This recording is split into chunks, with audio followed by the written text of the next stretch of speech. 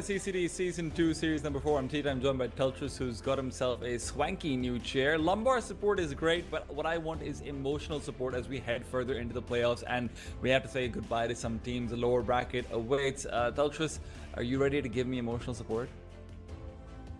D-Time, I think some of these teams will be needing some emotional support because every time we have the playoffs, right, we have some really strong teams as far as the invited teams go, but for some reason they struggle in that first round. Both, we will take a look at the brackets, but both MOUZ and OG have dropped down. Look, CCT is like the wet dream for everyone who was bullied as a kid. It's like you grow up, you get to see these little younglings come through, and all of these invited teams are supposed to be skipping the group stage, it's supposed to be stomping down your throat, and they kind of rocked and rolled quite a fair bit, aren't they? We obviously had Passion UA having a fantastic run last time over, which means they'd been invited, but like you said, invited teams knocked down. Passion UA is down, going up against Liga later on. Now, that should be versus OG, not versus Liga if I'm not wrong, but I could be wrong, who really knows. If you've missed the group stages, don't worry about it, it's straightforward. You have 8 teams invited, 4 teams go forward from each group. Rather 4 teams go forward overall. We already have 4 teams in the upper bracket from the invited teams.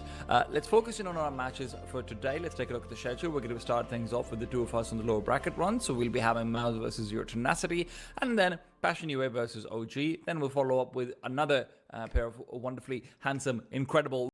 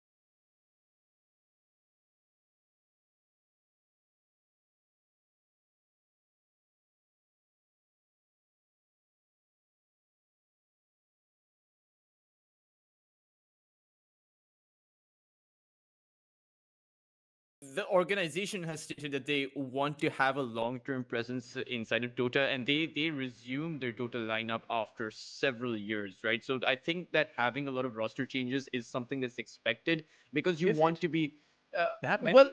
I mean, you have that one consistent player, right? That is Celery. So I think they are trying to create a tier 1 roster at the back of Celery. So far it hasn't been successful, so that's why you are seeing so many of these changes, but I believe there is, you can hit that mark, and I think that MOUZ, with the organizational support, perhaps they can make it work. The first key would be to winning some of these matches, which should be considered easy, right? Yeah. Against Liga team, sure, Liga team is a team that brings in those upsets. We've seen it in Fisher, but it's not a team. They're not a team that competes as consistently as MOUZ in the European scene. So who knows? Well, I one of mean, I do think that MOUZ should have better performances than the ones they are putting out. This is a roster that's built to win, and so far it hasn't been giving us the wins that they have promised. Tomato's obviously the big one coming in, and he's one of the more famous players coming out from the Peruvian scene, especially within recent years. He's been a high performer. Let's see whether he can settle in. Zero Tenacity, however, let's take a look at their lineup as well while we're at it. The other side, where you say that there are certain teams that aren't competing as much so within the European region. Zero Tenacity is everywhere all at once. This is a team that just wants to participate in every single tournament, and the grind doesn't always pay off. They do win occasionally. They also have some strong performances. I mean, CCT Season 2 Series 1, remember, they made it to the grand finals. Of course, Series 2 and Series 3 they didn't have that strong start, but this is just player-wise, you have that consistency built in because they have been the ones who have been playing with these players for quite a while. And you also have a former MOUZ player, right? Nande coming in.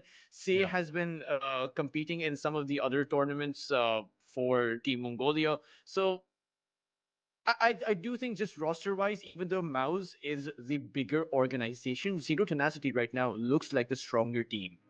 Yeah, they've also got the advantage of just having been around together for longer, right? This four's been playing for much longer, and with the consistency of tournament appearances, even if you're not necessarily winning out too many of them, they did perform pretty well recently at one of the European Pro Leagues as well. So you can see this team potentially leveling up, especially because now I think the narrative around a lot of these lineups is going to be, hey, PI is right around the corner, and most of these teams aren't going to be in the international. So if you're not there, either you're having some of your players picked up away from you, or you're trying to get some of the players out from underperforming teams from the international and whatnot. MOUZ, obviously, like you said, piggybacking off of Celery and his past kind of legendary success in game and gladiators, Zero Tenacity might have opportunities to do some of the same over here as well.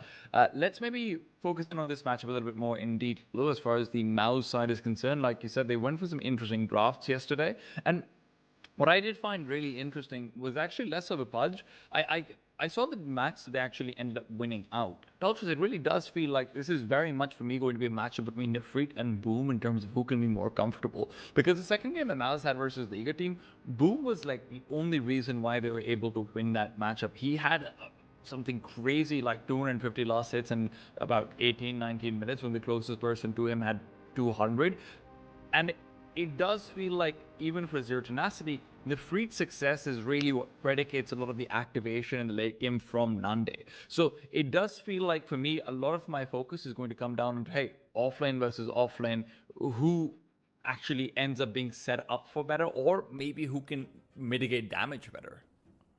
I will say that in that second game you are referencing, he did have a pretty good performance, but it was at the back of the Dawnbreaker pick, right? He Yeah, that had an always helps in S the tier current meta. carry. He had an S tier offlaner playing Messiah, like on the S tier offlaner role. You won't always get the Dawnbreaker. The Dawnbreaker is a hero that is usually banned out in that first ban phase. And if I am MOUZ right now, or even Zero Tenacity, I would be looking to go for those bans. The meta is so heavily consolidated around those S tier bans, and it's now gravitated towards banning out a lane rather than banning out a few select heroes. You take a look at the recent games, any tournament, pick out any tournament you want, and it's going to either be the mid lane being banned out, or the off lane being banned out, or the carry role being banned out. So Zero Tenacity, you're right, or rather MOUZ, you're right. Their offlaner does seem pretty strong, but it's not that hard in the current meta to actually ban out one player's role. I mean, look, at the same time, the problem is that when you're comparing it towards the matchup that they played, in maybe something like game number one, you still have very strong offlaners that are possible to pick up for someone, something like a Tidehunter or so. But again, Nefrit, Boom, I see them very much akin to each other in terms of, I would like to see them set up with maybe some damage dealing offlaners, some offlaners who have farming capabilities. Because both for Nande and for Yamich, I do think that this is and for Tomato, I do think these are both players who will often activate later on into the game. And in that process, they're often punished in the first 18 minutes or so. So during that punishment, you need to be able to have the damage and farm trade-off happening somewhere else in the map. So I'd be interested to see what exactly these offlaners are going to be setting up for. But before we go into the game, we've got to take a short break. We're going to be back very soon after the quick one. And when we're here, it'll be time to see how the draft breaks down.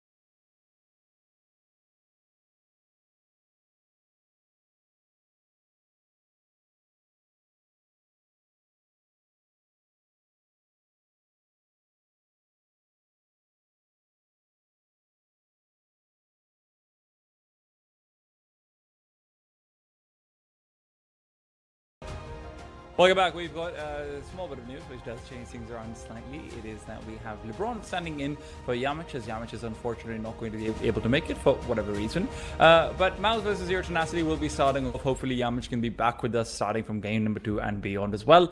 I'm T-Time, he's Daltrus, and this is Series 4 for the CCT Dota 2 playoffs. You're tuned in on Kick. I don't know why I said that. This is not the Disney Channel, but hey, whatever.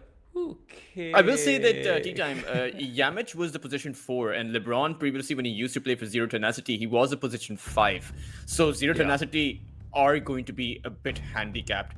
Although, as I say that, we have casted LeBron before, you and I, and LeBron has had some really good performances. So he's not going to be bringing the team down. He is going to be lifting the team up.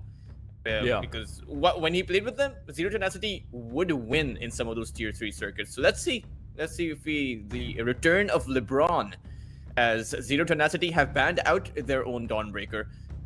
You know, one of the cool things I always like is whenever I see players named after basketball players coming from Serbia, because obviously Serbia has one of the biggest basketball scenes like in the world outside of America. Shout out to Nikola Jokic and everyone as well. So it's always fun to see. Funny story. When I went to Serbia for an event, they have like ridiculously large basketball stadiums, and the streets and everything are just all flooded. And I'm hoping that one day we can have that for Dota as well. RABOTYAGI in Serbia. You heard it here first, folks. Zero Tenacity, though, nothing too surprising about the Dawnbreaker and Nature's Prophet bans coming through. For MOUZ Sports, a lot of focus on the mid lane, like you said, between the Buck and the Queen of Pain. I didn't realize Co-op was a position like a priority 1 ban. I know obviously that it's been seeing a lot more play, but priority 1 is high. It's not that surprising. I mean, the Queen of Pain just brings an incredible amount of tempo, and it's also a very diverse pick now, because you have been seeing a transition of the COP previously, where it was most of the time played on the mid lane. Now you do have off lane cops. You even have some carry cops coming out, right? Yeah. So even though I don't particularly agree with the position 1 cop, but still, it's MOUZ who come out with the stronger pick, at least for the first phase. Although at the same time, you have that Unleash on the other side. So taking down the Tombstone isn't going to exactly be all that much difficult for Zero Tenacity. What's going to be more important, though, between the Undying and the Marcy is that laning phase. And MOUZ seem to be wanting to prioritize that.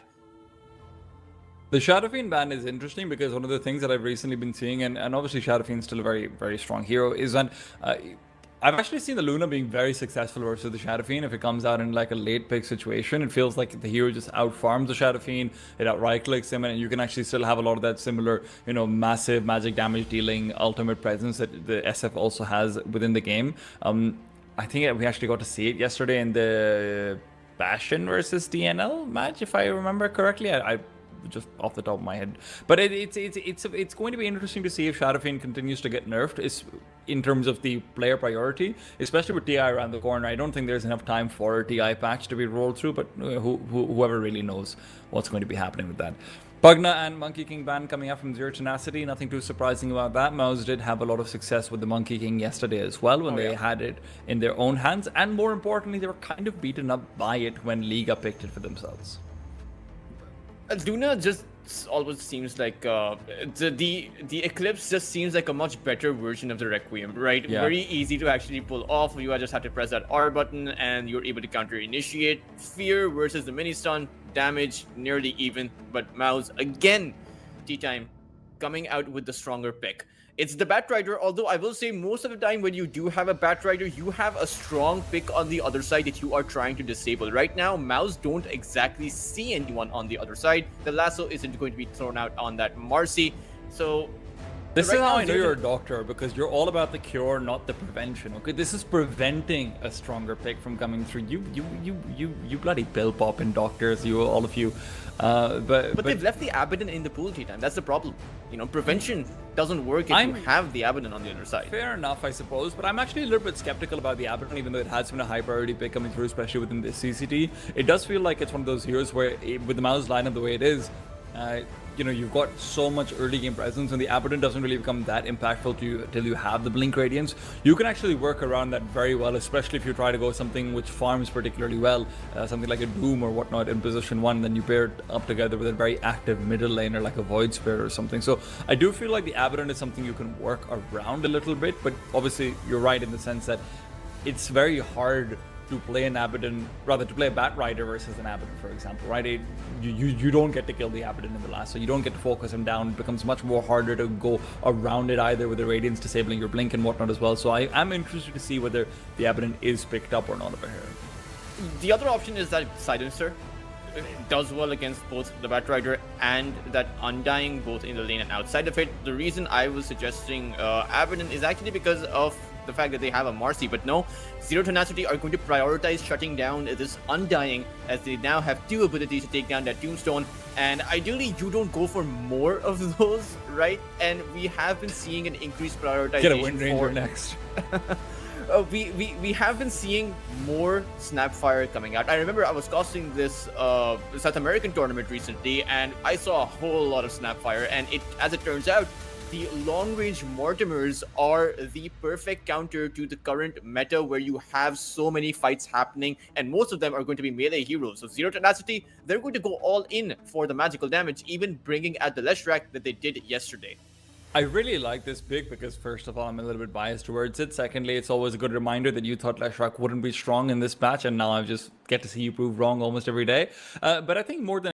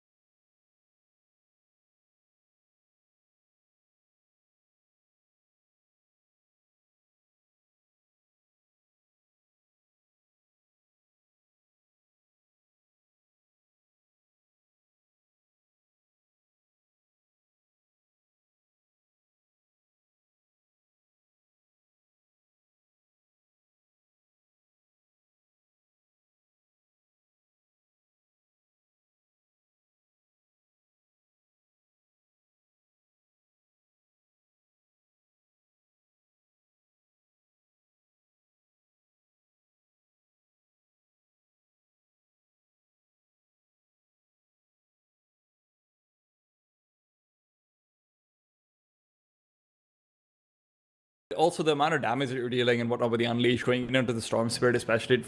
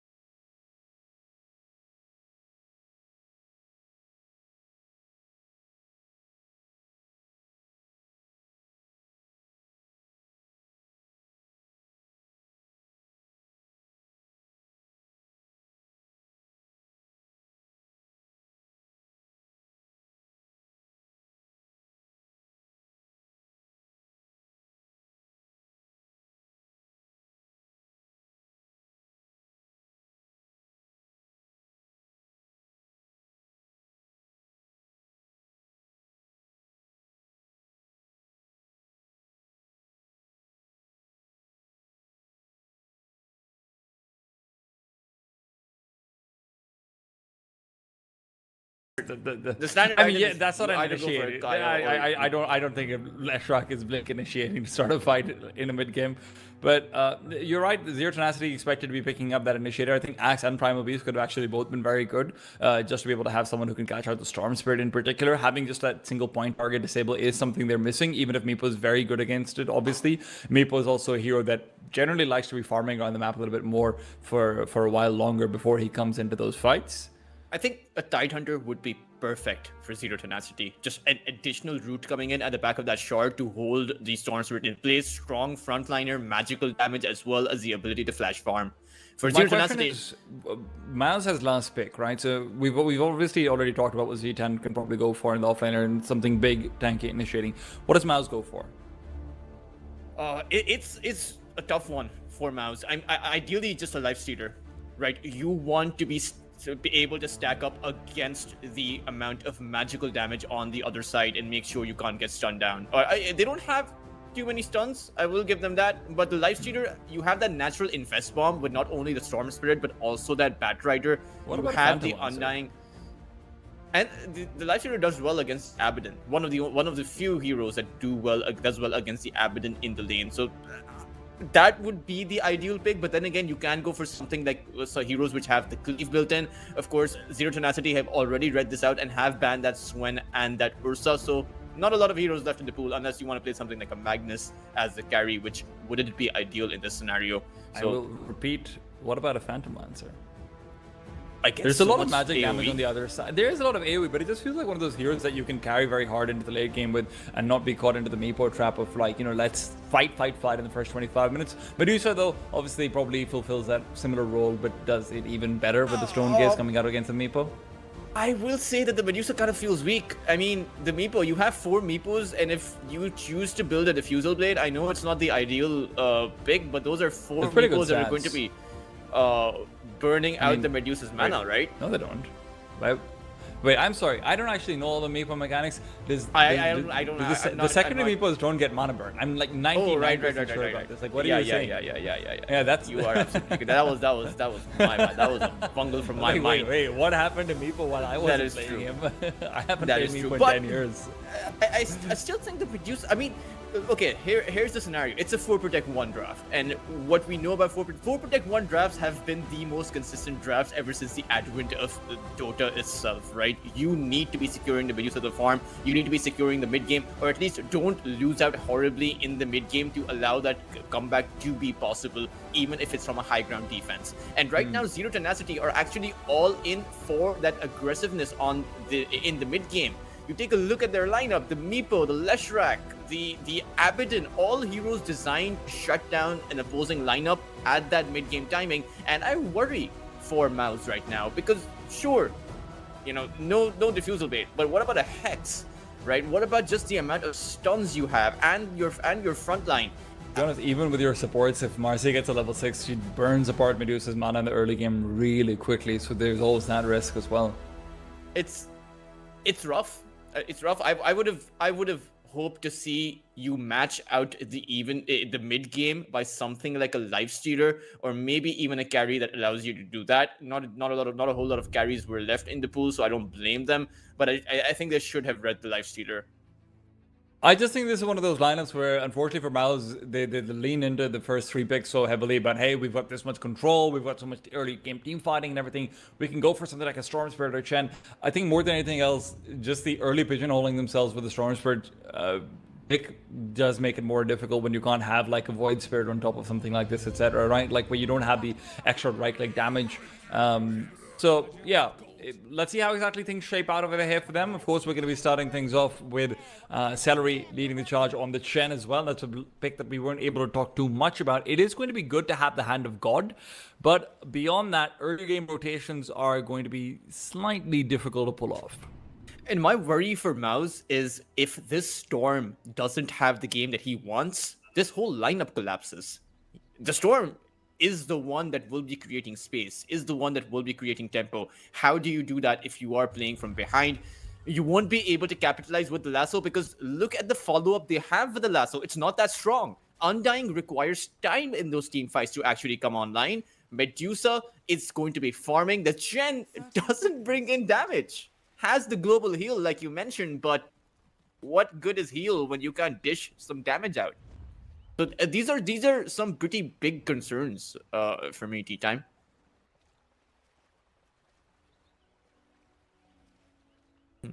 I'd even go as far as to say the draft is right now 60-40 in favor of Zero Tenacity, but at the same time, I will also say that there's a similar requirement for Zero Tenacity. In the sense that if their Meepo has a bad game, then MOUZ are going to be ahead. Because late game, Meepo loses to Medusa. The Stone Gaze is just too good against the Meepo. I am wondering if the Celery Convert can be used to win the mid lane a little bit more so. Obviously, if you get the Mind Stealer or if you get the Tormentor, either one of those does a lot of damage out to just harass out the enemy mid laner. Something like a Mind Stealer can just burn away the Leshrac mana and everything as well. It's the only way where I can see Celery making like a genuine sizable difference in what can actually be done in the early game.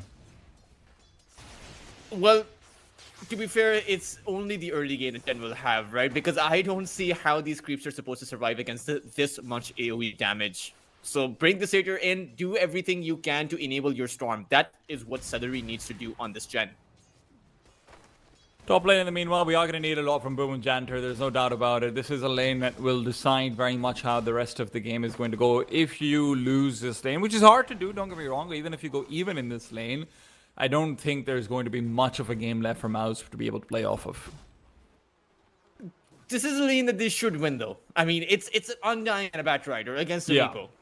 There's no way you can afford to lose this lane, and there's no reason you should. All you have to do is drop down that Tombstone. You do have the Fire Snap cookie to bring in some space for Nande, but that's not enough space. If the Batrider gets a lasso on top of Nande, he could be in trouble, but right now it's Janter who's in a bit of trouble. As strong as the Batrider plus Undying lane is, Say on the Granny is really powerful as well against them. Just the amount of damage that she deals is always good to see. Blood Grenade goes down, Nande is going to be brought back as well. Fantastic Flame Breaker who's going to bring him below the cliff, and death will come to the little ratty man himself, Nande. You have to have synergy between your position 5 and the carry. If your position 5 is at the backline trying to pull creeps, then your carry can't be near the opposing tier 1 tower. I mean, that's just a very calm play for MOUZ. Even if they didn't have the flame break, they had the Tombstone.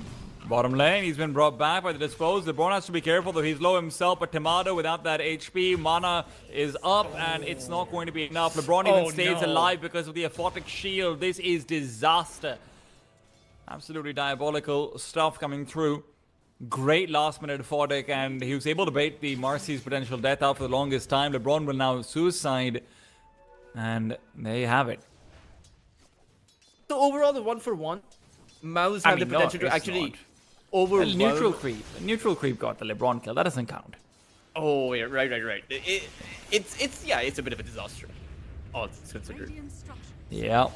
It's also getting to the difficult point in the mid lane where Copyright is just going to die over here to the Leshrac if he isn't careful. Does get the pull off into the tower, so at the very least he trades well. Mirage maybe with a bit of overextension, but he brought the Storm down to about 150 HP. Top lane, Say is gone. Boom is going to be soon to follow. And that is going to be a nice little response. Kill onto the Undying, plus the quick last hit onto the Tombstone. Maybe more to come. Now, has to be careful. There is a lot of napalm stacks on him. He has just overextended like nobody's business. Double kill for Janter. I mean, I'm not too sure how the Undying was got out in such an awkward position, but the fact that you get the kill on the Meepo, I mean, that is a good win for MOUZ, and also the fact that the Storm Spirit was able to hold on to dear life, because the Leshrac versus the Storm early on is very heavily favoring the Leshrac, right? But then when you have that ball lightning coming in, that's when things begin to change. And right now, this Storm needs to be just a little bit careful. But it's actually that 4-minute water rune that both sides are going to try and contest. And Celery actually denied it away from the Leshrac. Mirage is dead over here. Janter just needs one more attack and it should be gone. Mirage is barely managing to stay alive. His movement speed really helping out, but it's inevitable. Janter was always going to get the right click. That early boots purchase that he's able to get because of all those extra kills, really paying off. And the Snapfire, I mean, see, if he came out with the Scatter Blast a bit earlier, perhaps the Leshrac could have gotten away. He should have been. Again, I'm seeing a bit of positioning errors from both of these sides. It's not just one team. It's both of them. But the fact that MOUZ have their offlane is doing so well, and this Batrider is off to such a great start, means that MOUZ are going to be better off for it. They'll have the early Blink Dagger coming in. Oh, well, maybe Nande can still find something over here. It's going to be tough to get the kill onto the Undying. Boom picks up a lot of strength charges as well, and here comes Janter. He's been the danger man all across. Flamebreak rather actually missing onto the Meepo behind, so Nande will be able to get away to safety. No. Tomato not quite as lucky. Zero Tenacity. This was always going to be a tough lane coming out versus the MOUZ side, and Nefrit is taking full advantage of it. I mean, the Abba plus Marcy lane, right?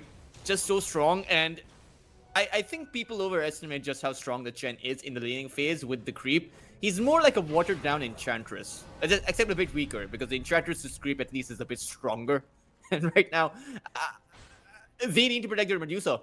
But it is a bit of an even exchange, right? Because the Meepo is also getting punished for Zero Tenacity, so both sides' safe laners are suffering, but I will say that this works better for Zero Tenacity because they have a lot more room to play with. They can play with their spells in the mid-game, and MOUZ can't. MOUZ are relying on getting those power spikes through those items. Need the Blink Dagger, need the Witchblade and the Kaya for the Storm, and right now, it's on the mid lane, the Power Rune, being secured by LeBron. LeBron takes the regen away, and that means it's going to be a much harder time for Corpera. He might actually have to go back to base at the rate this is going. And going back to base of ahead isn't the worst thing in the world, but he just has to be careful right now that LeBron doesn't get a chance to close the distance on him. Top lane, Nande, once again, underneath the pressure of the Tombstone, will be able to just pick up an extra last hit, make it look comfy. He might actually get gone on tea time. There's no Tombstone. And the problem is Janter is just so incredibly farmed up, and the amount of levels that he has. He's level 4 at 6.5 minutes. He's just such a menace to keep them away. I mean, this decay tea time, he has 20 strength stacks. He has 1500 HP.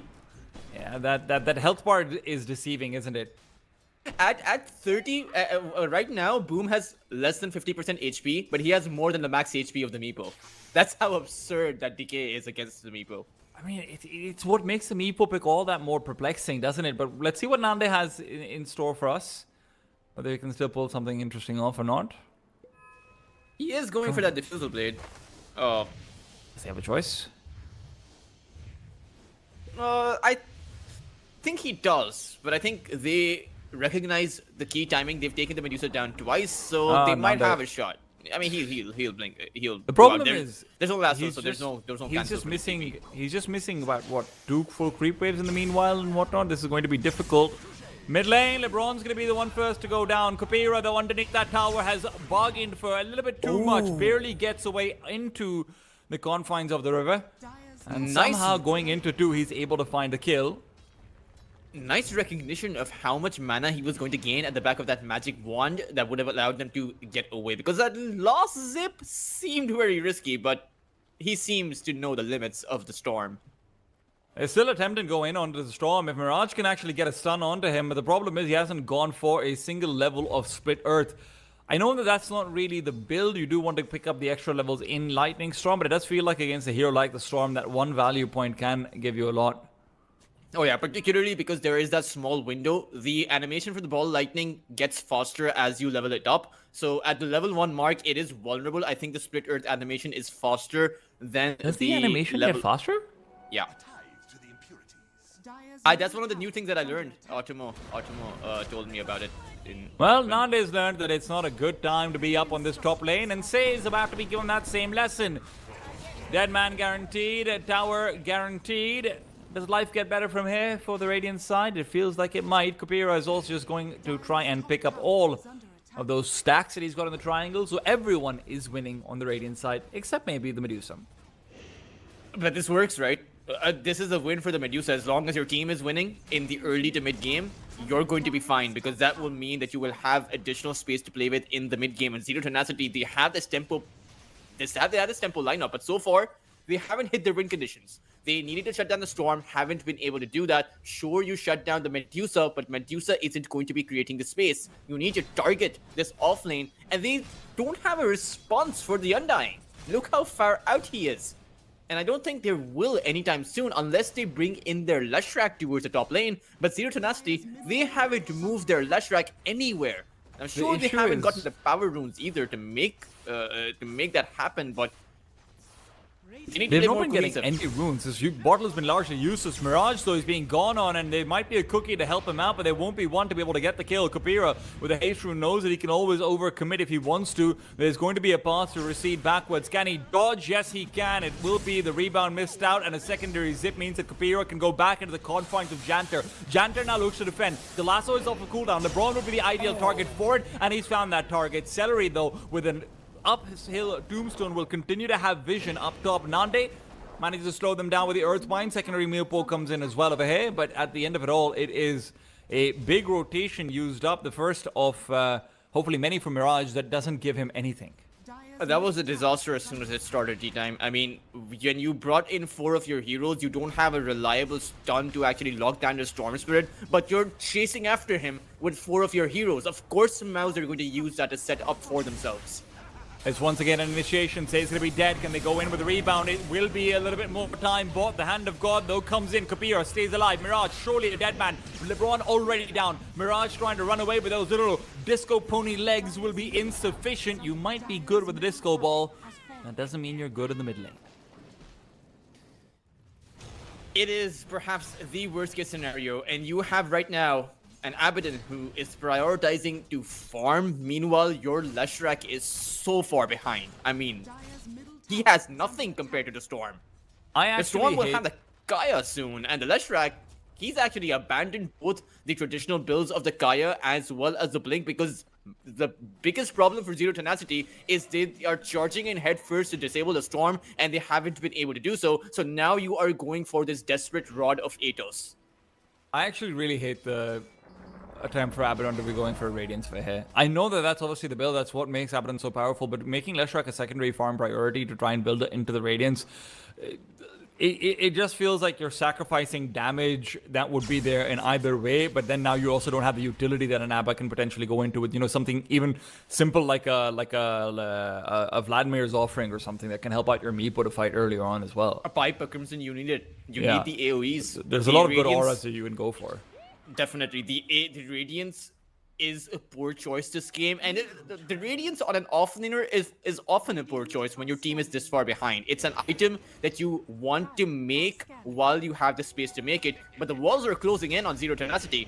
They don't have much room to play with, because Boom on this Undying is going to play more and more aggressive as time goes on. Your Storm Spirit is going to be strong. Your Medusa is free farming. Right now, MOUZ are hitting all the sweet spots. And look, I know that we painted out this lineup to be a little bit difficult to execute on the 4 Protect 1 situation, but honestly, that Undying versus Meepo matchup just feels like it's tilted the entire scales of this game. It consistently meant that Boom can stay alone in the top lane. You never got a rune, but maybe this can be a turning point over here. LeBron hoping to get an initiation in. They do have vision over this Bat Rider. It has to be with the rebound that they go in. But the Bat Rider is already initiated. It will be a dead Meepo at the rate this is going. Nande's death might be avenged, but that's a big maybe as the Split Earth is missed. Celery pulling them back with a Hurricane from the Wild Wing Ripper as well. And with that, there will be no casualties found. Nefrit will be able to heal up, but what good is that? What good is that at all?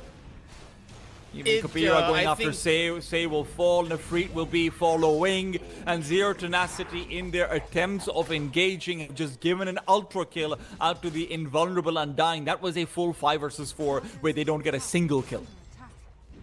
I think Zero Tenacity just call it. I mean, D-Time, you in the mid-fight, the Leshrac missed the stun on the Storm, and right now the Leshrac missed the stun on a Chen that wasn't even moving. Those are mistakes that spell the end, spell the doom, and Zero Tenacity, they recognize the same thing, right? This is the shortest GG call I've ever seen in CCT. This is 13.5 minutes basically, and considering that the net worth lead at this point was 13,000, I don't think I've ever casted like a proper professional game of Dota where you have a 1,000 GPM lead in 12.5 minutes or so. That Undying pick, Ultras, it was just nothing that could be done about it. You could never get any runes as a Leshrac because it felt like both supports could just comfortably camp it. Even if Chen wasn't there himself, as Satyr was, then top lane would be the Bat Rider. I mean, this was just, frankly speaking, this was just an absolute disaster in the draft.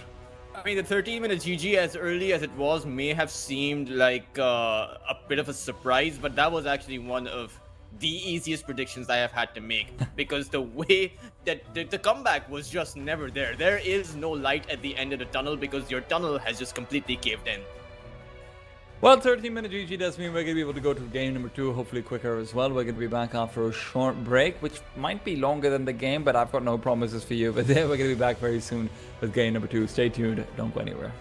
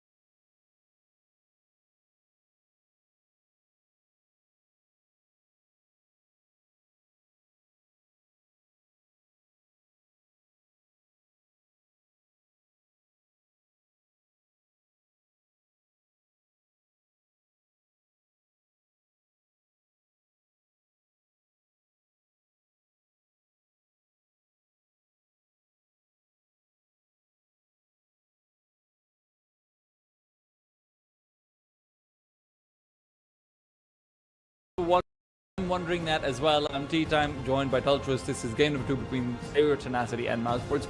Teltris, do you want to tell us where game number 2 went? I don't know why I'm turning this into a children's TV show, but do you know where game 2 went? I think Zero Tenacity had a plan, but then, like Mike Tyson says, everyone has a plan until they get punched in the face. And apparently, it turns out there wasn't too much of face left. Because have you seen Mike Tyson's fist? Well, I mean, I could tell you, Zero Tenacity definitely did see Mike Tyson's fist in that regards. They picked up a Meepo into an Undying. They got decayed, and it didn't go well for them. Put it that way, 13.5 minutes in, GG was called after a 13,000 net worth lead. Pretty insane stuff. I actually didn't check. Did you check what the Medusa kill participation was? Because I would be surprised if she even had any kill participation by the 13-minute mark. It felt like she was just farming along all game long. But let's get into draft number 2. Hopefully it's going to be something where it is more competitive. I do think game 1 was a bit of a draft failure, as well as a few small points of execution which failed. Predominantly a draft for me. We also have Yandex coming back instead of LeBron, so we've got the complete lineup for Zero Tenacity, so that's an added bonus. But let's see how this one shapes out. Nothing too different in the bans early on, other than the Batrider ban coming out from Zero. I do think that these kinds of losses are easier to brush off because you can pick yourself back up, and now you have your primary player playing with you. Yandex has come back. We don't even know how much competitive Dota LeBron was playing. He is the content manager for Zero Tenacity ever since Content January, creator. right? Content. Isn't it the same? He's a streamer. He's a content manager. Is the one who actually goes around, talks sponsorships, this and that. But yeah, no, LeBron just kicking it in Z10, and to answer your question, Medusa had a 0% kill participation, There you and go. outside of the 2 deaths that the Medusa had in that very early laning phase, didn't really die any more. But MOUZ, they're going to go for the Undying, and I please, Zero Tenacity, do not pick yourself up a Meepo. What do you mean? I like seeing a big, scary, fly-ridden zombie running at me with 35 decay stacks, There's the Beastmaster, so Zero Tenacity already off to a good start. I like the start. They now pick themselves up a Beastmaster. Don't know where the Beastmaster is going to go as far as the lane goes. Obviously, the conventional lane is that off-lane role, but there are a lot of heroes that we have been seeing switch it up. The Queen of Pain, as I mentioned last game around, now the Beastmaster too. I have seen the Beastmaster in the mid lane as well as the safe lane. Safe lane less so. Mid lane, have seen him a few games around. I'm actually quite surprised by the Beastmaster pick coming through. I thought they'd go for a Naga pick because it's been left open. Naga is still one of the strongest supports in the current metagame. I think kind of broken, if I'm being perfectly honest. I think it's going to be one of the highest prioritized heroes even going into TI, if I'm not wrong. But let's see whether that ends up being banned out of here. Zero Tenacity, of course, will not have, rather they will have the first pick coming out of the secondary ban phases as well. So they'll still have an opportunity to pick that one up for themselves if they'd like to.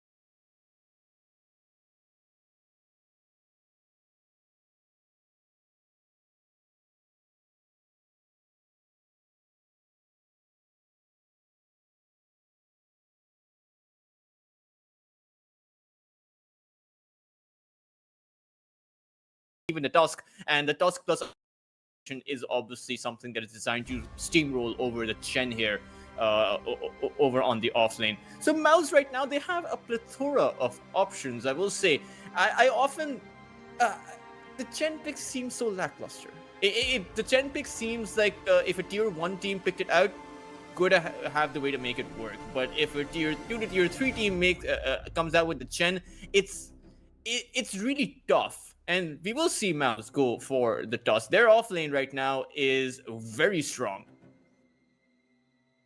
Yeah. I am concerned about the Chen. I'm with you on that one because it doesn't feel like you're going to be able to get away with anything short of a heavy fighting hero, or even something like a Doom, which picks up farm regardless of whatever you do it right. You're always going to be farmed up on the Doom with eventual Midas. This is crazy. It's just too much damage. We have a position 5 Undying, a position 4 Dusk, and a position 3 Timber still likely coming in overhead. With the flex potential of the Undying, that obviously helps a lot. Honestly, and the flex from the Timber. I mean, the Timber can be played on the mid lane as well, right? Yes, it can. That's true, absolutely. But honestly, I just think this is going to be the perfect Luna game. I would really like to see a Luna being picked up over here from us. There's so many frontliners. There's so many people to take aggro away from you, be it the Tombstone, be it the Timbersaw, be it, even Dusk with the save and everything coming through. If you can pair this up now with something defensive like a Shadow Demon and a Luna, that would be a seriously strong draft for me coming out from us. Zero Tenacity go for the Gyrocopter.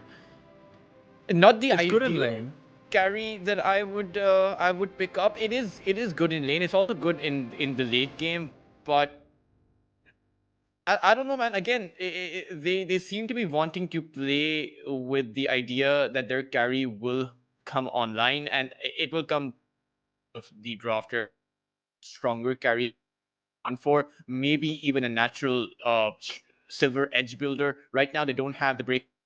And the Shaman is actually open in the pool. So I think that Zero Tenacity just pick up the Shaman. The level 15 natural break mechanism that comes out against MOUZ, I think you need it.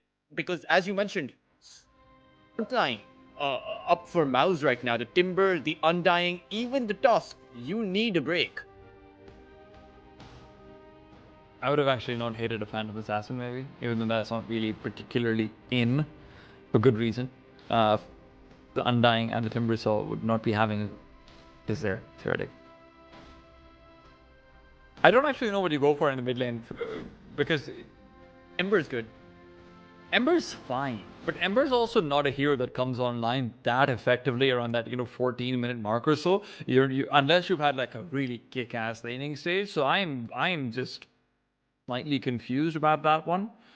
Or maybe even Bangalore. Especially because over here. Okay, so this I don't hate actually. I actually kind of like this, be it the Quas Vex or the Quas Exort Invoker coming out, because it does feel like you need a lot of control over here. You need a lot of potential burst damage as well, and most importantly, you need a lot of disruption to a team fight so that the Hand of God can help you reset slightly more. You can actually have the Gyrocopter deliver another, Rocket Barrage, another Flak Cannon, another maybe get the full cooldown, the full call down off as well in that regard. So that can be helpful. But this is again a very kind of weird timing you're trying to achieve, which is that 18 to 25-minute mark for this team, and MOUZ could just steamroll you before that. I think MOUZ, we talked about it earlier on in a draft. Their draft is completely open. They have so much room to play with over here. You are relying on that Sunstrike at the back of that Roar, but you can just come out with the Shadow Demon. You can just come out with the Silencer for MOUZ, or maybe even go for the carry Abaddon and have the support Undying, Wait, right? You're saying Shadow Demon or Silencer now? That's not happening. Why not? Who's going to be position 1 if they pull out the Shadow Demon or You can Silencer? play an Undying position 1. It's not that bad. Okay, I would hate an Undying position 1 over here, I'll be frank, but maybe that's just because I hate the Undying in general, right? So there's a little bit of that coming in. It's a very hateable hero, I would say. There are lovable heroes. The Enchantress is such a lovable hero, but it's so useless sometimes. But don't go for the Silencer or the Shadow Demon. Sure, you can go for the Abaddon though. Yeah, it just seems like a really good hero here. I mean, you can't go for the Abaddon as your natural target. You're not going to be planting down the Roar and the Sunstrike on this Timber either. The Storm Spirit will be the only viable target for that Sunstrike and Roar combination if MOUZ go for the Abba. I would have really liked to see both an Abaddon and an Ursa ban coming out actually from Zero Tenacity over here in this situation. Even though again, Luna is still my pick for MOUZ to be able to pull out with the amount of frontliners you have. But both of those heroes actually bleed in really well into the entirety of hey, get in their faces, keep fighting it up, and potentially be able to save your own life. Obviously, for Ursa, you do want to pick up the Aghanim Scepter as well in that regards, but it's an achievable item. But the TA and the Doom being the bans coming out from Zero Tenacity, not the direction I was thinking in at all. I think MOUZ, if you want to have late game potential, right? It all depends on what your objective is. If you want late game potential, just go for the Terrorblade. The Terrorblade right now in this kind of a scenario is very strong. The Chen can't do much. The Invoker has a deafening blast, sure, and a lot of control against the Terrorblade. But right now, for MOUZ, it's going to be the Storm and the Timber who are going to be applying that frontline control. And MOUZ go for the Weaver. And I do not like this. Yeah, I hate it. It's the worst of all worlds. It doesn't have a disable removal for something like an Abaddon. It doesn't have like a flash farmer for Luna in that regards. It obviously does farm and fight reasonably well, but going into a glass cannon build, like a glass cannon hero like the Weaver up against potentially a Sunstrike Roar combination, it's just asking for trouble. Oh, it does do well against the Chen though. You can take the Chen out from the backline, make sure the Hand of God does not come out, and also is kind of good coupled up with the Storm Spirit, because the max movement speed coming in from the Sukuchi will mean you can Match that Storm Spirit space when he goes in for the initiation. At the same time, it's so squishy.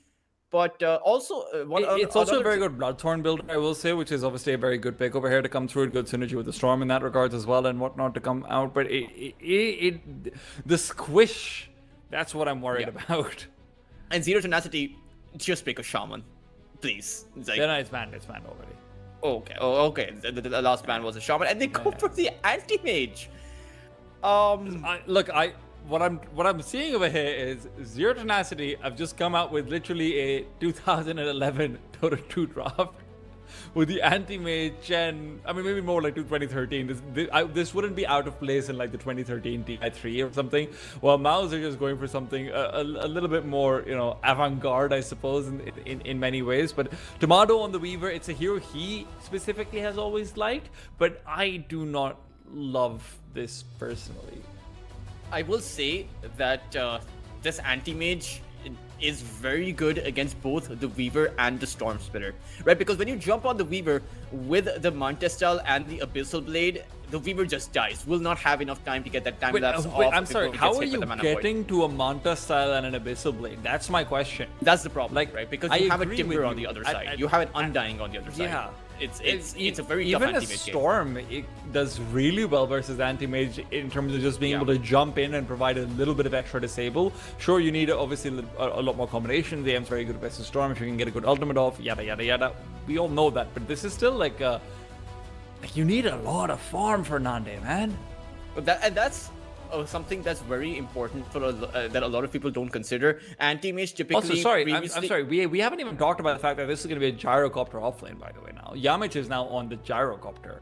So he's position 4. Sorry. Yeah. It's a support gyro. So it's a position 4 gyrocopter coming through. Your only reliable stuns in this entire game are Cold Snap and Roar. Yeah. And not even versus a Weaver and Storm. The gyrocopter, remember, the gyrocopter similar to the Zeus has only one useful ability as far as being a support in the laning phase goes. That's the Rocket Barrage. And you have a Tusk on the other side. You throw out the Rocket Barrage, he'll just come out with the Snowball. And your entire ability is useless. So it does seem like Zero Tenacity, they may have found themselves in a very tiny box once again. It's a box from my childhood, and I can tell you it does not have a lot of room tea time. Did you get put in a lot of boxes in your childhood? I put myself in the boxes tea time. I love to be in those cardboard. Have you seen the Metal Gear Solid where Solid Snake goes in? Yeah. So I used to love Metal Gear Solid, and just I would the streets love of to hang out in Karachi the were box. littered with the boxes that Tulchas tried to hide in. Oh man. Gosh. Kapira has put in the Anti-Mage, request that makes sense. Please don't burn my mana. I understand, Kapira. I am a avid position 5 Storm player. I have been there. But so coming back to the point that you were making, Storm Spirit, a lot of people think that the Anti-Mage is strong against a Storm. That's only true past that 30-minute mark. Before you have that Manta style, right before that 22 to 25 minute mark, when you should have a Manta, the Storm is so much stronger because you don't have a response against the Vortex. Sure, you have the counter spell, but it's actually very difficult to land past the Storm Spirit having that level 2 ball lightning. He just comes in way too quick for you to enable your counter spell, unless you have beyond human reflexes. No, I mean, again, the other thing is also, I don't know what Tomato will go for in his build, because I'll be very frank with you, Talkers. I haven't seen a Carry Weaver being played properly in a while. I don't know what the meta build would be. Same. I just think a Bloodthorn would be great, man. You can go for the Bloodthorn, but you can also go for the standard build for the Weaver is Dragonlance into perhaps the Maelstrom or the Desolator. The Desolator is the more standard build. You go for the Glass Cannon Weaver is the standard Weaver build, and if you want a Bloodthorn, maybe the Storm can get one. I wouldn't hate, but I just think like a Dragonlance going into an Orchid early on would be really strong. It would, but then you're banking on the fact that you can get the Orchid off and you can get those skills off. The problem is with that kind of a build, if it doesn't work out, you're going to be too far behind. The Desolator at least gives you damage to farm as well as move around and get some kills. And even if you can't get the kills, you still have more and more opportunity. The Orchid is good for heroes like the Storm Spirit, which at the back of, always have that potential for a solo kill. The Weaver may not necessarily be able to solo kill someone, even if he has the Orchid.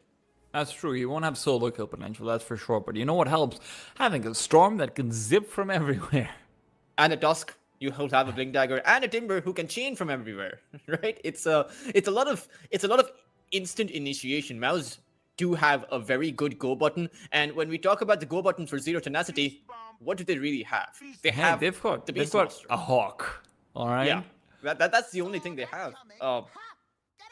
He's a master of beasts, but not against the Timber. Timber is a machine. And Weaver's a bug. Yeah, Weaver is a bug. Weaver does not classify. If anything, there's only one beast over here, and that's Tusk. Yeah. Arachnoid is different family, different. What do you call it? Family species. Yeah, family species. Yeah, that's what we're going for, right? Hey, listen, they didn't teach us the animal kingdom in medical school. Yeah. Oh well. Let's see whether we can have some scuttling and looming. Oh. Interesting. They went for a smoke right in front of the Weaver. They didn't see him, to be fair, but yeah. But I mean, they were standing in the middle, not even inside of the woods. They were standing in the middle of the lane, all 5 of them.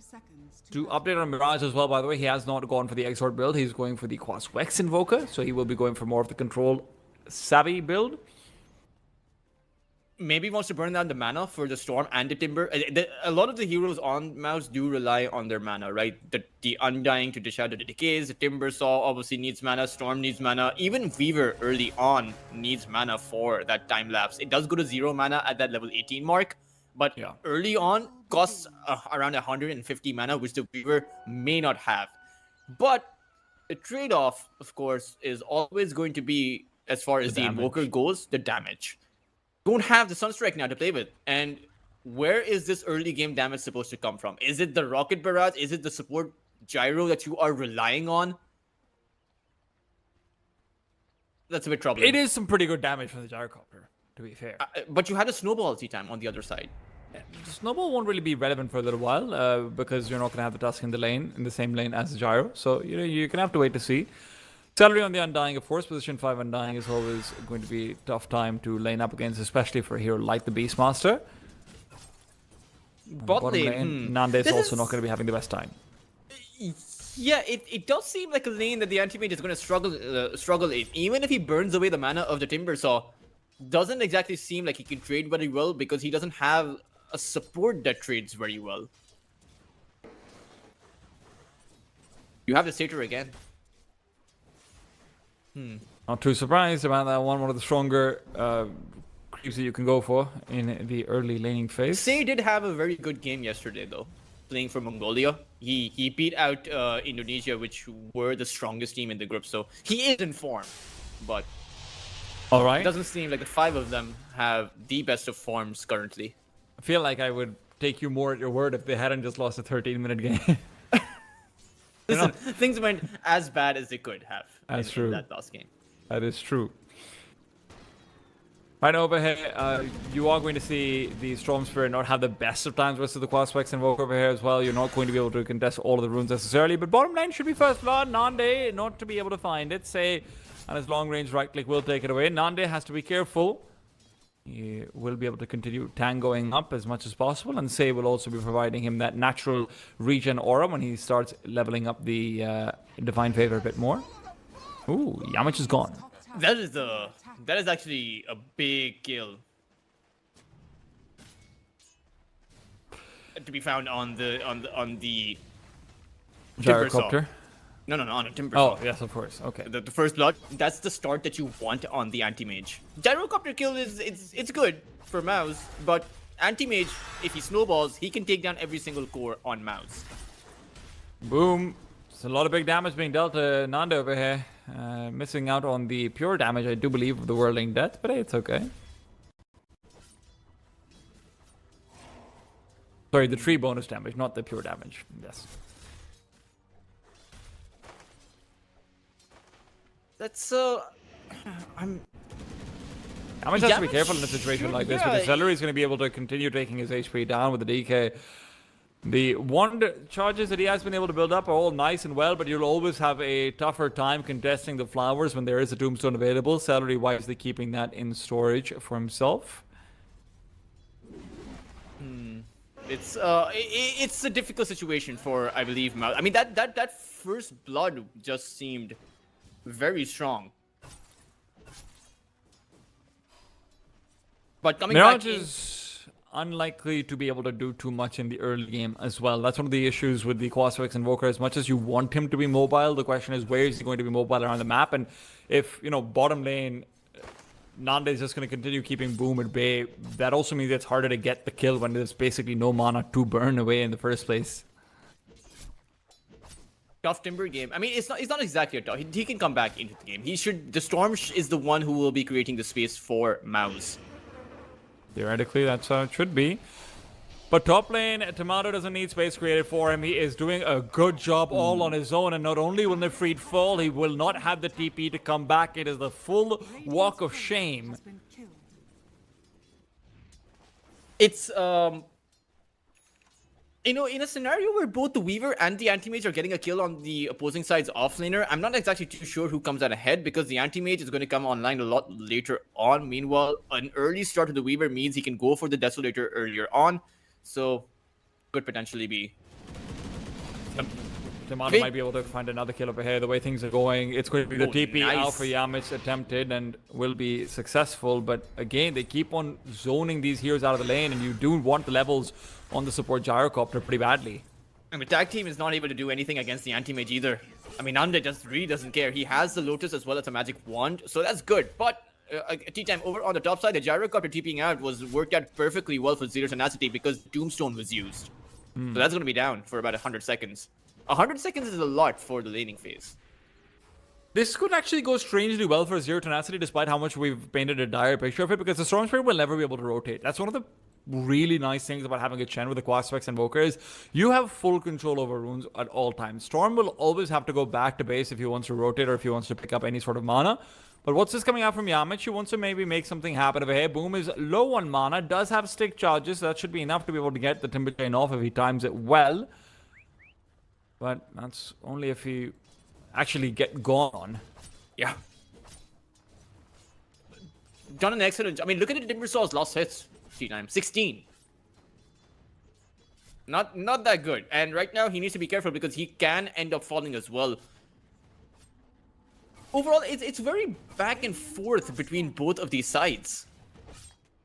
I mean, Storm is forced to go into a TP onto the outpost so he can actually try and contest the 6-minute rune, and even then he won't be able to find it. It's the amplified damage rune that will go to Yamich. And look, Yamich's main issue is going to be he's level 2. He's really not doing too much. But at the same time, he is buying a lot of space. The only problem is none of that space goes to Nefreed on this top lane, who is now just being forced to teleport away once again. It's another last-minute survival from him.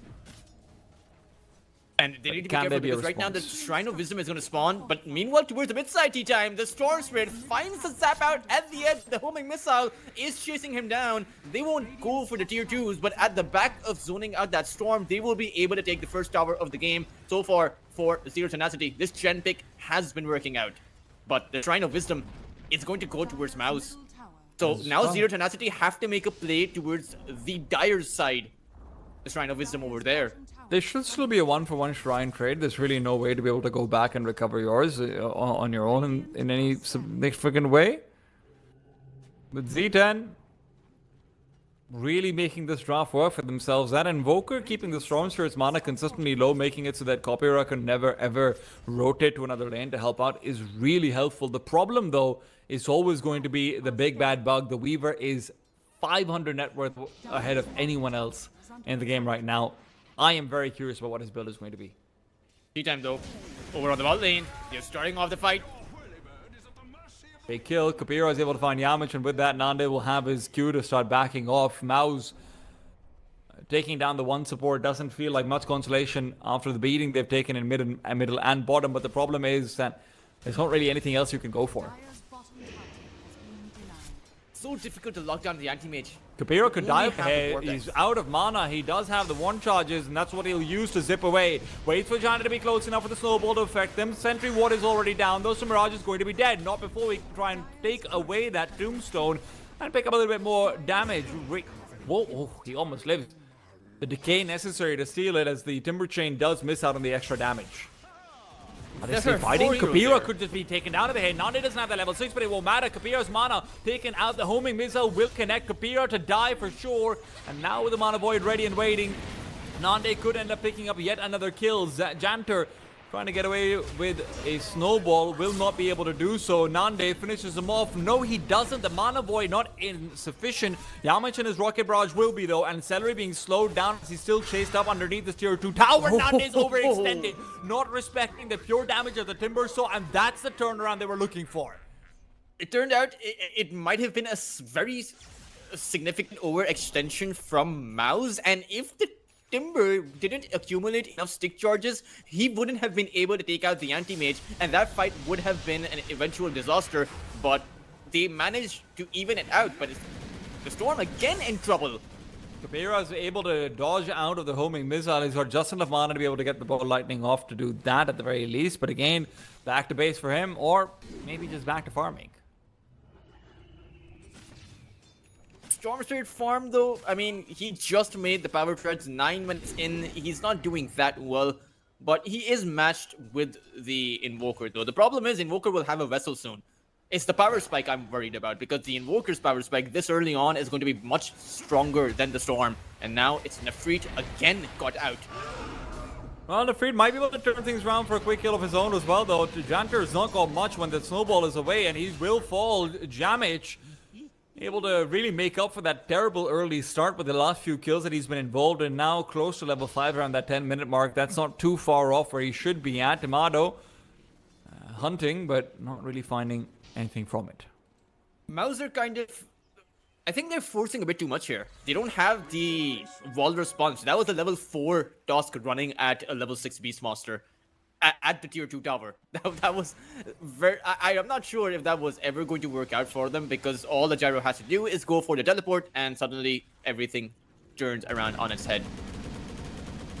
Celery not having a great time, and although the Tombstone is down, Yamich can just try and farm that one away.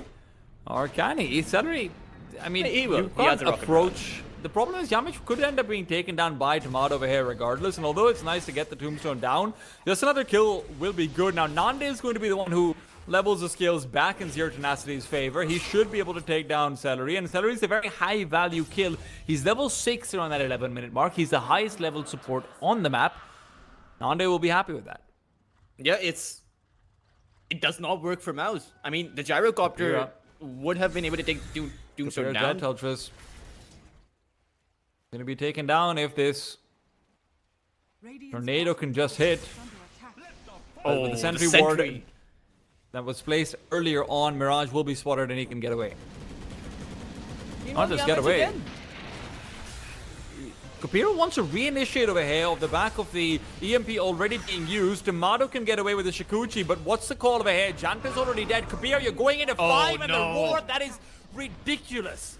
That's an overextension if I've ever seen one, and Nande wants to make sure that he doesn't end up having one of his own as well. That is kind of insane. And that's not the first overextension that we've seen from this storm. Right, it happened towards the bot lane as well. Sure, he was able to make it out, but constantly he seems to be playing on that very fine line between life and death. And they have to remember, they don't have a dispel for the Beastmaster. Their only recourse that very fine line always leads to his death. the only recourse against that roar is the Tusk, is the Tusk snowball. But right now, the way that MOUZ are playing, they are playing the Tusk as the frontliner, as the initiator, and the Tusk happens to fall every single team fight because he's the first one to initiate in. And whoever initiates in from MOUZ, at least it's always going to be traded out, right? Zero Tenacity will be able to get the kill. Whom could end up going down over here if he just gets EMP? This would be problematic, and now you've got the quick hold down as well, courtesy of the cold snap. You don't even need the MP. That's a big kill to find.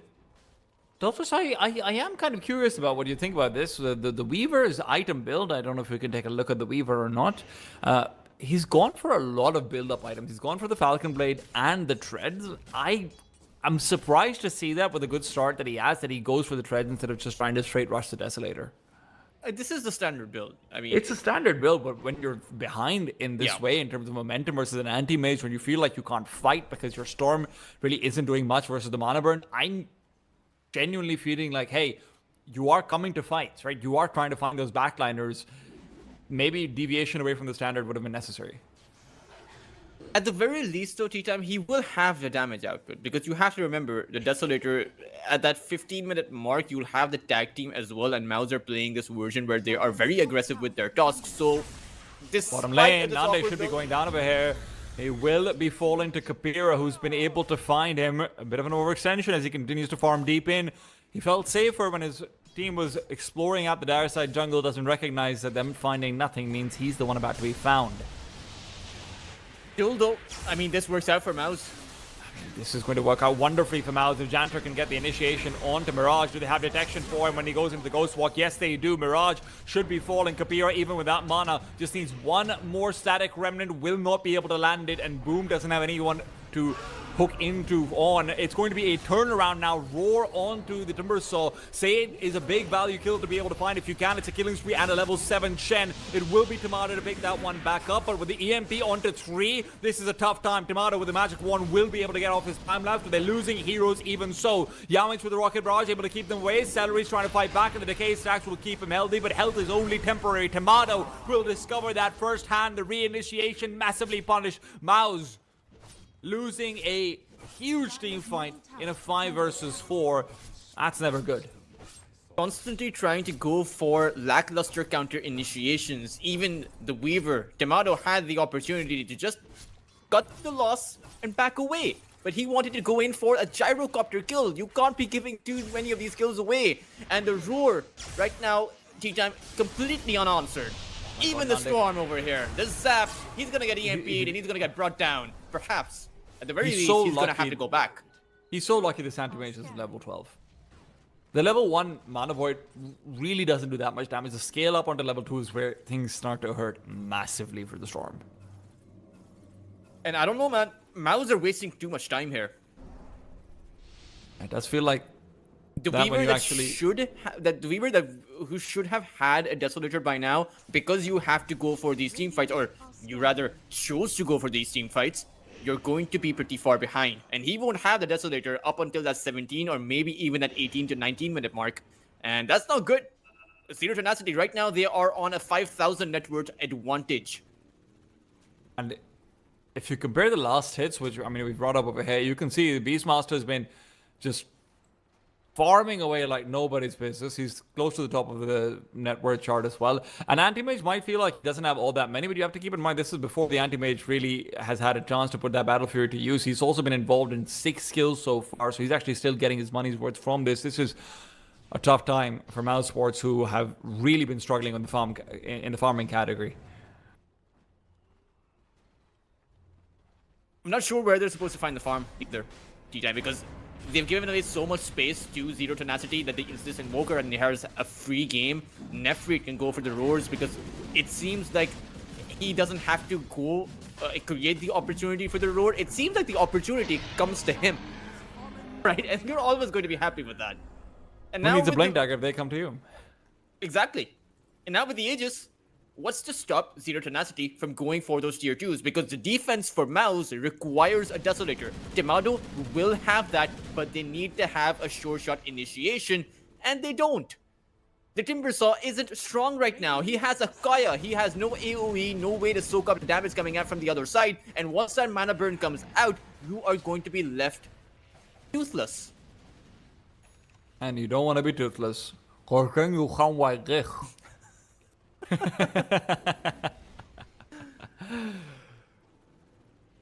Defeat is a man with many teeth. He is level 14. He has so many teeth, you might need to start pulling them out. Yamich still in the back lines. First one caught out, never the one you want to initiate onto. Yamich will be able to turn things around, get all of his spells off, and Janter experiences that firsthand. That Desolator is good for a creep, but nothing beyond it. Roar onto the Timbersaw. There's that initiation that has been coming through to Nefrit every single time. Yamich will finally die, but Celery likely to be joining him in the afterlife. There's nothing that he can do to stay alive except for ask for help from Kapira. Elsewhere, you hear the EMP going off. Nefrit continues to dominate. Nande is now on the back lines, to the back side of that fight as well. Mana Void already used, so Kapira doesn't feel too scared, but maybe he should. Magic Wand used up, zips away, TP back in from the Tuskar, but there will be vision because of that Sunstrike. Even if it doesn't land, it's going to be enough. Nande, though, he's been gone on. There's a Walrus Punch to buy time. Kapira will not have that time. His time is run out. He is the sand in the bottom half of the hourglass, but they finally will take down a significant man, and now Temado comes back into it. Mirage would be a big kill to get, but he's not going to be a kill they can find. Dust will wear off. The bugs are out and over. Temado's got no way to chase him up. And Chikuchi or not, Mirage is still... Oh no, this could be a turnaround. Temado doesn't have anything overhead. Does he have his ultimate? No, he doesn't. He'll barely get away to safety. Still chased up by that homing missile. And while Janter's caught up inside the ice wall, it's a right click from Mirage that are the surprising damage dealers. But maybe he's overextended now. That little plague of overextension that we saw earlier on from the anti-mage, Mirage has delivered one of his own himself. And maybe this is their chance to turn things around, but the problem is Nefrit, it always has been. He's wicked sick, and you can see it on the screen. Another roar used, another kill found, and Kapira has been forced to look for sloppy seconds, but even those he can't complete. Those leftovers are turning back and giving him food poisoning. It's the Mana Void that's now come off of cooldown. Nefrit continues to be untouchable, the secret carry of this game. Overextensions, overextensions, and overextensions, T-Time. It's MOUZ who seem to not be able to make it work with their task, and Zero Tenacity, they recognize that there is nothing that MOUZ can do once that snowball is down. Nefri just goes for the roar and is able to find the kills, able to create the space for the initiation to come in.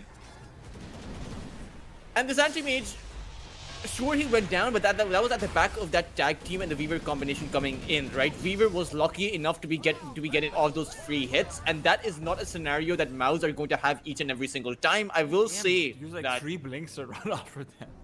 even the gyro has a blink. They know what they want. Temado, though, at the very least, there is a bit of silver lining. He got 3 kills in that team fight. He has 6 Desolator stacks, and even taking a look at his net worth, he is above the anti-mage. I'm not too sure how long this will last once Nande has that Manta. I don't even know if they want the anti-mage to be on top of the net worth chart. Nefrit is doing a pretty good job on his own. He's going to have the Assault Cuirass in 1,000 gold touches. He's not going for a blink dagger. He doesn't care. But this could still be a fight for Temado to hunt in from. The problem is very often it's felt like an overextension, and now with the roar onto the Timbersaw, reactive armor stacks have not picked up just yet. Boom is forced to get away, but can he get away at all? Reinitiation, but in the back lines it's Yamish to fall. It's still Kapira trying to fight back. He's not getting a kill. Chen stays alive, but not for long. This could be the magic fight that they've been looking for, but with the Nefrit still fighting away with that Aegis online, how can you possibly win this? Mirage has the ability to get away. It feels like he should. He's got plenty of HP, and Nefrit's trying to close the distance. Mana Void now comes in as well, and that's going to bring them low enough that they don't want to fight any longer. Storm Spirit is down. Reinitiation in. Tomato's fighting, but it's a lost battle. Remember, there's still an Aegis on Nefrit. Even taking it away will not really matter to him. Tomato has now got space to be able to Shikuchi out of here, and he better start now. Gyrocopters respawn, the TP back in. Don't forget that blink dagger that Touch was talked about. And with Nande continuing to fight forward, not backwards, MOUZ are still not entirely happy about this fight. It's a 4 for 4 with the Aegis being taken away. I mean, Tomato is the big winner from that team fight, right? Just able to accumulate. Now he's on 14 Desolator stacks. At the back of all of those skills that he got, he now has a Hurricane pack to build up some distance between himself and whoever blinks in on top of him. So, all in all, that was perhaps the best team fight that MOUZ have gotten all game long. And even though they have a 10,000 net worth disadvantage faced up against them, I will say the damage output that will come out from this Weaver may just be enough. All MOUZ need to add in is that sleek initiation, and Kopiwara needs to be that guy. He needs to rise to the occasion right now on the Storm. If he is able to catch that Invoker, and if the Weaver gets on top, the Invoker won't survive. Well, the Weaver is not going to survive right now either, Touchus. I know you keep talking about the damage that he's dealing. It's also about the damage he's receiving from Nefrit and his Assault Cuirass. It's I tried to hype the comeback. I know. It's look, there is a very specific condition, right? Yeah, Which is you catch the Invoker. But how do you get to him? MOUZ will have such a hard time going for any kind of catch, right? It is Zero Tenacity who have all the catch in the world, and right now even going for Nande is risky because the rest of Zero Tenacity, they're going to go in. And now with the cold snap, if Kabira can be stopped, that would be big. The EMP lands, he's out of mana! Mana Void! Nande's in the town, and that's what I'm talking about. Level 2 Mana Void versus a high-level Storm. Yes, please. Maybe it gives them something in return. It doesn't. Oh, that's what The rest of them were even massacred here, D-Time. It's just not a good look. Nefrit picks up one. Janter is going to be kill number 2. And where you said there might be a requirement for Zero Tenacity to call for an early GG, it feels like MOUZ might be in the same boat. I don't know if they're willing to go down with the ship just yet, though. But it does feel like the noose around their neck is tightening. They do have some room. I don't think the situation is as dire. But like you said, noose tightening around the neck, and MOUZ, again, that last team fight, what did it prove? If you don't go on the Invoker, Zero Tenacity will win. The reversal from the Tornado and the EMP means that the Storm can't do anything. It really is just too much. And it feels like MOUZ had a genuine window where they were ahead, right? Where you could have actually used the Weaver to maybe even create some space for the Storm to catch back up, or you could have maybe like tried to focus more into keeping control over the areas of the map away from Nefrit. Nefrit had a terrible laning stage, let's not forget that. But right now, Tomato's dead. Tomato's dead. The roar is down, and there's no way to survive beyond a snowball, and that snowball does come back in. Maybe Tomato can turn things around without the roar, but that's a big maybe. Damage is decent, but you're going onto the player with Assault Cuirasses. That's not going to be doing too much. Nande is zoning out the Weaver from the fight, and now Boom will be their next target. Hand of God used. The EMP is on the ground. Mana burned from 3 different heroes, but Kabir feels like he can now initiate. Mana Void takes away Janter, but he was a useless hero over here already. That's going to be the response they needed. Nande is now down. Can they disengage successfully in Zero Tenacity, or will MOUZ be given even more? You saw the potential of MOUZ when the Tusk comes out with a snowball save against the Roar, right? That's what they need to do. And the Anti-Mage this time around, they were the ones to overextend. I mean, Anti-Mage blinking on top of the Tusk, I get it. He was low, you took that opportunity, but you don't have the exit out. Right now, this Anti-Mage has just a Manta style and a Battle Fury, which means he has a way in, but doesn't have a solid exit until he's able to create some sustained items like the Butterfly or maybe even the Eye of Scotty. Until then, though, Zero Tenacity's carry has to be a bit careful. Nande, needs to play a bit safe, needs to play at the back of those initiations coming in from Zero Tenacity. Let your team create the space for you, and they will. Just give them some time. AM's going for the Agnum Scepter, by the way. Yeah, I saw that. It's good. They're going for all-out mana burn, but I would imagine that you should have skipped the Scepter and just go for the even the Butterfly, because right now most of the damage the anti-mage is facing, or actually most of the damage the anti-mage faces in the mid game once you have that passive leveled up is physical damage. So block out the physical damage and you win. It's also just really saying Nefrit will be our big damage dealer for the next 10 minutes. Yeah. And which I don't hate, but that the Weaver was trying to poke at the Beastmaster with his assault squares. And he was tickling him. He doesn't have the level 20. If he goes out for the extra health, it's going to be impossible to kill him. But right now, it is very possible. Nefrit's going to be found out, and finally the raid boss could go down and should go down. Roar just in case, because why the hell not? But that's a big streak. That's the big kill, and it goes to Boom, who was really far behind.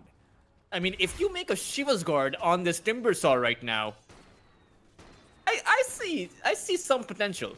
You know, MOUZ can really start cooking once that Shivas comes out. Dire are scanning. Radiant's top tower is under attack. I wonder if the Storm will go for a Scepter though. Really seems like this is going to be one of those storms that can create more value out of utility rather than solo pick-off potential.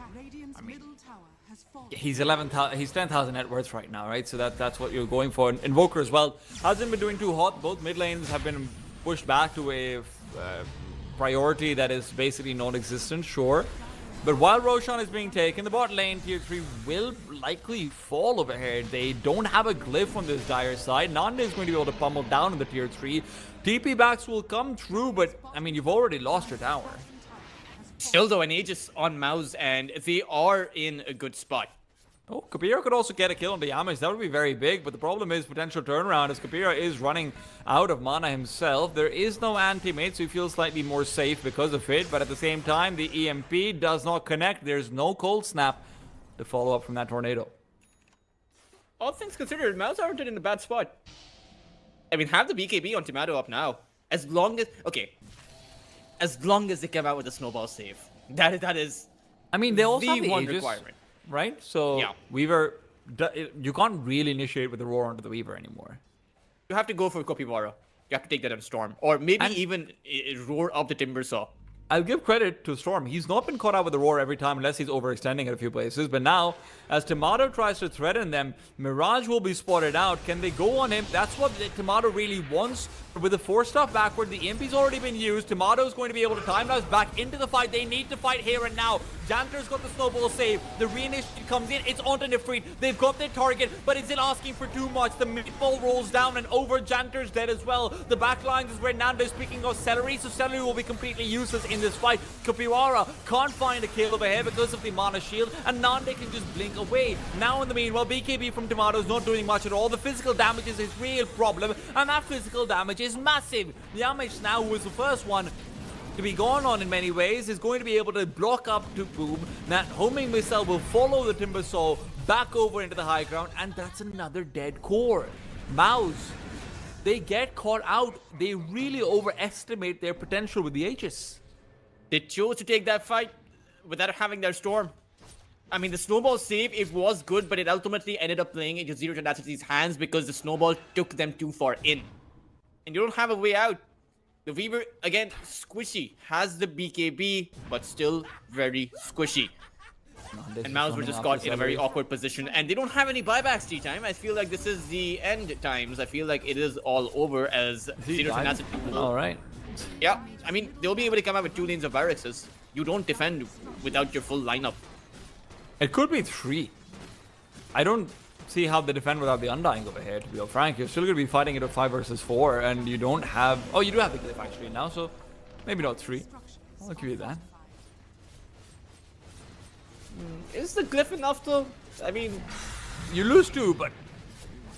no mega creeps. You've got a chance. You don't have a BKB on your Weaver, right? So it is going to be 2 lanes of barracks at the end. maybe more. If you're going to have the Timbersaw losing his life, it certainly should be. Kapirara gets away from the EMP, but it's all about getting away from them. It's not about getting back in. Boom stays alive still. No mana will not be in the fight for very long, and it is time for the Radiant to disengage. Zero Tenacity are out and over. This is the first time I've seen a position 2 anti-mage. I know it's scary, but like, let's be frank, Nefrit is the big bad in this game.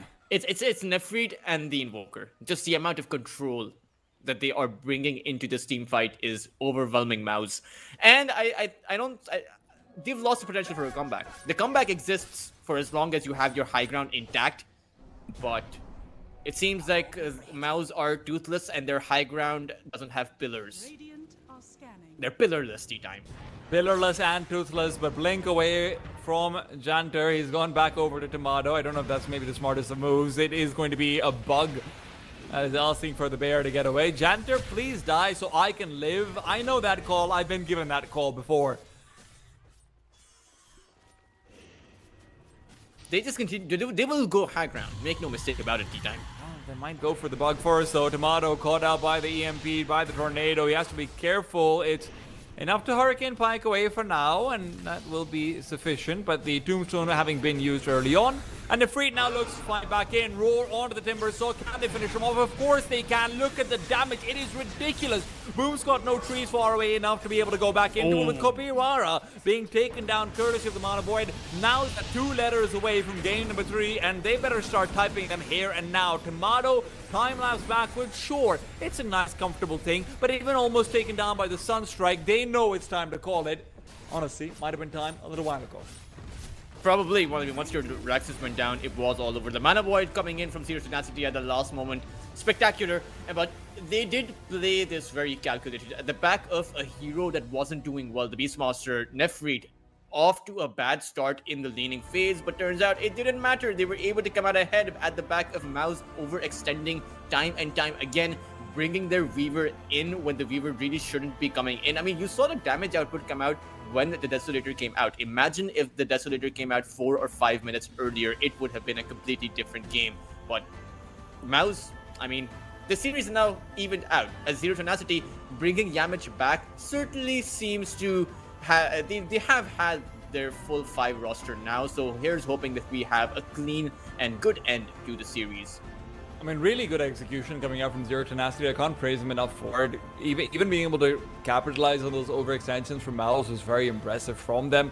The fact that Weaver gets off to this good start and then after 25 minutes or so doesn't feel particularly useful at all was really impressive. It's great stuff from Zero Tenacity, and hopefully we can see more of the same coming out into game number 3. We're going to be back, though,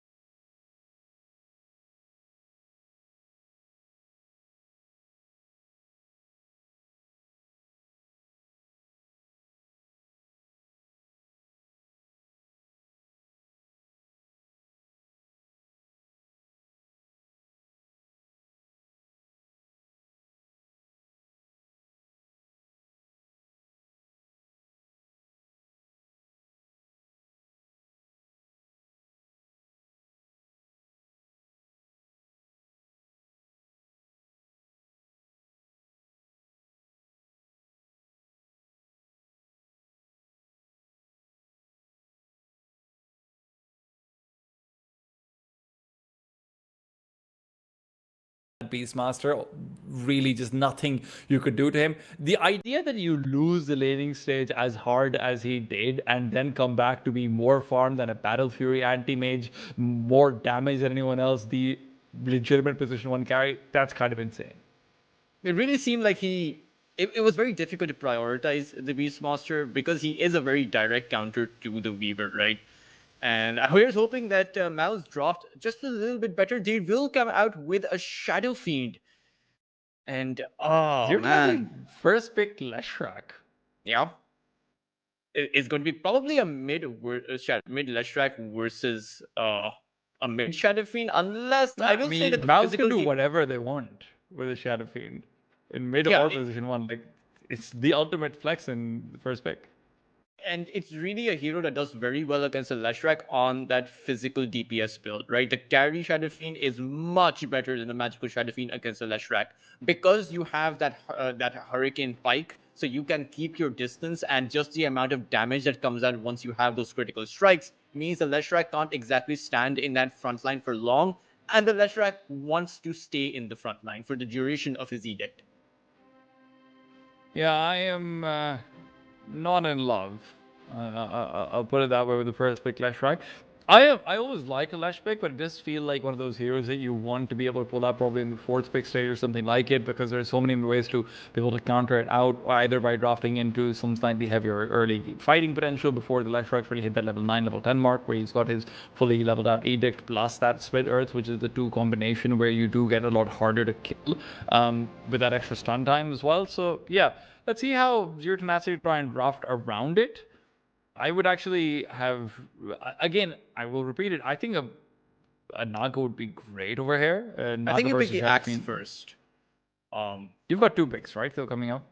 Yeah, but So- the axe would be good to make sure that if this is in fact a Shadow Fiend on the position 1 rule, then the Shadow Fiend can be punished with the axe. But Zero Tenacity, they go for the Chen, the third It's a game 100% Titan. Chen win rate so far.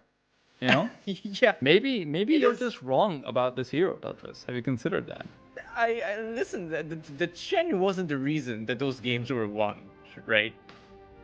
First game, rune contention. Second game, rune contention. What's a Storm Spirit gonna do versus a Chen who keeps taking all his runes away? Primal Beast is a fun one though. I'm really hoping that we can have a Primal Beast plus Nyx Assassin combination. That's actually one of the things that we saw Team Next Level or Passion UA. I get the two mixed up. They had a lot of crossover in players. But they actually pulled that out yesterday, and it was a very interesting combination. Actually, it was Passion UA, and it did really well because you do just have that extra follow up in terms of a support that has some very high damage being dealt. Plus, also it's very good versus the Leshrac naturally anyway, and it also creates so much of a vacuum of map control that you end up missing out on as the enemy team because you're forced to use more of your sentries to try and take care of the next rather than actually deward. So I would really like to see something like that coming out of here if you're planning on sending the Primal into the mid lane. It should be a mid primal. One of the reasons why primal is so good against Leshrac, not in the early game. Of course, the trample is countered by the edict. However, in the late game, when you do have a scepter, right, your ability to dish out damage depends on how much damage you are receiving. So you soak up all of the edict, all of the pulse nova, and you throw that scepter out, and that primal beast is going to be doing huge amounts of damage onto Zero Tenacity. Right now, those Zero Tenacity, they pick up the Tiny, and I will say this would have been a great Shaman game against the Primal Beast. You can hex him mid-onslaught, you can even shackle him down, disable his Pulverize. So, I think both of these... The Shaman has been a big missing key factor. I wonder That's why true. teams, or rather, at least for this series, teams have shied away from it. These two teams. You also do have a lot of disable already. I wouldn't even hate something like a Dark Willow, to be frank.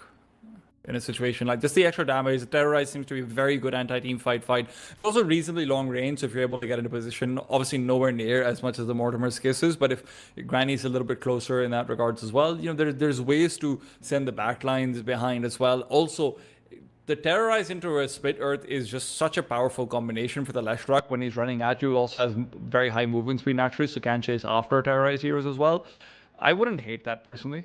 I like the Willow. I mean, Willow is one of the only support heroes out there that can actually take out opposing cores in the mid game, right? Yeah. So in a scenario where the Shadow Fiend doesn't have survivability built into the mid game as he shouldn't, then the Willow can come out with those skills. Not to mention the Terrorize, like you said, long range disable against the Snapfire who is going to be bringing in the Mortimers, but Zero Tenacity, they go in for their, I believe it should be their carry pick.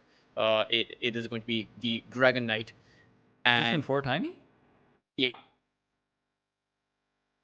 they leave their offlaner for the last pick. At least that's the way that I'm reading this draft. It can be a mid tiny or actually no, they had the left right. So it is a bit of a straightforward draft. MOUZ though, let's see what they go for. I mean, against the Dragon Knight, you have the Shadow Fiend, you have the Primal Beast on the mid lane as well, and right now you yourselves can go for the Axe. Why? I mean, it's pure damage. The counter helix is pure damage, so it does do very Sure. well against the Dragon Knight in the lane, right? It's very hard to actually do much against the Dragon Knight in the lane, but Yeah, Axe that's the is one of thing. those heroes that I mean, and you also have that Blink Dagger Blade Mill coming out, right? So you Blink Dagger on top of the Leshrac, activate your Blade Mill, Berserker's Call, and the Leshrac. If he has his Edict on, remember, you can't turn the Edict off. You can turn it on. Still like to see the Shaman being picked up, to be honest, from our supports over here.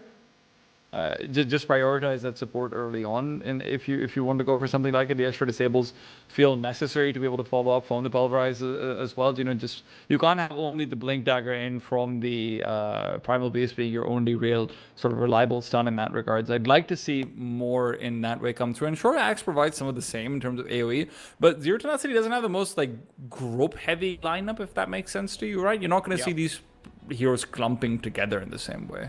You do have the Chen creeps though, and the Chen creeps are going to be grouped up. So the Berserker's Call would be nice against that. But as you mentioned, the Shaman has the break mechanism at that level 15 mark, very good against heroes that have strong passives like the Dragon Knight. So MOUZ can definitely go for that. I mean, they can go for both. Honestly, you can get the Shaman and you can go get the Axe. So that's true theoretically if it doesn't get banned out. Spoiled for choice in a lot of ways. As though they are taking their sweet time with this. They're down to about 10 seconds of reserve time. Let's see. Okay, so hear me out for this one, right?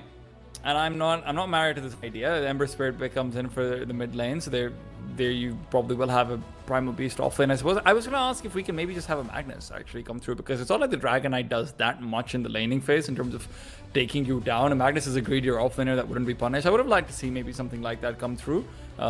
Increase the Shadow Fiend damage as well later on, but no, it will be an Ember Spirit. So Primal Beast in the off lane actually does decently versus the DK as well, doesn't it? It does, and not to mention does very well against the Chen as well. The trample, the onslaught, everything, a lot of AoE damage to be taking down those creeps, and then you have the Snapfire as well, an additional AoE stun coming in at the back of those Mortimers. I am not exactly sure if that will be enough damage to actually take out this Dragon Knight, but it will be enough deterrence to make sure the Dragon Knight can't farm up in the optimal way. MOUZ, meanwhile, Ember Spirit versus Leshrac. Presumably you're going for the chain gang facet so that you can possibly disable the Leshrac before he closes the distance on you with that edict. Right now though, there's a Naga ban from Zero Tenacity, and MOUZ, they ban up the Enigma. That would have been a good pick actually coming out from Zero Tenacity over here. Doesn't feel like there is anyone beyond the Primal Beast that can stop the Enigma in any meaningful way. Plus the Shadow Fiend just gets massively focused down in that situation if you get Black Hold even with just one hero next to you. I don't know, man. To be Axe honest, just seems Zero Tenacity Axe seems like like an insanely good pick. Yeah, it's I mean really good against the SF. You have that toss mechanism, right? So you can literally toss the Axe in for the call. Laning stage would be hell for the Shadow Fiend in that case. Yeah,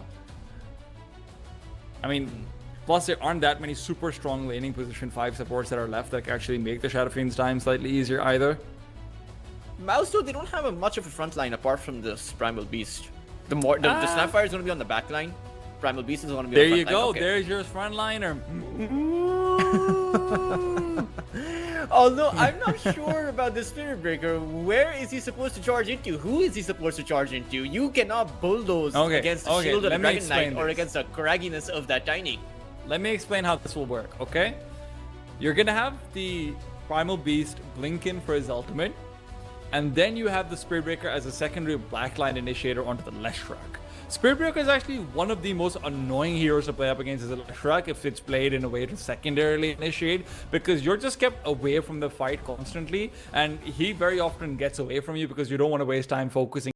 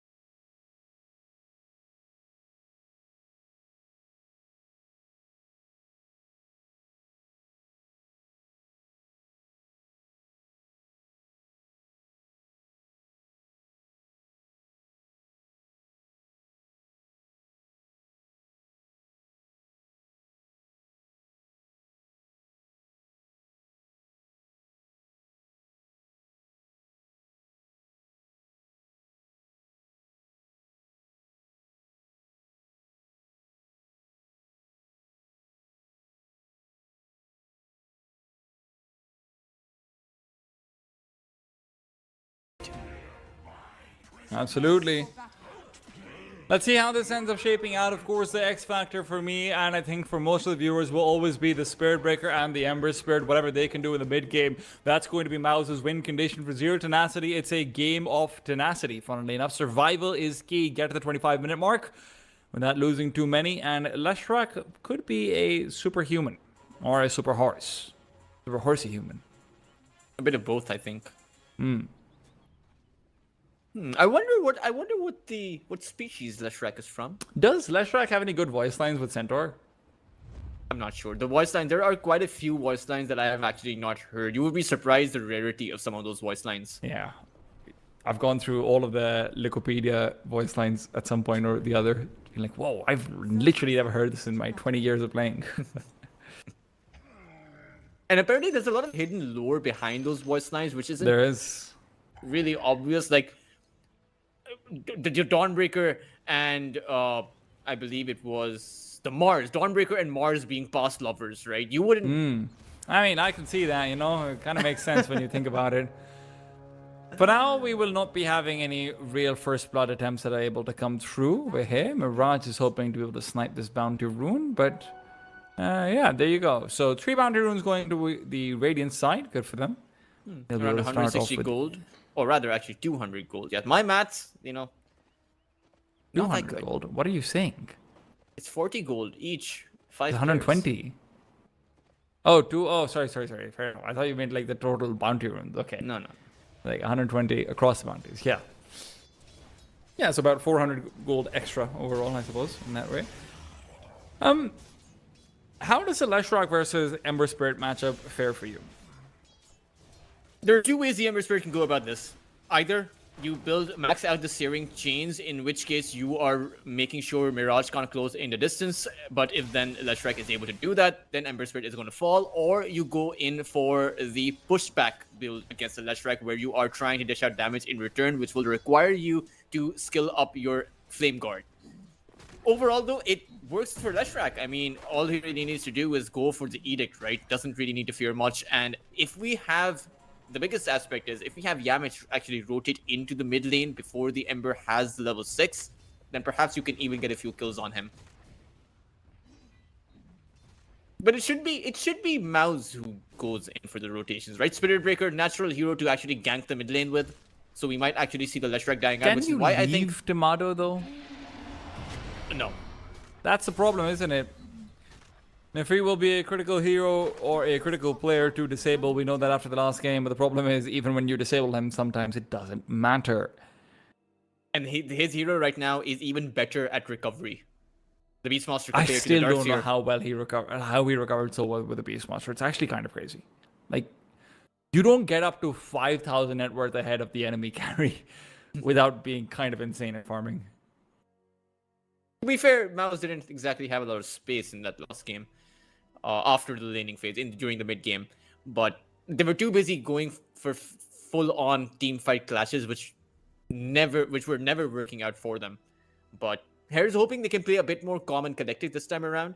But you brought up a very interesting point about the Spirit Breaker not being able to rotate away because you have a Shadow Fiend. The Spirit Breaker on the position 5 role, I'm not too sure what he does here. Celery did, if I remember correctly, Celery used to play like a fair bit of Spirit Breaker in gaming. But I mean, I might just be making this up in my head. There's some fictional fan canon, but I don't think he used to play it a lot back in like 2022 and 23. You can play the Spirit. You can be the best Spirit Breaker in the world, T-Time. But Thanks, against man. the Darkseer and and against Yamich, those are two heroes you don't actually trade well against. And then you have the Ion Shell. I'm just talking with the pure physical damage, right? It is evenly matched. Tiny 68, Spirit Breaker 77. When you couple in the fact that Tiny can, just go for the tangos. He's a support. Nexr has the Ion Shell. It doesn't work out the way that you would hope it does for MOUZ. Over on the bot lane, though, for Zero Tenacity, again, it's a bit of a similar thing. Right, the damage output, I get the idea behind positioning this Primal Beast towards the bot lane, but how are they supposed to overrun the Dragon Knight? Well, the one good thing is the Shadow Fiend should be a-okay with getting pretty much all the farm in the world. Tomato is not bringing the creeps back, surprisingly enough, to the rest of his own. I am curious to see them trying to go for a kill away. This could be a mistake. In the meanwhile, you're not going to have the Ember Spirit rotate back in. Tomato will just miss out a full lane of creeps because of what he just did. He'll miss out on, I believe he'll miss out on 2 creeps rather than full. He'll miss out on... Oh, it is 2, but it still feels like a lot. Celery. Oh, you get a kill? Chasing under Nefri. That's a big one. So maybe it is worth it in the end. First blood goes his way. Celery is going to be very happy about that one. Wait, where did the Tiny go in between all of that? Yamich was hugging Nefrit for the majority of that duration, but it seemed like the Spirit Breaker saw that the Tiny wasn't there anymore and he decided to go in.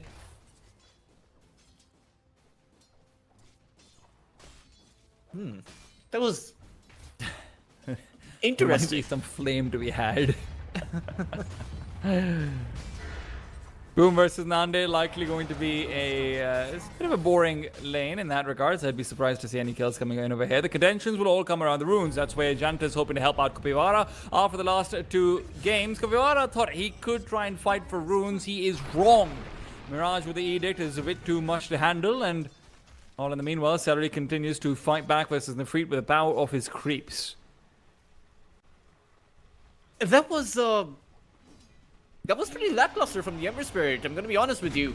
Just going for the contest against the Leshrac doesn't really work out the way that you think. And even over on this top side, Yamich and Darkseer are trying their very best to pull away the creeps. But so far, Tomato has been doing fantastic as far as farming up. Not allowing the lane momentum to go inside of his tower, right? The Radiant Zero Tenacity creeps every single time. They're right outside the radius of that tier 1 tower, which means that Tomato can clean up the creep wave that Zero Tenacity are dragging out, go back to his tier 1, and he only loses 1 or 2 creeps every single time. This resource is working out for the Shadow Fiend very well in his favor.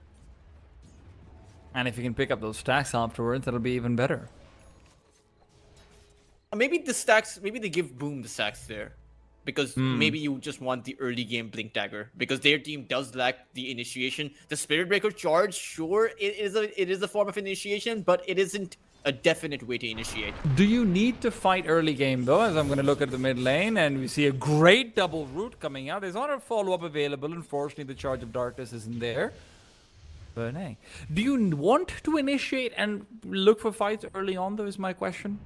I mean, if you can take the Leshrac down, then that's going to enable your team fight, right? The Dragon Knight is going to be very passive in the early game. So will the Darkseer. Because ideally, the Darkseer wants to be going for those auras rather than the Blink Dagger. So the tempo will entirely be on Mirage. Are scanning.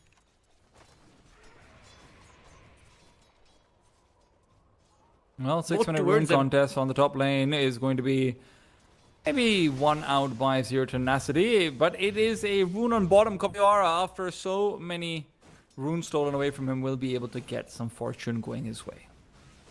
Will hit his level 6 as well. So you'll have the Revenants to play with, and then you'll have that nice bit of Source of Initiation being added on until Boom is able to get his Blink Dagger. So now perhaps they bring in the Charge of Darkness against the Leshrac and potentially come out ahead because you do have the Regen Rune too. But as I say that, Celery wants to charge in towards the top lane. Perhaps Yamich dies here, but he's going to be a bit too careful about this. It is the Shrine of Wisdom time. So that is the time when both teams need to be very aware of what's going on. Who is missing on the map?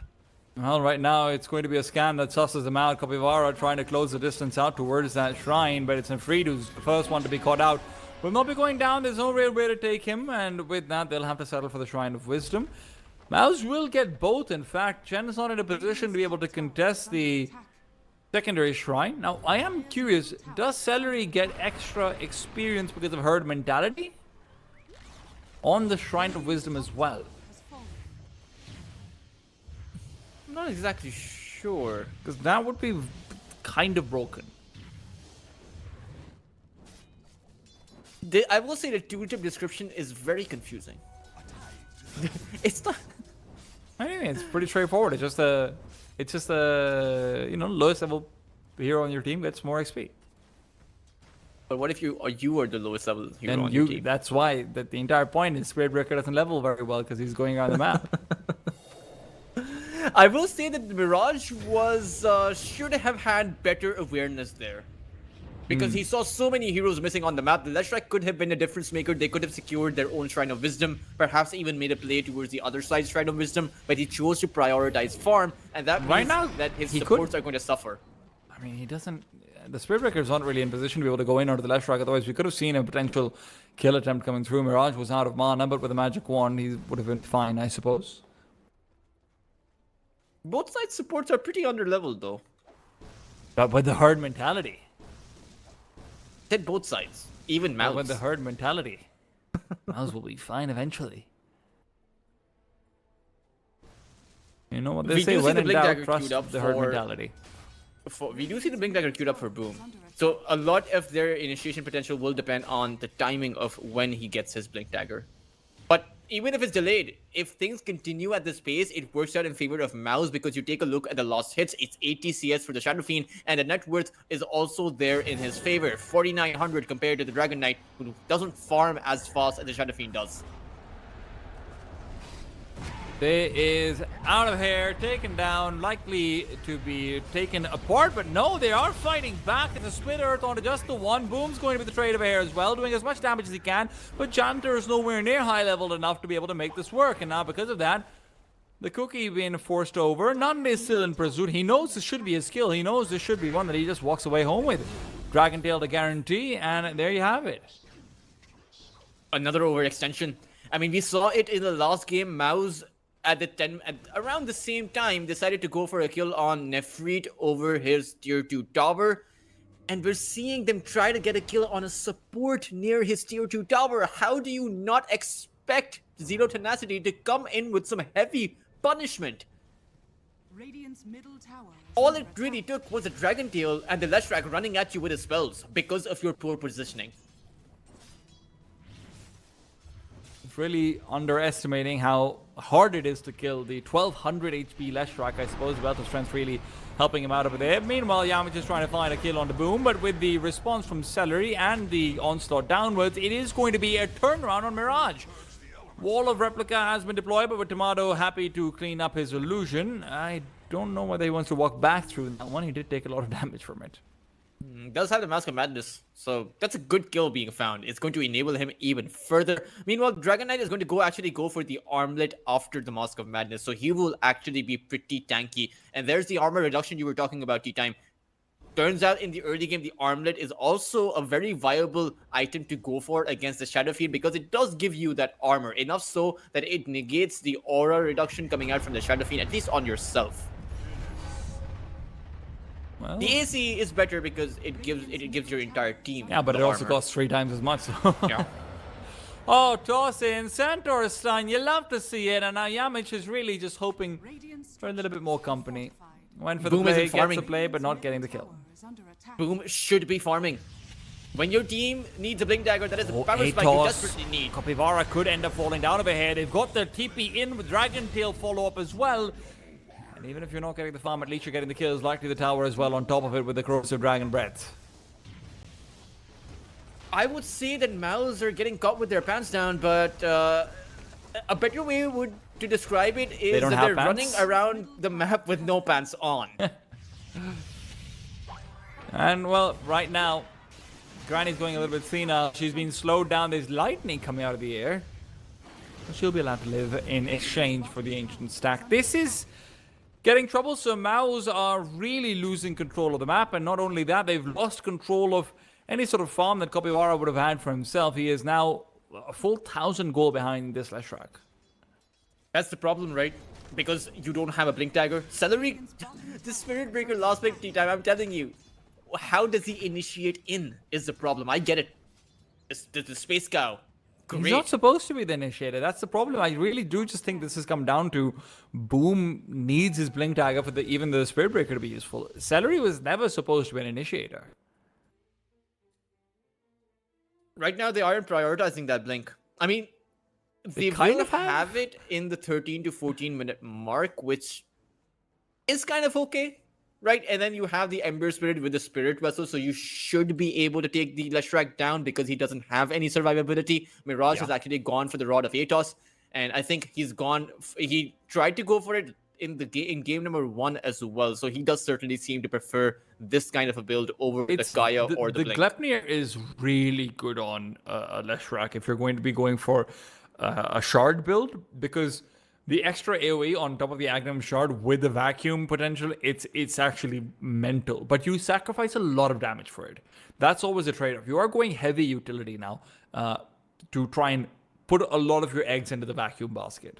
I mean, you have the magical damage coming in from some of these other heroes, right? Which is pretty strong. Tiny is a support that does do a lot of magical damage. So does Nefrit. And then the Dragon Knight is one of the biggest sources of physical damage in this current game. So this utility build from the Leshrac does come together very nicely.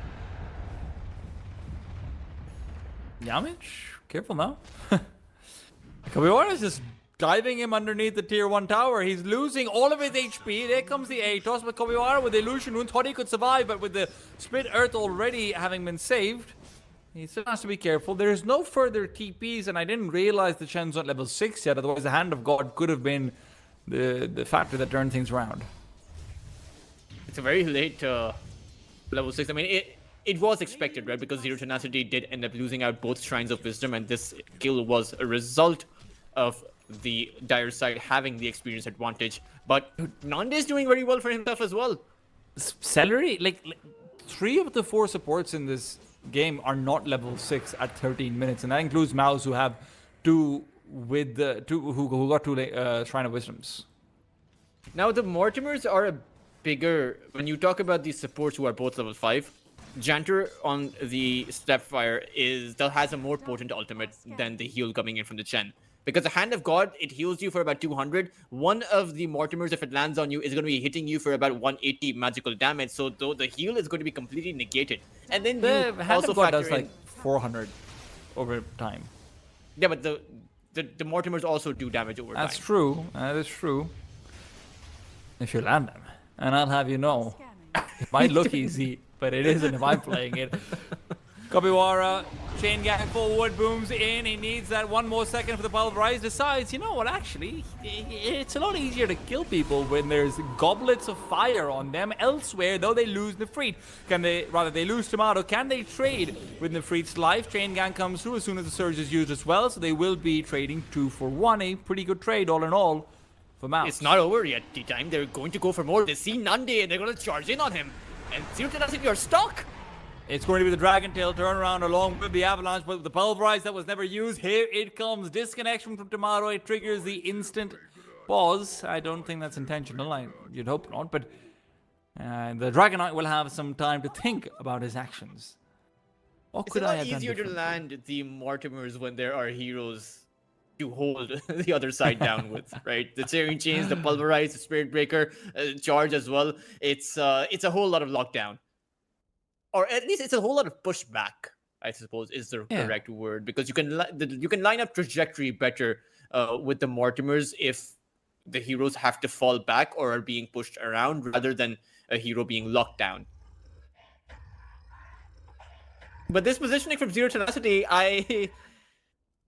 this is one of those situations where you must be wondering to yourselves, if you're Zero Tenacity, how did I end up here? Why No, I did think I end they up know here? exactly how they ended up here. Go when ready from Tomato, and listen, man, I appreciate the call out. I don't think they're ever going to be ready for what's coming over their way. I never knew that the GWR was for go when ready. I just thought it was you type in it in really fast with your keyboard. Well, Nande does what he can, some damage in response, but Kopiwara, this is a big triple for him. This was exactly what he needed to be able to come back into relevancy. It felt like he was going to be on verge of slipping up very quickly. Of course, this is the fight that he starts off, right? That chain gang that we were talking about comes into effect, and the Blink Dagger from Boom is great.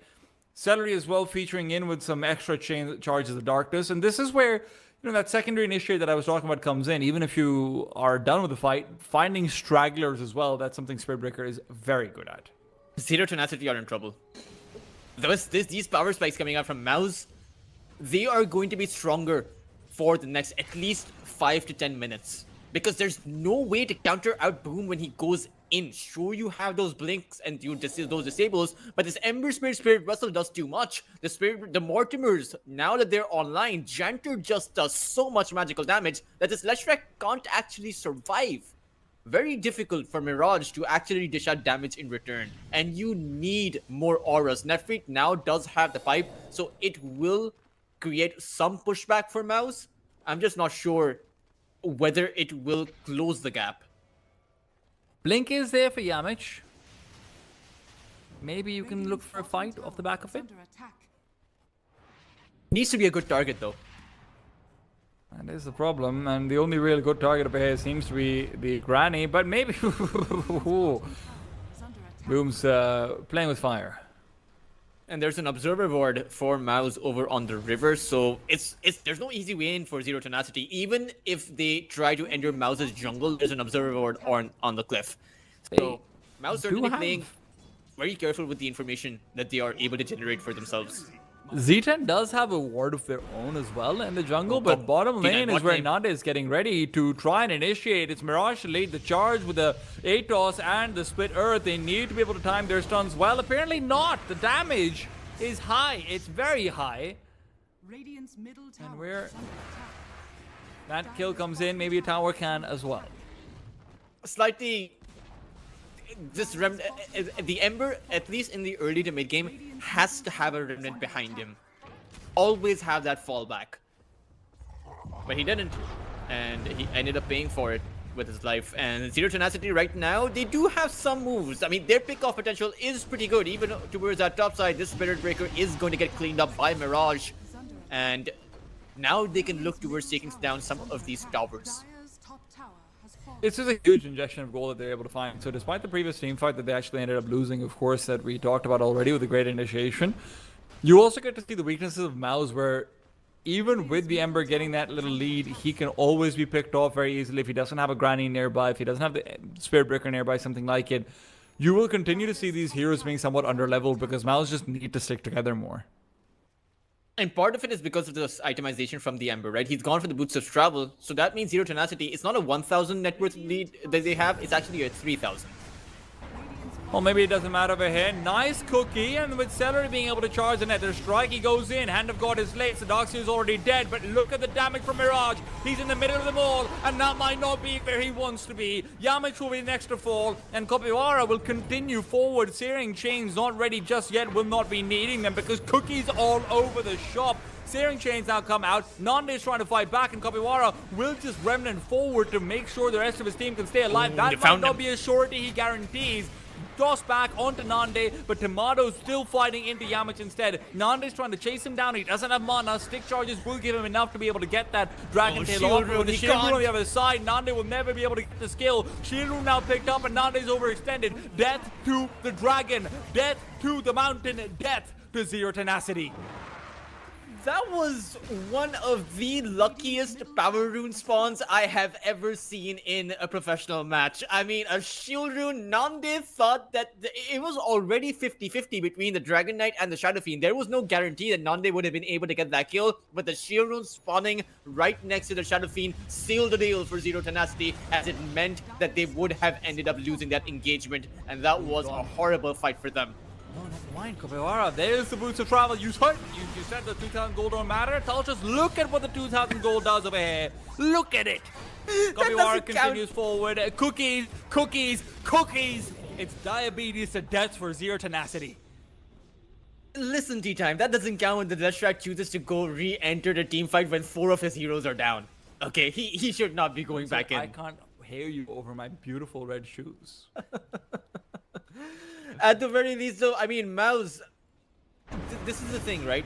When we saw Zero Tenacity mounting up the comeback a few minutes ago, it was at the back of those pick-off kills. They are certainly better at pick-offs with the Leshrak, with the Tiny. The problem is, you don't win team fights. 5v5, MOUZ are a lot stronger. And keep in mind, all of these team fights have been without Tomato's Requiem. Once he has that BKB, he will have that sure shot guaranteed Requiem. And Zero Tenacity don't have the BKB on their side. Mirage is so far away from creating that BKB that he won't be able to go for it. Unfortunately, Nande as well is going for a BKB of his own. And look, I know we were obviously talking about how important that is, but you are going to see the difference between the mobility of a Leshrak compared to with the Blink Dagger compared to the mobility of Dragon Knight. Even in the last fight, Mirage is doing crazy damage, but he's the only person in their back lines. Who's going to follow up? Tiny's already used his Blink to try and initiate. You need someone next to the Leshrak. You really just do.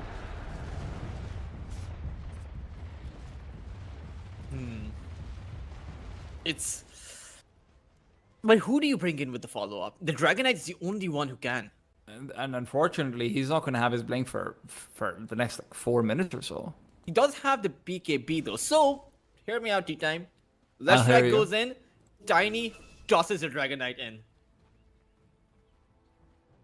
He already has wings. It makes sense. Oh, nice cleanup for the Shrine of Wisdom by Yavin. Just you the good avalanche play. to stop that charge. And this is the thing, right? The charge this game, there's no real way to actually charge in. There's so much AoE disables might out. die. There's so many AoE disables. Range projectile disabled on the Dragon Knight. They split Earth. It's a range stun, Tiny avalanche, and then you also have the toss. Shadowfiend has a Silver Edge. Sorry, not a Shadow Blade, not a Silver Edge yet. We'll have to a build- Silver Edge soon enough. Trying to build into it, but yeah. Nande on the prowl, on the hunt. It's a toss backwards. Why go in with a toss when you can just have them come to you? Celery, that's going to be a dead man. Corrosive Breath will be enough to guarantee the kill. Nande, sitting comfortable. Oh, Nefri has to be careful. He was revealed, and the Primal Beast is going to go in. Follow up.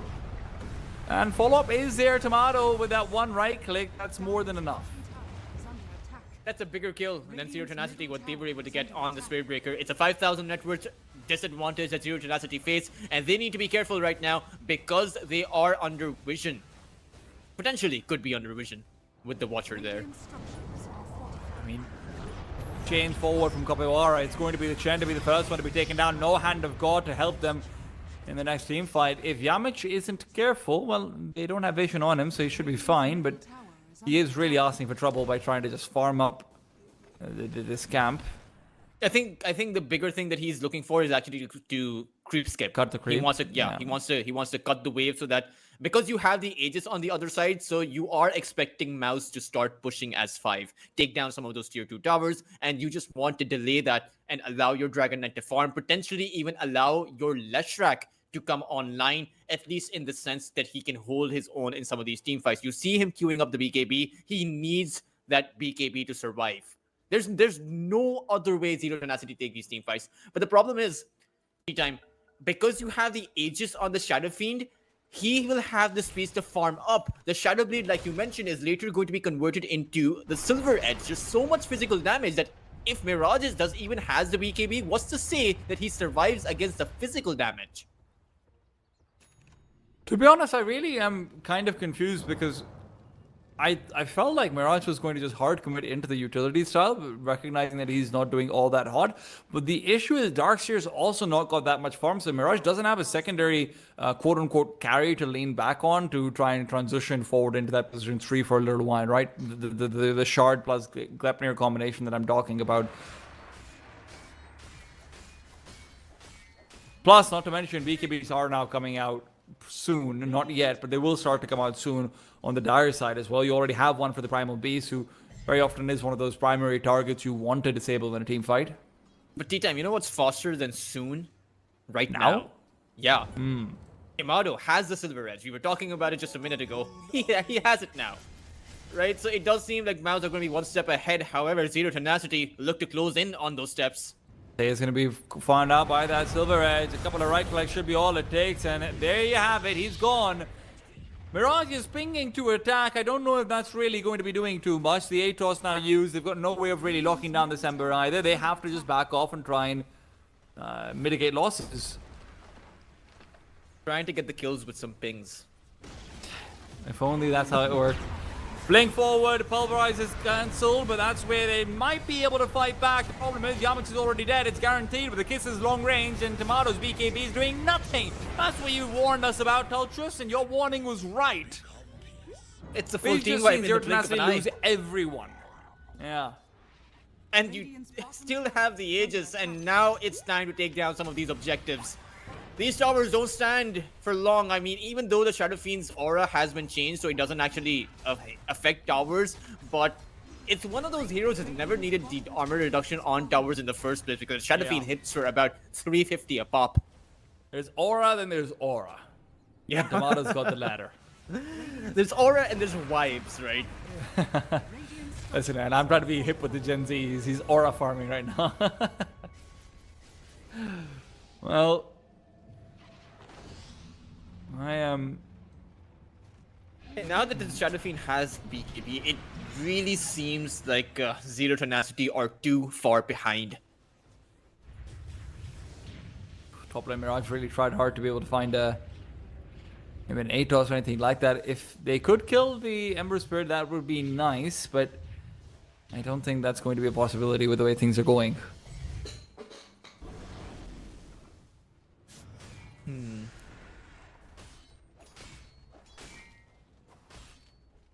I don't know. I mean, MOUZ can just initiate whenever they want to. And now the Emperor Spirit also has a lot of survivability built in. Sanj and Gaia up for him has the point booster, will be going for that Aghanim Scepter once he does. I'm not sure if the 2 guaranteed stuns that Zero Tenacity have are going to be enough. Radiant's bottom tower is under They need to pick off. They need to take calculated fights, but right now they are the ones to get picked off. This is a good fight to have, though. It's already going to be the Primal Beast going down. You've got the follow-up Split Earth onto the Ember Spirit as well. If there was ever a Hail Mary, this would be it. And they're following up. Celery with a vacuum backwards should be going down. Toss will guarantee it. No, he's charged down and below, so he will survive. Mock the Space Cow at your own risk. That was an interesting fight because I really thought that MOUZ would be better coordinated when they went up to the high ground because they knew what they were walking into, but... Tomato's still fighting. Nefrita's right underneath him! Oh. Might not be the magical build, but that doesn't mean he's not got some magic in his hands. Had the amplified damage, right? The Requiem just 25% stronger. 15%, but yeah, it is insane. Do they go high ground without No. They're they can't. frontliners. That It's not possible. maybe Surely they not. just want to force out TPs. But I mean, Tomato, he's gonna poke at that high ground, and this tower falls poking very hard. quickly. Zero Tenacity have to go back. The trend isn't the right one. Bring in your frontliner. Don't worry, guys. I've got this. Watch me. Oh, maybe they don't need to do just watching. Tomato, Yule Scepter up from the Tiny. He's buying him a little bit more space to be able to blink backwards. Now, with the BKB, you still can't get away. Theoretically, you should have had the toss. Does it? It goes through, doesn't it? No, not anymore. Oh, okay. Sorry. My bad, guys. Don't worry, I made the same mistake about a year ago. A year ago. Thanks, Alto. You're really making me feel better.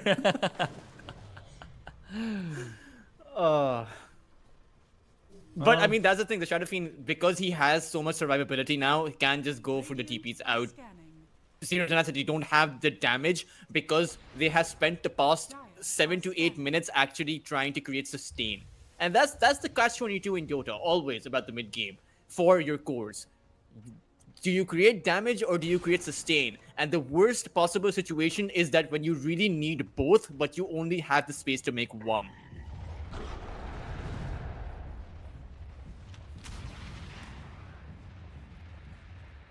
MOUZ, by the way, do have a BKB on the Spirit Breaker as well now. There's going to be a refresher on Boom. Just needs about One of the 550 most- gold. One of the most troublesome refresher heroes in the game. The refresher BKB and the refresher Pulverize is so annoying. Imagine if he just onslaughts his way into the enemy fountain. I'd rather not. Go for the I'm the space cow. Me.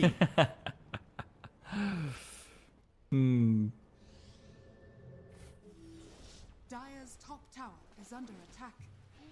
Top lane though, they do know Kopimara is there. Perhaps you make a move on him. How? He's invisible. Radiant's bottom barracks are under Don't you know what they say? Perhaps they plant the sentry. Yamish does have one, he will plant it, and now Kopimara needs to be careful. Although, as I But say, they're that MOUZ fighting. certainly do seem to know what they are heading into. They will go all in and take a fight here. I mean, this is going to be the fight around Roshan that decides this game, basically, for the Zero Tenacity side. And with the blink forward, the BKB, the Pulverize, they might not be the best target, but he's a target they will settle for.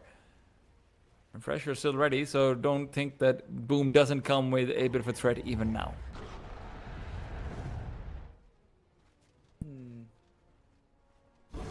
I'm struggling to see where the comeback comes from. The good thing is, the little bit of silver lining is that Zero Tenacity have finally caught up with the Dragon Knight. They have the Daedalus. Celery, BKB used. I suppose that's a small win. I suppose. Yeah. In the world of suppose, I suppose Yeah. anything can happen. I think. Chrysalis is here for the Shadow Fiend as well. Tomato is going to be hitting even harder. The Daedalus not too far away at all. But Nande also has a Daedalus, and he has a Mask of Madness, so he does hit like a truck. The problem is the truck will not be colliding at this rate. It's going to be the double Pulverize, Refresher use, and now Tomato continues to dominate. Buyback from the Tiny, not there yet for the Doxia, and with Celery being the one to potentially go down, that isn't the target you want to focus on. Nande fighting back, the damage is good, and it might be enough, but with the Hurricane Pike backwards, Tomato's able to disengage. He's still fighting, he's going in, the lifesteal, it's too much to deal with. Now with the Tiny toss Avalanche, they'll finally kill the Shadow Fiend, but in trade, they've given up their homes, they've given up their people. They might have given up their bases. It's going to be a full team wipe. Not only that, it's going to be 6 heroes that fall for Zero Tenacity because the Tiny went for the buyback. And I mean, they just couldn't close in the distance. They had the Shadow Fiend on lock, but the Dragon Knight couldn't find the way in earlier on in a team fight, and he took too long with the BKB. If he used the BKB, he could have charged forward. But the Shadow Fiend, you saw it, the silver edge comes out, he was able to walk on over to the high ground and gain the additional advantage through that. And that little tiny bit, that sometimes that 1% of a difference in Dota is everything. Tomato just plays that really well as well. I mean, it did look like he was going to end up going down, but then the fact that he's able to continue fighting forward, that this makes everything different. Got the lucky completely crit. different. Got the Right. lucky crit, sure, but honestly, more than anything else, you're getting 4 extra right clicks off. You're going to get the crit. But I the like- grid gave him the lifesteal, right? The True. 25% lifesteal off of 1,000 damage that you just dealt, which means that you basically get about 250 HP.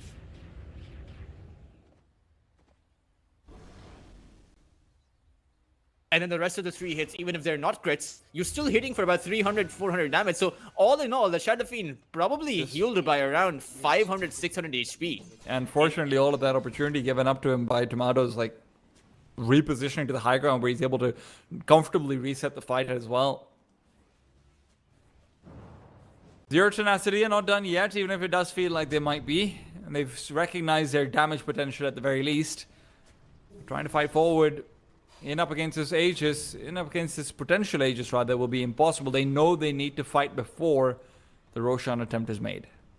Or perhaps, I mean, I'm not sure about that because they can't wait for MOUZ to go in. Because if you get the vacuum and the wall off on an unsuspecting MOUZ or actually catch them off guard, perhaps you can get the advantage. But if the fight starts at the back of Boom going in with the Pulverize, he should have his refresher up soon as well. If you have a double Pulverize on you, you will have this fight take a fight 4v5, which is not ideal. Zero Tenacity need all of their heroes up because they can't go for the buybacks. Yamich doesn't have it. And you're also going to have a BKB on the December Spirit now delivered out to him. It feels like even the vacuum might not be enough to Ultras. This has to be the most insane fight that Z10 have ever played in their lives. This has to be perfect execution, and MOUZ need to overstep. This 18,000 net worth lead, though, is a pretty firm crutch to be able to stand on, even if you lose your footing. Oh no, look at the signals from MOUZ. Look at the markings on the map. They know exactly what they want to be going in for, and they might catch Zero Tenacity off guard, but Nande's They're on going the into front the high line. ground. They're going into the high ground. This is never good. There's going to be an initiation onto Nande. Can he stay alive long enough to the VKB? Yes, he can. Now he looks to fight back with the Pulverize, with the Refresher. It's too much. Nande won't have anything to do in this team fight. He's already gone. You might as well call it over here. They're trying to fight back, but their attempts are in vain. Mirage to fall down. Another team wipe inevitable. And all they trade is the life of the Shadow Fiend. I'm telling you, GG is man. called. Zero Tenacity bow out. They will be eliminated from the CCT Series 4. I mean, MOUZ coming together so nicely. You take a look at some of the decisions that they made, and it was just perfect. Instantly being able to recognize MOUZ on that high ground, going for the wraparound, and then having the foresight to actually plant down an observer so that you see everyone on that high ground before you actually commit. That was picture perfect coming out from Zero Tenacity. From MOUZ, and look, for Zero yeah. Tenacity, unfortunately, I have to say, Mirage doesn't feel like he had any impact at all throughout the entire game, and partially maybe that's due to the left track, but also partially it has to be said that, you know, going for an ATOS, not really able to capitalize off of it in the same way, where then you very often have to choose, hey, do I go utility, do I still go damage? Often if you want to go damage after ATOS, you still need to snowball. Nande does whatever he can. Still at Dragon Knight, you could see him dealing damage. You could see him being a threat even with such a big network deficit, but nothing to compare to Tomato Shadow Fiend. At the end of the day, he was just the be-all and the end-all for that one. For now, though, it has been the end of the journey for Zero Tenacity. We're still going to be ending some more journeys over here. Coming up next will be the second match of the lower bracket. It'll be Passion UA versus OG. Let's find out how that one goes after a break.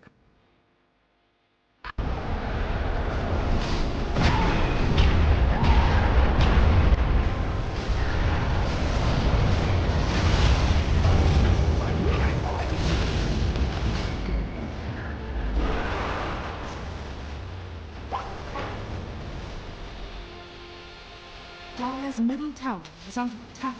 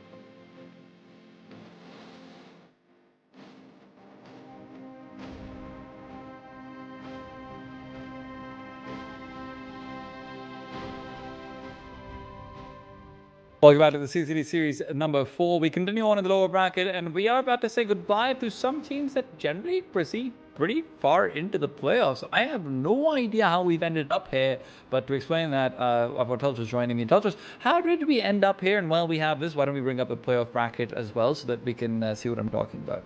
I mean, this is the magic of CCT. This is the CCT special. A lot of the times, playoff teams who you would expect do end up very well. It turns out the Davids of CCT are stronger than the Goliaths, at least as far as the earlier runs go. MOUZ are going to be proceeding further as they have won against Zero Tenacity. I will say that if OG lose out here, this will be the earliest loss that OG have ever faced in any of the CCT series so far, and I don't expect them to actually go down against Passion UA. I think as far as the playstyles go, OG certainly do have the faster tempo-based playstyle that Passion UA, who do play a bit more passively in that early to mid game, I think it's not a good match against OG's style of play. And taking a look at this lineup, T-Time Stormstormer is for a man who is going to be heading to TI as a talent, he has a bit of a grumpy face. I mean, I would have a grumpy face if I could have made it there as a player instead of a talent as well, to be fair, right? But listen, Yeah. like not everyone has aspirations of talent in the same way. Now, forget about that for a second though, because TI or not, this is right now also about the future of OG, right? This is also for OG as a brand. It's a very different situation to what it would be for other brands, right? It's the idea that players like your Stormstormers, players like your Dazes who found success elsewhere in other teams, post TI, everyone will be hungry to steal these players from you, right? So Definitely. you have to be able to prove that you are good enough to continue on as a 5-man project if you want to keep these players. And to be very frank, all of these players want to be able to prove that, hey, we are individually standout performance as well, even if they want to leave the ship, right? That's obviously a very difficult conversation to have as we always come out closer towards TI. Now, Passion UA on the other side, completely different story for this team, right? This is the team that has been born, bred, and raised in the fires of CCT. They made it to game 5 before they lost out in the grand finals of series number 3. This is supposed to be the Cinderella story that all the Davids tell to their mothers at home, like, mommy, please let me be like Passion UA, right? But right now you can't be losing out last place. The loss to TNL in the upper bracket was maybe more understandable because you already mentioned it in the previous match. We'll obviously repeat it here. TNL and Passion, you have a lot of overlap in the players who played for them. So there is sort of that hey, I know what's going on in your head situation in that regards. But now you've still got a pretty big giant in front of you. It will not be an easy match. And Passion UA, you have to remember, they were the grand finalists of the last series. They were the grand finalists of CCT's season number 1, series number 5. Unfortunately, not really being able to take the win against a team like OneWin. But I mention this every single time because every single time Passion UA do seem to make it pretty far, at least have a top 6 finish. It's a similar story for them. If they lose out here, it will be one of their earlier finishes in any of the CCT circuits. But for Passion UA, I know that I do give the advantage to OG, but you have to remember, Passion UA are a team that when their backs are against the wall, they are going to come out swinging. And every single time when they are faced up with a threat of elimination, they are able to fight back. So let's see if they're going to be able to do that here, right? Crystallize on that position 1 role. The meta currently suits the kinds of carries he likes to play, is a very phenomenal Terrorblade player. And then you can even take a look at it, right? A 4 KDA on that position 1 role and around a 50% win rate. Still, though, for the rest of their team, on OG, for example, you mentioned it. A lot of roster changes do naturally happen after TI, and I, for one, have the opinion that a player like Daze, so young, around I believe 19 or 20 years old, has such a bright future ahead of him, and I think that he is one of the strongest position 4 supports out there in the tier 2 scene, may even advance to a tier 1 team pretty soon, as, like you mentioned, a lot of these players individually very strong, not only in this current OG, but they also take a look at some of the previous players OG have had. For example, you had 23 Savage, who came in 3rd at Dream League, right? Right now you have Stormstormer when he was with Avilas were on the rise, able to consistently qualify for those tier 1 tournaments. Out there, Days, who was previously on Navi is in TI, right? So you have to wonder, it's in my opinion, it's not the players who have to fulfill the promise to OG. It's actually OG who have to fulfill the promise to these players. So the opposite of Abraham Lincoln or JFK, whichever one it was. It was some US president or the other. Look, that's fair enough, but also at the same time, for OG, it's about retention, right? And retention will also come with promises about, hey, we'll get this player or that player or something of the sort. That's a different conversation. Let's look into what heroes will be picked up of. Hey, I know you talked about Crystallize really liking this current metagame, and you are right, but I will say that in that game versus DNL in the upper bracket game number 1, I managed to actually catch pretty much all of it. Crystallize was the reason why they lost. Crystallize might be the reason why they might be in this lower bracket over here. He was given so much space on the Shadow Fiend to be able to farm up, and unfortunately, he could never really keep up. And I don't even entirely blame him for that, right? I do think that Passion UA has gotten into a place where finally teams are paying serious attention to them. You make a grand finals with CCT, almost beat out 1 win. People are going to start turning heads at that, right? So I am kind of concerned about whether their drafting style is now going to be countered out a little bit more so, whether QB5 and his cute position 4s are no longer going to be able to be as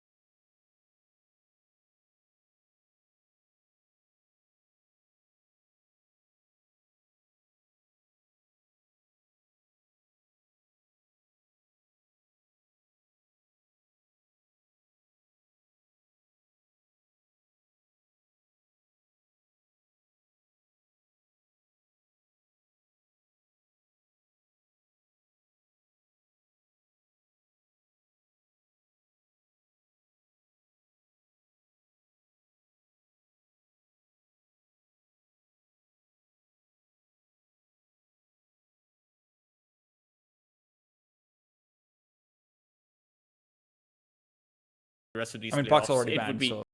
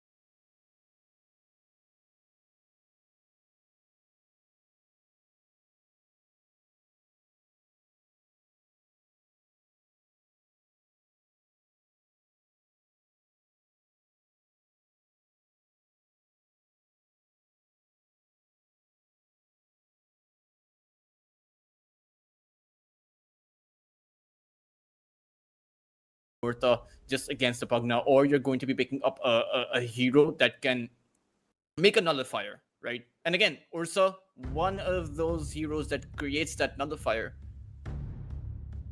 Is there really anything surprising about the Ember Spirit pick when there's Stormstormer on your team? I don't think there is. Obviously, just one of his favorite heroes. I would imagine it is his favorite hero, the way he plays it.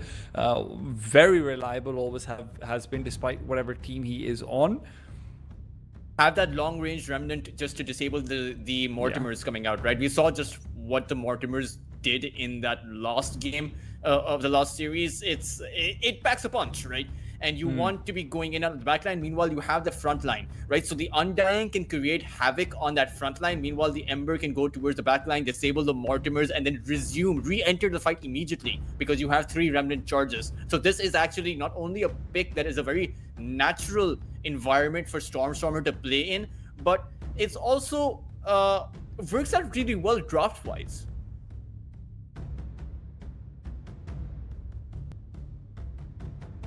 You prioritize your carry over here early on and leave your support as a last pick. Carries are going to be heavily focused down on the banning stage regardless. You know, you've already seen obviously the Terrorblade, Monkey King being taken away. OG having enjoyed playing with both of them. The Lion comes in. Why is the Lion better than a Shadow Shaman? That's my only question. I mean, you have the Decrepify, as well as the Finger of Death, so perhaps you increase the nuke damage on that Finger, burst someone down, but there's no real priority for that Finger that currently exists, so perhaps they're expecting Passion UA to come out with that high-value target, perhaps against Stormstormer. So they're simultaneously enabling Stormstormer with this draft because this Ember Spirit pick is good, and there you have it. It is going to be a Storm Spirit. Into a Pugna and a Lion. Yeah. So it's a rough game for the Storm. No doubt about that. There also aren't that many obvious targets for the Storm either. I mean, sure, Pugna on the back lines and everything, but you can Decrepify yourself. Lion's maybe the only one who really comes to mind, but even there, if Pugna's nearby, you get Decrept as well. Decrep is, I mean, obviously Netherward is the obvious, like, hey, I hate you forever as a Stormstormer, as a Storm Spirit, but even the Decrep in itself is one of the strongest counters to a Storm Spirit as well. So, yeah, interesting. I would really like change as well. I'm not too sure about the Storm pick. I would really like an Ursa actually coming out from Mochi over here. Yeah, I know, right? The Ursa seems like a great hero, although you will miss out on a bit of frontline, so you're then going to be reliant on the saves coming in, the heal from the Soul Rip, plus the Pugna to be able to give you the life drain. So it's going to be great pressure on the Lion, though, to be able to lock down the Storm if you do go for something like the Ursa over, say, a Lifestealer would just obliterate Passion UA right now, right? There's nothing you have against a Lifestealer Rage. There's no BKB piercing ultimate. You don't have the carry up for Passion UA, so you don't exactly know what they can go for. But the Medusa's banned out. So is the Terrorblade. 2 heroes that do very well against the Lifestealer, and the Templar Assassin is also last pick for OG. So you know, Passion UA will have to reveal their cards first. And right now, the only S tier carry left in the pool is that Templar Assassin. But again, Hex on the other side, Undying, Ember Spirit. Your refraction will lost a bit because the only overtime damage you have is the Pugna's life drain, coupled up with the Ember. Yeah, zombies are decent, but there's a bit of delay time for the zombies to spawn up, right? So the refraction should lost, but not by much. Meanwhile, OG ban out the Abbot, and again, Passion UA's carry pick has to be really good. And isn't Passion UA just going for a carry tiny over here? Carry tiny. Now, the carry tiny would do well against the Ursa, but wouldn't do so well against the Lifestealer. So there's decent magic damage into a Decrep potentially. Yeah. I mean, you can send the Pugna up with a toss. But again, Tiny is one of those heroes that hate to be kited. And OG seem to have the perfect environment to try and kite some heroes around. They've got wind in the air, and Basant season is on. For context, that is the kite flying season in South Asia. OG, Passion can actually go for the Lycan. This is very interesting. So it will be 2021 Ti. Yeah. Tiny Lycanthrope combination. I wonder if you do see a wolf bite come out. Doubt it. Look, the one thing I will say, I don't hate this because even if Tiny is being kited, Lycan wants that to happen. Lycan wants people to be spread apart so that he can actually go and target them with the ultimate. So Tiny even going in and just doing damage onto one hero might be enough as long as the Lycans are around to try and follow up. Tiny also then gets to be this sort of space creating hero so that when they start to kite, if they do a delta split or anything like it, Storm Spirit can zap in. Lycan's also got the speed to be able to follow up as well in that regards. Plus, this is a decent split pushing core, I guess. It's always weird to split push versus an Ember Spirit and a Pokemon though, but now a Tide Hunter, so we have a position 1 Undying? Tide Hunter, it can be a position 1 Undying. I mean, we talked about it in the last series, right? Position 1 Undying is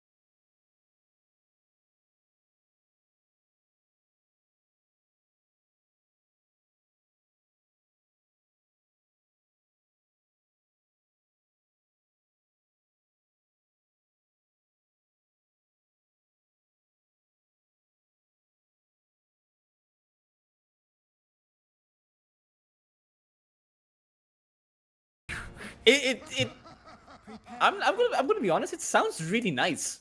The wolf bite with the with the Marcy. And when you ask me who the targets are going to be, the Lycan is particularly good against the Lion. Not only because you have the wolves that will zone the Lion out in the laning phase and in the early game, but also the Hex against the Lycan who has shapeshifted doesn't slow him down. He is going to be running at about full the max movement speed, and then your supports are going to struggle, may even be desperate to try and save themselves. The Decrepify gets thrown down too early on, and OG are going to be in the back foot for a lot of those team fights.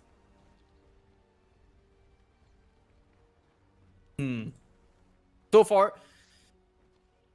OG versus Passion UA, we will have a Spirit lane matchup on the mid lane. So the Storm Spirit versus the Ember Spirit, it is a bit of a skill-based matchup. Let's see who comes out ahead. Of course, you have one of the most famous Ember Spirit players out there. That is going to be Stormer, and he should be having a better time against the Storm. I mean, you have the Searing Chain, you have the Chain Gang facet as well, and I believe we spoke about the last time that OG were faced up against that facet. No, never mind. This whole catch with airlines, not the one leading the charge, but sorry, you can continue.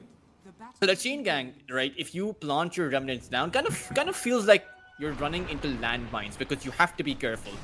It's Shad's going to be body blocked up very heavily, and with the blood grenade over here as well. Oh, the body blocks fail, unfortunately, so Shad will be able to stay alive. Otherwise, we could have seen some old school, just like and play.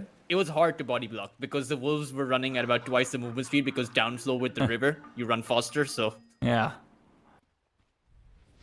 Too fast to block. What a problem I have. No-Tail, of course, as a reminder, is going to be playing in the OG camp while they figure out some of their lineup situations. Always good to have a legend on the server. I don't have a good history with TI winners, but I'll just... But I mean, Tidehunter and the Pugna should have a pretty decent time. I mean, No-Tail can just plant in the Decrepify right? And then they're going to be Top safe. But lane. it's actually Daze who ends up falling. An awkward position for the Lion to find himself in. And I believe he was disposed by Crystallize. And this is a lane where OG will need to be very careful, because even though you have the Tombstone, you have the Shredder coming in from Cracker, as well as Crystallize being able to jump in anytime he wants, means that despite of this aggressive setup by OG, it's actually a bit defenseless. It's one of the rare places where it does feel like a Mixer just maybe doesn't use his Tombstone at all in the entire laning phase. As long as Cracker's nearby, it should just be a dead Tombstone. It's just free gold you're giving away. But then if you don't use the Tombstone, your Undying is not going to have a good game, right? The Tombstone does feel like a bit of a high-risk situation, but it also comes with high reward. And I wonder which decision OG will make. Do they play safe, or do they go for the win? Going for the win over here would be really asking for trouble. Stormstormer, in the meanwhile, in middle lane, is being given trouble by Moonlight. He's kept low, nothing too shocking.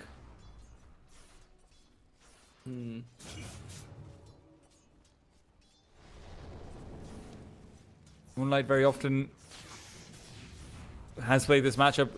Ends up being in the favor of Stormstormer towards the end of the laning phase, and very often in the early parts it feels like Moonlight is doing better until there's a small decision made wrong or something like it. Ooh, top lane, the way that they're posturing, Passion UA may want to be going in. And Crystallize with the no, they can't dispose at the anymore. ready can no longer try and do anything. There's 20 decay stacks on Mixer, so he's sitting pretty at 1200 HP, and that's before we think about the stick charges that he will accrue. Your timing to go in is before you have decay stacks on you.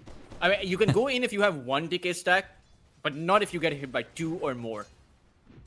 That too when he's getting them on both of you. And that's where Cracker needs to keep his distance. Needs to be a bit careful about this, but he's actually going to go back. That's going to mean Crystallize takes a fair bit of damage. And that's the double-edged nature of this top lane for Passion UA. Every time Cracker goes away... Ace is dead. He tries to contest into the pull, or the stack rather, and he'll end up losing his life because of it. Batyak and Cubify are still fighting back versus Shad. The Blood Grenade is just used in futility, but really, it feels like, oh my goodness, Moonlight barely lives because of the bottle. I really thought the Lion wouldn't go for that awkward contest. I thought he would just throw down the Impale and just get away because there was no cookie available for Cracker, but I suppose he overestimated his own surviving potential there. But I mean, the more kills you give away, Passion UA are going to be happy about it, and now they will make their way on towards Mixer too. I mean, this is a huge win in the mid lane, by the way. Moonlight had to TP and then walk all the way back, so even if he doesn't die, it's functionally the same without some of the gold that's lost. Stormstorm is also doing such a good job. He's bringing the creeps back by creep skipping, so that this death on the mid lane matters even more.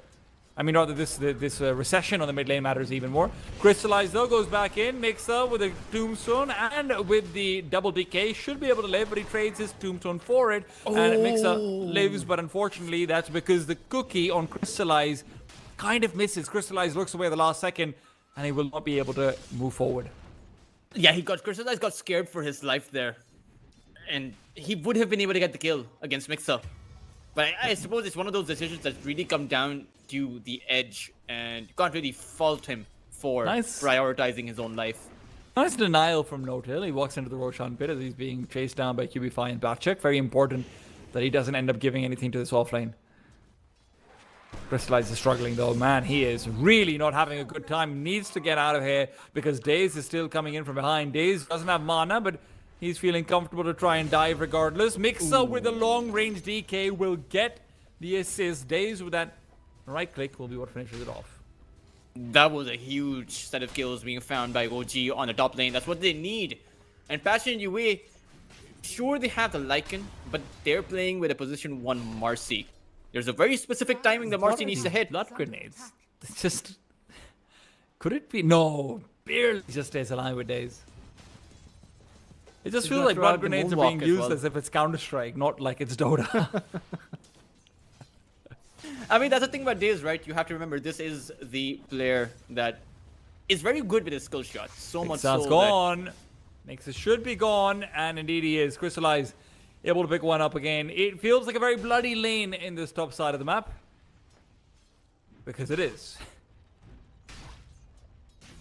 There will also be no assistance really coming in. No-Tail's not in a position to be able to rotate too easily, and the mid lane's already having plenty of fights on its own. Moonlight needs to be careful. The pull back is going to help set up for a lot of damage on the Stormstormer. Cubify comes in with the Avalanche, the toss back for days, and it is bonus time for Moonlight. He's trying to move forward. The Hex will disable him, and it will be a chance that, at the very least, OG have to fight back onto a support kill, if nothing else.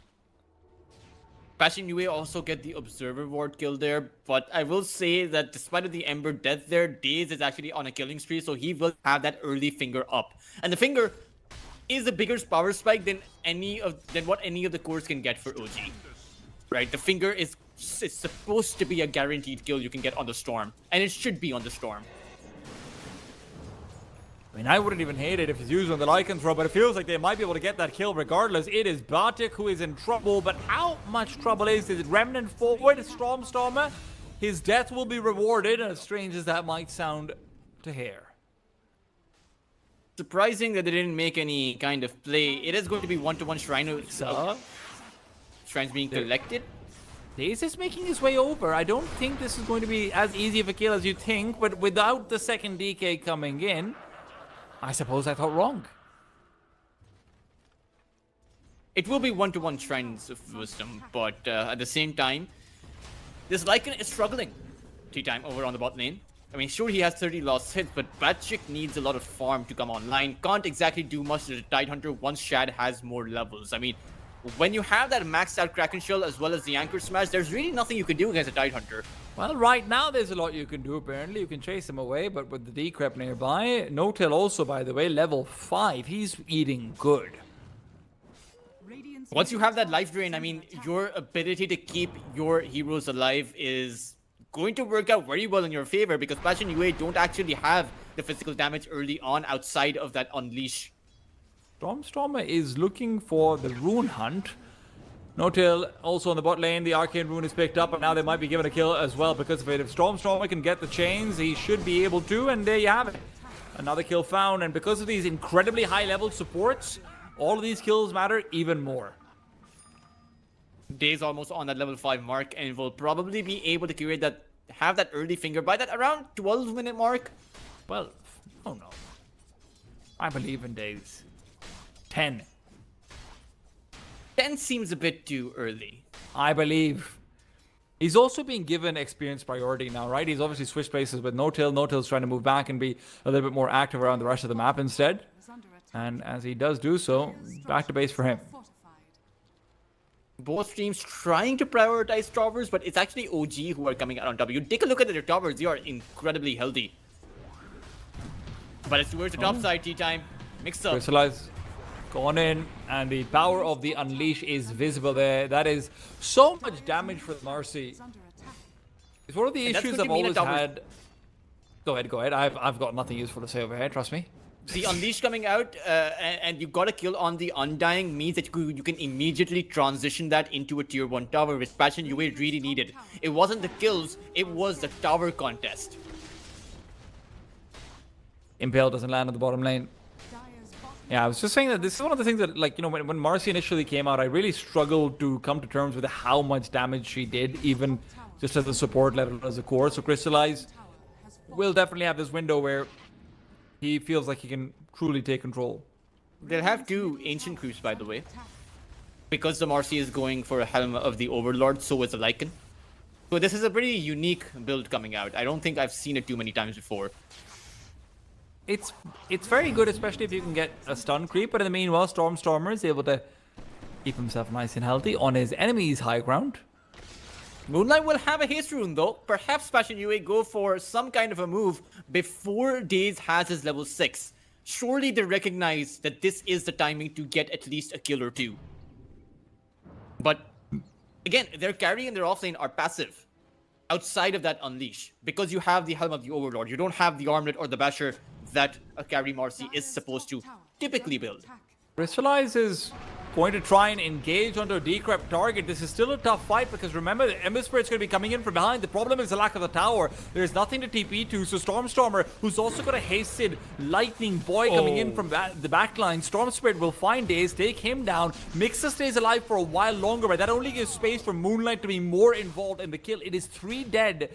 And again, those high-value targets are being eliminated. You can even see the stack being cleared up. That was That's massive. Lackluster movement coming out from OG. I mean, if you really wanted to defend that position, if you wanted to take a fight there, you should have held on to your Tombstone and let Ember Spirit come in first. Couple Stormstormers steering chains with the Tombstone instead of throwing it out preemptively, having it fall, and then realizing that you don't have anything to offer in the team fight.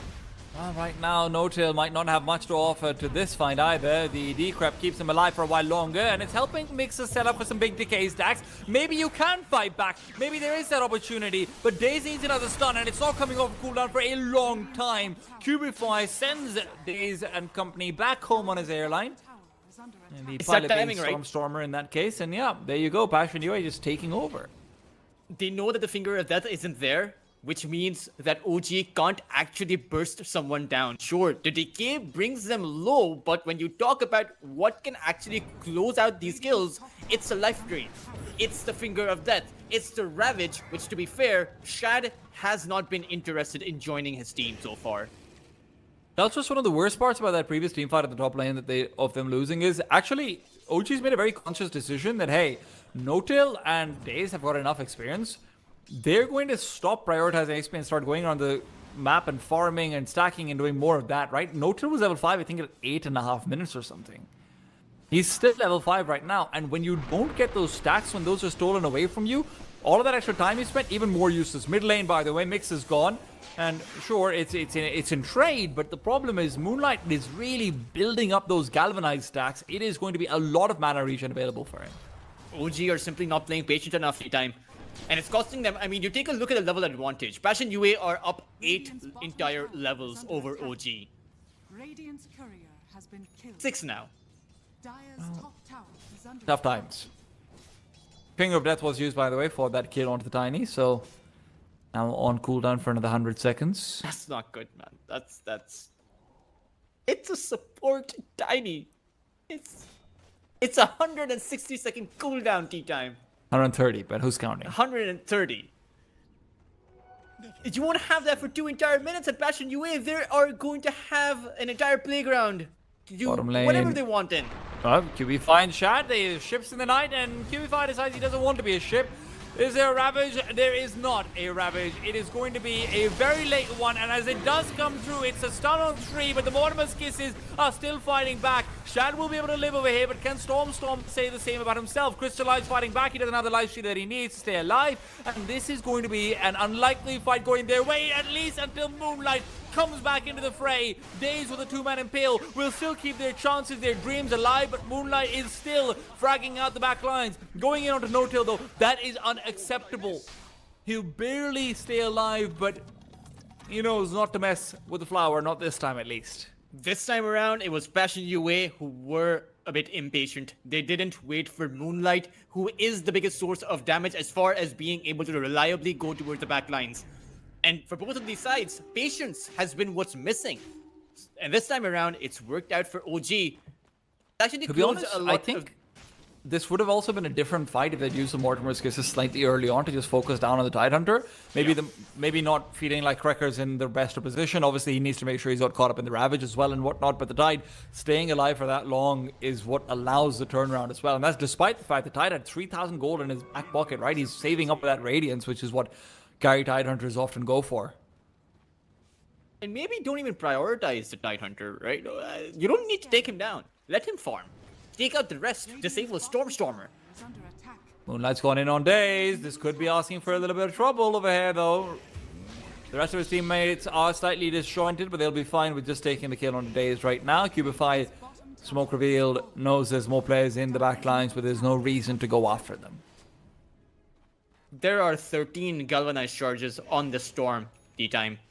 When you talk about which hero would you prefer, an enhanced Ember or an enhanced Storm, I would take the Storm each and every single time.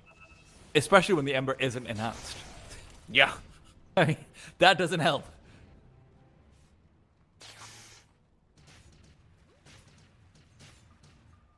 Radiant are scanning. It's hard to say a road for OG that they can comfortably tread. They will have to take risks, and they know it as well. But who do the risks come in through? It can't be No-Till. He's been scouted out and brought down. Moonlight just goes ahead and picks up yet another galvanized charge. Radiant's bottom tower Tier is 2 under tower attack.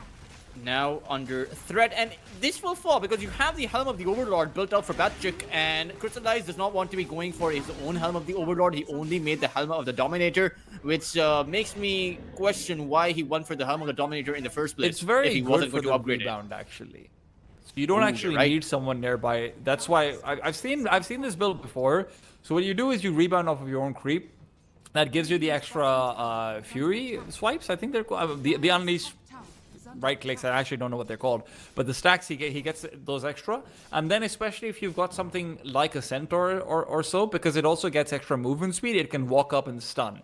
It's a really good combination in that regard. You just basically obliterate Dire's whoever's in top front of tower you. has fallen. I've seen the build, I just haven't seen it on a carry Marcy so far.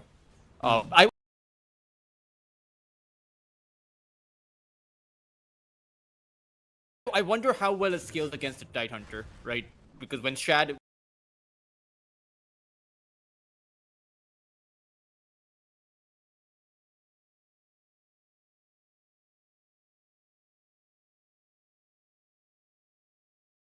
will eventually become big, and there shouldn't be a reason why he won't be that big.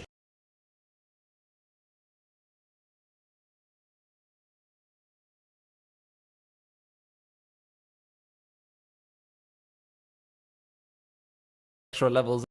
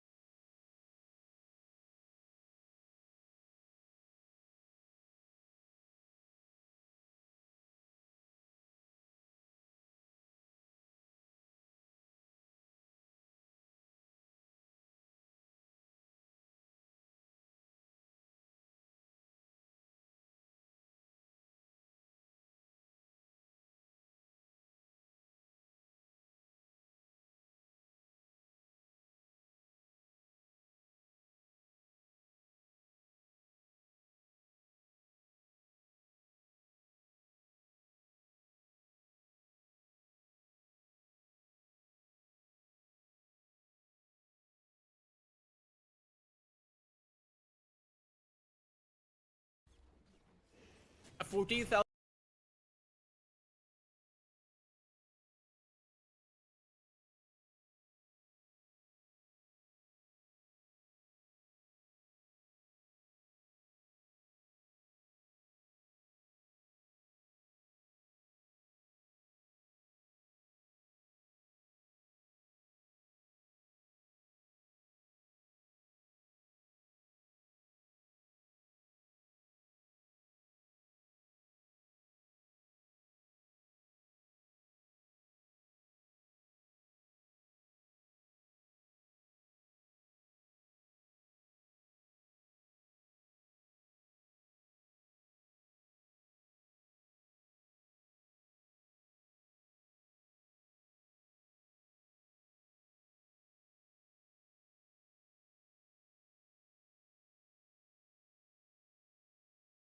One from one of these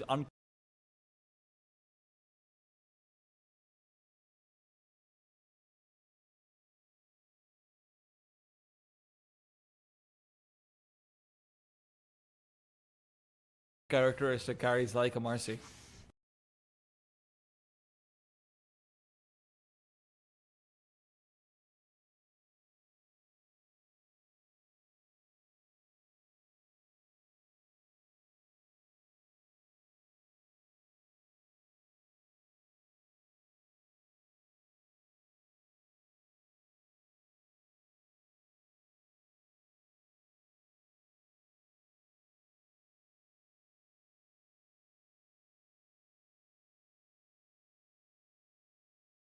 Well, this is Storm. It's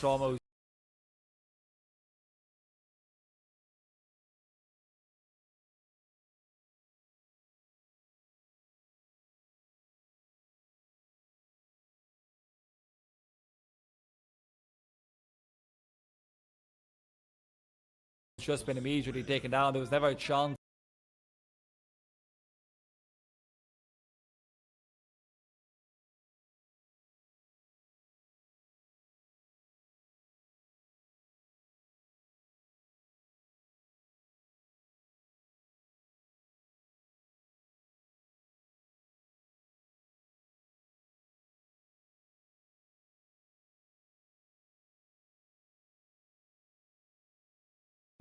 Bastion UA are just one Roshan away from contesting for high ground, it feels like. Maybe if OG get that great Ravage, then they can. They have the Finger of Death too. So perhaps you take out... Oh gosh, I don't even know who you should take out first. Because it really seems like all three of the cores for Passion UA can counter-initiate. Marcy, maybe? Because you're not killing the Lycanthrope. He's got an Assault Cuirass and a BKB and 3000 HP. The problem is, even if you kill the Lycan, it's his units. It's his control units that actually can clean up the Pugna, can kill the Lion, maybe even chase after Stormer and the Undying. Look at the mana regen on Storm Spirit. He has 32 mana regen per second. Yeah. Can't even use Remnants to drain his mana. That's how quick of a regen he has. It's a 3.5 second cooldown on his static Remnants. Meanwhile, you have a 32 second regen and it costs 75 mana. So in those 3.5 seconds, you actually regenerate around 100 to 110 mana. Difficult business. It's a difficult business to be in OG's shoes. Radiant are scanning. And unfortunately, it does feel like so much, if not all of the pressure, will be on Shad to showcase what he can do on this Tidehunter. It's a pick that was pulled out as a potential counter to what Passion UA was trying to bring in. But to be frank, I don't even know if we are fully aware of what Passion UA was trying to bring in. That Marcy being shifted out towards the carry position definitely threw OG off, and I do wonder whether that confusion just extended too far deep to this game. Passion UA now nearly 20,000 gold ahead. I think a lot of it does come down to the last pick, T-Time. That was the theme for the last series. It's kind of a similar theme now, because this Tidehunter carry has had the impact of a Tidehunter offlane. Stormer running away. Maybe he could pull out something. I mean, with the Shivas, that increased magical damage, and then you throw in the Ravage. I don't know. It kind of feels like with a lot of this analysis for OG and their chances of a comeback, There you go. I find myself grasping at straws. Yeah. The issue is, again, I still just feel like Mixa just isn't going to be a hero. Like, he really just will not be providing too much. Maybe if he can get the shard up in time, you know, save his Tidehunter, extend things through the to the point where the BKBs are finished and the Ravage can be useful again. But beyond that, what else is there going to be? I mean, when you talk about the shard upgrades, right? The Tidehunter has one of the best shards to disable the storm, yet he hasn't bought it. It's the problem is it is the big sacrifice in terms of the items you're going to have, Yeah. right? If you want to have an assault cuirass ready to defend the high ground, I completely understand it. If you want the AC to be able to fight around the Roche pit, I completely understand it. But especially when there's BKBs already up on the other side. You may have missed your window for it. Right now, you might be needing to use the Ravage if you want to stay alive, and even then, there's no guarantees. Crystallize just continues to bring the Tidehunter back into control, and now the shard is used. That shard will not be helping him all that much, only buying time. That time is gone. Ravage will need to be deployed. He's waiting for the BKBs to be running out. Could this be the moment? He could try and go back in, but again, the stun comes out. Shad is just zoned out. They're finally getting the fight that they wanted, but it's still only the one kill. Only Cubify dying. A buyback from Lion. They know it's desperation central, and they need to engage. Stormstormer trying to move back in, but those are some very, very slow remnants. All they are going to find is the supports, but maybe that's something they'll take. Is it? It's a near even exchange because you did buyback on the Lion, and the fact that your That's Ravage fine. is Near down. even is fine. Dire's middle tower. That's the best you can ask for over here, Just let's be realistic. It will be better if they can find a way to push now, right? The two supports are down. Passion UA may not be defending these outer tier 2s, so OG perhaps they take down a tower. They have the Bug now, they have another Blast. And they also have days nearby, so in case there's an overcommitment from Moonlight, there's always that slight potential of, hey, maybe we can disable him for just long enough. But the problem is, if Days is gone, on who's disabling? You will be safe. I mean, you do have a pipe on the Undying. And the Storm is running out of ways to actually close out the kill. I will say the save coming in from the Undying Shard, like you mentioned earlier, it kept the Tidehunter alive. It's...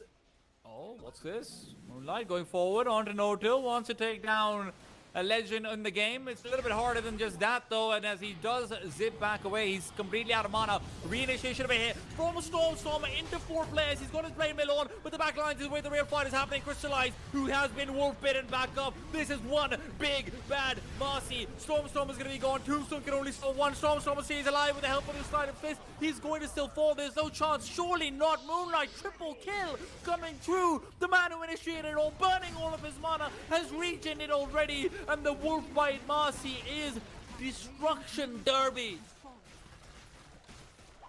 kind of over now, isn't it? No Ravage up. You don't even have your cores, and Passion UA, they take these objectives down so quickly.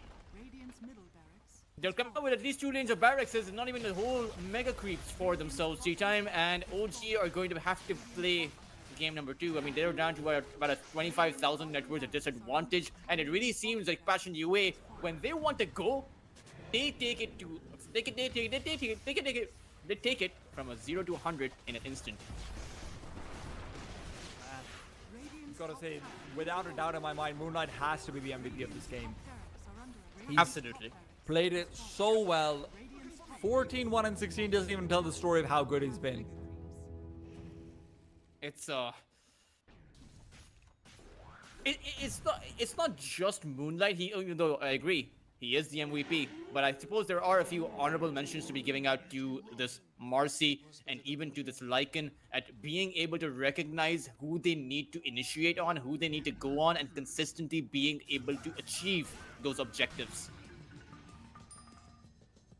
I mean, even just the granny in the early laning stage just made it so the entirety of what Mixa's kit is supposed to do in lane and help snowball and help you have those faster levels and supports and everything just wasn't very useful.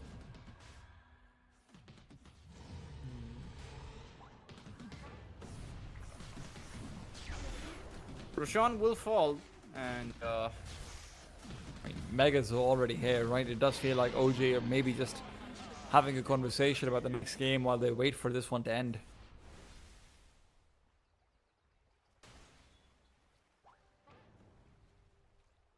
Not much to say to having that it's- conversation. Normally, any other team would have thrown out the GG by now, but OG, they are showing their commitment to actually try and find a way for a comeback. I'm just not sure if that Look, comeback is. in Counter-Strike, one of the things that we talk about a lot is a cosmetic comeback, right? Which is that, hey, even if you're losing really badly, you just want to get like 4 or 5 rounds just in case, you know, you can have a bit more confidence going forward. Even if you win a fake team fight over here and then Passion UA has to close things out 5 minutes later, it's just nice. Right, going into the next game, trying to reset your mentality and whatnot.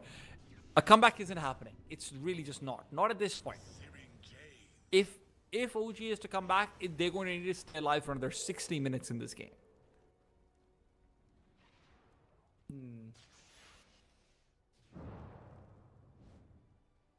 Oh, it's. Even if at the 60-minute mark, I mean, how do you even stay alive for the 60-minute mark, right? That's the big Another problem. 60 minutes. That means a 95-minute. I've never costed a 95-minute game, I so might have once. I don't even know what that will look like. We did cost, I believe, in a 70 or an 80-minute game. Well, let's see whether this gets there, because right now it does feel like the tombstone for OG's already been picked out. The nails are in the coffin. All that matters is putting them into the ground for game number 1. It's QB5 to be blinking forward. Double avalanche. Both supports caught out. Moonlight in the back lines as well. Will be able to take down one. Days on the ground. Soon to be joined by Mixer. The Undying will respawn. Can buy back rather. Will do so. But Shad is now caught up. Nothing he can offer. This carry Tide Hunter just not delivering. And OG will certainly have to concede. Now has to be the time where they just call it, and indeed it is. Passion UA will walk away from game number 1 not just victorious, but dominant. I mean, they're looking strong. This is the team that plays stronger the more you push them back.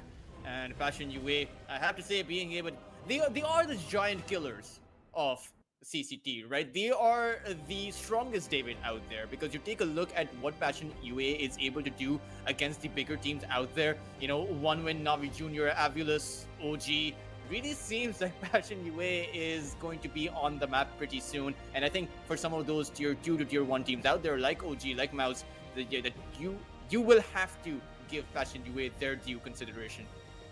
Well, let's see whether that consideration will be helping them out for game number 2. OG, we're definitely not taking Passion UA. They weren't taking them light, but right now, maybe they're really figuring out what the weight of this Ukrainian side really feels like when it's a boot on their neck. Can they get out from underneath it? Let's find out after a break.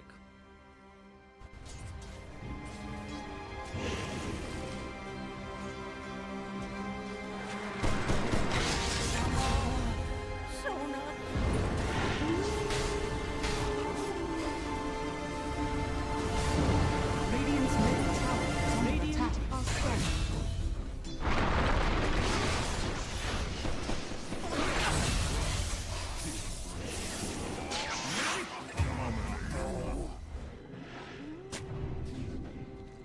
Radiant's bottom tower is under attack. Radiant structures are fortified. Radiant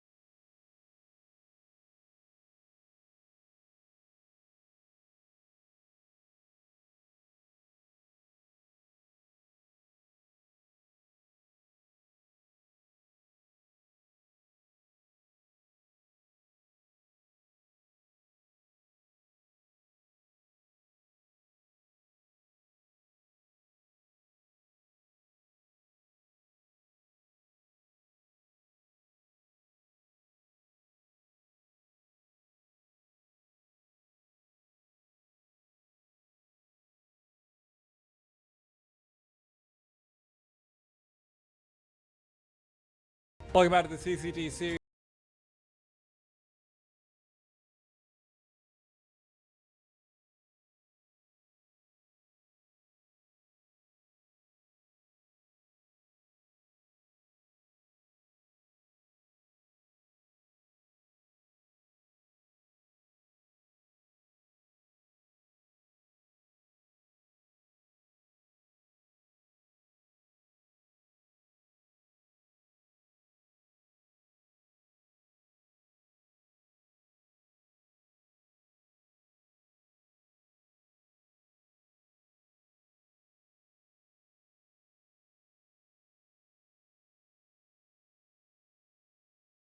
Stormstormer also plays really well, of course. Look, I'm also just, one of the things that I was just thinking about in the break as well is that I'm kind of surprised they didn't shift the Undying over to position 5 when they saw the Granny coming out. The Snapfire, yes. In my head, forgot the actual hero name for a second. The Snapfire coming out, I really thought that could have been something that made Mixer a bit more useful as well towards the later part of things. Maybe just a hero that No-Tail wasn't entirely comfortable playing. Obviously, he's someone who doesn't have the most experience these days playing on, to the top level in the same way. So maybe some limitations on hero pool and whatnot come in. Obviously, strategizing is much more difficult around something like this, right? So Passion UA right now, though, they can just go into this one with their heads held high. That Storm Spirit, Moonlight, like you said, did everything that was needed. And we even got to see a fun little crystallized Marcy Wolfbite core towards the end of it, which was kind of diabolical. Yeah. It was interesting to see it come out. Haven't really seen it before. Perhaps that is going to be a niche going into some of the bigger tournaments. Perhaps some other teams do also pick it out. But OG come out with their Queen of Pain. They brought it out against Hello Submarine. Didn't have much luck there. But perhaps with this strong pick, they can make something happen. It's also a flex pick, right? Not sure if OG play it as a flex pick, but it can be if you really want to go for it. And ideally, it also means that it's a very potent flex pick in the sense that if the other side picks up a carry that is a melee hero, then you can just throw the Queen of Pain over on the offlane position. The maxed out Shadow Strike just does so well. Absolutely. And look, Doom on the other side, immediate counteraction, right? It's 1-to-1 in many ways, and also a good flex pick. Position 1, position 3, it can do it all. I like this for Passion UA, but also at the same time, this leaves up the draft very much open to both sides. I am a little bit curious if we still see the Snapfire being made a priority. I just feel like obviously it's kind of made exclusively an anti-Undying hero in a lot of ways, which is why we're seeing her in the earlier drafting phases. But I just think generally she's a very, very strong support. The stun that it adds in, the saves that it adds in some ways as well, and the damage with the Mortimer's Kisses is just massive. So up against a hero like a Doom, who very often does want a slightly more sustained team fight and doesn't have a way to necessarily fight into the Kisses, it can do very well. Has a very strong lane presence as well, right? Just a phenomenal toolkit. And pairs up very nicely with the Doom if you want to send Batchick towards the offlane, because remember, once the Doom activates the Scorched Earth, he is looking to get on top of you. So you have that very small timing, that those 1 to 2 seconds in which you want to be creating some kind of a distance between yourself and the Doom, and a Snapfire cookie will just prevent you from being able to do so. So Passion UA, they can very well go for it, even if OG don't pick up the Undying. But OG right now, they ban out the Silencer. So Passion UA, I wonder if they go for the Disruptor pick here. I mean, against the Queen of Pain, it's kind of perfect, right? There's no Dawnbreaker banned out, by the way. Ooh. So the Disruptor versus the Dawnbreaker, I do expect that one of those two heroes should be coming out. Maybe. No, it's neither. What? It's a lot Okay, of you frontline, have though. to go for Dawnbreaker on OG. Like, it's also such a good anti-Doom as well, just in terms of being able to heal up your Doom target, be able to reinitiate into a fight over the back of it as well.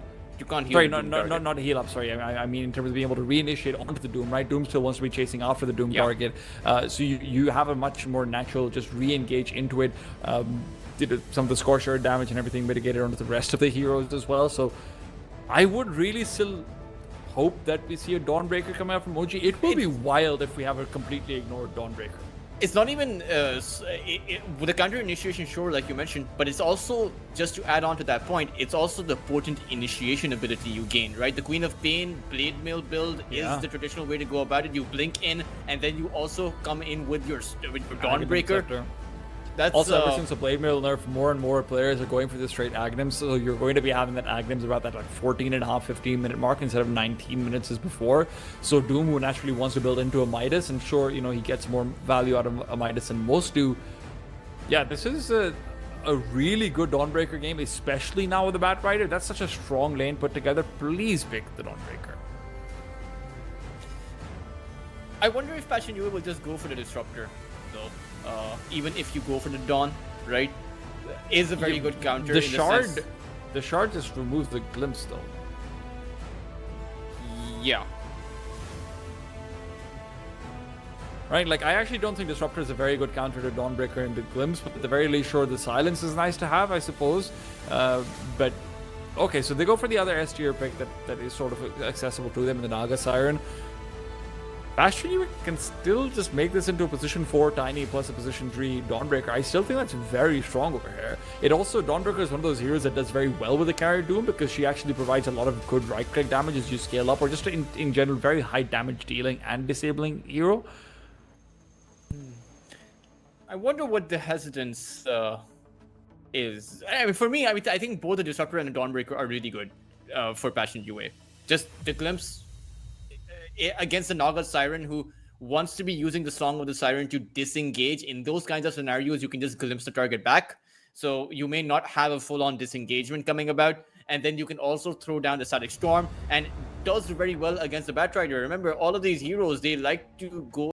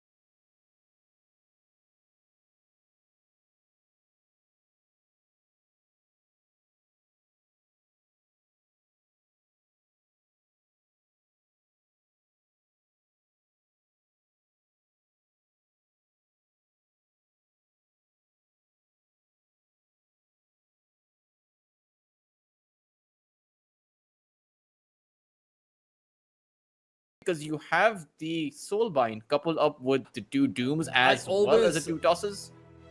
The thing about the Grimstroke Ultimate is that maybe it's just me, but I've always felt like, you know, these low spammable abilities are much more likely to actually pay off with the Grimstroke ulti. It's so rare that you actually see something like a double Doom go off and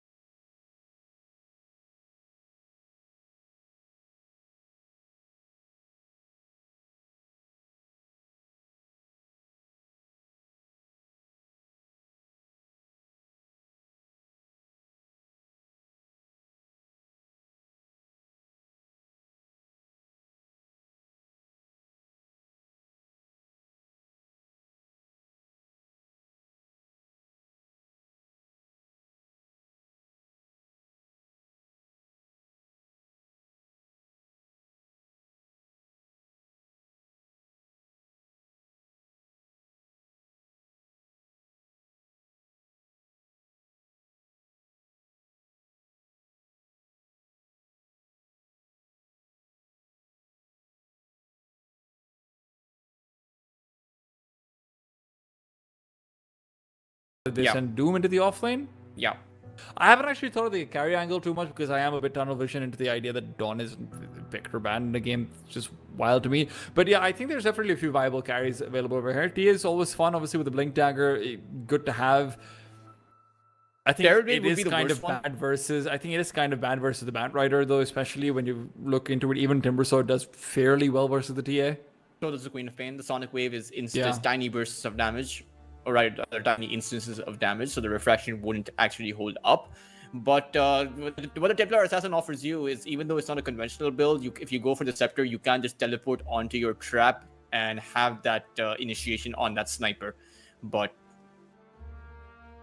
Passion UA, they are going to go for a Void Spirit, and this is going to be a Huskar as a carry, I believe. This is an offlane Void Spirit. It's a carry Void Spirit. Is it? Okay, sorry. Let me just. Yeah. All right. It's an offlane Huskar. Yeah, it's a mid lane Void Spirit. Oh, it's a okay, yeah. It's a mid lane Void Batshirk Spirit on the Huskar. Yeah. And it's a carry Doom. Not that bad. I mean, the Doom does do well against the Timbersaw in the lane. At least a lot better than some of these other heroes do, because you do have the Infernal Blade Scorcher, so you can dish out a bit of damage over on the other side. Meanwhile, you have the Grimstroke, so that means that the Timbersaw is a bit too overzealous. You have that silence coming in, and you can potentially find the kill there. The one thing that I am afraid about is this Naga Siren this No-Till is playing. I mean, the song by the Siren seems like a very good ability to actually make sure Shad stays alive on that sniper. And in a scenario where the sniper is able to just dish out that damage, then Passion UA's lineup actually falters. So OG, I mean, just at the back of that one Naga Siren pick, even in a situation that if Crystallize is able to come out with the Doom tea time, you just pop that song, wait the Doom out. How does Naga do in the laning stage, though, is what I'm sort of slightly concerned about. I'm with you. Naga's a very, very good pick here, but going up against a Huskar and a Tiny as a Naga plus Sniper, that's a very hard lane. The Naga will have to be careful, but then again, there shouldn't be much danger the Sniper will face, right? So perhaps the Naga just doesn't actually frontline in the lane. Just pull and stack some camps, perhaps even rotate towards some of those other side lanes, try to get a kill coupled up with the Batrider, maybe go through the outpost. I do think there are those avenues to play in the laning phase are a lot better than just the traditional stick with your carry and babysit him. Well, we'll have an opportunity to find out over here.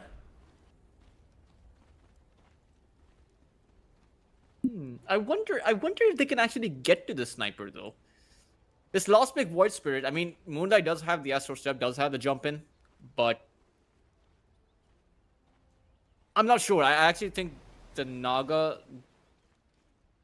counters them out a bit strongly. The reason I mentioned the TA was because you come in with the burst damage. So you have the potential to take the Sniper down before the song comes out, but the Void Spirit, sure, you have a decent amount of burst. It's not enough, though.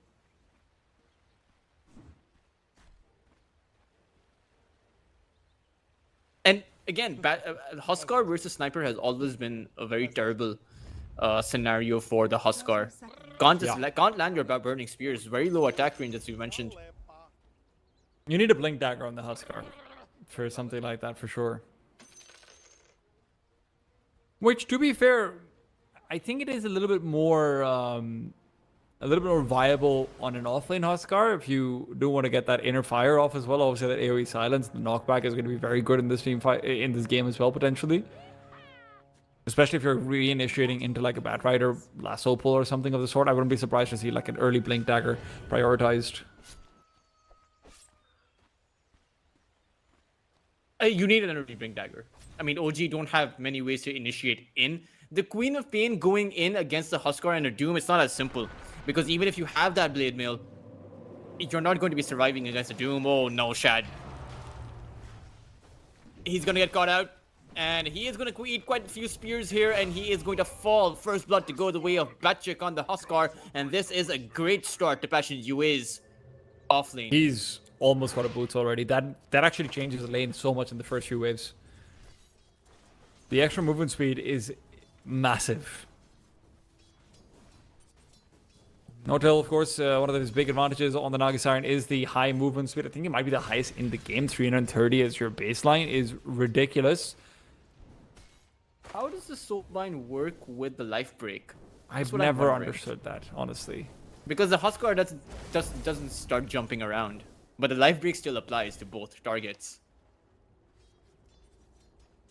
Something that Well- maybe we'll get to see in this. Yeah. I definitely do think that Passion UA have multiple ways to play with the Soulbind. You have the double toss as well. I do feel like OG's draft is just better though right now, if I'm being frank. I think Stormstormer on the Queen of Pain is going to be able to do a little bit more than Moonlight does over here because there aren't going to be that big rotations. And now you look at this bot lane, Crystallize already going down. Mix is going to be an actual factor, unlike the last one. It's not just a 1 kill, by the way. It's going to be 2. And Krekker's a dead man guaranteed. Double kill for days. If you thought that was a good start you're getting on the Huskar, watch out for this Bat Rider. And I mean, Daze is... If you give a good start to this Batrider, you'll have an early blink, and then your heroes are going to start getting picked off because you have so much magical damage, so much pure damage as well coming out from OG very early on. At the back of that Sonic Wave, you have that Assassinate coming in, not to mention your Timbersaw. It's a lot of damage to deal with for Passion UA, and anyone apart from the Huskar can't actually survive. So I don't exactly know what the build for the Huskar will be because he's playing the off lane, and ideally you want to be going for the armlet, but your team really needs auras this game as well. Huskar's going to be going down over here. Batrick should fall, but no follow-up shrapnel used. I'm very surprised Shad doesn't try to deploy another one. At the range for it. Had 2 shrapnel charges, actually. Yeah, plenty. Well, that toss back doesn't quite work the way QB5 wanted it to. It does feel like an underwhelming laning phase for Passion UA. All they have to do is try and mitigate losses on this bottom lane. It does feel like Daze, especially with that early start, is going to continue to be a menace. Mid lane, Moonlight is just fighting for time, and that time is when he gets to actually move around the map. It will have to be on the back of the power runes, but Batrider can comfortably contest the bottom rune. This will be a hard sell in that regards. I'm not too sure who's going to win the mid lane. I think a lot of the pace of the game is going to be decided by who wins, who comes out on top on the mid lane. And in a state that it's a draw, I think the Queen of Pain comes out on top because the really Void Spirit needs items to have those power spikes. But the Queen of Pain really just needs to make good use of the Sonic Wave.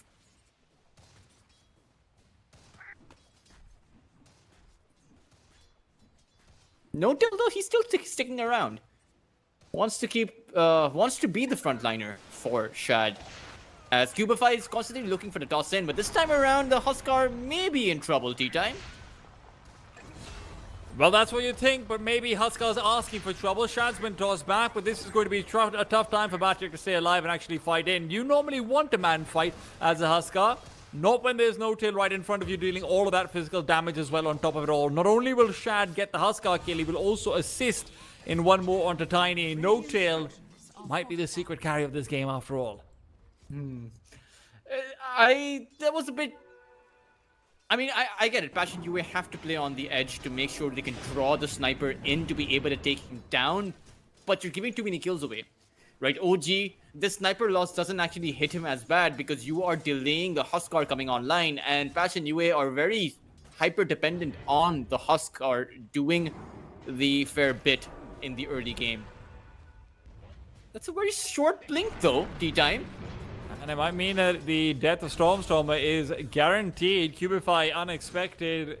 You never know a mountain till it's on top of you. That's what they say, right, about mountains? Oh. I don't know. You can see the mountain from pretty far away. It's a mountain. Maybe you're looking the wrong way.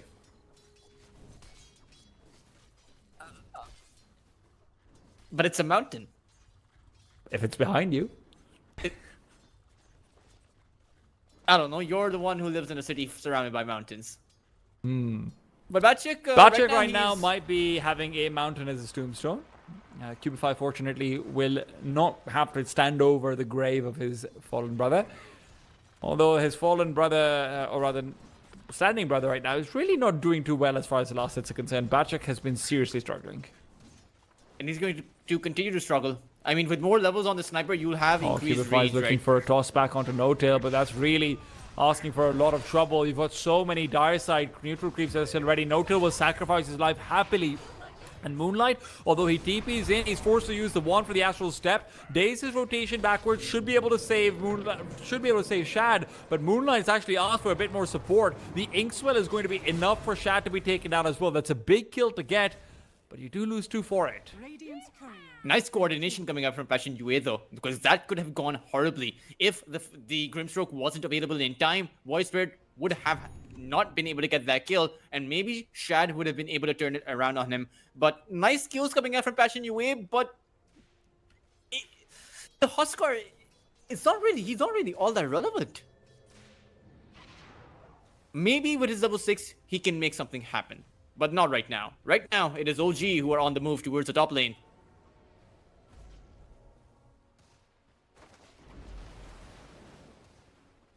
No-Tail is level 5. What is going on with these support levels in the series? And they might No-Tail- even come out on top with 2 Shrines of Wisdom. Oh my goodness, that would just be disaster. And it might be striking over here. Cubify is going to be the first one to fall as he's trying to reunite with the rest of his teammates. Krekker, though, with the Inkswell, is hoping to get the better of the Shrine. But Shad is still fighting, and Stormstormer is making his way over. The Amplified Damage rune, well, it won't even be needed. It's Shad to get the kill, it's Shad to get the Shrine, and it is OG to get themselves the biggest lead you can ask for in the laning stage. Is under attack. And it doesn't get any better for Passion UA. This is an entirely mid-game oriented timing, and if you are falling this far behind, this sniper is going to be rolling all over you. And OG right now, they are in a great spot. I mean, you'll have the lasso up soon, as well as the assassinate. You also have No-Tail with the song. It's a silence on the Stormstormer. He might be in some trouble. Inkswell will keep him stunned up. Still 3 seconds until that blink is back, but he won't need it. Stormstormer can just move back, bottle up, and maybe even reinitiate if he wants to. Perfect use of the Sonic Wave there. Just take out the Doom. Make sure that all 3 lanes from Passion UA struggle, and make sure that Passion UA constantly have to be on the prowl. And the more you force them to do that, the more desperate they Radiant's become. top tower is under attack.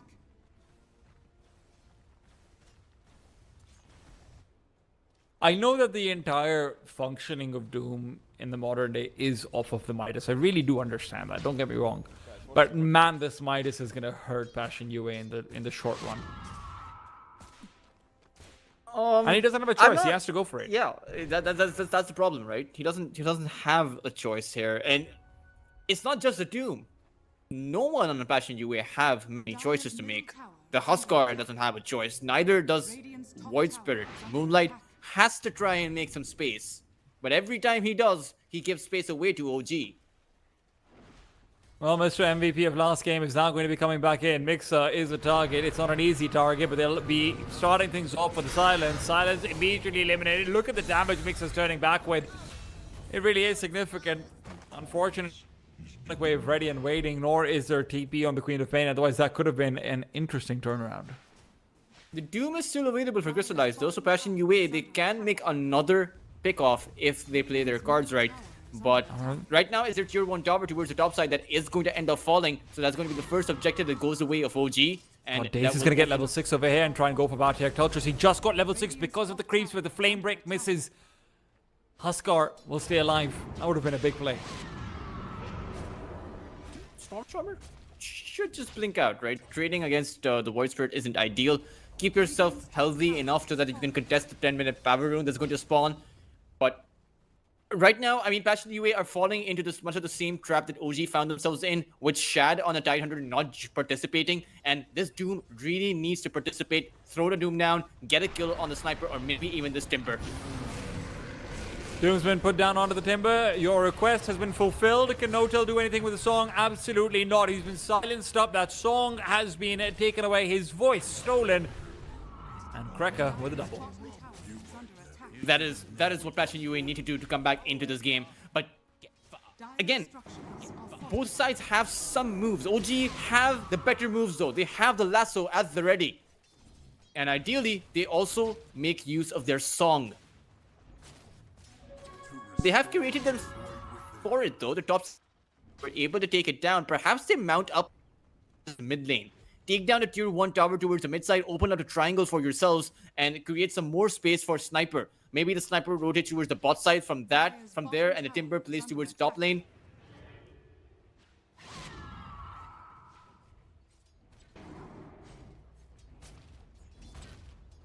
A lot of maybes in there.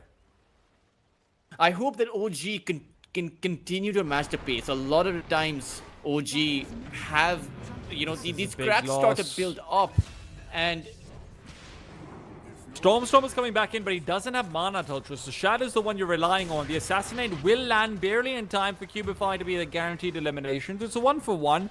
And the most important thing is that Shad is going to continue to be involved. You sometimes owe track of their tempo, but if Shad keeps getting kills, he's also going for a very heavy fighting build, by the way. He's going for a Desolator now. oh wow, that is gonna hurt. I will be honest, but the trade-off is that you don't have any kind of survivability, right? So if Passion UA get the jump on you, you are going to end up falling, and it's only going to be a matter of time for Cubify to be able to get his Blink Dagger. Sure, he is quite far away from it, needs about 1200 gold, but I think the timing for that Blink Dagger and the timing for that Desolator are going to coincide. Radiant are scanning. And from then it's going to just be a pure play of positioning on OG. In goes Moonlight. Inkspell won't be able to land when he can't get the Remnant to do so either, and the immediate elimination of the Silence. Stormer just trying to keep this tower alive for a while longer. Is there a song? Is there a net? Is there anything at all? Yes, there is. Notel reeling back the Void Spirit. Moonlight should be falling over here, but is there the follow-up required? It comes out, it's just... It will be able to regen back up, and Stormer blinking forward, Sonic Wave used, but it's already an escape from the Void Spirit guaranteed. Double Silence will be able to buy Cracker a bit more time. Cubify makes his way over as well. Batchik has to be the real mitigating factor, but the problem is he just doesn't have any items. He can't really fight back into this. Two-man Avalanche, make that 3, and the backline is the way Crystallize is able to get the Doom off on to Stormer as well. No Tail guaranteeing Shad's getaway party, but there is still that quick little astral step available, so he might not be able to do the same for himself. Moonlight, did he go down? Is he dead over here? He shouldn't be. Hands wand. Yeah. That could have gone quite scary for OG. I mean, Crystallize, a bit of a mistake there from Passion UA. They threw the Doom down on the Queen of Pain rather than throw it down on the Snaga, which would have meant that OG couldn't have disengaged from that position, and Passion UA possibly could have gone all in and cleaned the sniper up. And at the same time, though, you have Moonlight slightly outplaying Stormer because he held on to the Astral Step, waited for the Queen of Pain to blink in because he knew that because he's low on his HP, Stormer is going to be throwing down the Sonic Wave. And as soon as the Queen of Pain blinked in, he used the Astral Step to get away, creating a wasted ultimate for OG. And now Moonlight goes back in, just trying to do a little bit more damage. Is he asking for too much? The Avalanche is late, otherwise maybe there was potential for a kill. Stormer now wanting to try and punish, make sure that both the Astral Steps are used. Do whatever he can.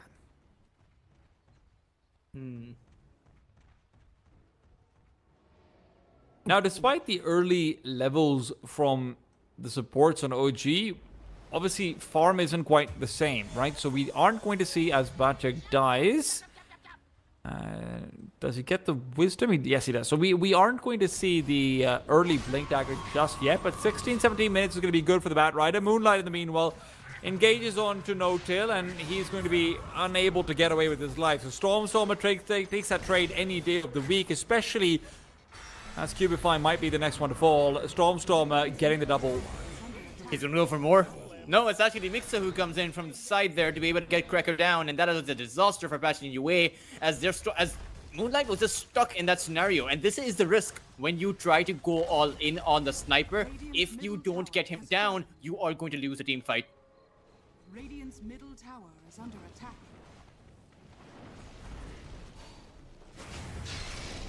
This TP Bat away. Rider is going to be able to TP away, should actually. live, Yeah. It's if he didn't get pushed towards the other side and Batchik didn't run out of range, one more Burning Spear would have been able to do the trick there. But OG significantly ahead, and I think this lead is going to only increase unless Crystallize is able to do something about this. But Passion UA are playing a bit too passive, farming up on Batchik because they think he needs the BKB, and Crystallize is farming up for the Radiance. And I don't know that even if you get both of those items, you solve the current issue, which is being able to get on top of Shad. Yeah, I mean, Shad's basically got that Desolator. Where's the Blink dagger? dagger on Oh, Bat no. Rider.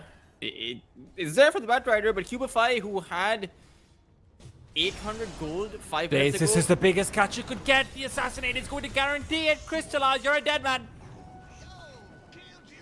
That is the best pick off you could ask for. Radiance, you said, Toutress? Yeah, it's just been delayed by another minute. And that's a big... This timing for Passion UA is crucial. Because this determines whether or not their mid-game is going to be successful. And for a lineup that is entirely mid-game oriented, being on the back foot is not good. Patrick falls towards the top side, T-Time. This is OG's game to win. They've really set themselves up for success. You have to give them massive credit for it. I mean, after game number 1, game number 2 is looking seriously good from them. No tail. Well, I'm surprised he doesn't actually go for the net on the Cracker over here. Crystallize, Middle tower putting the fear of the Radiance into the Naga Siren. has fallen. I suppose they didn't have any follow-up, but they did have the Timber. Don't need to force fights, right? They can go for calm and collected pickoffs at the back of that Batrider days. Has the Blink Dagger and Stormstormer when he's ready to go for some of those kills. So play this cool for OG, and you should be able to win. But Cubify, let's see what he can do with the Blink Dagger. Or rather, let's see how much longer he'll take to make that Blink Dagger. Wants to go in front of Cubify. He's got the follow-up available for Mixer as well. This Blink Dagger is going to be taking even longer. 2100 gold. Cubify feels desperate. And the Blink forward, they even try and give him some hope. That's just cool. That's cool. I love that. I love that so much. Toxic. They waited for him to use the TP just so that they can go in with the lasso and take that 100 gold away from him. Plus the cooldown, obviously. Now you're not going to have the Tiny for a while. Not to say that he was going to be here regardless. Pull back from No-Tail is certainly helpful. Cracker, another maybe glimmer of hope, but it's not very much when there's a Sonic Wave coming through on the other side. I'm not too sure what Passion UA can do, if I'm being honest. Right now, OG can just go on and hit some of these tier 2s. Just keep the sniper safe. And there's no way to actually take the sniper down. Batchik will have a BKB up soon, so potentially can play against the Song. But what's to say that he just doesn't end up being taken down because he's the only one who can stay open during the Song? I think one of the issues that Passion UA don't even recognize as Cracker is going to be going down is how powerful this Timbersaw is going to be. The double silence, though, makes him significantly less powerful. Naga Siren as well, not able to use the Song off, is still waiting and biding her time. No-Till threatening it just in case. They will get the kill and get out of there. But Touch, I'm telling you, Mixer, top of the net where it's pretty much contesting with the sniper. They're not ready for how powerful he's going to end up being in about that 2-minute mark when he picks up the BKB. I think Passion UA, I think they desperately need a Blink Dagger for Crystallize. I think there's no other way about it. You need to, have that one in a game chance of getting that double doom down. If you do, perhaps you find your way back, but not without it. Naga Siren, reel back onto Moonlight. They don't have any further catch on him. Moonlight's been one of the few players who's been able to consistently get impact, and right now it's another opportunity to do just that. This is going to be a dead Queen of Pain. Can there be a deny at the very least? There should be. No, the Essence Ring comes in, so he will actually stay alive. Yep. It's the Song. Big win. Cubify, goodbye. Might even be more, T-Time. What's to say that OG stop right now? They are going to chase as far as they can and potentially look to either take Roshan or a tier 2 tower. The Essence Ring, obviously, for Queen of Pain, one of the more valuable items she can get versus the Doom. It's the only way you can increase your HP, and nice to see another catch coming out from this early Blink Dagger. It's not going to lead to a kill immediately, and there is some chance of fighting back. Moonlight hoping that he can be the one to use that chance. Still, the fight back is only tickles, and everyone knows what happens when you bring tickles to a gunfight. You get shot. A lot. Does tickle you a bit as well before the excruciating pain hits you.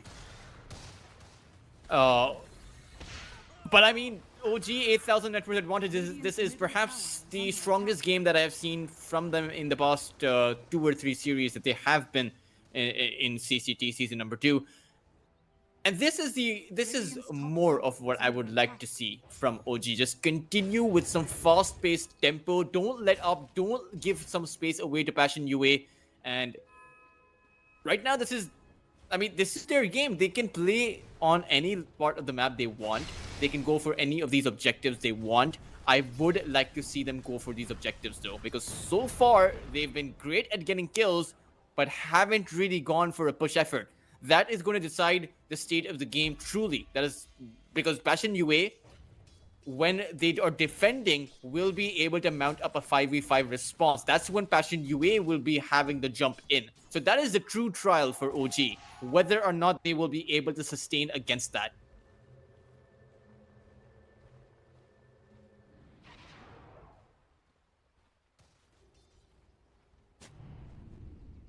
Oh, Passion UA go for a 5-man. I mean, this is smelling of desperation. And the problem is there is no option other than success for you right now. Dire are scanning. Do have an arcane rune. But they don't have a target. The one advantage they have is that Notil is really far off. Notil's trying to put himself in harm's way so that he can try and reveal any intentions from the Radiant side, but they're not expecting this to be a smoke of the sort, because right now, even if you get a kill only onto Notil, it's more than worth it. Notil's just smoked up himself. He wants to initiate with the Song of the Siren. He's going into the jungle, but he decides against it. Just puts a ward down. That might not be enough, but Cubify trying to blink backwards goes forward instead. It's going to be Stormstormer to take down this Tiny immediately. It's the long-range assassinate, and elsewhere the fight continues.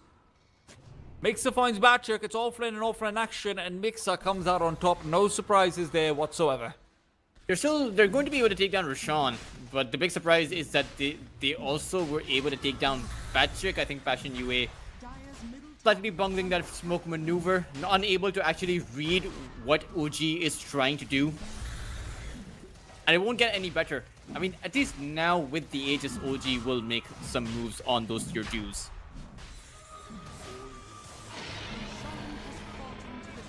Might not have been necessary with the way things were going, but it absolutely helps.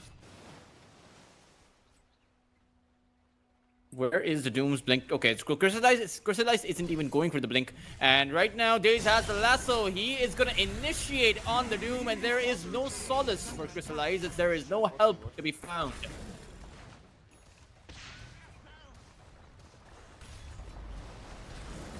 Yeah. I think OG just go high ground. I think that might be the call. Is under attack. Radiant's bottom tower is under attack. Radiant's bottom tower has fallen. So Tiny trying to toss over Mixer back into where he came from. The problem is the Song of the Siren is still here, ready and waiting. Notil's going to be able to heal up in whatever capacity possible. Remnant barely missing the mark, and Moonlight, who's hoping to catch off one of these all-important players, will have to settle with Notil instead. Notil will fall. It's a sacrifice he's happy to make. yeah, they wasted the BKB. Sure, you brought up the song, but I mean, listen, as long as your sniper stays alive, you're good. You can get you can lose all 4 of your other heroes. It does not matter. I don't think that's true. But, you know what? Sure. He'll have a BKB soon, so your timing to actually take shot out isn't going to be there soon.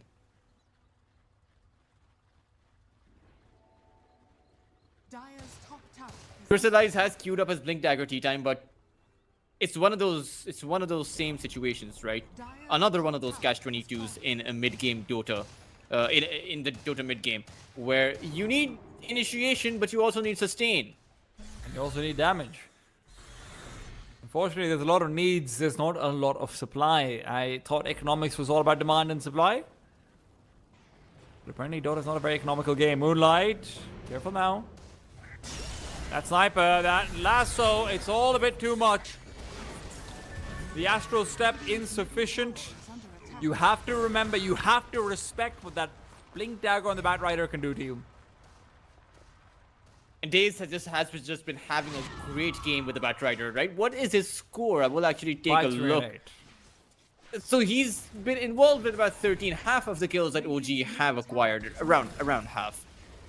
Radiant's middle tower More And importantly, now a lot it's of the high ground early time. ones. They know Passion UA, they know that the Doom Crystallize does not have the BKB up yet. Patrick has the BKB, but very limited options to actually fight against the sniper. And even Stormer, just so tanky on the Queen of Pain. 2100 HP, but also has a Sanj and Gaia.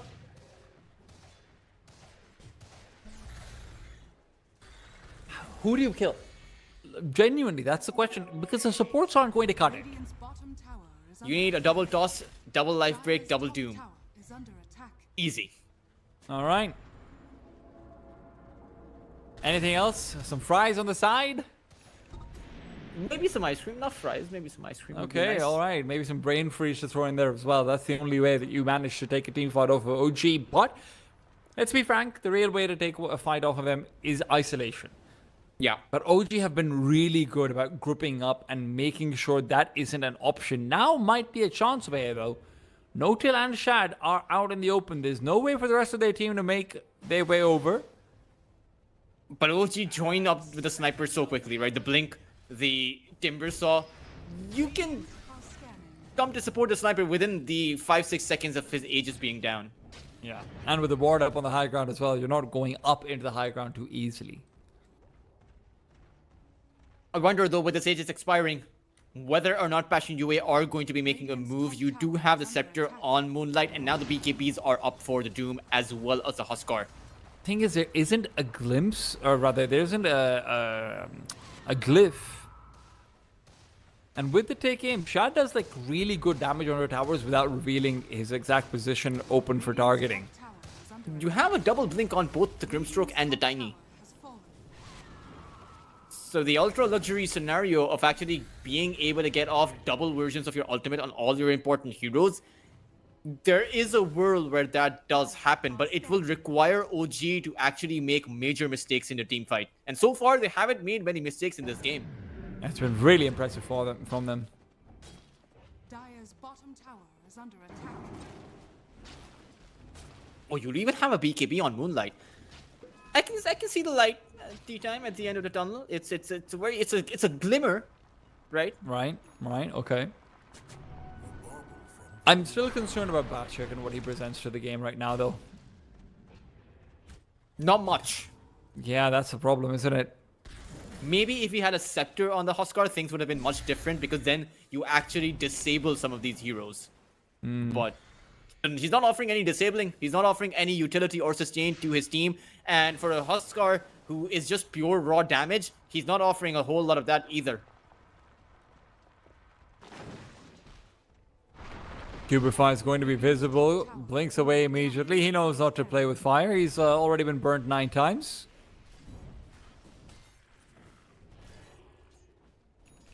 Dire's bottom tower is under attack. It's all just a game of waiting for OG. They just want to Yep. choke off the map, wait for the Roshan, let the resources go further and further in their favor. I mean, look at the fact that this Doom is now 3,000 net worth behind his closest counterpart on Is under attack. the net worth chart on OG. It's also just about respecting Passion UA's high ground defense, because the 0 to 100, it happens pretty quick, right? The go button just too strong from Passion UA. And right now they are trying to press it, but it won't matter. Cubify spotted out. I'm sorry, silly me. I don't know why I, for some reason, thought Crystallized on the other team for a second. It's okay, it happens, guys. Brains don't work every time. But OG's position is just so good You on that can't go triangle. up in the high ground, right? It's just They not have possible. a ward there too. Well, Cubify will be able to find the all-important Batrider, and that does make a difference. That's 45 seconds where OG doesn't feel comfortable fighting, but not if Cubify ends up giving up his life. That can't be a 1-for-1. It really can't be. But a double doom comes out. BKBs will not help you. Batchik fighting back. The song is not going to matter over here either. The BKB Huskar is doing all too much. Batchik will finally fall. Mixer get a chance to fight back. The on-god-like on him, but the back lines, they're being damaged. They're being taken down. No kill. The flower will not be plucked just yet. He's going to be able to get away with the root as well. Crystallized now chasing him down. His own BKB used. Wait, what's that I hear? That's a lasso coming out of the corner of my ear. Moonlight though still fighting, still hunting. Days will not be able to get away to safety over here. He has to be the priority for them. Passion UA might just have done it. Even the silence on the Stormstormer, he gets away with his life, barely just. But OG, they have let this one slip. It has not fallen, not yet. But there is Double hope. Doom tea time. That's what they need. And somehow, some way, they were able to get that. And I have to say, it came at the back of the mistake. OG that were holding that position on that triangle where they had the observer board should have kept that position. At least for until Passion UA reveals some of their heroes from outside that smoke. But they chose to venture too far out, and that was a dieback on days. That was a huge opening you just gave away. A 6,000 net worth swing. That is massive.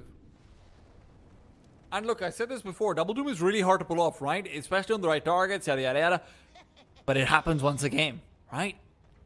And that was the ones you needed. The Queen of Pain and the Sniper, the perfect targets for the Doom.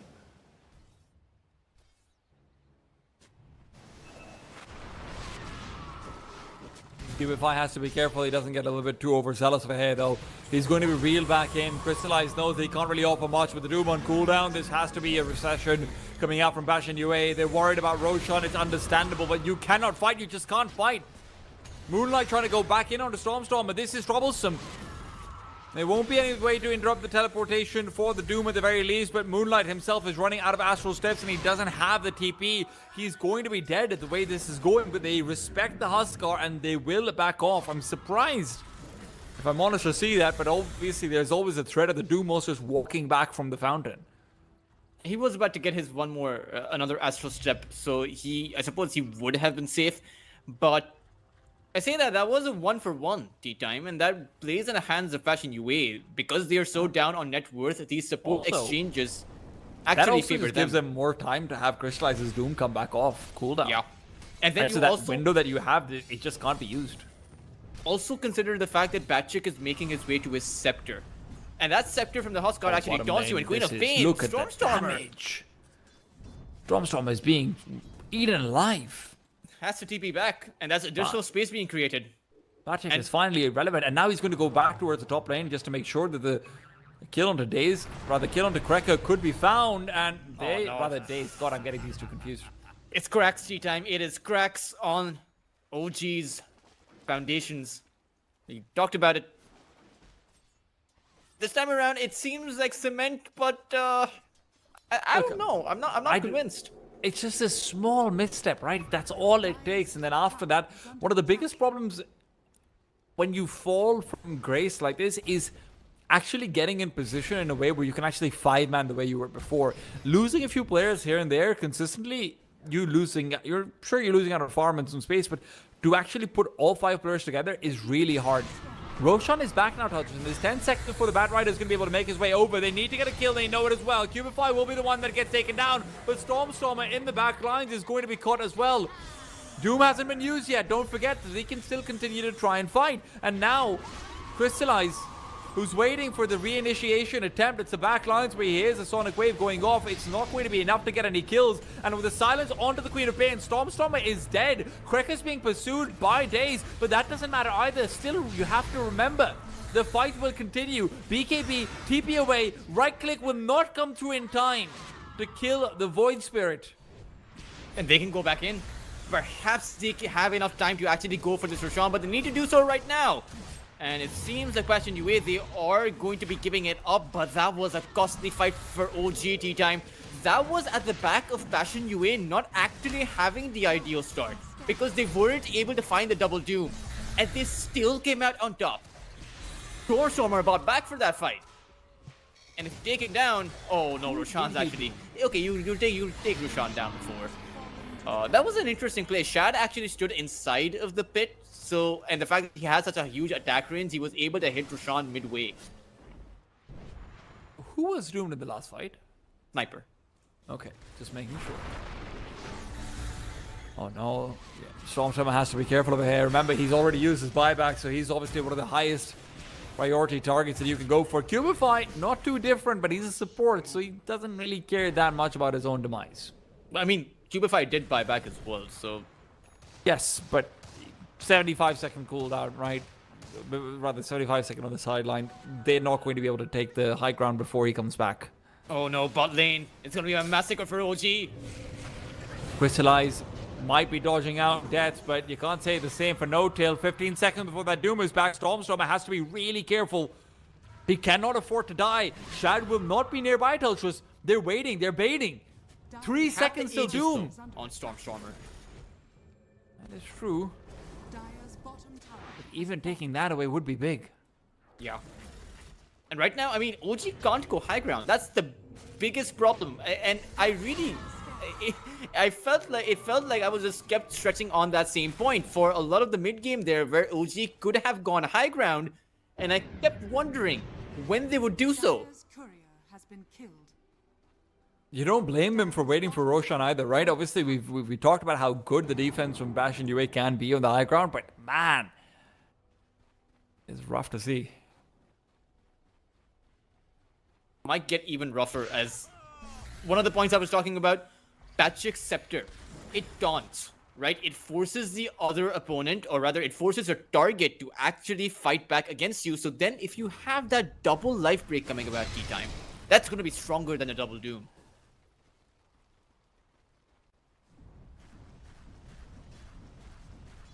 I mean, Dire's top tower is under attack. Just being able to hold the Timber in place, hold Yeah. Stormstormer, maybe even hold the Sniper, hold everyone.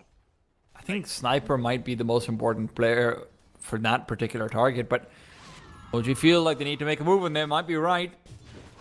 That birth lead has been whittled down, but the initiation comes in from Cubify. It's a silence as well. The Queen of Pain still with the Aegis, hoping that he can wait until after it to be able to use the BKB, is reinitiating onto Cubify. Cubify, though, just tosses him backwards. Stormstormer with the blink back in, and the Assassinate will be able to get the kill. BKBs aren't used. Aegis isn't expended. This is exactly what OG need to be able to now start the fight for high ground. Roshan's banner also deployed. But they're going to wrap around from the side. In comes BOTYAGI, over he goes, the song will not help, the BKB was used, and now the pullback onto the Queen of Pain as well. No buyback available for Shad. Is there going to be another fight in the back lines onto Naga Sign? It's just to be able to force her away. Stormstormer's BKB is only going to help in escape and nothing else. Mixer still having his own BKB, but the lasso back in, they're fighting forward. It's only the support that they find. Krekker will fall. It's not worth it. It's not worth it at all. It's the difficult scenario where penetrating the high ground is impossible now for OG. They lose their Sniper. You can only save one, right? You can only have the Aegis on one hero. Either the Queen of Pain, because he doesn't have the buyback, but that means the Sniper, if he chooses to hit some of those towers, he is going to get gone on. And I think that was also just a mistake from the Sniper to use the BKB over there in the song. it was another mistake for OG though, and that was not realizing that Passion UA would come in from the side for a pincer attack. You should have expected it. They're not going to come. They're not going to come to you head on. They're going to be moving around from the side, trying to come in with those ninja plays, and you need to see it coming. Sorry, I meant to say it was a mistake for the Queen of Pain not to use her BKB in the song, because Stormstormer just wasn't able to fight with the sniper over there. He was trying to save it for after his Aegis, but then you have even more of a guaranteed isolation in that regards coming through. Stormstormer, sure, he really just needed to be able to move around the fight while the song was going on, while they were trying to stop the initiation from Passion UA coming in, but Stormstormer just disabled consistently on the sidelines.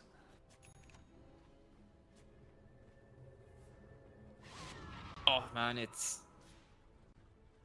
They're going to There's try still, and by go... the way, no buyback for 3 minutes on this Queen of Pain. Yeah, and there's no Aegis now either, right? And for some reason, OG, they want to brute force their way in. But the Doom will be up in about 5 seconds.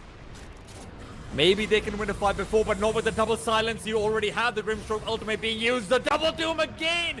This time onto the Timbersaw and the Queen of Pain. Things are going from bad to worse, but Crystallize has been caught out and brought back. Lasso will only be able to reposition though, not do too much damage in the duration of the song. Shad being pursued, no distance available. Crystallize will be able to close it down. Sniper fighting back to the best of his ability, but that ability is insufficient. OG are falling apart.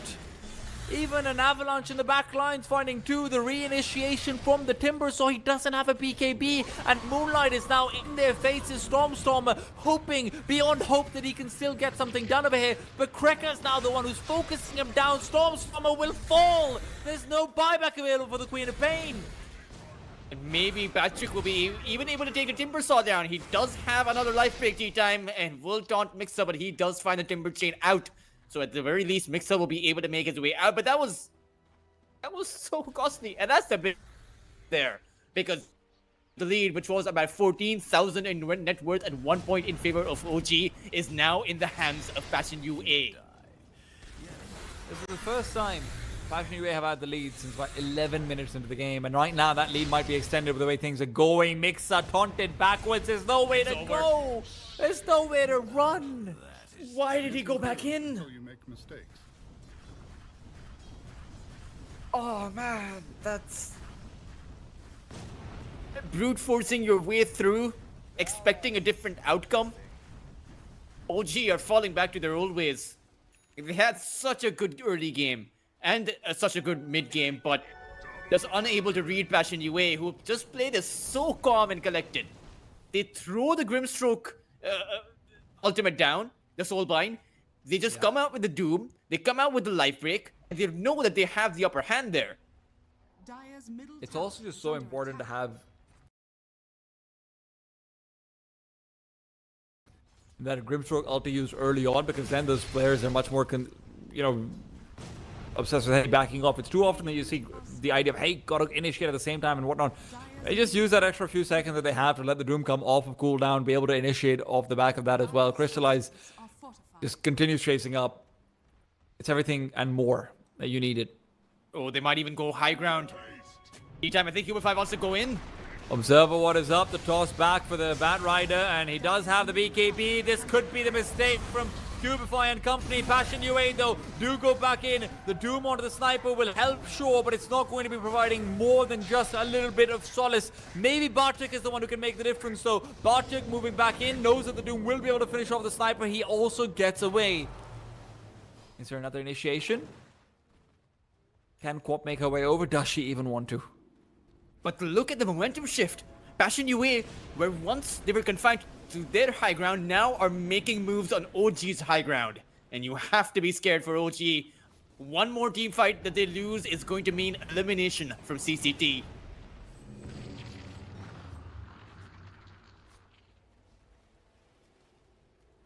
And Stormstormer, unfortunately, does feel a little bit like that time in the game when Queen of Pain is really not that relevant unless she's got a massive net worth lead, which he really doesn't. Oh man, Krekker has a scepter. He can make a portrait out of the Sniper. What is Sure. the range on that?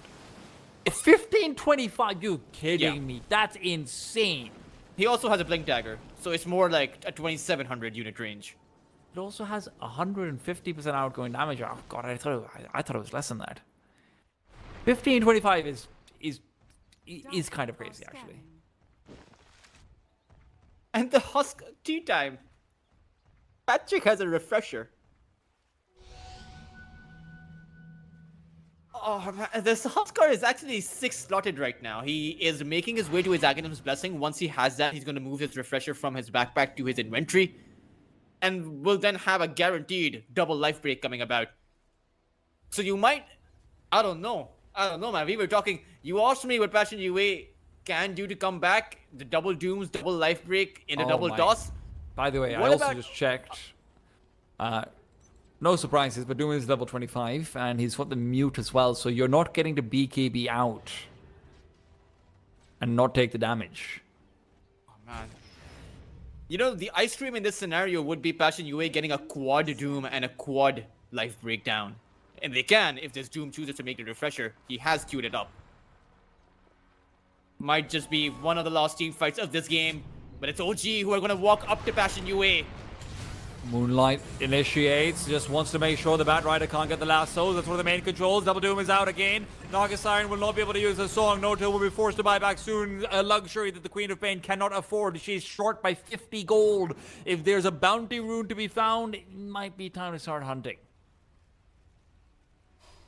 They don't have the buyback. It Stormstormer will be will, there though. by the time they start pushing higher ground, but it's more about the Roshan pit than anything else right now. Yeah, the Roshan will drop the refresher. Cubify's found Shad. They've managed to force out TPs as well. No-Tail has bought back. If No-Tail dies, this is going to be really problematic. Moonlight reinitiates. Mixer's in the middle of the team fight. And Mixer's the one to do a lot of damage. But the problem is, it's still a Huskar who's been pulled away from Mixer. Now Mixer takes down RABOTYAGI. RABOTYAGI will not have buyback. Remember, he reinvested. And because of that, he won't be able to afford that one up. So if this is going to be a high ground push, OG might have their best chance at it yet. Sonic Wave will finish off Moonlight as well. The Roshan is up for grabs. OG have one more chance for a 4v4 with an Aegis. Yeah. Right now, you don't have the buyback on RABOTYAGI, like you mentioned, so you can potentially go take the Aegis and even go high ground. There'll be about 7 seconds for the glyph over on the Radiant side, but still plenty of time that if you play your cards right, you can come out with a full barracks of an advantage. I have a question. If you doom the same person twice, does the damage stack? No. Okay. Just making sure. But you do have a refresher on Stormer. And that's what if I you meant Sonic by, like, Wave someone twice, that does stack. It's really not that much damage though this late into the game anymore. Well, top lane Mixer's being given a lot of damage, and where Mixer is still going to have a chance to survive, that chance is now completely eliminated with the help of the Doom. So, can the high ground be traded? It will be a difficult ask. The Timber doesn't have the buyback, so Stormer is going to inevitably get pushed out. You have the glyph, so you should save it for your melee barracks, and ideally, Passion UA do use it to save this. I think they're just going to wait for it though. They're fine with giving it up. No, never mind. You're right, I'm wrong. It happens more often than you think. Really, no, I think it happens exactly as often as I think. Really? Do you want to talk about outside of Dota? No, because outside of Dota, you're more right about most things than I am. Well, I did say that I felt like OG had basically no chance of losing this game, and I was wrong about that.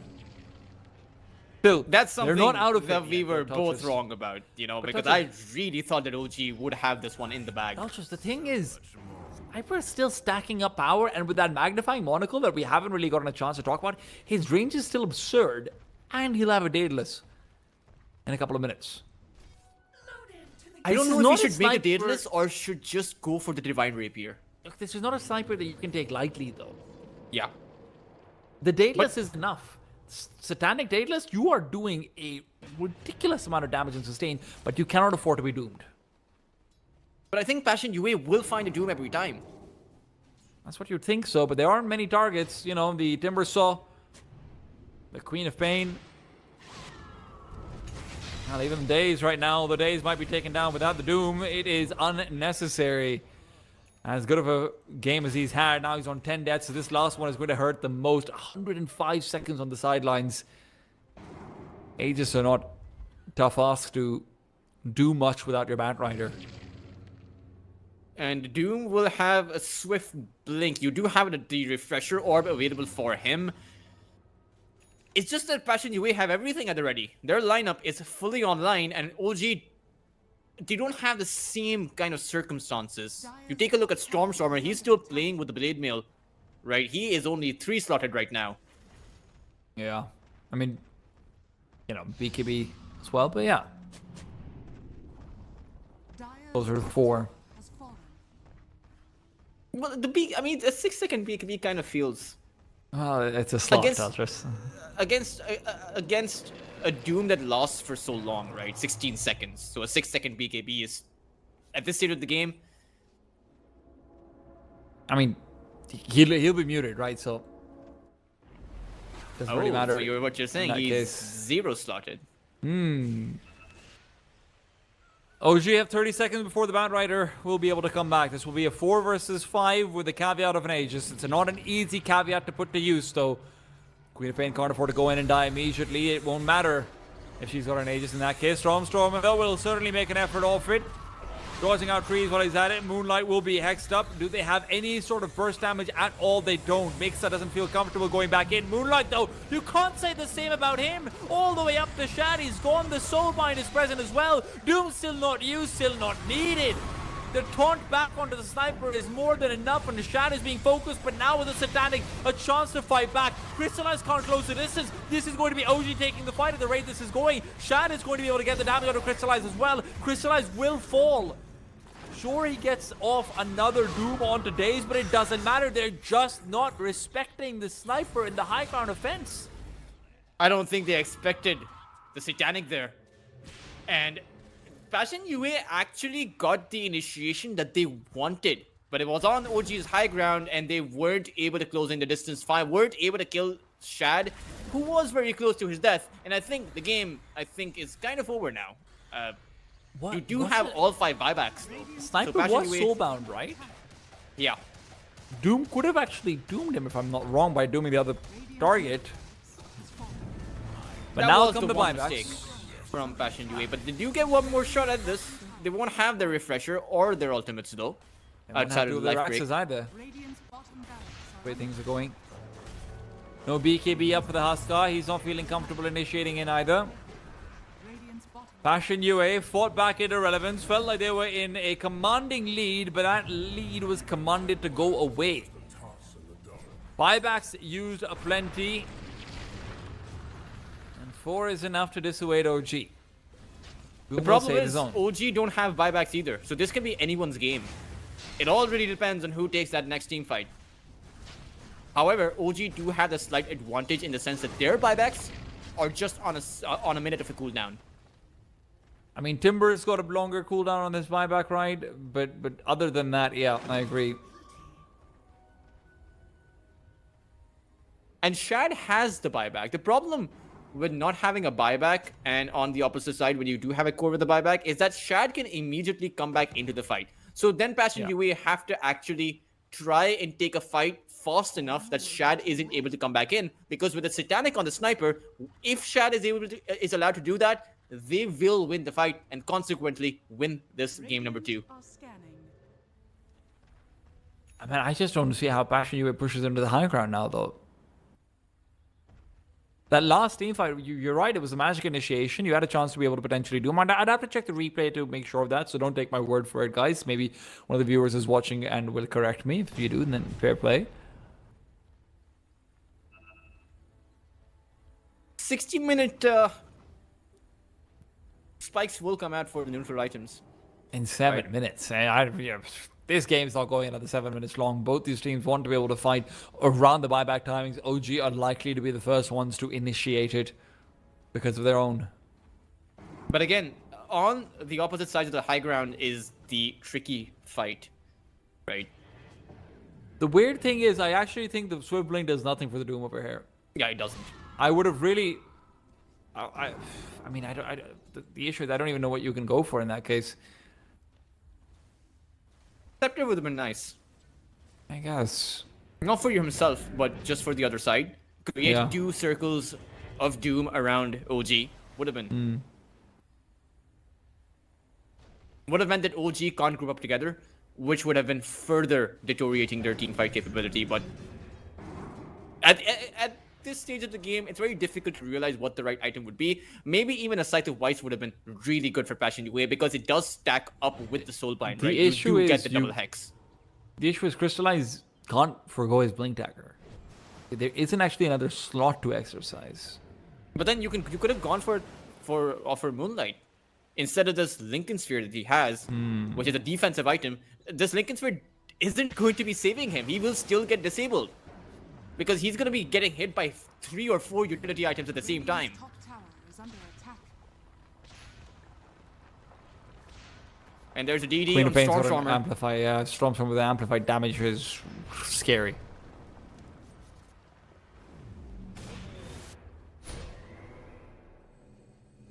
There goes the Lincoln Sphere. And his Bracer. It's a game of chicken. And no one is clucking, not quite yet. Top tower is under They will have to start flapping their wings for however far they can fly. There they go, in they go. They're not trying to go for the double doom this time. They're keeping it simple. They want the kill, they'll get the kill. Is there boots of travel available for the Queen of Pain? No, there isn't, but there is an outpost to come back into. So, go up with a buyback. Refresher used by Doom. Ready, go again, perhaps. But look Have at the this glyph range. too, they This is should use it. insane.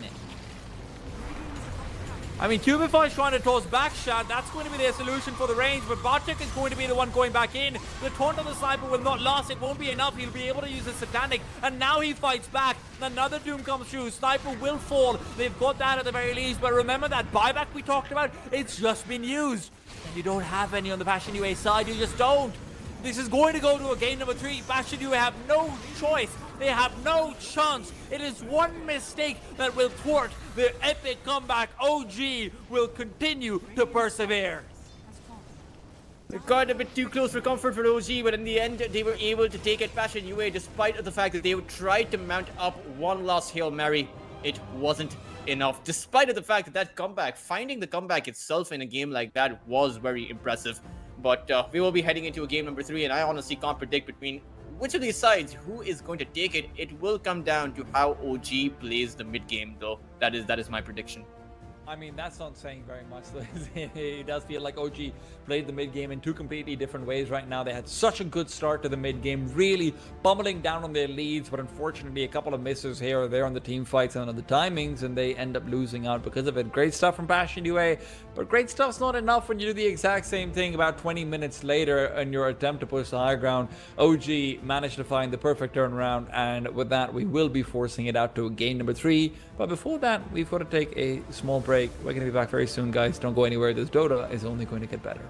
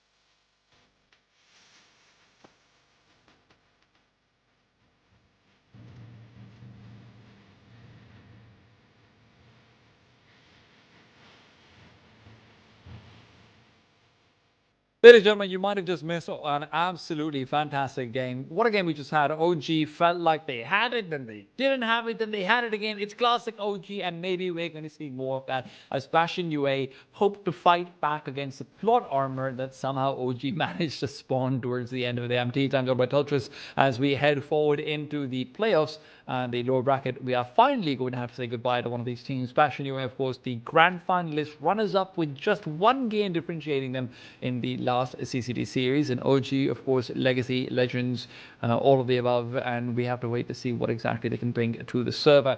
Tultris, I don't think draft was really a question for either team in the last one, although it did feel like Bastion UA was slightly pigeonholed initially, but for once it was good to see that, hey man, that was just pure execution that made the difference.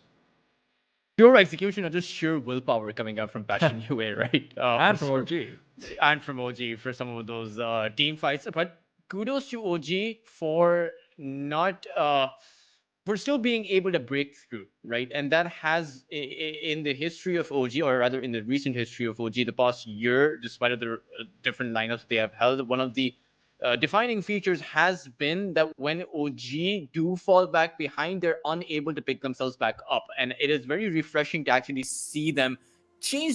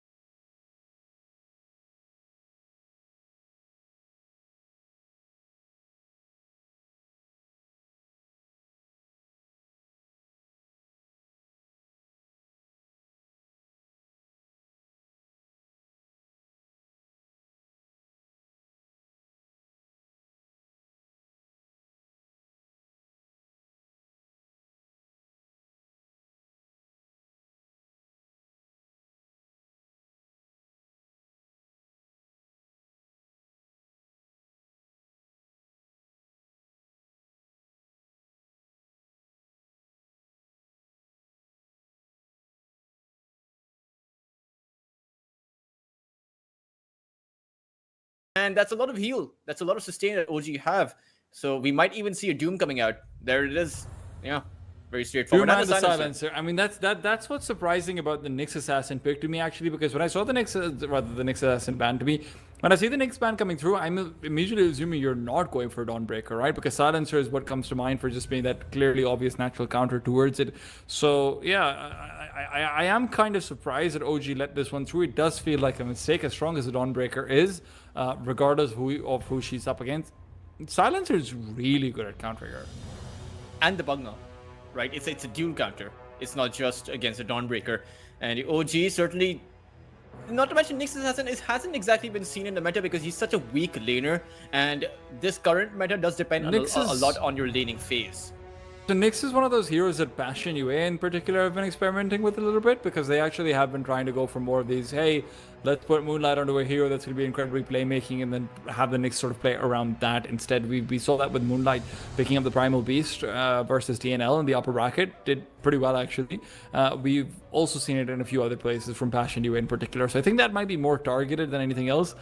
The Beastmaster pick comes in, and now I'm just confused. Support Dawnbreaker, or maybe even a bit mid Beastmaster for Stormer. I think it's more likely to have a support Dawnbreaker, just because it's also managed to bait out those 2 extra picks. But I still am slightly confused about what you sort of build into with a support Dawnbreaker in particular. You're losing out on, it feels like a fair bit of utility. Just direct Scepter? Yeah.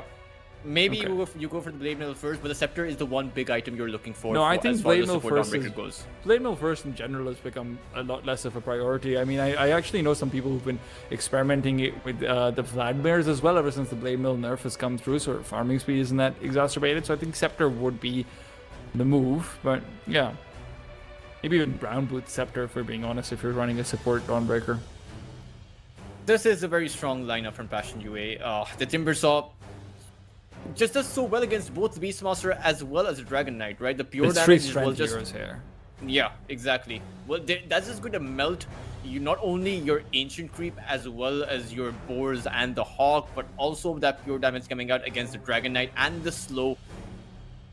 And all the while that will be happening, there will be a global silence on top of you, which means that the Bugna can't come in with the life drain, can't come in with the Decrepify, and then you're going to be hit by the Sonic Wave, and potentially even the Doom.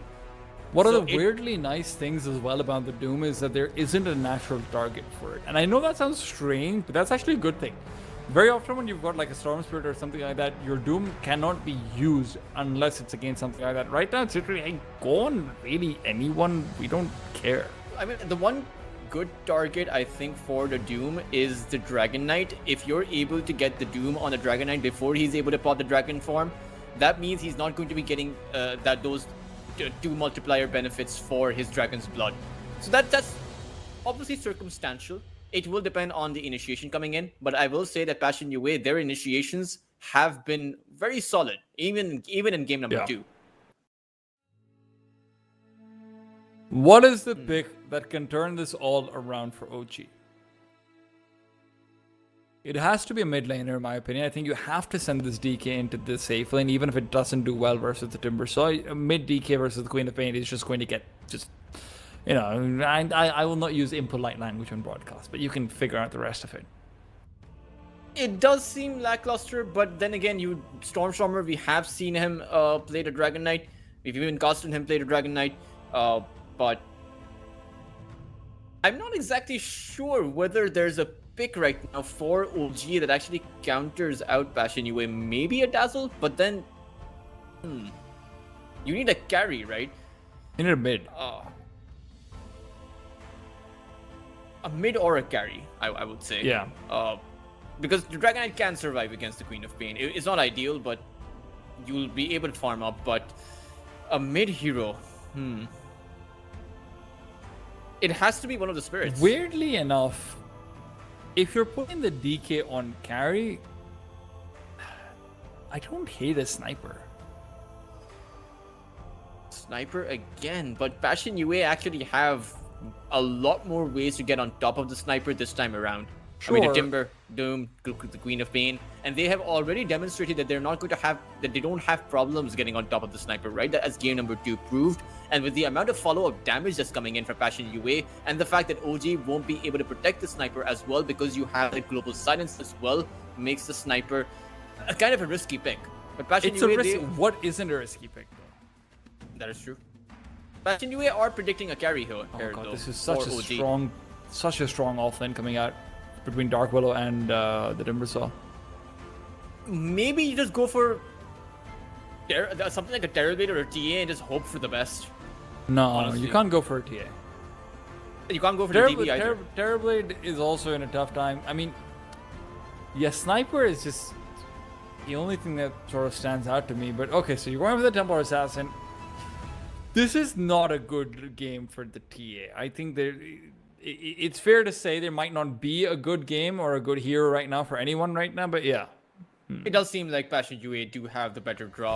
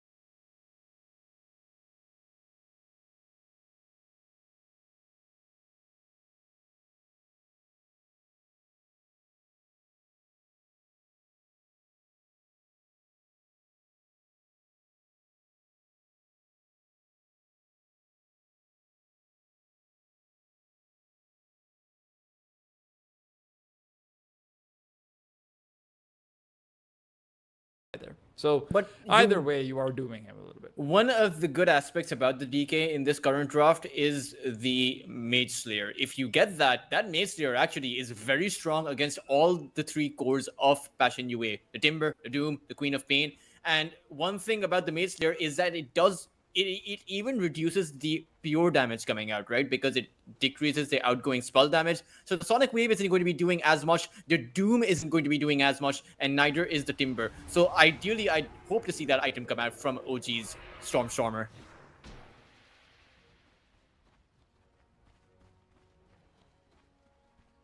Okay, that was a bit of a poke on the other side. And everyone just dispersed like... Anticlimactic. 30 seconds to battle.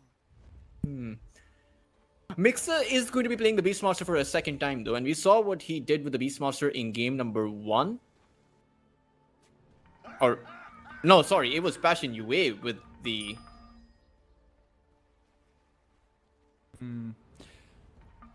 It was neither side with the Beastmaster in game number 1, actually. It's fine. It was the previous series. It's easy to get confused. Don't worry about it. It's It alright. was the previous series, Yes. because I said, thank God I'm not losing my mind.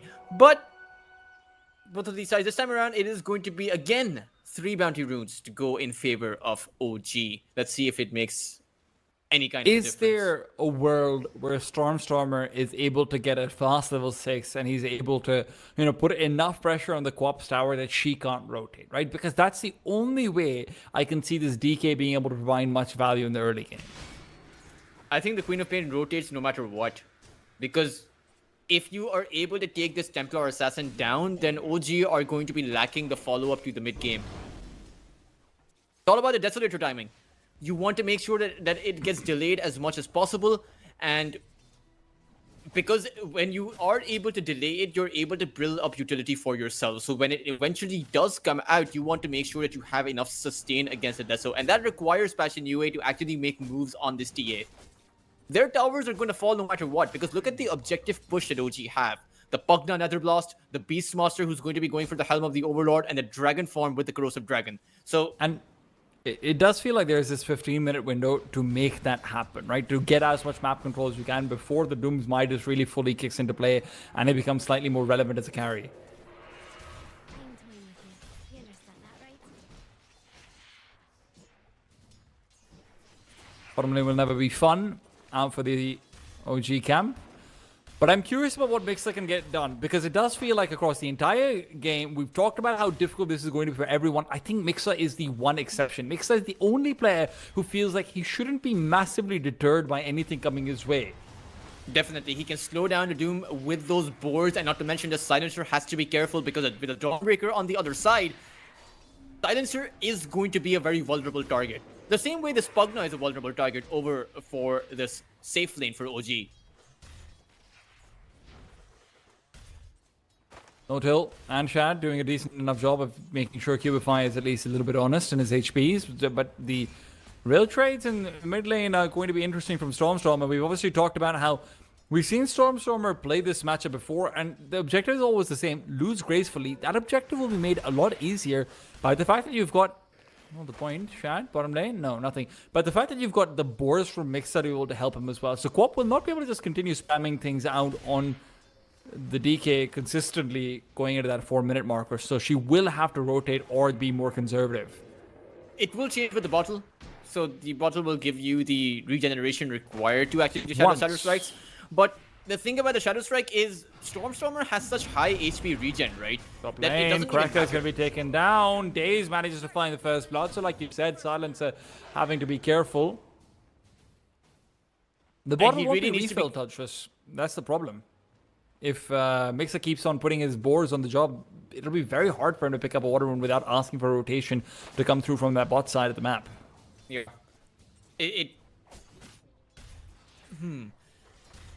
will require Passion UA then to rotate some of their heroes, but who do you really rotate outside It has of... to be the Dark Willow. Yeah. The Silencer can't exactly leave this lane here because Crystallize isn't going to be having a great time against the Beastmaster and the Dawnbreaker. At the same time, though, Dawnbreaker can rotate towards the opposite side of the map too, but getting a kill on the Timber is pretty hard. I need to take notes from Stormstormer or just like find out what serial he's having or something like this, because it's kind of insane that he's a full wave ahead in last hits basically from the Queen of Pain, and HP is ahead as well right now as a Dragon Knight. The thing is, with a Queen of Pain versus Dragon Knight, you have to be giving up CS if you want to be going for this kind of pushback against a Dragon Knight, right? Because the Shadow Strike alone isn't going to be enough damage. Notel's found a kill on the Batric while the rotation was coming through. Telcher, this is exactly the risk that you run when you're rotating Cubify away to try and contest for those water runes. This Beastmaster's very presence is making it difficult for the Timbersaw on the other side of the map to do anything. That is some impressive stuff. Notel, also dead. Cubify pursued him down. Passion towards UA's that laning bottom side, phase there's a lot isn't of- working out as well as they thought it would. Or even as well as I thought it would. Which is the more important point, yeah.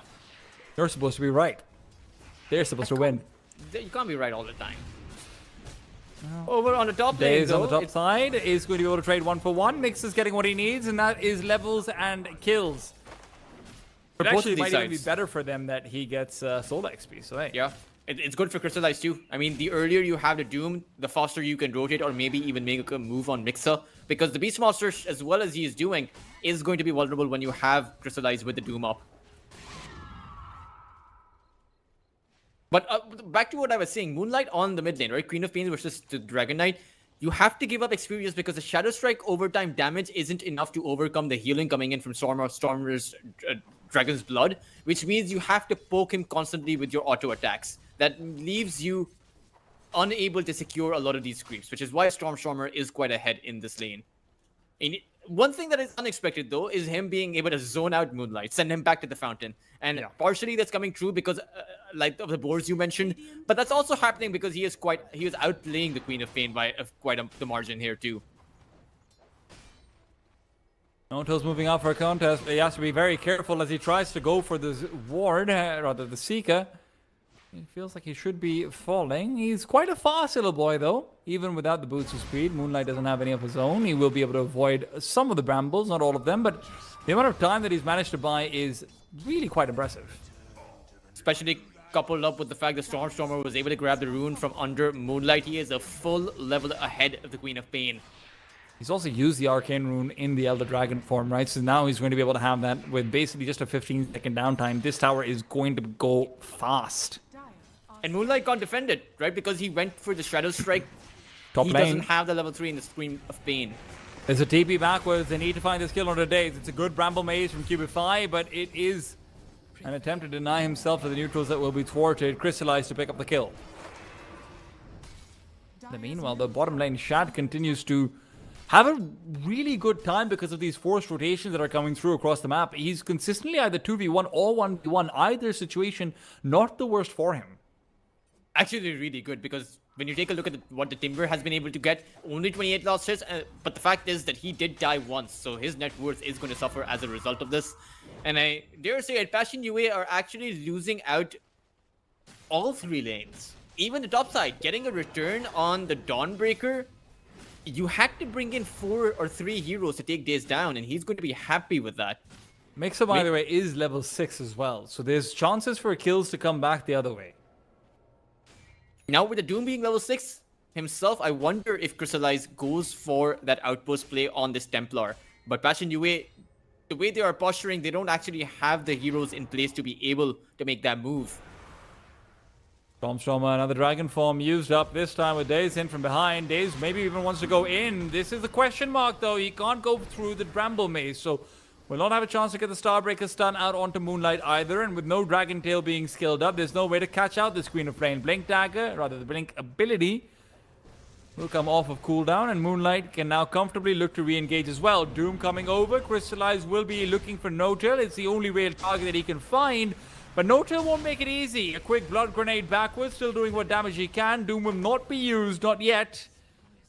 A rotation for just a position 5 kill is not the best thing Can't to see. use the Doom on the Bugna.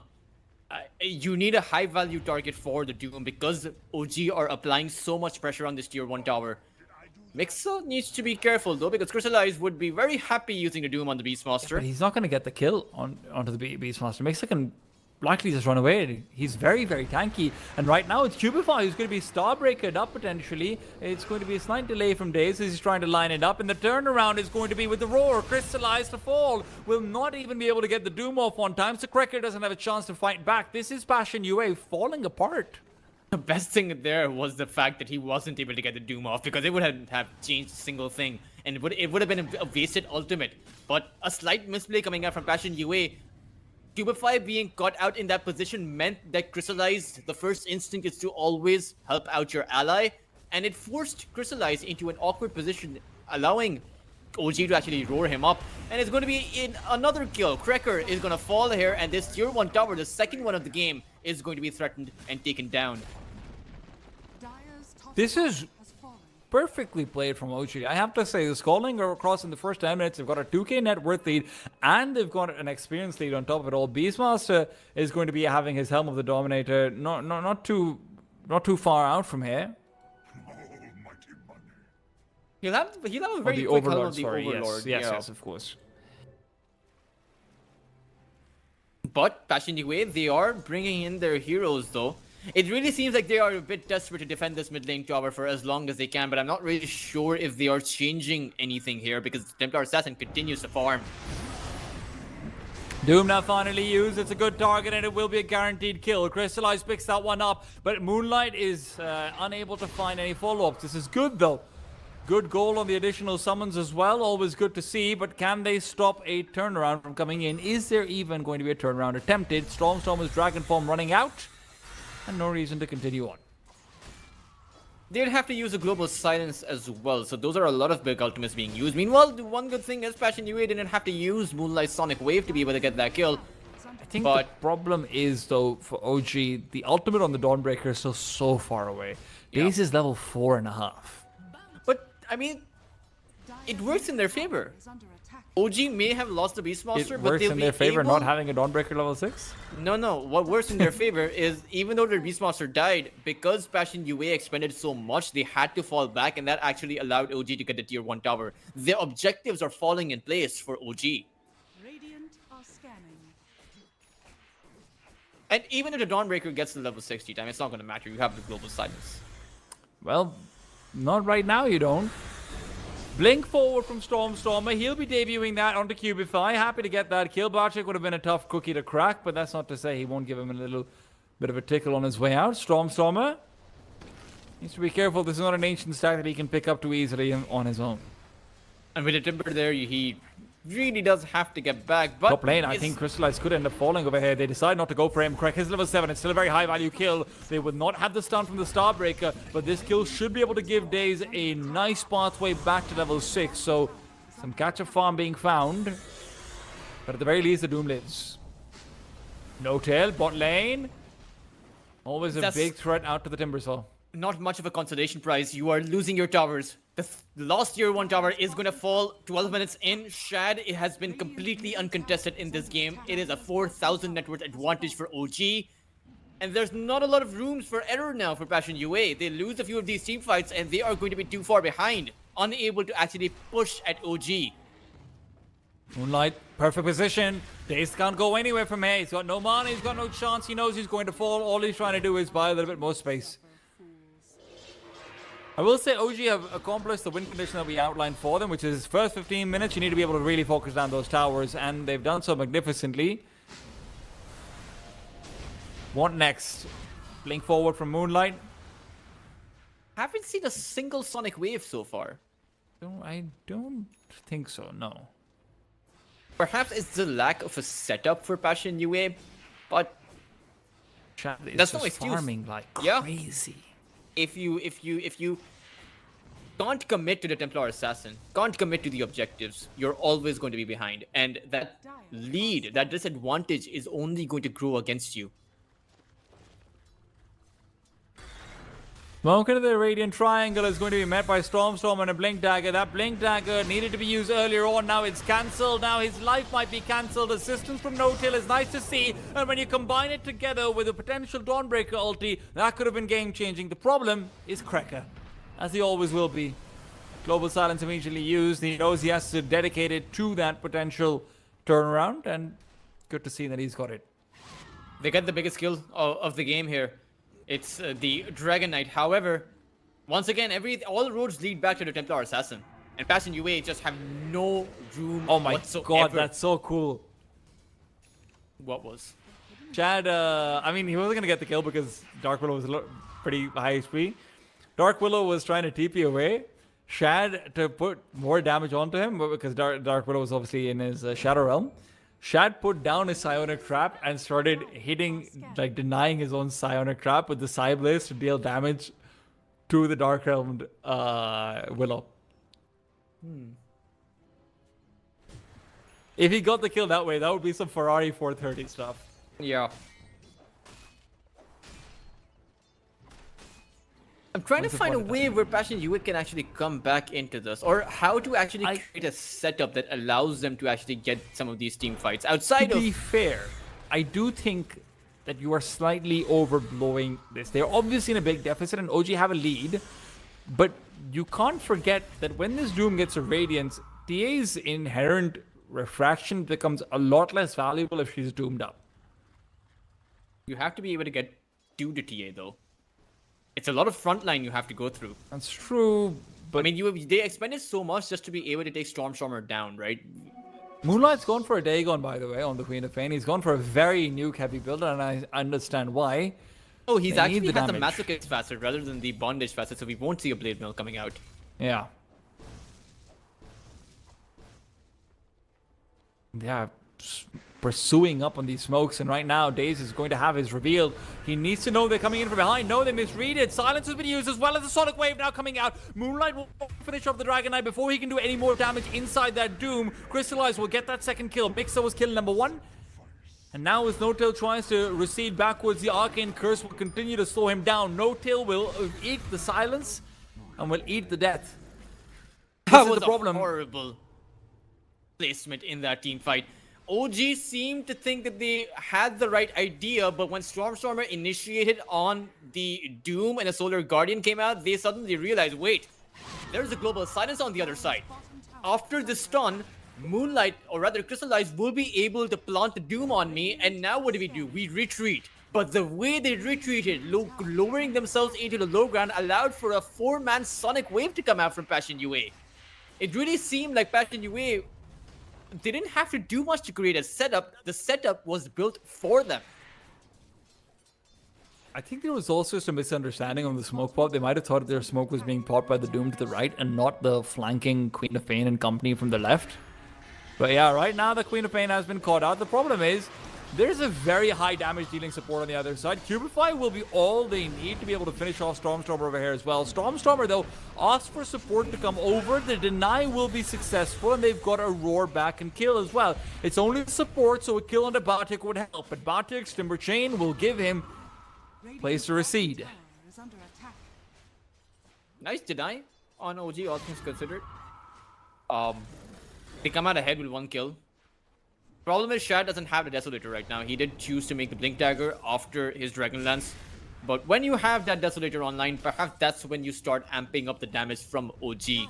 So far, even in the last team fight near the triangle, we didn't have Shad coming in. So OG aren't actually fighting with their full potential. But let's see if there's going to be a possible contest coming out from Passion UA to defend this Roshan. Turns out it won't. Roshan will fall. And then you will have a Templar Assassin with an Aegis that will be knocking on your tier 2s.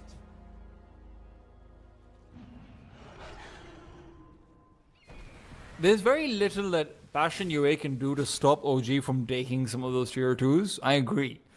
But it also doesn't feel like OG have the ability to win a straight team fight right now. They might soon with the BKB coming online for Stormstormer. Have the help of the Overlord as well. Daze just needs 2 more components to be able to make his Scepter.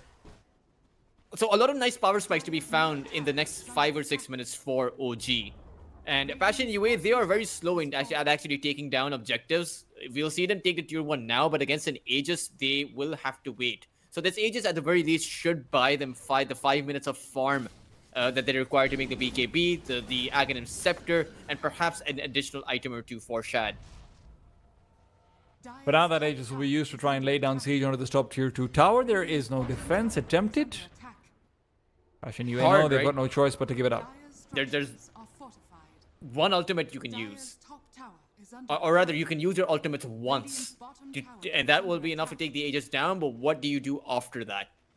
You'll get team wiped, so then you just don't go for the defense. But this worked for OG. You take a look at their potential to actually poke at that tier 3, and all they really need to do is make sure the Pugna just keeps on planting the Nether Blast down. And slowly but surely, you'll be able to chip away at Passion UA's high ground, although that is quite a few ways away from now.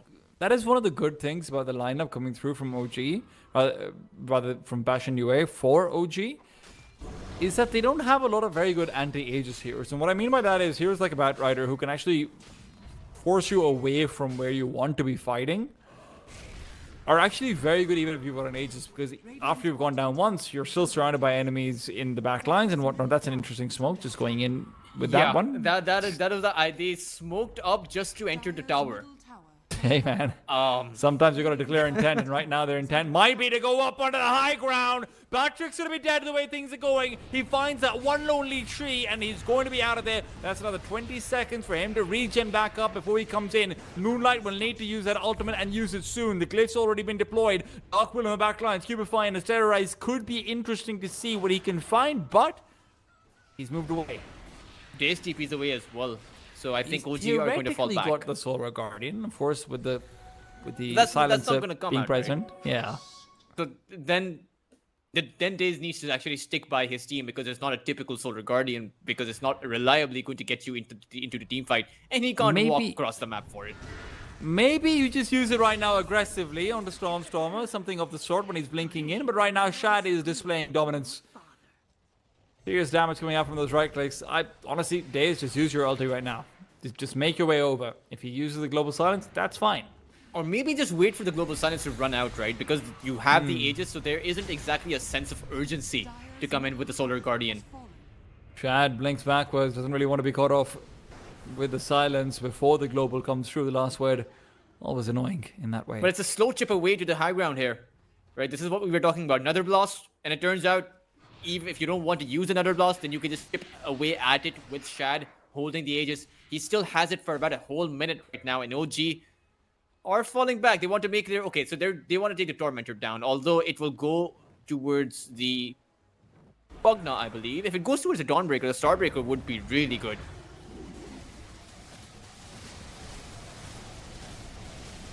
Yeah, she's also almost got her Ags.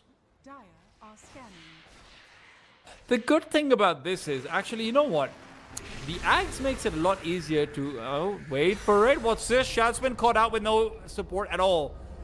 He's going to go down twice. There's no questions about it. There's a sentry ward overhead. There's no way to try and get out of there. Shad has misstepped in the biggest way imaginable. That That big could be misstep. game losing. That's like falling off a cliff kind of a misstep.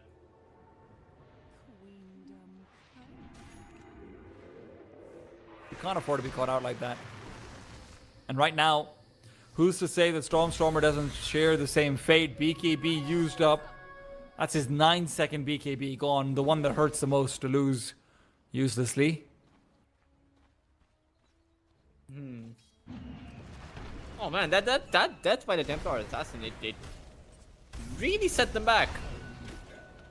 That was It's also her about only death of the game. She's 1-1-1 now. Might as well have... Oh wow. This is, yeah. It's not... I mean, it doesn't significantly impact OG's chances of winning, because they are still ahead, but need to be careful. Moonlight will be able to dodge out. The Aghanim Scepter Solar Guardian, not quite enough, and the Global Silence not used either. Good patience coming through from Passion. Queen of Pain not really posturing towards an Aghanim Scepter. Batchuk has an Aghanim Scepter, so the reactive armor, that's going to mean that a lot of these heroes will need to be careful.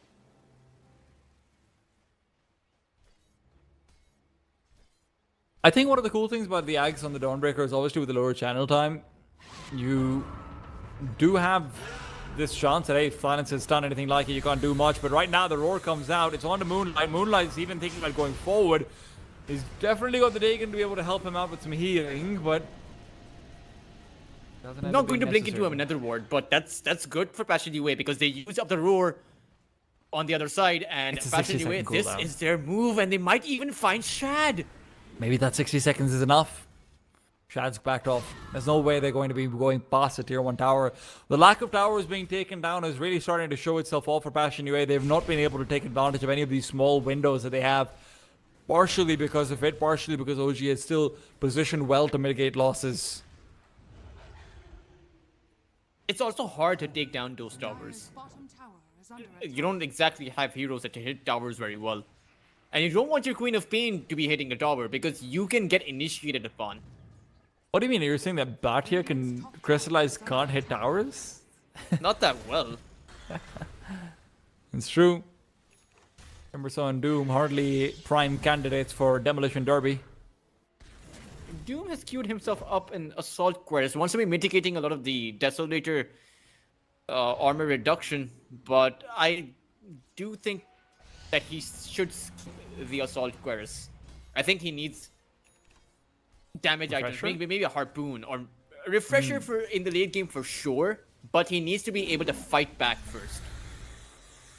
But I suppose he's going for this kind of aura build because he realizes that no matter what he makes, he may not have enough damage or sustain to fight back. I think Stormstormer is making a nullifier, by the way. I suppose against the Willow.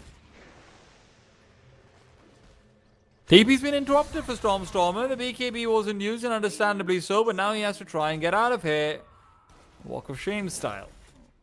Needs to be careful though, because if he exits through these woods, they will be able to catch him out. They do see where Batchick is, so oh no, the Watcher T-Time is gonna catch him out. And No. luckily for him, he's gonna see the Watcher in possession of the dire side, and he's just gonna blink and TP away. No one will be pursuing him, understandably so.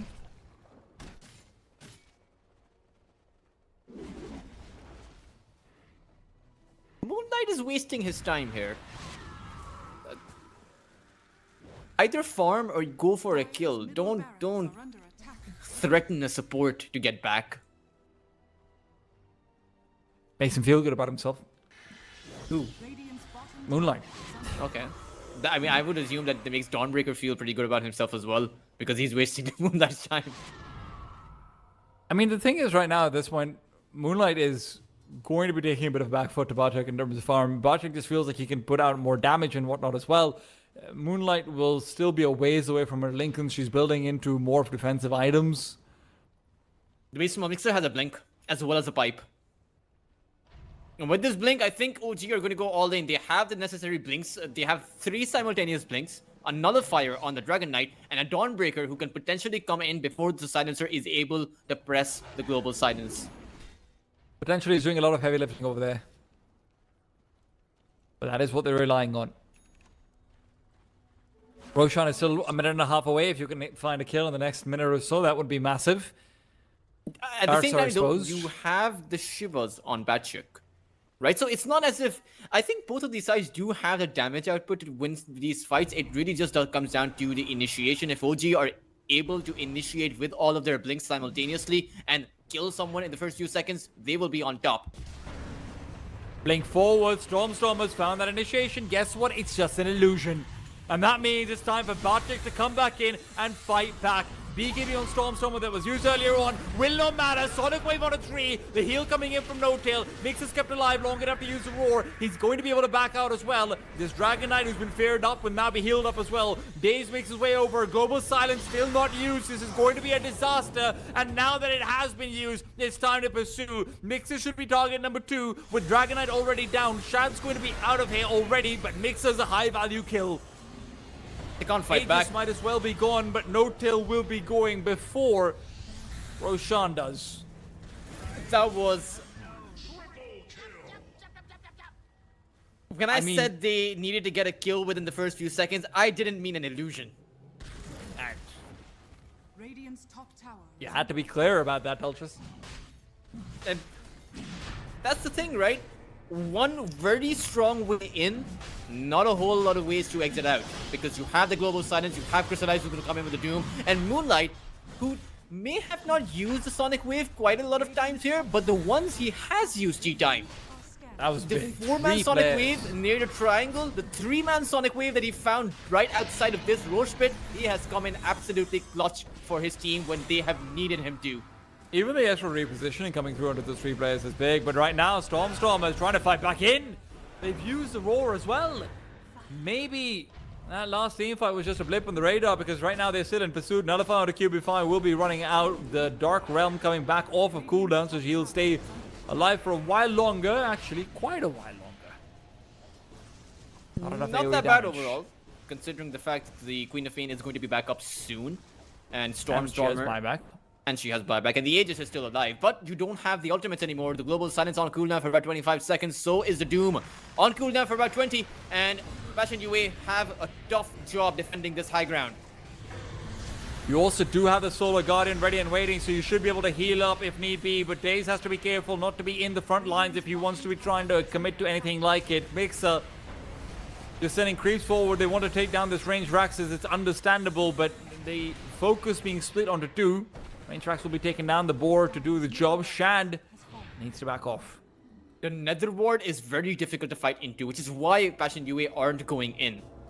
Also the fact that they don't have their ultimates, but That'll do something, yeah. the damage to mana is actually 40%, so it's quite significant. And you don't have the BKBs, right, on Moonlight or Batchick or even Crystallize.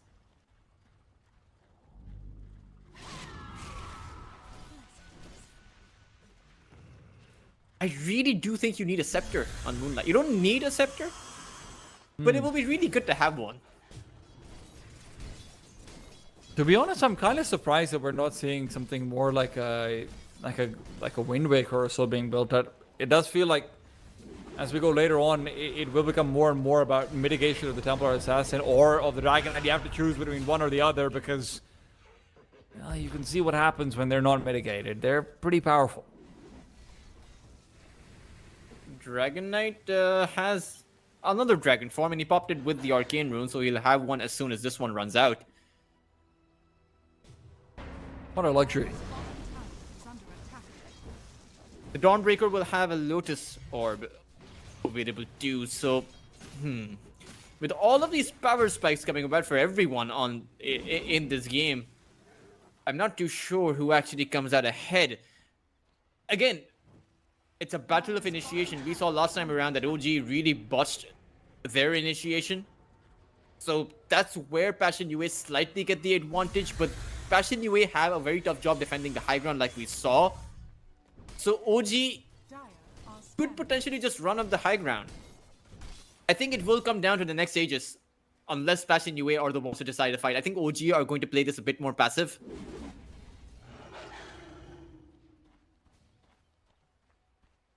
Tormentor will be the first port of call for Passion UA. They will be able to pick that one up for QB5 very quickly. It's actually a very good shard to have as well.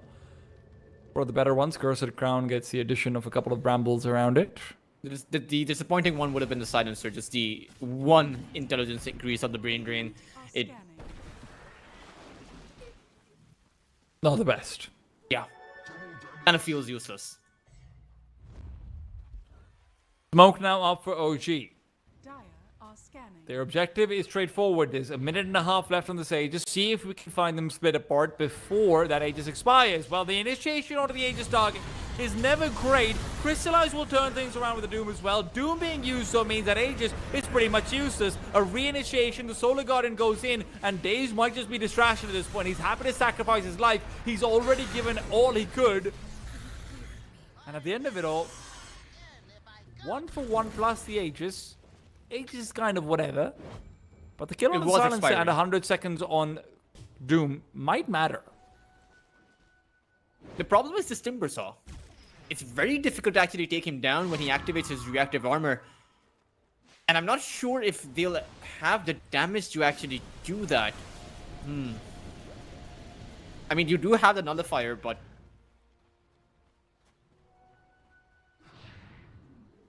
I just think that right now OG has about 80 seconds to make a move, and they know it as well. There is no Aegis, there is no Doom. You're not going to get a better timing than this. Sure, you don't have Solar Guardian, but functionally that's true very often whenever the Silencer is up and ready. Moonlight has to be careful. OG are actually running towards their Dragon Knight as if they're expecting that Moonlight will blink on top of the DK again, but he's gone. So the only play right now with this group up from OG is to be going towards the high ground, but They're waiting for the Dateless on TA before they can even threaten it.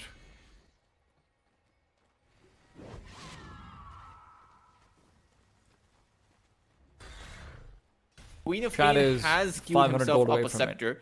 Hopefully Moon doesn't start building up a Shivas. Haste.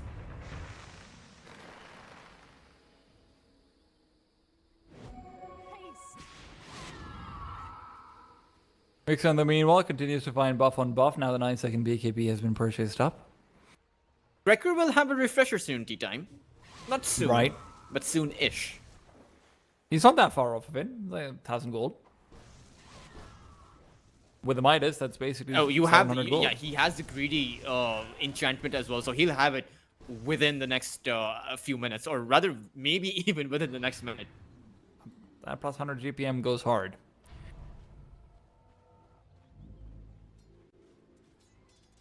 There's still troublesome territory over here for OG. It doesn't feel like they're comfortable to take a fight, and it's understandably so, but the second the Silencer, Global Silence comes in with a refresher, honestly, you might as well just sit and fountain.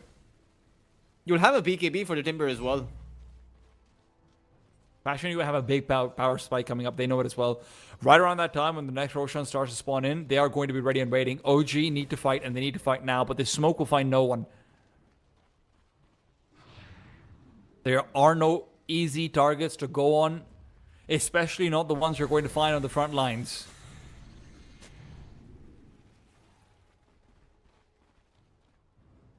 Dire are scanning. Has been left behind.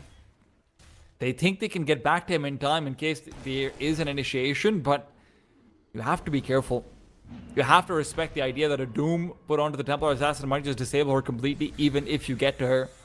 And she's still a major chunk of your damage. Daedalus now ready. Swift Blink queued up. Both sides are so very, right? Just sticking to the opposite side of the river, but maybe Stormstormer wants to go in. He had the position if he wanted to try and initiate. Also, by the way, look at where Krekker's playing from. He just doesn't want to be near the fight. Like, hey, the only way you guys get your Solar Guardian off is if I get stunned. I won't let that happen. They may want to make a move on Crystallize, though. Playing forward, out goes Stormstormer. Solar Guardian out onto nothing. Crystallize just managed to blink away, and now he's going back in. Stormstormer has to be careful. There is that Lotus Orb to be able to prevent the Doom for now. Global Silence has been used. Will there be a refresher to come through? Not quite yet. Mixer stays away. Stormstormer will be able to blink backwards. Even if he's got the Bramble Maces around him, he'll survive for now.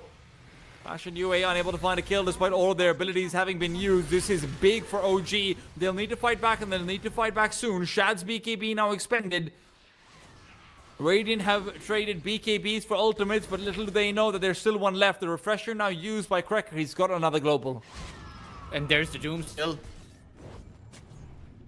Roshan won't be respawning anytime, or rather, actually, Roshan will actually spawn in about 20-30 seconds. You will have the Dragon form. Over and out goes Mixa. It's going to be the catch on the Daze. Daze is finished off, and that's important. Of course, without the Solar Guardian, Daze is hardly a hero, but if he wants to now participate in the next fight, he'll have to buy back and then use it. It's very difficult to contest Roshan right now. Like, I don't see the way in because your Dragon form's down for about 15 seconds. Roshan is up, but Passion UA aren't really making their way inside of the pit, but perhaps they make a move on Stormstormer. The way they're posturing tea time, they really want to go for him. The ideal Doom target, but yeah, you're right. There's no way to go on him. Radiant are scanning. Maybe there's a way to go make a move on Batchuk, though. He is isolated from the rest of his team. But killing him is nearly impossible. You need so much, but maybe they've got it. The global silence will not matter. They just get the right clicks Batchuk without any reactive armor. Is even going to lose the gem. And there's the opening to go inside of the Roche Pit. Without your Timber, you have no front line outside of the Doom, who doesn't actually offer all that much front line in the first place. Not against a Daedalus. Surely they have to contest. But they don't have the global silence. There's still the Solar Guardian available. No refresher that was used earlier on, remember that? They're going to just give that one up for free, and this is exactly how they lost their tier 3, but this time even more for threat of Shad just taking over their base. There's still 60 seconds without that global silence. The Doom is not the most important ultimate in this game. That would be silences. The Timber does have the buyback, but the big risk is playing against the Aegis, right? There's no guarantee that even if you use the buyback, OG go back, or even if OG lose the team fight. But it's a risky decision, and I think that you have to go for it either way. Because you're going to be giving up 2 lanes of barracks if you don't. Dire's structures are fortified. One lane is a guarantee. Look at what they're going for. They're trying to find the kill on the Daze. In the meanwhile, Crystallize is trying to chase him up. But Daze will just use the Lotus Orb, go back into the top lane, use the Solar Guardian early. I'm sure you're not going to have the Solar Guardian for the team fight, but staying alive, likely going to be getting this tier 3 tower down. It's almost guaranteed with the Nether Blast if that had connected, but unfortunately no trade doesn't time it right. Double roar on the Beastmaster right now. Anyone that gets caught out from Passion UA is going to end up falling if the Templar Assassin is going to bring in the damage, which he should. He crits for about 1,000. Also and the not pressure that has to be on far off the Batchik. Swift Link. He is the one thing holding this lineup together. Initiation onto the wrong target. Cubify is able to use Scepter himself up. Crystallize goes back in. It's going to be the Infernal Blade to pause this game, but it won't be long enough. Shad's still alive. Shad being healed up. Aegis is still there. Never forget that. It's a reverse Doom as well, if I'm not wrong, but it's Batchik who's been tagged up, bagged up. Doom should be falling to his own ultimate, and while the DK continues to be chased up, sure, he'll die, but this is not the worst fight in the world. For OG, the buyback coming through from the Dark Willow will certainly help, but do they still go for more? They want to. Mixa. Double Roar is still ready and waiting.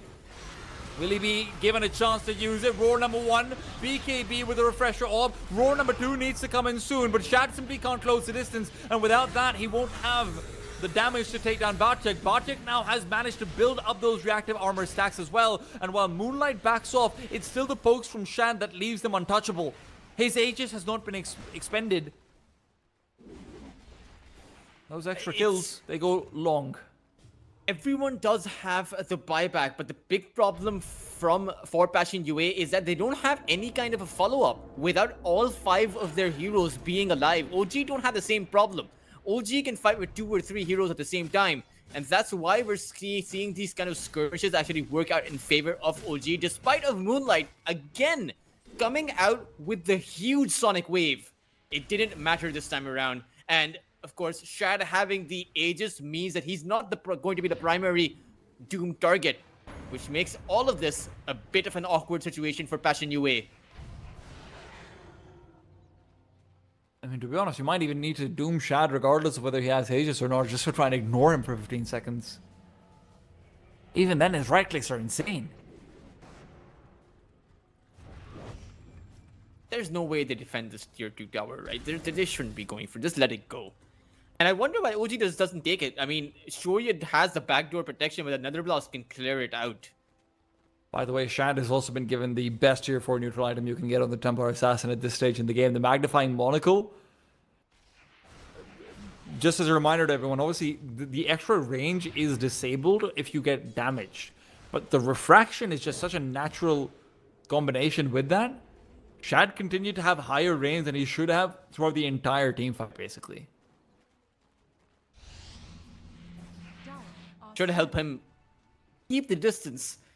But, I mean, Shad hasn't had any problem in these team fights, G-Time. He has been able to fight with or without the Hurricane Pike. I don't think I've ever seen him actually needing to use the Pike to reposition.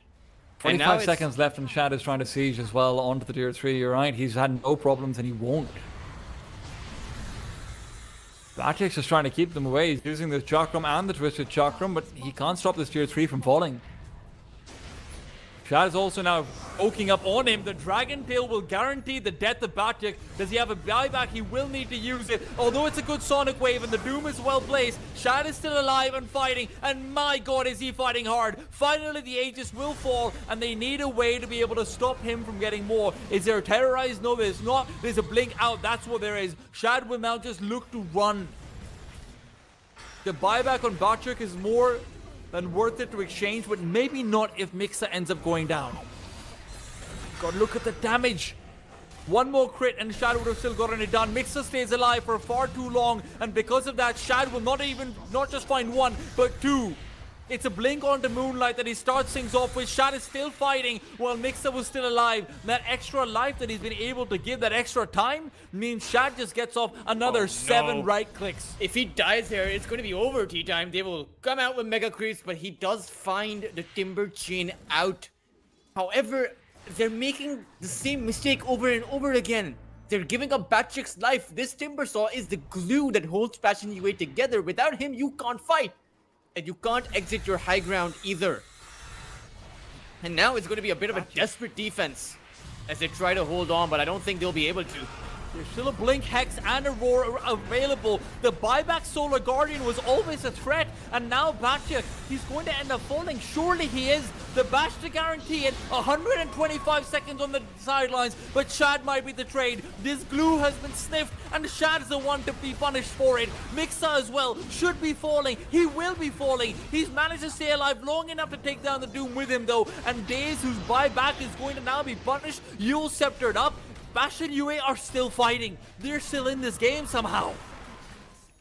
It's an expensive hole though. Having to use 2 of your buybacks, your most important cores having to use the buybacks.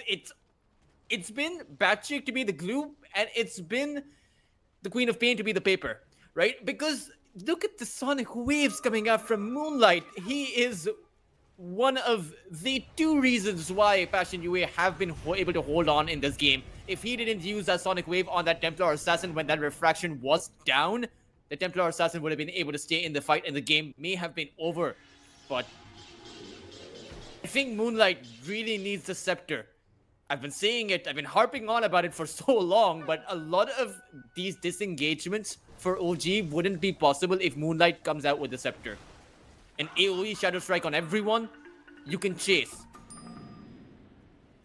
Stormstorm also has nearly 80 HP regen in Dragon form. Noto's gonna be caught over here. It is a potential kill to take home, and look, it's nice and all, but the problem is there is Stormstormer not too far off. Without the Shad TA, it'll be hard for him to do too much. Stormstormer's fighting back, and those crits are dealing good damage. He doesn't have lifesteal though, so he's only going to be relying on that regen of his own. It's really not sufficient. You have a scepter on the silencer. These are interesting power spikes. Again, though, it's. I don't understand what the scepter does in terms of like utility. I mean, it gives you the arcane curse on. I know what a scepter does, yes, but like relative to something like a Scythe of Vice or so on the other side of things. You have a Scythe of Vice on the Queen of Pain, but what the scepter does is the arcane curse slow on everyone, and then they can chase, because the problem has been the chase for Passion UA. They have been able to drive OG back, but the reason OG are able to continually come back to Passion UA's high ground is because the chase hasn't been there for Passion UA to actually close out a lot of these team fights. That's why I have been putting so much emphasis on the scepter as well. Because even take Stormstormer near the Roshan pit just now. If you had the Queen of Pain Shadow Strike, you would have been able to chase the Dragon Knight down. It lost for 15 seconds. The BKBs at this stage only lost for about 6. So you'll have that additional 9 seconds of a debuff slow coming out from the Queen of Pain. Radiant are scanning. But now he has it. Is it too late? I don't know. But he does have it. And that should give them the edge, or at least the slight edge. Adage, yeah. Bod mass. Ones have been are scanning.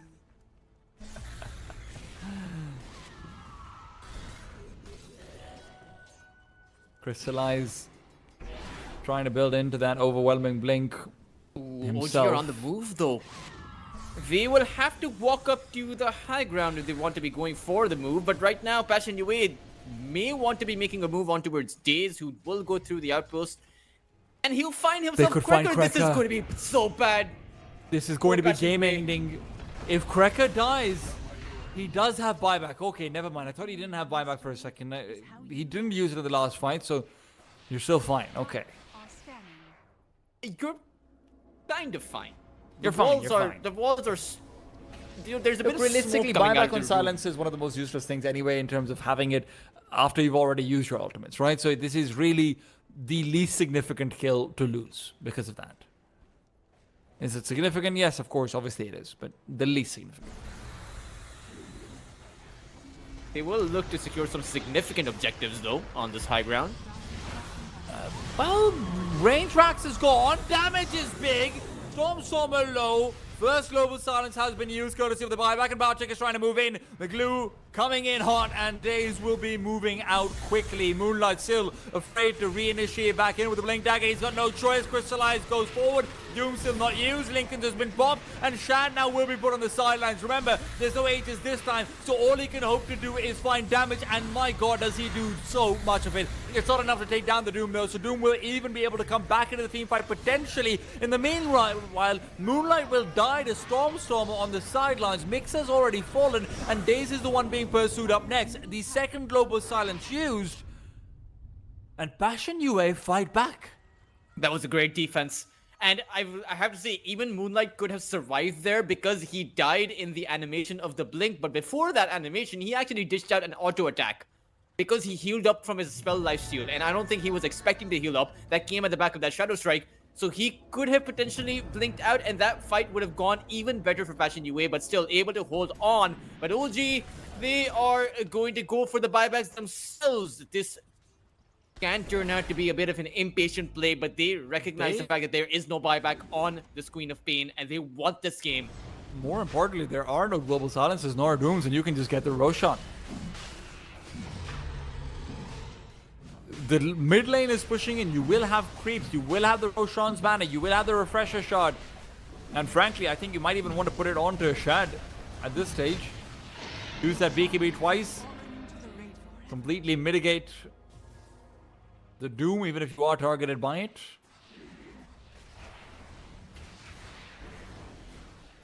The Queen of Pain may just respawn though, because you do have the glyph. Passion UA can give up the bottom lane of barracks, use the glyph for their third and final tier 3, and the Queen of Pain should be back up. You will need to hold off for the Queen of Pain for a little while though.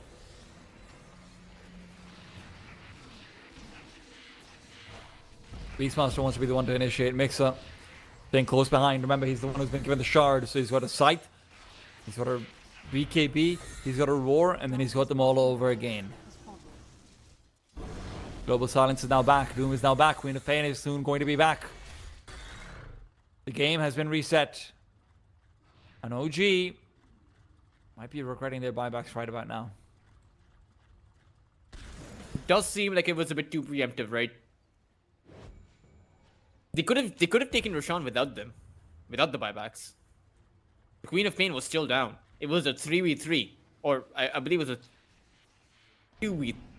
Regardless, it was of the enough number of heroes. enough. Yeah, it was enough versus enough. Analysis. You can hear it here. Bartek, please be very, very careful, my friend. Things get bad when you're not careful. He does have a refresher. The double reactive armor coming out could be pretty significant. And you spoke about the Windbreaker earlier. I think it should be Batchick to come up with the Windbreaker. That would be very strong. Because Batik, you're right, Batik has to stay alive. Batik is probably the most important hero on the Passion UA side right now. Oh, there's a wraparound. Passion UA, they see them, and Batchick is gonna go in. Crystallize misses a chance to be able to get a Doom out. Global Silence will be able to interrupt the Solar Guardian for now. The Sonic Wave now used. Queen of Pain on the ground. She doesn't have buyback. Never forget that. Batchick as well. Trying to fight back in. Another Solar Guardian has been used. Daze, who was given over that refresher shot, is able to get it activated. And now comes the party. Doom forced to buy back. Passion UA losing members left, right, and center. They'll have buybacks available on the two of them. But Queen of Pain still needs 40 gold. Just 40 gold. It's not the time that's stopping her. It's just the raw gold. What a regret to have, as they will not have 5 players ready and waiting up against his ages, up against the big bad Shad. And right now you can just poke your way to Mega Creeps. And another wasted opportunity to blink away T-time. Queen of Pain chose to use the spells instead of blinking out and reinitiating, and it really cost them. It may have even cost them the game. You can't stop this Rax from falling. Not if Shad really wants to commit to it. Daze in the back lines as well. But now Queen of Pain with the gold being found. Blinking forward. Going in. Shad's Aegis has been used, but that's only step 1 of a very long process. He comes back in, looking to fight. Blink Dagger not used. Shad will be caught out instead. Is this the kill they've been looking for? No. No Tail heals him completely. Shad will get a full life drain used onto him, as well as the Solar Guardian. That's now been interrupted. Crystallize takes him down. 125 seconds. No buyback is available. Passion UA, by the skin of their teeth, by the bricks of their Raxes, will stand tall. I think they may have just won the game. There's no buyback on this Templar Assassin. No buyback on this Beastmaster. There's no tier 4s though. And you have to go past a tier 1, you have to go past a tier 2s, you have to go past 3 sets of glyphs. I think you just go straight for the throne. 3 sets of glyph, that's around 21 seconds. You still have around 70 seconds to play with, and they might even find more. Days has been caught out in OG. They are very desperate to make it back to their base. None of Days these with the heroes BKB have should the be able to get buyback. away. But Storm in the back lines has found Cubify. It's an important kill to get. It's a reminder that even if you found a window, be careful that you don't climb through it too fast. You might fall off a roof. They're actually going to go from the bot lane. They don't want to go through the tier 1 tower because it is standing on the mid lane. So they're going to go through the bot side. And this is going to come down to the wire tea time. Because the Templar Assassin, 50 seconds, you may be able to hold your throne. You don't have a But Desolator. You don't have a tower hitter as well. That's another problem. There's the Assault Cuirass, I It's not the suppose. slowest of tower, because keep in mind, you're not going for the racks. They're But- also Oh, like man. DP backwards. Quinn Fane is forced to do so. Moonlight needs to be careful of ahead. The bot lane, I mean, this is multiple TPs. They're trying to go for a fight first and foremost, but there's no way to be able to stop this TP because he's pushed him off. Crystallize can't get the Doom because of the Sonic Wave pushing, where so many times Moonlight's waves have been what saves them. They might be what dooms them instead. So close and yet so far for Passion UA. It's the smallest margins. And I'm afraid, T-Time, that they are not going to get that big of a window again this game. Because OG's buybacks are going to come off of cooldown. Templar Assassin just needs about... Templar Assassin and Beastmaster, both of them just need about a minute or so for them to have that buyback again. Passion UA won't. Their buybacks are on cooldown for the next 4 minutes, and Roshan will respawn before that. Dormant Shard who goes out to Days as well. Not really too many shards that you don't want to have at this point in the game. There's the refresher again. And we come down to the luxury talk for Passion UA. What do they need? Perhaps it's the double doom again this time around. It did get them to come back last time around. And let's see if for game number 3, they can hold on to their tournament run at the back of Crystallize, bringing in the double doom, maybe on the Templar, as well as the Dragon Knight or the Beastmaster. It could be enough. This is an incredibly farmed up Silencer. Cracker has an Octarine score. He's just been farming across the map while his team fights, and it's understandable, right? But yeah.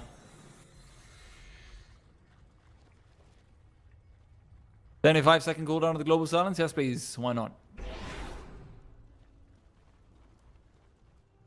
The Beastmaster has a Hex, and it's so difficult for Moonlight to be going for the kind of risky plays that you need to make at this stage of the game to keep yourself in it. One wrong blink, and it's all over. And unfortunately, we've had a couple of those. He's had a real strong game. But Passion UA, who have been on the back foot more often than not across this entire map,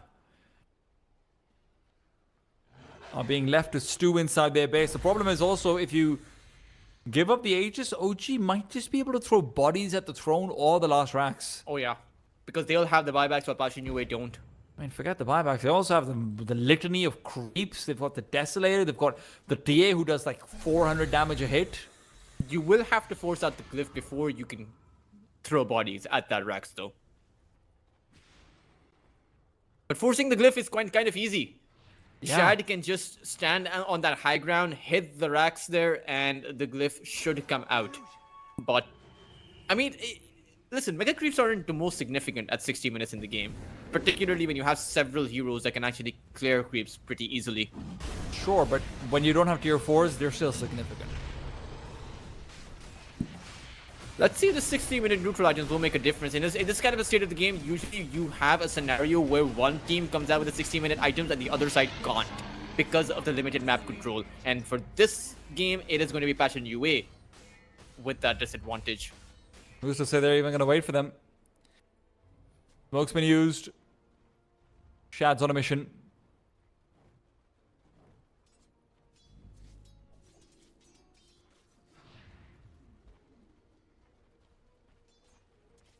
This is all about the fight. It's all about the hunt.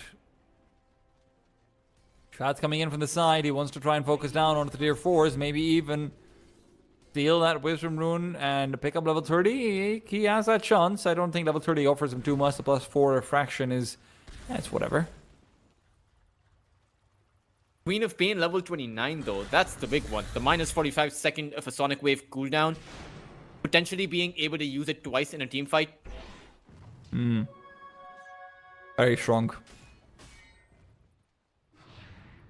But also far away. Meanwhile, the Silencer has the level 25, the 2 Arcane Curse charges. You can actually potentially throw down 4 Arcane Curses. And I think they stack. Well, he has to be close enough to be able to get those off, and by that time it might be too difficult. Hey, it's the magnifying monocle. The most useful item in the game for a global hero. Very good for the last word, though, all jokes aside. It's another smoke, and Moonlight doesn't have the buyback. He's going to be caught out of it here. Lincoln's Sphere already been popped. The sight device is there. Moonlight will be taken down. No buyback, like you said. And if this isn't GG, I don't know what is. How do you fight back? How do you go in? Crystallize will try and initiate the Doom onto the Dragon Knight. Sure, Stormstormer will take the knee, but Shad is happy to deal damage in the meanwhile. His sacrifice is accepted, and Shad continues on. Crystallize eliminated. Shad will lose his Aegis, maybe even not that. The extra refraction charge is helping him out. He will go down to the last word, rather the Arcane Curse. But Bastion UA know that their tournament lives are over. It is only a matter of time. Batyak trying his level best, but his level best just isn't enough. Krekker will fall. Only Batyak realistically remains, and the GG comes through. Bastion UA, they fought hard, they fought through, but it really felt like this was always OG's game to lose. And OG complete so magnificently well. What a well-played game overall. One link to either win the game or to break the game, and that's what it came down to. In a scenario like that, you can't even blame them, right? Passion UA, they fought until the very end. The Queen of Pain, you have to make those kind of risky plays if you want to stay in the game. Unfortunately for Passion UA, it wasn't enough, and OG will get to continue their tournament run.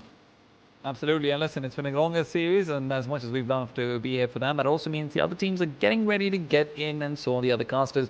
Wait to see you guys for the rest of the tournament and the rest of the players in the kick chat. See you guys again tomorrow as well, actually on air. Right now, it'll be Liga team going up against 4 Pirates. Coming up next up, this one, OG move forward, Passion UA are eliminated. Now, let's turn to the upper bracket.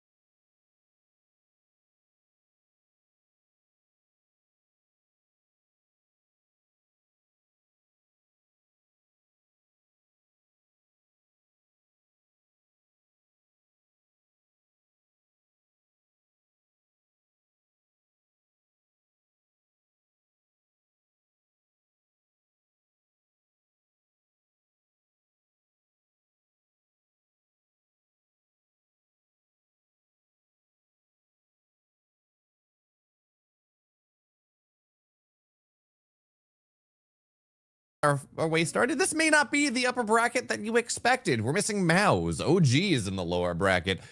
Instead, it's Liga team. It's 4 Pirates. These teams that have been grinding a little bit. We've gotten to see, 4 Pirates play a little bit. Liga team, a little bit less consistent, but they got a new player. They picked up Hellscream from Shopify Rebellion, and that does seem to have made some impact. Yeah, they didn't actually have Hellscream yesterday for Liga team, and they already looked really incredible. Okay. So I'm expecting big things from them. Certainly, I did have the pleasure of casting their series yesterday on Liga team. Of course, they did end up taking that victory over MOUZ, which was quite impressive. I mean, they just looked really good. They looked very solid. I mean, I'm sure if you watched the Zero Tenacity series, you would also think the same for 4 Pirates. They've just generally looked pretty impressive. I think since we've kind of seen this roster with Odeker and you guys cannot see it yet, but in the lobby they also have they all have matching profile pictures. I believe these are Clash Royale characters, so they're enjoying themselves. They're having fun. They look really good doing it. So I'm expecting even though these aren't, I guess, what you would typically expect if you just look at the kind of names in the tournament. I think that their play has very, very much reflected where they are in the tournament standings. Yeah, I think so. And then we take a look at this 4 Pirates. No, you were talking about 4 Pirates. We swapped over here. I think in general, when I look at this, I think I've been actually kind of impressed with how Mr. Moral has been playing as well. It's always funny, right? Because he's the full Cyrillic name. But yeah, we have this squad. It's always interesting, Roho, when we talk about Liga team, 4 Pirates, these teams that just kind of cycle players versus these teams that, like Z10, like Team Next Level, like 4 Pirates, that keep this team together for a while. That it's always kind of interesting. Like, does chemistry matter? Right? Are you able to go and spend that time grinding at the tier 2 scene? Is that what it takes to move to the next level? Or is it just, finding something that finally clicks? And modern Dota does seem to be the former. So 4 Pirates, you're right. They're looking solid. Can they take down Violent and Hellscream and Erase, though? That's feels like a bit of a taller order. It definitely is. I think I haven't fully caught all the 4 Pirates games. They obviously have looked good, but Liga team, I mean, if they're, I think, on the same level as they were yesterday versus MOUZ, they really only made a few, I think, mistakes in the game. They honestly just played very, very clean, which again kind of comes back to how important is just practice and having chemistry as a team. And obviously, we're seeing nowadays that it does kind of seem that practice is just the inevitable, overall best thing that you can just have, just constantly playing. Staying together as a roster, at least for most of your players, just getting that team chemistry definitely has at least worked for them in that last series. Maybe it was just a really, really good day for them, but I was certainly impressed by how well they were able to just come together and pretty convincingly beat MOUZ, even though it was a 2-1. I think they looked good all 3 games. I'm curious, because I didn't get to catch those series. Because I feel like when we've cast MOUZ in the past, this current iteration of MOUZ, the Celery Project, they've had games where they look really good, and they've had games where they really look kind of lost. They haven't found their footing just yet. So my question for you is, we're just about ready to get into our draft for this series, but going back to that MOUZ game, was this the MOUZ that was just like straight out outplayed? Did they look like they were playing well and just lost? Or was it kind of this MOUZ that didn't seem to have their footing in the series? I mean, I think the first game that they lost was they had a position for Pudge for Jaunter, who's their new player on the roster who they're trying out. It wasn't good, Bayo. The Pudge was not good. I hate to alert everybody. They picked it pretty early in the draft. They kind of flexed it until the very end, and then they ended up putting it on position 4. It did not have very much impact. I think the draft overall for them was just kind of really weak in the first game. So I think the first game came out really to kind of a MOUZ out, or kind of like outdrafting themselves in a way. And then they were able to get a victory off of Boom's Dawnbreaker in that second game, which was quite nice. But obviously they weren't allowed that same thing in the third game, and it just kind of fell apart eventually for them. I think the MOUZ roster is very good. Obviously we aren't watching this, but it is relevant to the last series that Liga team played. And I just think that they have some inconsistencies. I think Hoppy and Boom in the mid and the off lane are very kind of they're very go with the flow players. I think if the game is going very well, they do very well. They're very good from playing ahead. But sometimes it just, in the wrong game, in the wrong draft, they can have these kind of awkward moments. And Liga team had a really good kind of way of just playing consistently around that and being able to just kind of come ahead in most engagements. They also had a very good Ursa performance by Violent yesterday by Liga, because when you're watching Liga, I think Violent is definitely really the player to fully watch. He's kind of, I think, who the roster is built around mainly. Just in terms of they really like to give him kind of later picks in the draft, give him these really strong hyper carries, and kind of be safe to have that insurance that he is eventually going to win the game. Yeah, and if I'm thinking, I'm pretty sure I'm talking about Violent here from last season that we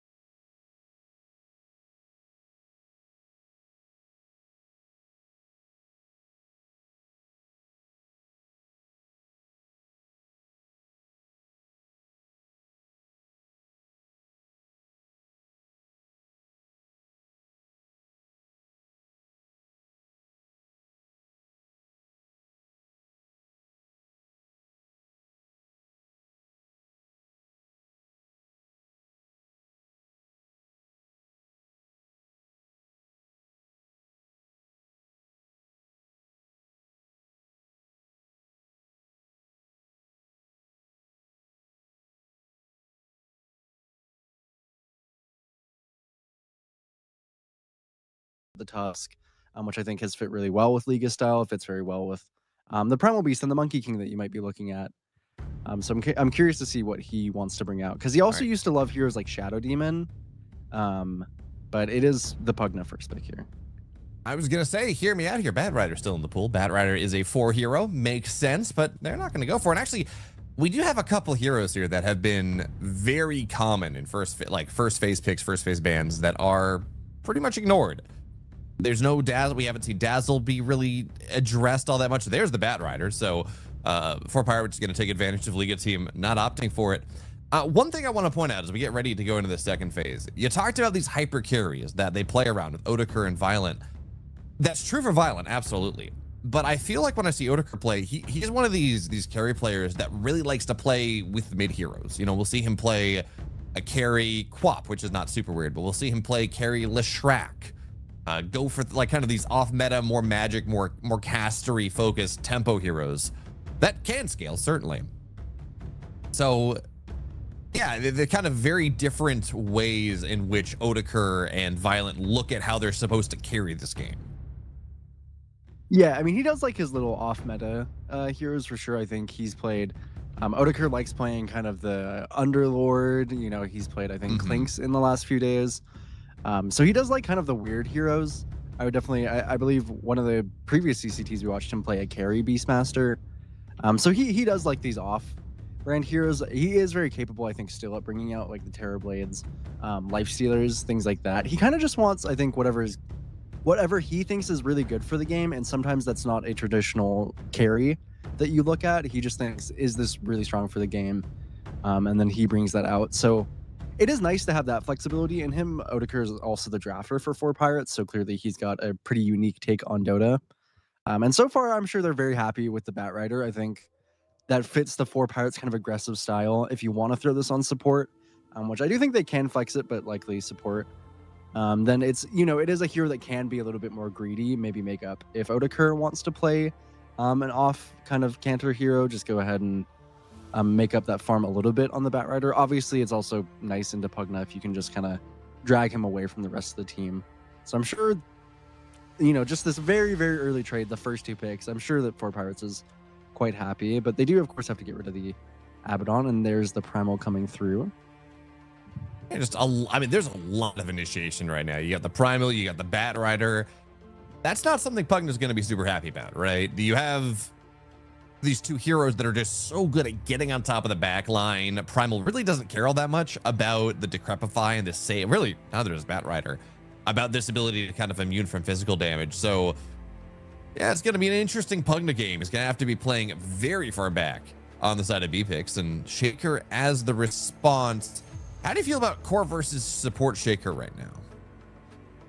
I think both are good. I definitely don't like support Shaker too much. I try to stay away from it just because I think it's inconsistent. But I think that Earthshaker is definitely rising a lot in popularity. I've been seeing some offlane Shakers. There's been plenty of mid Shakers. The hero, I think, has a pretty decent record in Fissure right now. I think it's either 5-1 or 5-2, something like that. So it's been looking pretty good. It's just a ton of magical damage. It's obviously quite good at disrupting an engagement from the Primal Beast. But I would prefer I'd prefer to have probably it be a core if you're going to play into this heavy initiation, because I think right now these 2 heroes don't like getting jumped on very much as a support duo, and they go for the Warlock instead. So they do lock it into a core position, obviously barring some crazy Pugna mid or anything, but I really doubt we'll see that. For Pirates, I'm sure this means they'll probably just double down on kind of the bursting heroes jumping in kind of play style here, although I'm not sure how they're going to want to do it. Obviously, this Monkey King is banned out. Maybe you could go for another hero you can flex, like the Beastmaster. Still left. Oh, the Beastmaster's banned. It is banned. Okay. I think that's something that they would have probably already picked up in such case. Guess they have another slot for a support. Probably get something there for them. Maybe the Tusks to pair with the Primal Beast we've seen. Maybe that kind of goes along with the jump. Although that is the concept of a Tusk, right? Snowball saves are always nice, but you have any sort of Tusk aggression. You have Shaker. It's like, great, thank you. More aftershock shock targets. You got more Fatal Bonds targets. So, I mean, it's not the end of the world, and certainly Tusk will find its utility, especially in the laning stage. But, you know, when I look at save supports, because that's still very useful, into this lineup, I'm looking for something that can probably play from a little bit further back, you know, like a Dazzle or something that, yeah, you know, maybe you've got to be a little careful, but has that ability to save from afar. And there's going to be the Leshrac, which on the side of 4Pirates, I think is likely the Otaker hero. Yeah, definitely could be. I don't love it necessarily, just because I think that you don't really like playing into Pugna Ward. That's kind of a classic annoying thing for Leshrac to have to deal with, but it kind of fits. I mean, if this is what, you know, wherever they place this Leshrac, it can go that Blink build. It can just kind of follow up on any kind of initiation, and they don't have much on Liga Team to stop it. I'm almost surprised actually on Liga Team that they picked up the Warlock over something like the Silencer, or even some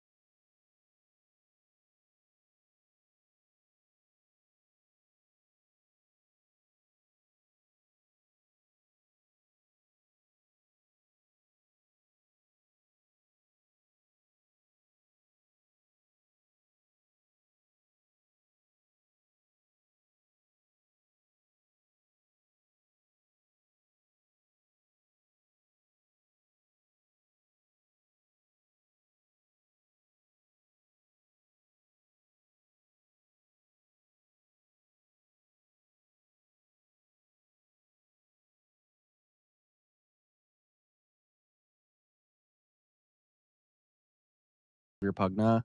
I don't think it's a harmful pick. I just don't.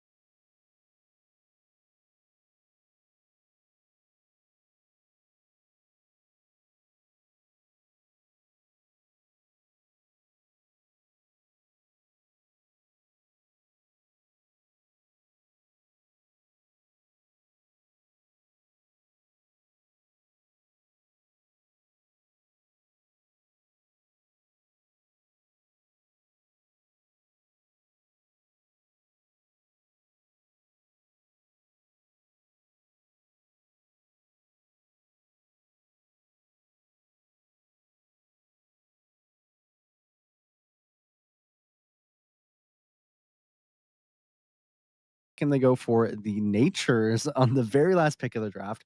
This hero did actually get hit a little bit from the patch, one of the more meaningful nerfs onto the soothing saplings, but it still does the same thing. It's not like his teleport was nerfed at all. The damage was very, very barely nerfed from his Q. His stats are still very good.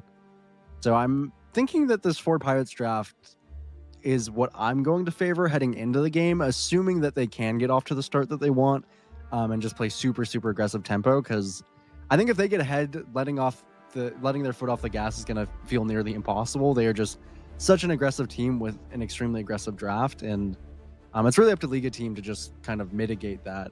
And I don't know if their draft effectively can. I don't know what you're talking about, Rojo. The nerf that clearly matters for the Prophet is the fact that it has 5 less agility at level 25. Yeah, that could nerf. really take Otakar to the streets. That's like what? 3 less damage?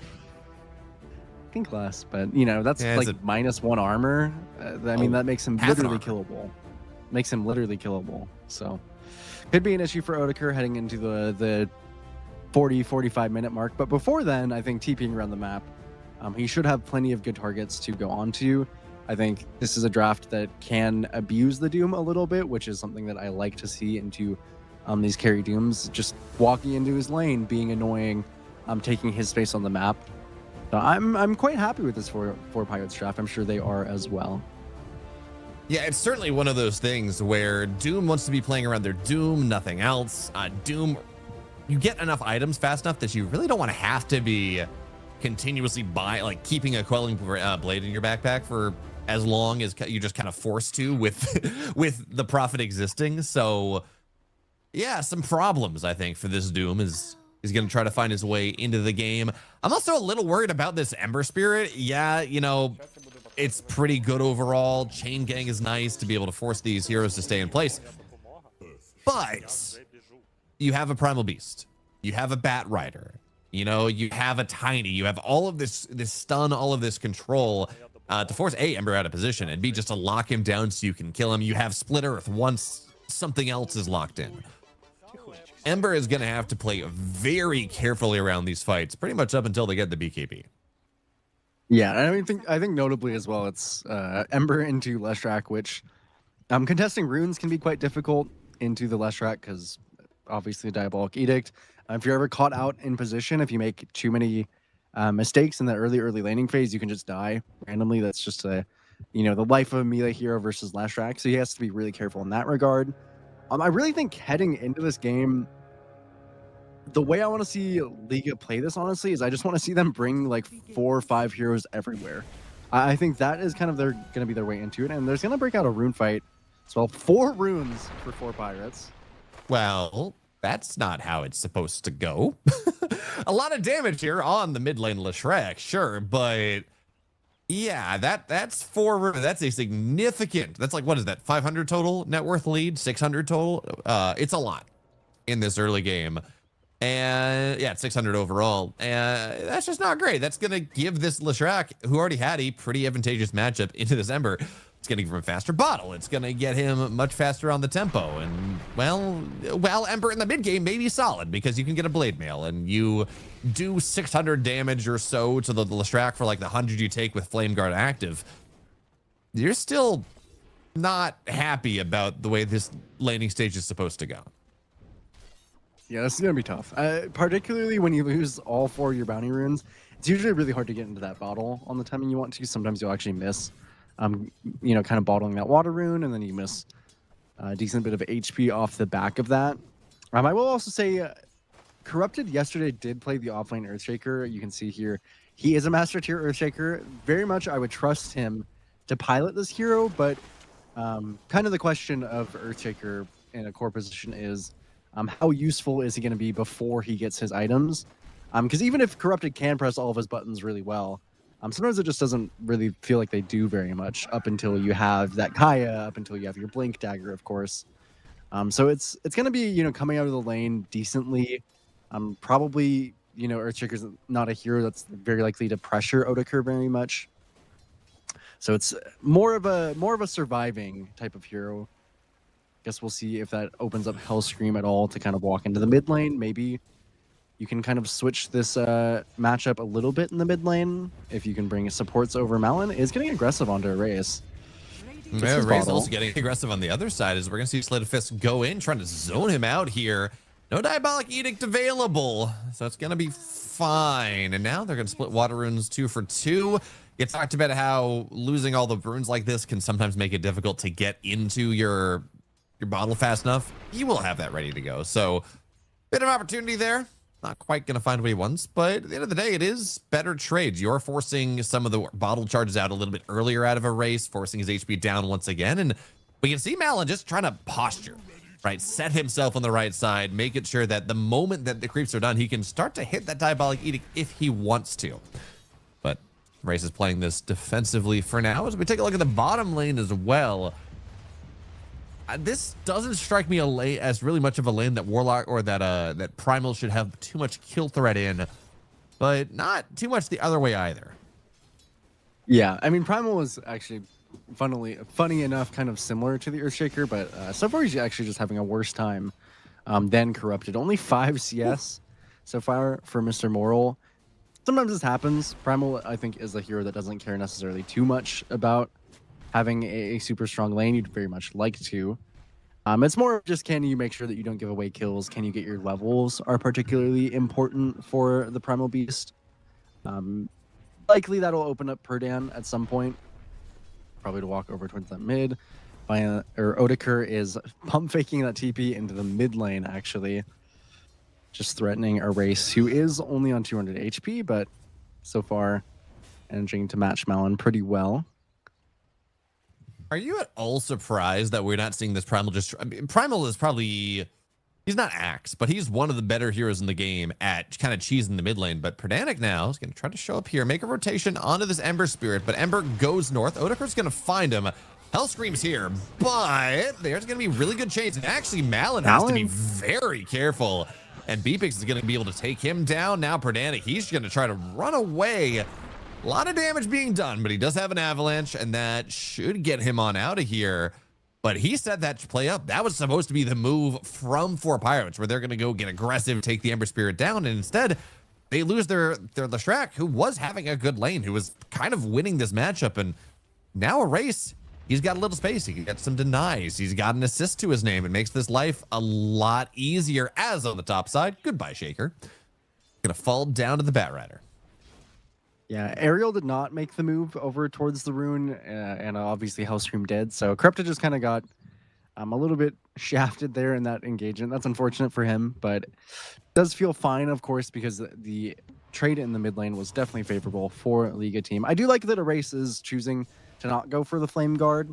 A lot of times, I think a lot of players will still want to go the Flame Guard into Lesh, which is not necessarily bad, just for the farming potential, but this is just a much better fighting build to be able to stand up to 4 Pirates aggression. Ariel, speaking of, was breaking into the triangle there. Odeker TPing over as well onto Hellscream. And there we go. Diabolic Edict kills things very quickly, even if the Tiny is the one that gets the kill at the end of the day. Sperdan is now going to just drop Corrupted in. But I don't know how I feel about that one, because now he just has the stuns on top of Odeker. And now Odeker's the one. He's got to run. He does not have a TP for 33 seconds. And no TP scroll either. So he just has to get on out of there, and maybe a little bit too ballsy. Perdanic, he's like, great. More fuel to the fire. Unfortunately, it's poplar. You know, it's pine. It's something that spits back at you as you try to burn it. And, you know, it's not, maybe not quite the damage that our prophet was expecting. Yeah, not as strong as he once was, the prophet, considering the nerfs. And toss back onto Erase. It's so much damage. Yeah, he's dead. Edict. Man, misanthropy is a powerful drug. It's like every time you see this, you're like, oh, you know, maybe he's gonna be fine, and then he's absolutely not fine. Not in the void like that. So we will see Ember Spirit going down for a second time as well. The Leshrac starts to take over a little bit more, certainly with the help of this Tiny. And well, the other lanes, well, it looks like we're going to be able to get the level 7. Ooh. The 7-minute timing that's going to be a dead Warlock. Man, Perdanic is doing such a good job in this game. Yeah, he's catching a lot. I mean, they picked him this Tiny late into the draft for a reason. It just sets up very nicely, especially with the Leshrac. Is, of course, going to TP over to the Wisdom Shrine to try and fight Violent down here. Let's see if they can take him down. Ooh. Onslaught into the Pulverize. A lot of damage, but not quite enough to kill. And with the Chain Lightning, it actually did doom the Tiny, but he's going to be able to get the spells off. And yeah, not enough damage there. Perdanic did such a nice job of playing far back and making sure that he wasn't going to take any bonus damage, wasn't going to tick out to the Doom. Comes back in, gets the toss, and make sure that this is a dead Doom, which you talked about it. Sometimes this Doom sinks, sometimes it swims. He's not having a bad game, but that was not getting killed early. Not getting a kill on the invade is not exactly what you're looking for. Definitely, that was a sinking play for sure. That was, you're talking about the classic CK Shadowblade that we had seen before from Violent. Definitely the same kind of air there. Just going for a solo play.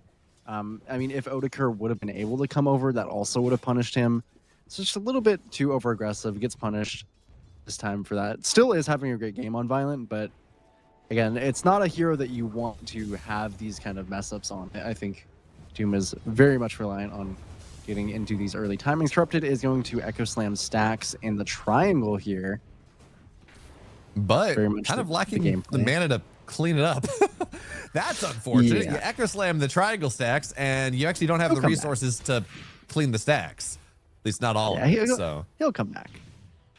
He'll collect his dues a little bit later. And again, in the mid lane, Perdanic. This time, though, Malin gets pretty low as well. Oh, okay, toss back in, and it doesn't matter. Who cares if you decrepify the Leshrac, right? Is a big play for Moral and Odeker on the bottom side here, taking down this Doom. Ariel looking for more. Only level 5. Does have the Flame Brick, though. Gets on top of B-Pix, and you're running upriver. There's no speed boost there, so he's going to fall down as well, giving the kill to... trying to give the kill to Mr. Moral, but Ariel gets the kill anyways. And that is 4 dead, really across the map here. You don't have any sort of counterplay available from the Shaker. Right? No Echo Slam just yet. You're still pretty far away from your Blink, and kind of what you were worried about. Shaker, before he gets his items, not incredibly effective. At least a Primal, you have Onslaught, Trample. You know, you do have these engage tools in a way that Shaker doesn't have as much. Yeah, I mean, thankfully he got a lot off the stacks on Corrupted. Oh, not again. Tossed back. Oh my god, he just has his number on Perdanic. He is making Erase's life absolute hell. Oh, he's racing him. This is, yeah, he's doing more, I think. He was never there to begin with.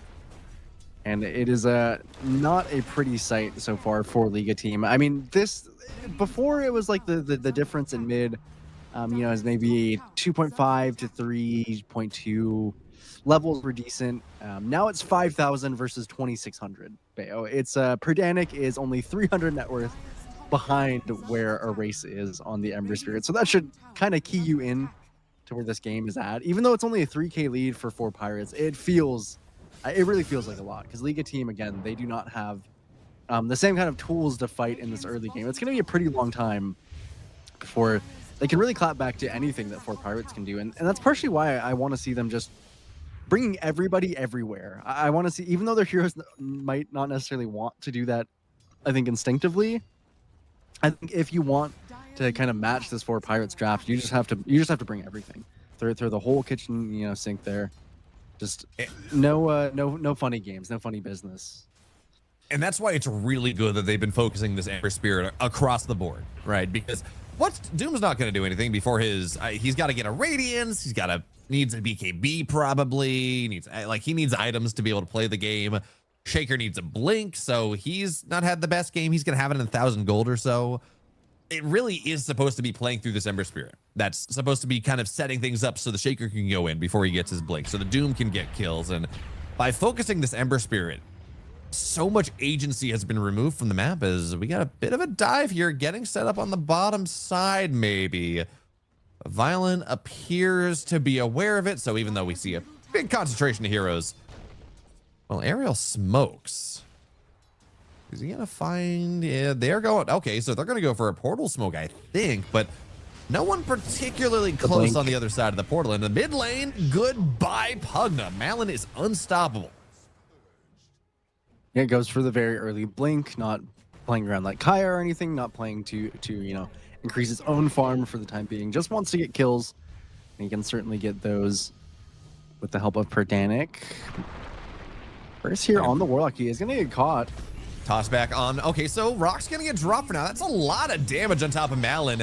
Malin will get the kill, but he dies in exchange. Doesn't matter though, because we're gonna see this Earthshaker get taken down as well. No Echo Slam available, and now a toss back once again. It's getting a little dicey though. This Golem is doing so much here, and we're gonna lose the Primal Beast eventually as well. 3 dead on the side of 4 Pirates. It's Ariel and it's Odeker. They're gonna get out of here. Kind of worried that we were going to lose the Prophet as well, but you toss back the Warlock and you just give him a ready-made rock delivery tool. Yeah, and that was bringing the heroes there on Liga. That was bringing Corrupted, even though he doesn't have the most tools. That was bringing Violent over. Just anything that you can, I think, to try and stop this aggression. Because again, 4 Pirates, they're going to do it. That's what their draft is built around. So getting ready to punish it, very nicely done.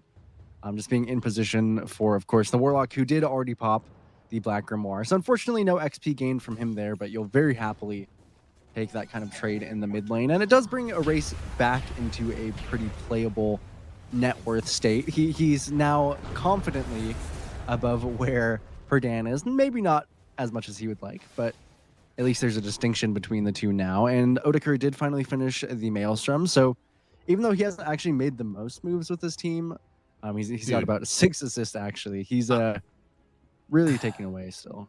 I know you're talking about being comfortably above Perdanic, but this is a 13-minute blink on the Tiny.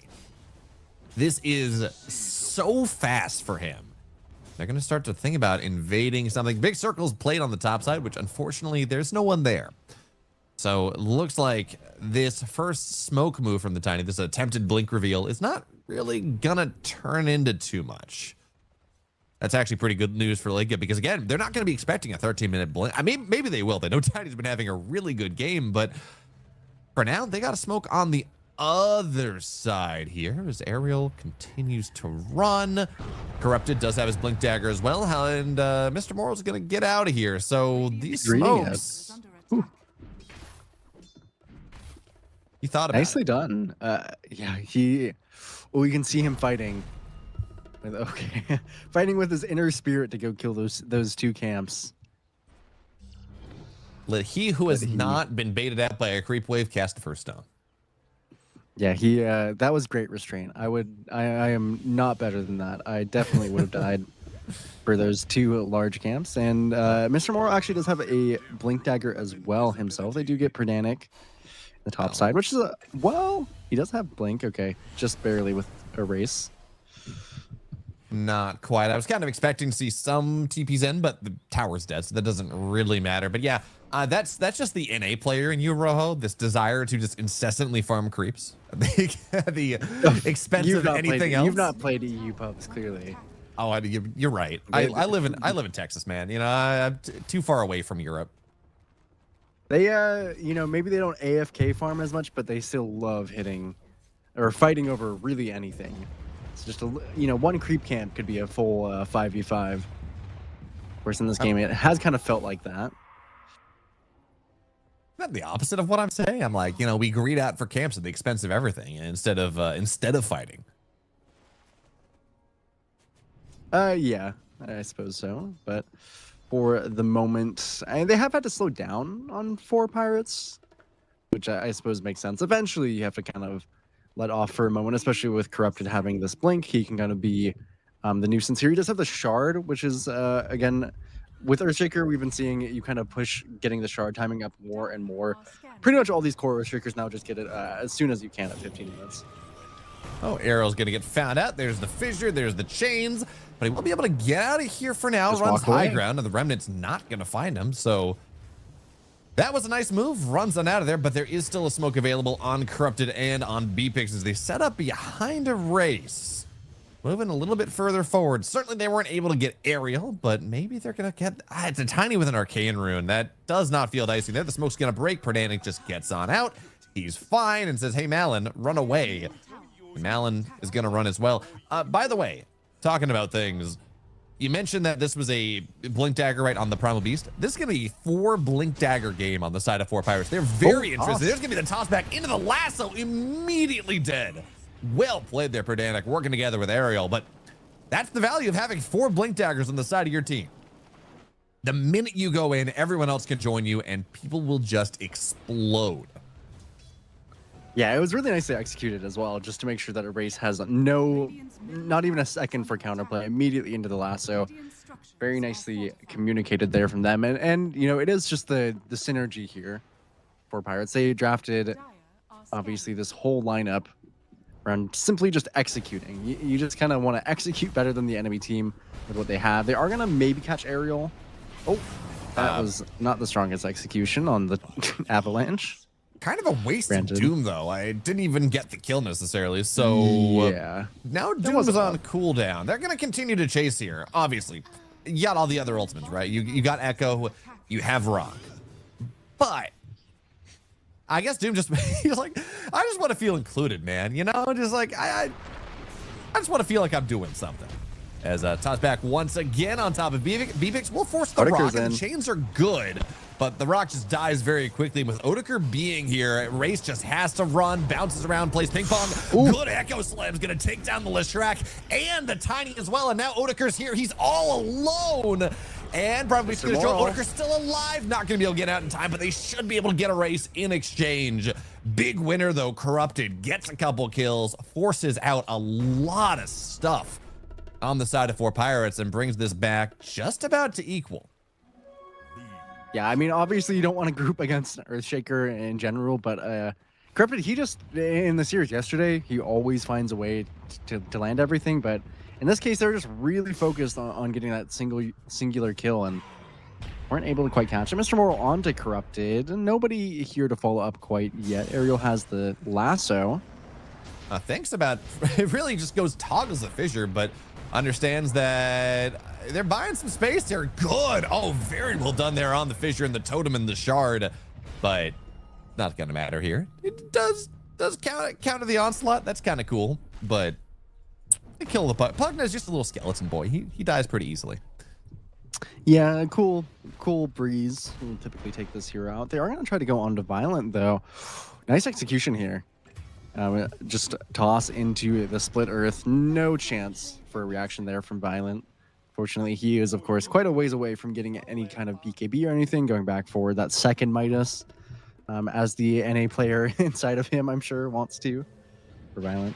But I mean, it is Corrupted doing a lot so far. I mean, he is now top net worth, and he is, you know, level 14, only matched here really by Mr. Moral, who also happened to get a cleanup there. Solo XP, kind of crazy these days, and Earthshaker definitely a hero benefiting a lot from it. Has that extra tectonic buildup, the extra AoE, aerial ships in the night, past Corrupted. It's a ward down. Oh, they're trying to hit this Tormentor timing. They know everyone's going to be clumped up for it, but the portal scared them back. They're back up for now, as Ariel's going to get found out on the bottom side. Good job there on Corrupted. He also hits level 15 out of this. So even more aftershock damage. This Echo hurts that much more, but Ariel was the bodyguard. His job was to just say, hey guys, run away. They're all here. We don't want this. And so everyone backs up, and hey, it's a profit. He's back to farming. What else is new? Otakar is, you know, he's taken the high road. He has died once in this game. He has 8 assists. Can go ahead and hit the creeps, do the consistent play here, since there isn't really much to do. Perdanik is just looking for the steal. I don't know. Wait, did he get it? No, he did not. No, he didn't. It was really close. It was really close. If Corrupted didn't get that fissure off, definitely would have stolen it there on Perdanik. I respect the play. I mean, obviously it wasn't worth it, but I do like the kind of spunk to go in there. Malin is eyeing his BKB. Actually, only about 200 gold off of it. That should mark a pretty big timing for them. Definitely important against the Mage Slayer that race has gone. We've seen typically these Embers kind of skip the Mage Slayer nowadays, but it's a little bit too juicy, I think, unfortunately, into Dire's draft here. Very good game for it, but it does mean you kind of need that BKB to bypass that damage reduction there. And Mr. Moral has his own as well. Yeah, big BKB timing as Ariel was, I think, thinking about trying to go on this Pugna, but yeah, there are people behind him, so it's a little scary. Perdanik now shows himself. Blink on cooldown for 10. But it's going to be Echo Slam immediately on top. Malin backside. No time to pop that BKB. And they're just going to have to back on out of here. It felt like they were baiting something on these BKB timings. But there is just way too much damage from this Earthshaker right now to let that happen. And now BKB's popped. Here comes Mr. Moral. Goes for the pulverize and everything else. But the Rock's going to blank that down in time. Now Ariel cannot get the spells out he wants. It will be a dead supports. That's something. But they're going to try to find a race here that much more. No pulverize for 20. So it looks like a race here. He doesn't have any more remnants. Yeah, so now Mr. Moral gets on top of him, gets the stun. There's going to be the Shaker. Avalanche goes, buys a little bit more space. And with, oh, that's such an unfortunate sprout. Goes on Mr. Moral and might just kill him off. But Otakar comes in that much more, teleports in. And just not enough damage, not enough chase. With the Shaker behind is this backstage bodyguard, making it so hard for them to take this Ember Spirit down. Corrupted is playing this so well. He is definitely playing within the margins to keep this game together, doing all that he possibly could, making it look really good. That's Earthshaker, but kind of was an unfortunate sprout. I think Otakar, but that a tiny bit more optimally could have gotten that kill on a race. Unfortunate to not pick that one up, because the race is now actually having a pretty reasonable game. Still, he's quite a bit behind where the other cores are, but he's got his levels. He's gotten to level 15, which is kind of the big one. He's got Blade Mail, eyeing that Kaya soon. I feel like he's in a very happy spot, actually, for where the Ember Spirits typically end up. And it was the kind of BKB timing that they should have. Obviously, they still have it very much. They're going to smoke up off of it, knowing that Malin hasn't even used the 9-second, but they were able to survive that for the moment on Liga team, which means they're going to get pretty close into getting their own soon here on Violent and on Corrupted. Yep, 8 seconds for the Echo Slam, even less now. It's up and ready to go here. So they're going to find the Pugna. That's a really good start, but it also means that everyone else is going to run. There's no point in fighting around here. You know the smoke happened. They smoke ganked the tier 1, and they're going to be able to get that one, but not going to get any of these big cores that you really care about. Primal finds a little, but unless you want to pop your BKB, chasing down this Shaker feels like just about an impossibility. Yeah, Mr. Moral does have a pretty good game ahead of him, though, I will say. He's already got the BKB blink, which is obviously really what Primal wants. Heading straight into that refresher. Oh, nice lasso there on top of the Ember Spirit. Do we have any follow-up? Not quite. Yet. There's going to be a little bit more, but you do have easy ways to get out of the Sprout. And Mr. Moral was just not quite close enough. He was running, but with the TP, you had to get on top of him immediately. And yeah, just not quite enough there to chain things together. So it's a TP on cooldown. You got that. Yeah, a consolation prize. I suppose so for the time being. They would, I think, have liked to get, honestly, a little bit more on 4 Pirates by this time. I guess they kind of got a lot early, and then obviously Corrupted kind of came in, you know, wrecking things. Doing so very, very much on the Earthshaker. Getting into the BKB, should have it soon for himself. Again, Violent just finished up his own. Still kept the Midas as well, so not feeling too pressured to fight back on Liga yet, as they do finally have a small gold lead for themselves. Yeah, it's not a big one, right? It's very, very playable. You look at Dota Plus, it's like 50-50. You look at everything. It's a very even game at this point. So the question really at this point is, when does someone blink? This is not a lineup that anyone wants to go fight, like go try to steal a Roshan. This is very much, you got to take a fight into Roche. So that's kind of the next big objective here. And with this smoke on the mid lane, Mr. Moral is aware of where the Ember, or Malin's aware of where the Ember is, but the rest of the team into the deep jungle, they're not going to find anyone for now. Perdanic reading this very well, running away. We do have 2 on the back side, on the bottom side of the map, with Mr. Moral and the Bat Rider working together, and they are just going to go start this Roshan into the concept of this Leshrac, of this Primal Beast. Doesn't seem like right now, though, that 4 Pirates are incredibly aware of this. So even though fighting into this Roche pit would be terrifying, you don't really have to, they're not really going to engage into it. So first Roshan of the game is going to go the way of this Ember Spirit most. Well, actually looks like they're trying to give it to the Doom. Verdanic's here now, though, but he can't. He's chained up. He's not going to have a blink available. So yeah, first Roche of the game. First Aegis goes to this Doom, and he's got Blink, BKB, Radiance. He's got everything he could possibly want. In fact, gets on top of Ariel right now. There's the stun. Goodbye. Violent. Corrupted gets the kill on there, but started by Violent as Corrupted just continues to go from strength to strength. He's got his Kaya Yasha. He's got a Lincoln's on the way after this. He just has everything he could possibly want, and Malin thinks about going on top. I don't know how I feel about that one.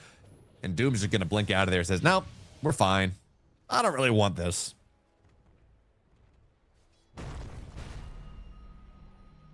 So now, pressure on to the tier 2. At least a little bit.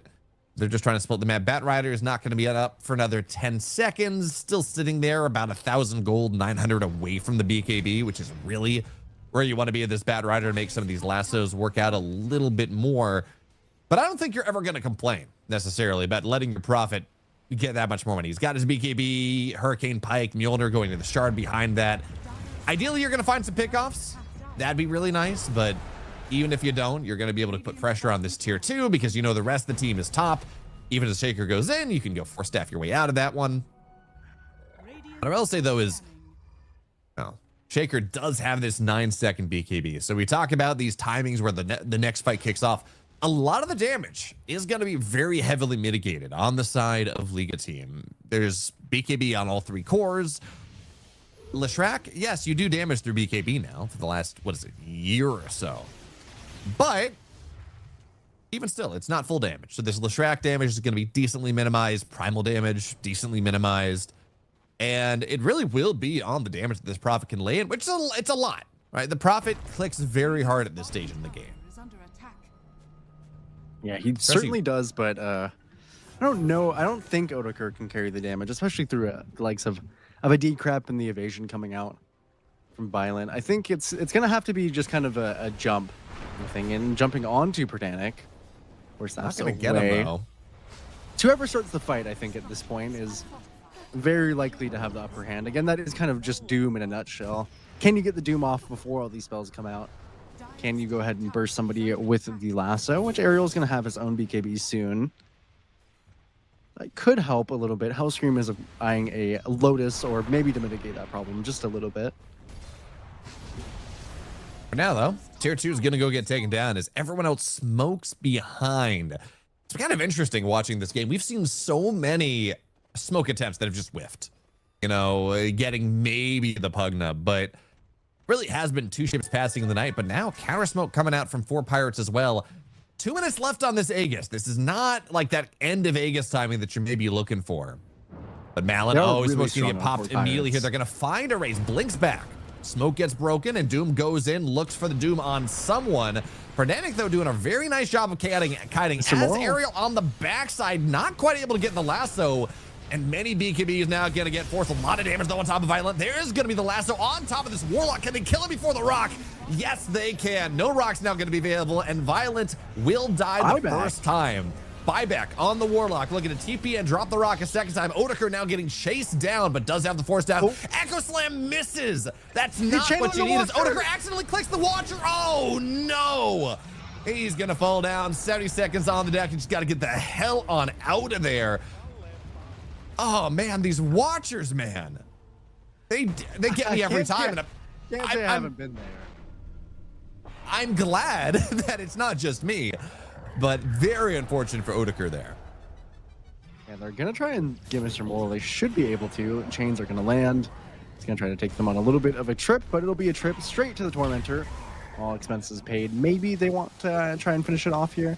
It's kind of hard between the 3 of them, but Erase feels that they should. Going to try for it. Actually did die to the Tormentor of Mr. Moral. So that's kind of nice. At least didn't give away that last kill, but it was just really botched, the engagement from 4 pirates. They had, I think, kind of the jump, but really the issue is if you get Violence Doom down onto obviously Mr. Moral, because he is so much of what their team is right now. Obviously, he's got that BKB, he's got the refresher. He can do so much in these fights, but none of that is going to happen if he gets doomed at the very beginning. So it's just really, really awkward from Liga team or from 4 pirates, and of course they were also smoking into the Aegis, so they got that kill into Violent. Didn't matter, you know, probably wouldn't have used the Aegis for anything else. Granted, how many times we've seen these teams just kind of go for something and nothing really happen. Ariel goes for the lasso on top. Man, he gets the blade mail out in time. The Malin taking so much damage. Oh, that didn't work. It's a dieback on the Warlock. That's something. But getting the flame guard blade mail up means that you are literally doing more damage to yourself than you're taking. As now Perdanik goes in a little bit more, tries to get this Ember Spirit down, and there's Odeker. So revenge is taken. But the damage on that blade mail. Okay, Odeker's gonna go, and Violent's gonna get the Doom off, but not before Pulverize is done. Perdanik on the backside. Beautiful play there.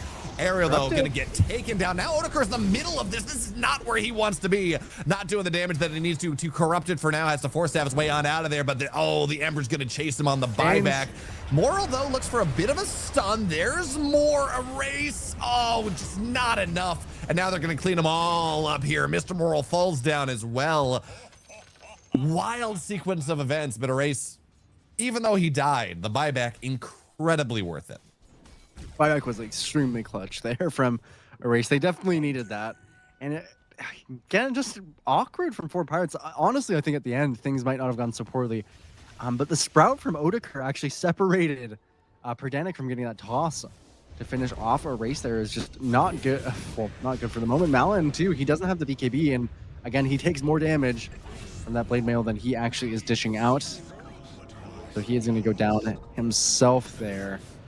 Extra little kill to pick up. Ariel would love to get something on the backside, but he might just be another kill. Yeah, pops the BKB, Lotus and Lincoln's on top of this Ember Spirit, so you're not lassoing him. That's just, it's not a thing. It doesn't exist. And this game is rapidly falling apart here for 4 pirates. They played so well in the early game, Rojo. Got all the kills, built themselves a pretty significant net worth lead. And now we're just seeing some of the issues, I think, with the modern Nature's Prophet. Like, well, there's a Decrepify, they're just a bunch of beefy heroes, and you TP in, and you're just not killing things fast enough. Yeah, I mean, a lot of it is just the small things in these fights are going really poorly for 4 pirates. Again, I think the Doom coming out 2 times now onto Mr. Moral really is unfortunate, because obviously he didn't itemize for the Lincolns or for the Lotus Orb, which Liga team has, and it's a very, very good game for it. Obviously, the Primal Beast and the Flaming Lasso. Both of them hate playing into the Lotus Orb, hate playing into the Lincolns, just for that kind of ease of engage. And now Liga team has gotten past that hurdle where they can just kind of play back, wait for things to happen. If you place the Lotus Orb on the right time for Hellscream, which he's been quite good about, you can kind of stop these engagements altogether. And all right, Doom goes down on top of this Tiny, so he seems destined to die. He's gonna fall down. It's kind of good though for 4 Pirates is on the backside here, and that's a little bit nicer. But Mr. Moral's gonna have to run away, even as the Pugna will fall.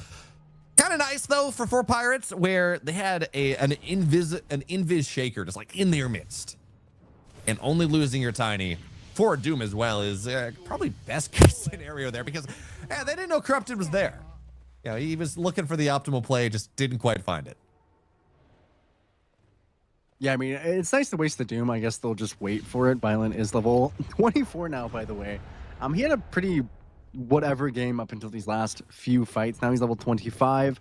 Obviously a huge timer for the Doom. Has a Satanic and AC. Sometimes you look away from Doom for a minute and then he sells off half his inventory. Ends up with this crazy set of items. Looking towards that overwhelming blink. Does have the Doom applies mute. So even if you do get off this Doom pretty late in the fight, it's going to be a huge issue for the likes of 4 Pirates. They don't have any answers yet to the Doom, which maybe it's too hard to buy them on their heroes. Maybe Perdanic should be eyeing a Lotus Orb instead of the Sewells that he got. Maybe Mr. Moral should have prioritized having this Lincolns, but regardless, they are going to head into the Roshan. Definitely feels like Liga team has the upper hand by a pretty good margin in any of these fights. Granted, a really horrible engagement, but they've been very careful to not let 4 Pirates get those kind of engagements that they want. Odeker finishes up the Daedalus. Hopefully that's enough damage for the side of 4 Pirates, but it just doesn't feel like it. Yeah, the problem with Prophet these days is your damage has been progressively nerfed over time, you know, with your facet, with your innate, with everything else just kind of being taken down. And on top of that, you know, you have this lineup that is a Shaker and a Doom and an Ember Spirit that just want to dive on top of you. And that means that this Prophet can effectively, you can fight when there's a BKB, you can fight when you got a BKB. And that is kind of it. Once that BKB goes down, you're going to get chain stun, you're going to get hunted. And even with the Daedalus, we're going to have to see if Odeker has the damage that it takes to go and be able to click 1 or 2 heroes down before anything else is going to happen. And especially now that there's an Assault Cuirass, you know, on top of the Decrepify, I'm not convinced, Rojo. Yeah, it doesn't inspire me too much to see Odeker here. I mean, it kind of sucks as well. Typically, with Natures, you want to tank up eventually by getting the Satanic, but it's not really feasible in a game against the Doom or really against the Decrep. So he's kind of limited in those tankability options. It is mostly just the BKB he's relying on, which maybe in a very good Prophet game, you might even want to skip the BKB for a much longer portion than he has had to. And Malin does at least finish a Scythe, but it's kind of just doubling down. And ooh, Echo Slam instantly onto Mr. Moral. That is certainly enough damage to bring him down with Violent there. Oof. That is a whole lot of hate. By the way, though, I've been having a lot of fun looking at the Dota Plus chart. When it just really likes 4 Pirates draft, I think, because we are, what are we, 13,000 net worth in the lead for Liga team right now. And you want to know what the Dota Plus win chance is? I checked it, but you can spoil it for me. Yeah, it's like 54%. It was 50-50 when it was 11,000. It is just, it really does believe in the power of this Leshrac and the Tiny and the Bat Rider and this Nature's Prophet to eventually do what they need to do to win the game. I'm not sure that I agree. This feels like a very difficult game for Odeker to do the damage that he has to. So for now, pressure on the high ground. Primal Beast dead for 34. So Odeker moves in, but that's a Force Staff now on cooldown. Half the damage already gone from the range poke of the Shaker. But Perdanic looks for a toss back, doesn't find it though. Creep spawn right at the wrong time, but now Bat Rider goes and gets on top of the Doom. Looks for the damage there. He's gonna fall down. 100 seconds on the deck. Did not have the Aegis. And Erase moves in a little bit more. It will be a dead Perdanic, but you're kind of okay with that. The Doom is dead. Big bad carry now on the deck, and Primal Beast up in 4 seconds. They got the tier 3. But I don't think you stick around for Rax here. Not without this Doom. No, certainly not. I mean, the high ground is going to definitely be the ultimate test here for Liga, because the 4 Pirates draft, it's pretty good on the high ground. Just so many different ways to catch you and reposition you. But Malin, wow, he is just a little bit too far up. Maybe not expecting them to stick around the way that they did. Top tower is under attack. And now... Definitely lose that repositioning tool quite a bit now that Perdanic is down. Got to wait about 20 seconds. Sprout buys a few seconds. And now no creeps for the time being until it is. We're waiting on... Bad Rider still has Lasso once again as Mr. Moral's going to show up here. But that's just a wasted BKB now as he runs, gets stunned up. Chains are going to follow up here most likely. Well, maybe not for the time being, but he's just trying to poke away. He is a beefy boy, but it looks like they will lose the set of racks here. Perdanic now back up. Middle barracks. But Erase just runs away. No, especially with his Lincolns that they keep putting on him. Just not enough lockdown. They're very hard to stay on top of him, especially through this Aegis. Yeah, I mean, Corrupted is doing a really nice job with this Lincolns. He's been very on top of just keeping it on top of Erase. Kind of feels like Erase just has his own Lincolns at this point. To be frank, and they did both manage to get the Dazun Blood right as well for Corrupted and for Erase, which feels very nice for them. Getting that extra AoE if they needed any more, especially on Corrupted. Full refresher bot out, by the way, for BPEX here. Okay, here's my question, Rojo. When did Shaker get a 50% Echo Slam CDR talent? It's been a good while actually. He has had this one. Yeah, it used to be, I think at this 25, it might have been a flat cooldown. I think it was a flat cooldown. But yeah, it has been 50% for a little while now. All the midders, Shakers. Oh, Malin jump in on. Getting on top, blows up this Aegis immediate. Hellscream, no save going to be available. Doom's TPing into this, looking to try to get on top of the second life as Erase just gets away for now. BKB forced, good Echo Slam on top of Prophet Beast on the backside. And look at Malin getting evaporated here. And the Doom on the Prophet as well, just making life extremely difficult, kiting out of this fight as much as possible. Mortal's going to fall down as well, as is Perdanic. 4 dead. And now just trying to route Otakar a little bit further away, TPing in, looking for the chains. Not on cooldown. Not going to get him. Otakar stays alive just barely. He gets out, but I thought he was back really into this. Well, he's got the shield, I guess so. Corrupted is walking back. Yeah, I don't like this. Is insane. There's the stuns from Corrupted. Otakar just fed his life away. I suppose he thought that he could just get the wave. I don't know exactly what the thought process was there. He does have the buyback if he needs. Gonna get it on Perdanic first. That fight looked like it was gonna be really good for Pirates. It's just, I mean, Corrupted got so much there in terms of the CC and on the backside. They do, but it will be double rock dropped. The upheaval to give them a little bit of attack speed. Trying to end the game here. Forcing all the buybacks, and now you got to be very careful with these fights. Is we're gonna start to see fire remnants all over the place as Otakar TP's in, gets himself a little bit of a shield, but it goes away immediately. Axeline backside on top of 2. Malin solo, he's dead. No buyback, and now it's just all on Otakar here. He's gonna have to buy back from the Primal with like 5 seconds remaining, and that's just not enough. Meanwhile, these golems just keep hitting the tower. They keep hitting the Ancient. Doesn't matter what happens in the rest of this. And for Pirates, from a very good early game, they lose their hold on things, and Liga comes storming back. That's a game 1 lead for Liga team here in this upper bracket. Yeah, they did it very nice.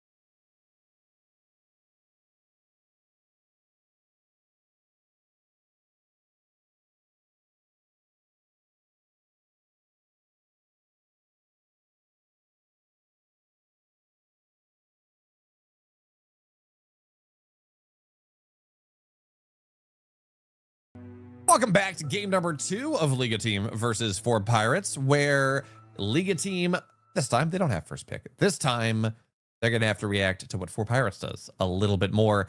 And if you're a 4 Pirates fan, that makes you pretty hopeful because game 1 started very nicely for them, Rojo, up until the point that it didn't.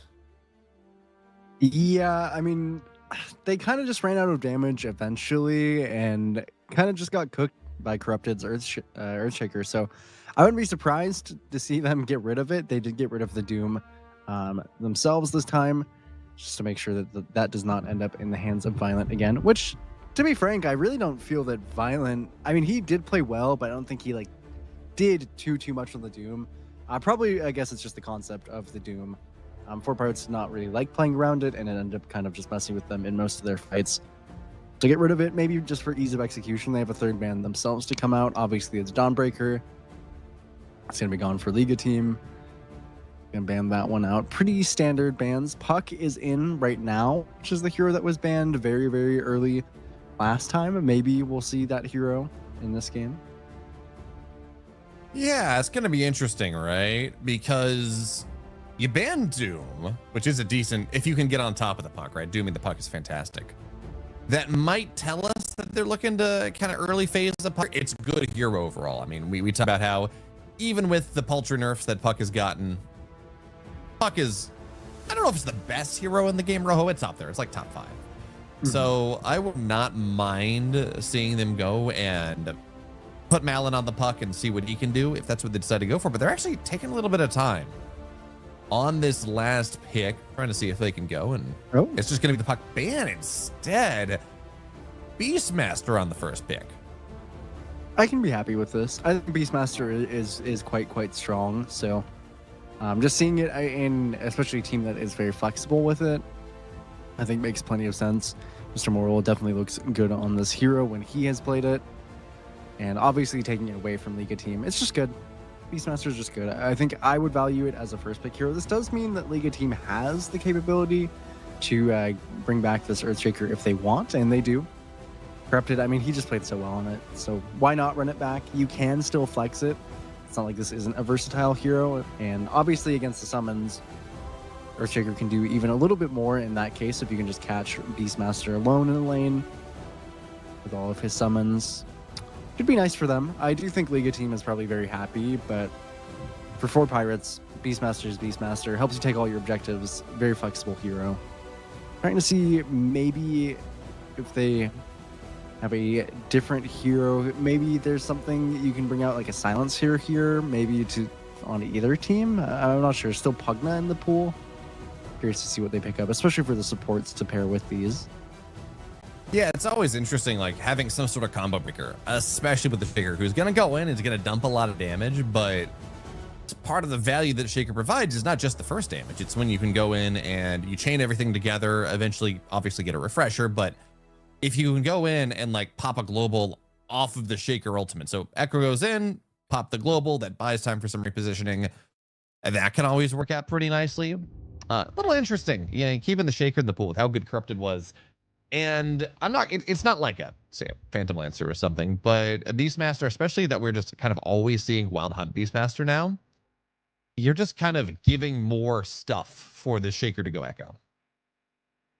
Yeah, I mean, I'm sure Corrupted is, I think he's just happy to play the Earthshaker, period. And we've also seen, again, I feel like half of his impact in the game was just being very disruptive, which is already quite nice for the Earthshaker. You can block off all these creeps. You can, you know, if you don't get the Primal Roar in like kind of the right place, you can fissure block the Beastmaster himself, and they do go for the Warlock right away.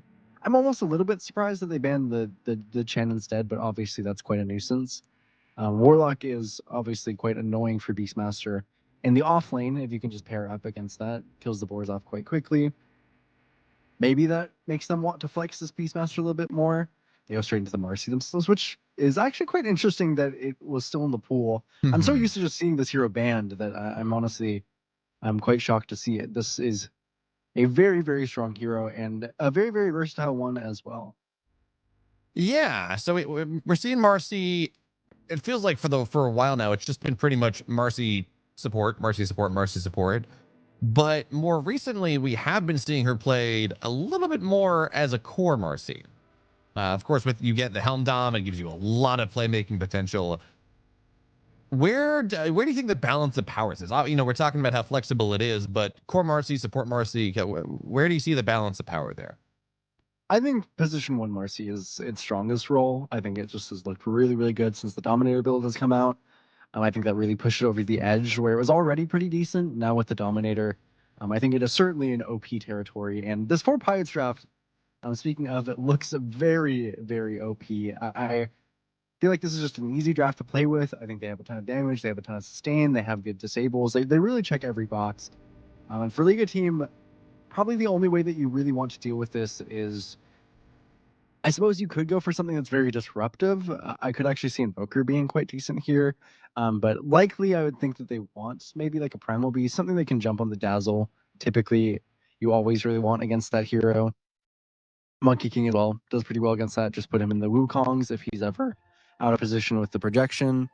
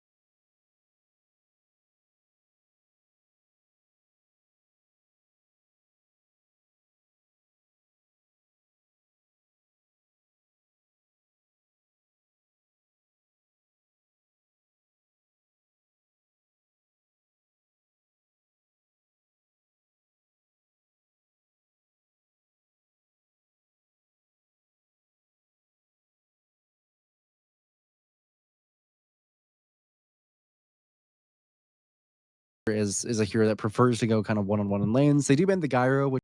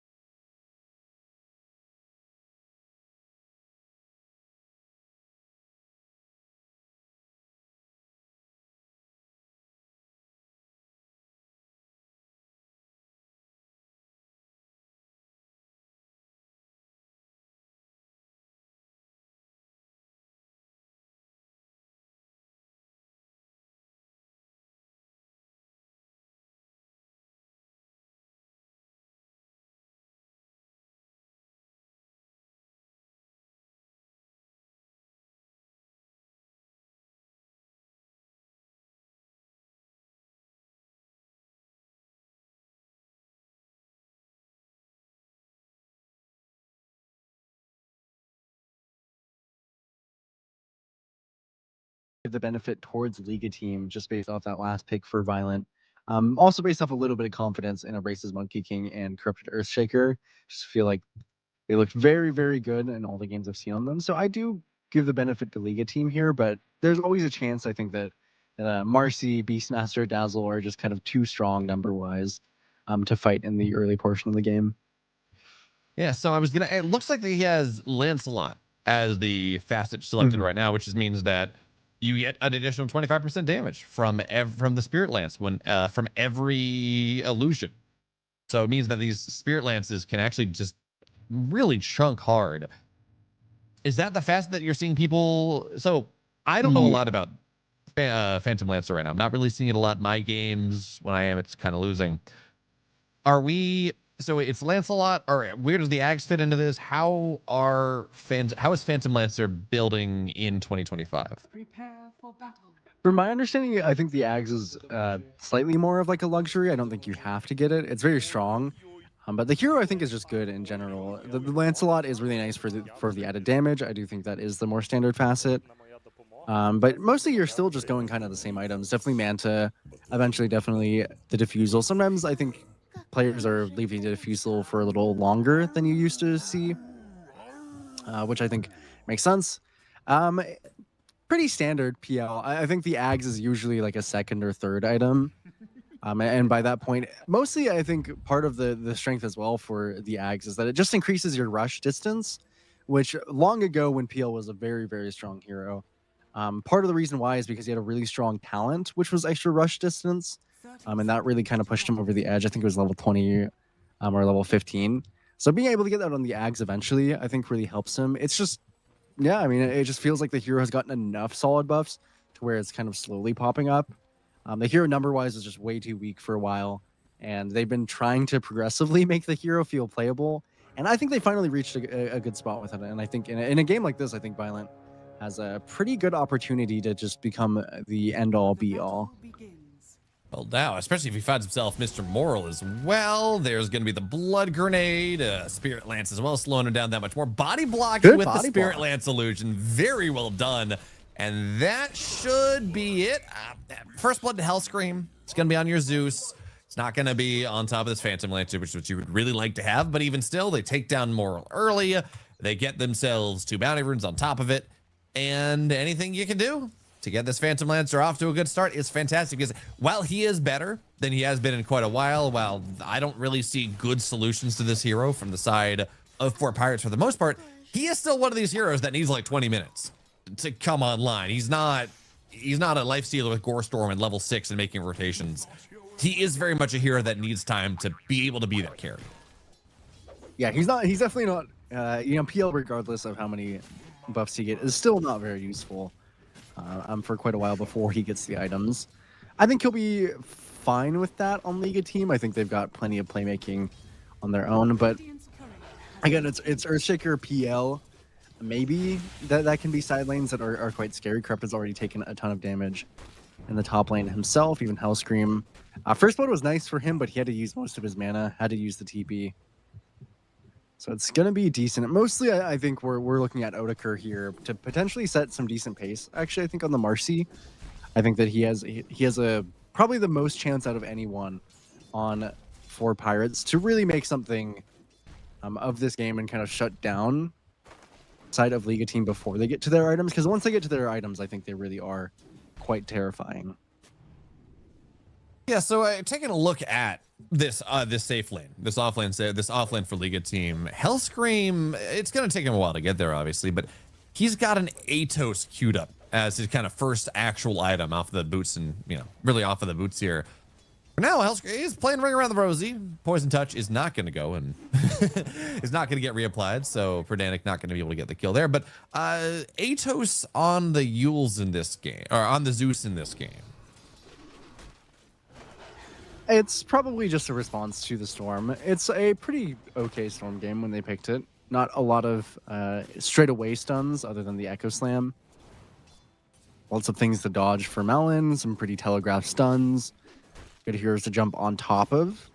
So he's, I think Malin is also going to have pretty big responsibility kind of once he gets to this level 6. to be making stuff happen around the map for Liga team, and maybe that's enough of a reason for Hellscream to think I need a response to that. Go for the Atos to try and deal with it. We'll see if he changes his mind at all. Ariel so far is getting beat up, as is tradition with the Rubik. This hero, you know, as useless as PL sometimes can be in lane, I feel like Rubik is actually maybe even beating him out in that one. Rubik is in a tough spot, Bayo. It's very sad to see. It's very sad to admit, but this hero just does not do a whole lot. Truthfully. Right, so here's my question. On the balance of heroes that are just really bad at laning, you have Rubik and you have Pudge when he's on your team. Who is more useless? Well, Pudge on your team is usually helping the enemy team, so I would say, you know, sometimes he's not even there. So probably Pudge on your team is far outweighing that, but it's much closer than you'd like it to be. I think Rubik is just, yeah, he's received a number of nerfs over the years. This kid has been changed at least a little bit. Now it's really only if somebody massively oversteps and you get a really nice telekinesis, maybe a blood grenade to play with. The top lane, a lot of fighting. Yeah, good amount of damage here going on top of Corrupted. Perdanic, though, gets jumped on a little bit more. Hellscream just punches in so much damage. And that was not even a full stick. I guess Corrupted was past a Lotus. He had no HP, then he had a little bit more. Oh. That bought enough damage, so that's a problem. And on the bottom side, looks like we got some more kills. Mr. Moral trying to go kill BPEX. I don't know how well that's going to work out. They're going to try, but under tower, man. Has stick. Yeah, this is not worth it. Wrong direction. And Mr. Moral's going to go get... You can't be giving PLs kills like this. No, that was far too over-aggressive. Very nice branch play. Just to push it over the edge there, but still too far aggressive. Also interesting as well that, I mean, not super interesting. Obviously, we see Wild Hunt and Dominator as the more dominant way to play the Beastmaster, but I think maybe in this game it would be worth it to go for kind of Ags Shiva's build. I don't know. You do want the pipe and maybe the Crimson, and maybe that pushes it over the edge for the Wild Hunt, but the auras in terms of dealing with Liga team, I just don't know if they'll care. I don't know if that's going to make the difference that they want it to. So I'm almost a bit surprised that it's not the other facet and the Ags, and a lot of damage in the bot lane using that Lancelot to its full extent. Just nice to get that extra, you know, if you pop the Doppelganger beforehand, it's just 50% more damage on your Spirit Lance. Definitely meaningful if you have the Fatal Bonds down as well. So far, a very, very, very good start for Violent. That's kind of what's unfortunate about this, right? Because Beastmaster can be a very strong laner, but you do want to have some level of follow-up. As a Corrupted here playing around with Malin. I don't know why Malin is he's just not having that great of a lane into the Monkey King, and now Monkey King's here too. Malin's only level 5. Wukong's command goes down as he tries to run on out of here, but not enough damage. So Malin's not really going to be able to mess with the lane shenanigans coming out of this Shaker, but he's been forced out of his lane for quite a while now. He is already here down about 7 CS, a couple denies as well. And yeah, just jungle Storm Spirit. He's not allowed to play the game that, certainly not having the game that he had in game 1. Yeah, definitely not. I mean, sometimes the Storm, this is just the reality. You realize, you know, supports are coming mid.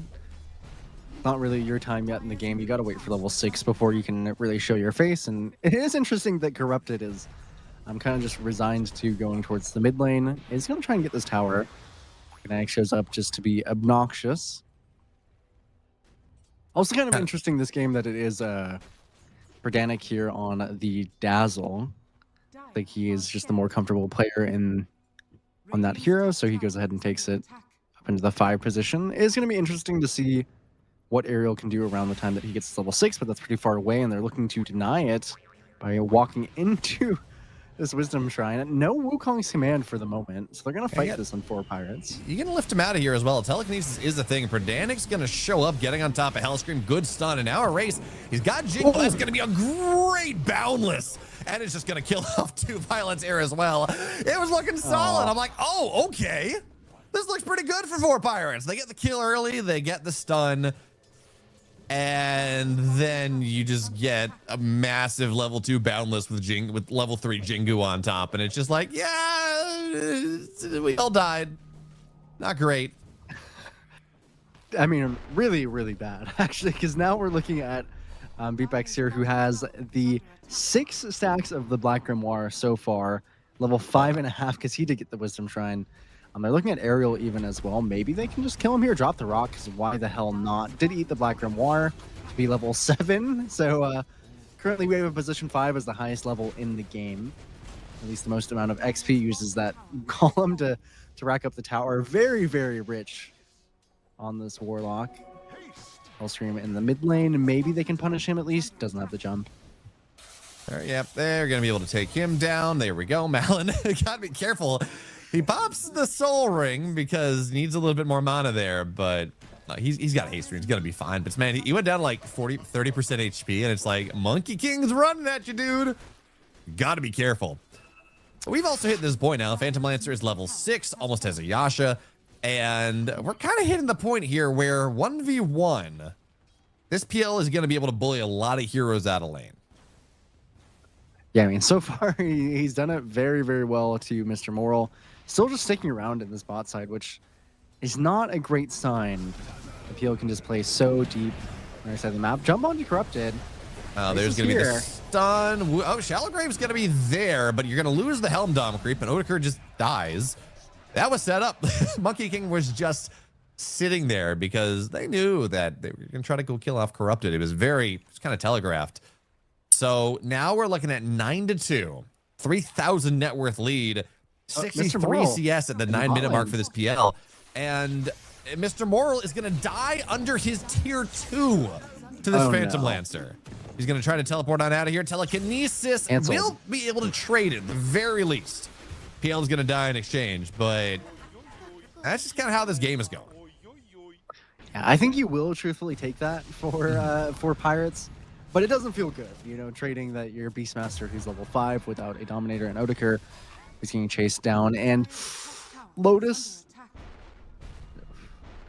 Hell Scream not enough. Oh, it is enough. I think that was like just below the threshold for that lightning bolt damage there. Oh, dodged the Echo Slam. So B-Pix should fall here. Malin, though, not enough mana to get corrupted. 20 seconds left on the Soul Ring. So they're getting these exchanges, but it's like, oh, you know, I lost my carry, and now I'm going to probably not lose the Storm Spirit, I don't think, but Primal Spring goes down. Any more stuns? Nice job there from Aerial as Malin continues to try to run away from this. He's got a Soul Ring in 2. He's out, but Aerial's going to be the one that falls down in exchange. And this just swarm. I mean, they're diving under their tier 2 when the tier 1 is still up, and you're just not having the rotations are not where 4 Pirates need them to be. Yeah, and you really wouldn't want Liga team to be in a position like this. I mean, I would typically think that by 10 minutes, their lineup would be the one that's kind of sitting back. You know, maybe PL died once by accident, or, you know, I guess he has kind of, but, you know, maybe he had a tougher lane. He's kind of resigned to the jungle. No, he's diving your tier 2s. This Earthshaker that's supposed to be kind of useless in lane and before his blink. He's walking into your tier 2. Reese is definitely facilitating a lot of this as he's now hitting his Diffusal. Full level 9 on this Monkey King. It's a very, very scary game state for 4 Pirates, because I really think ideally with the way their early draft went, that they'd want to be the ones, you know, playing this way themselves, but just haven't been able to do it. Race takes a little bit of damage. They're going to try to take him down. There's the Hex. Off of the Null projection, but the Rock goes and counters everything with the Shadow Word as well. Array's just not taking damage. Yeah, Zeusol goes down here as well. Now here comes Odeker. They're going to try. There they go. Okay, Warlock will fall. They're going to get the Golem down as well. Extra 100 gold. That's something. But Array's a little bit of stun by some time. As you see this tier 1 get assaulted here, talking about this violent Phantom Lancer, something in the back of my head says that he had some insane, like back on his VP days, he had some incredible Phantom Lancer performances back when the hero was last playable. Mm-hmm. Yeah, I think he probably did. I think he is just a PL player in general. So that instills even more confidence. I would say that this is just something that he enjoys. Naturally, I think he's probably quite happy that PL is coming back into the zeitgeist, at least a little bit, to be kind of playable. And regardless of how many kills they are getting back on 4 Pirates, it is helping them kind of stay in the game. It definitely feels like this is not a position they were ever meant to be in. And Corrupted, he does go ahead. He actually went and Echo Slammed the stacks again. That's really how they like to play with this Earthshaker. It's just get a huge amount of stacks in the triangle, eventually Echo Slam it. Now has his Blink, no Echo Slam to go along with it, but he is level 10, perfectly happy on Corrupted. And we've seen how much he can do on the Earthshaker in the last 2 games, or the last 2 of the 3 games yesterday for Liga team as well. Erase had really, really good Monkey King performances. So I'm feeling really, really good for Liga here. Just have to make sure that they don't, kind of get caught off by these one-off smokes and movements by 4 Pirates. But so far, they're doing a great job at that. For now, though, Making smoke their on own. to Corrupted, finding him, but not going to get the stun. There's the dispose. Ariel is here, level 7, so just trying to see if you can get the Fissure. That's the goal. But for now, Corrupted does seem to be the one that is... Blink? Oh, wait, no, buys the time for the blink on the bottom side. That's the fight that you actually should be looking at. 2 dead already. Hellscream doesn't fall, and Storm Spirit just has to get on out of here. And by the way, Corrupted, he got out as well. So the gank on the north side gets just about nothing. Bottom side gets 2. And goes from bad to worse here. Marcy's looking at getting an armlet. That's kind of the next item is maybe they're trying to see if they can re-smoke on this 14-minute timing. They still lost their Can Wisdom they Shrine regardless. Yeah, there's going to be the Zeus ult as well. Lets everyone know where the smoke is. And Odeker now looking for his That's a rock. engage. Dispose onto the PL. Can they get him down? Not with a rock. 4-man fatal No! Absolutely not there. The Fatal Bonds is just doing ridiculous damage. And goodbye, Ariel, as well. It's 10K at 14 minutes. We didn't like the draft. And it's just going from bad to worse, man. It's going from worst to worst, I think, so far. It is, yeah, this is the complete opposite of what you want to be happening on 4 Pirates. They look a little bit kind of disconnected, but it's, yeah, this is just a Liga team draft that, again, has overwhelming magic damage and this insane win condition in the PL, who already has a Manta style, by the way. I think he's had it about for a minute or 2 now. Level 11 on Violent. This game is very hard because this is, we have seen some pretty crazy comebacks, Bayo. When I was casting Clovision, I saw some really obscene, like 20K, gold lead throws and whatnot, but I'm not sure this game is leaning that kind of way. Particularly, I mean, it's just Violent on this PL. We were saying if he can get his items, if he can survive the early portion of the game, then, he should have a very free PL game. I think he's done a little bit more than just survive. Yeah, I believe that the term is thriving, and Hellscream is going to get out of this gank too, I think. There's no blink on anyone. So you had the gank attempt, trying to at least kill the Zeus, at least kill this little godlet, but not going to get that either. And now you're talking about these comeback potentials, or these comeback games, right? In those games, you could see something like, okay, great, we have really good team fight. Yeah, we have a Doom, and we can Doom off the Storm Spirit or whatever. Like, there is something that you can kind of hinge your game around making the comeback. I look at 4 Pirates draft, and this is a draft that is supposed to be playing from ahead. This is not anything where there's like a really big, I'm not even sure there's a really big steal. Maybe like a crazy Echo Slam steal. Yeah, that could do it. I don't think Corrupted's almost ever going to give it away unless he's already pretty much on top of Ariel. Which does bring me to the point that I think we're both a little bit aware that the Rubik looks kind of useless. As Rubik kind of tends to. And I don't think Ariel is playing it poorly by any means, and they are going to go on to Odeker here, so that position 1 is not going to last very long up against the 4 heroes. I was kind of wondering if they're going to turn this into a Tormentor kill, because it feels like it's getting towards that 20 minutes. Only 17. TB bot lane to get Mr. Moral. And clean up his Dominator creep as well, just for insult to injury. So everywhere they go, they get a kill on Liga team. It just feels inevitable. Map is getting hard, very small. I do appreciate that 4 Pirates are willing to kind of make something happen. They're willing to kind of die to force something, but that's not exactly where you want to be typically. And Ariel, not much happening this time around. with his Ariel, death. yeah, I mean, it's a Rubik versus a Phantom Lancer. It's, I don't know. Maybe Bane, Shadow Shaman, but Rubik is one of those heroes. Like, what are you gonna do when you have a Zoo running it? When you have a bunch of illusions running at you? As Violent gets on top of the Storm Spirit, he's gonna have to zip on out of here, but no mana remaining. Odeker trying to fight Hellscream will be able to do so, and the splash damage there on your ultimate doing a little bit to Violence. He continues to fight down. There's the shallow grave, but I mean, maybe Violet's not going to get the stun off. Looking for a dash away. Comes back in. But no, not going to be enough here. And this just shows how far ahead he is. In any normal game, I think that works.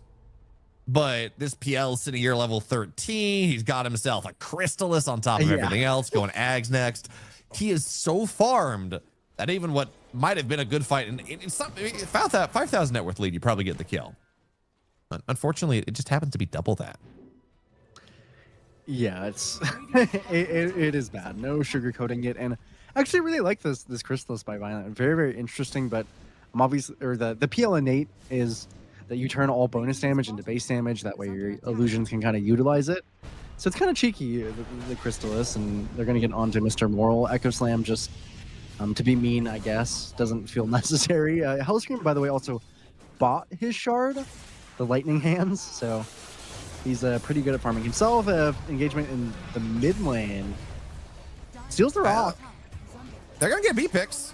That's 700 gold. Something Odeker. Ooh, maybe get a race. Gets him out of the Wukongs. There we go. Malin. But, oh! Oh, man. Big Primal. And there's Corrupted showing up as well. So even when they get something, it's not nearly enough here. So Corrupted blinking 7. Trying to see if he can chase this Odeker down. He's gonna try. I think he'll miss, actually. Nice movement by Odeker. Going down there. Just a consolation.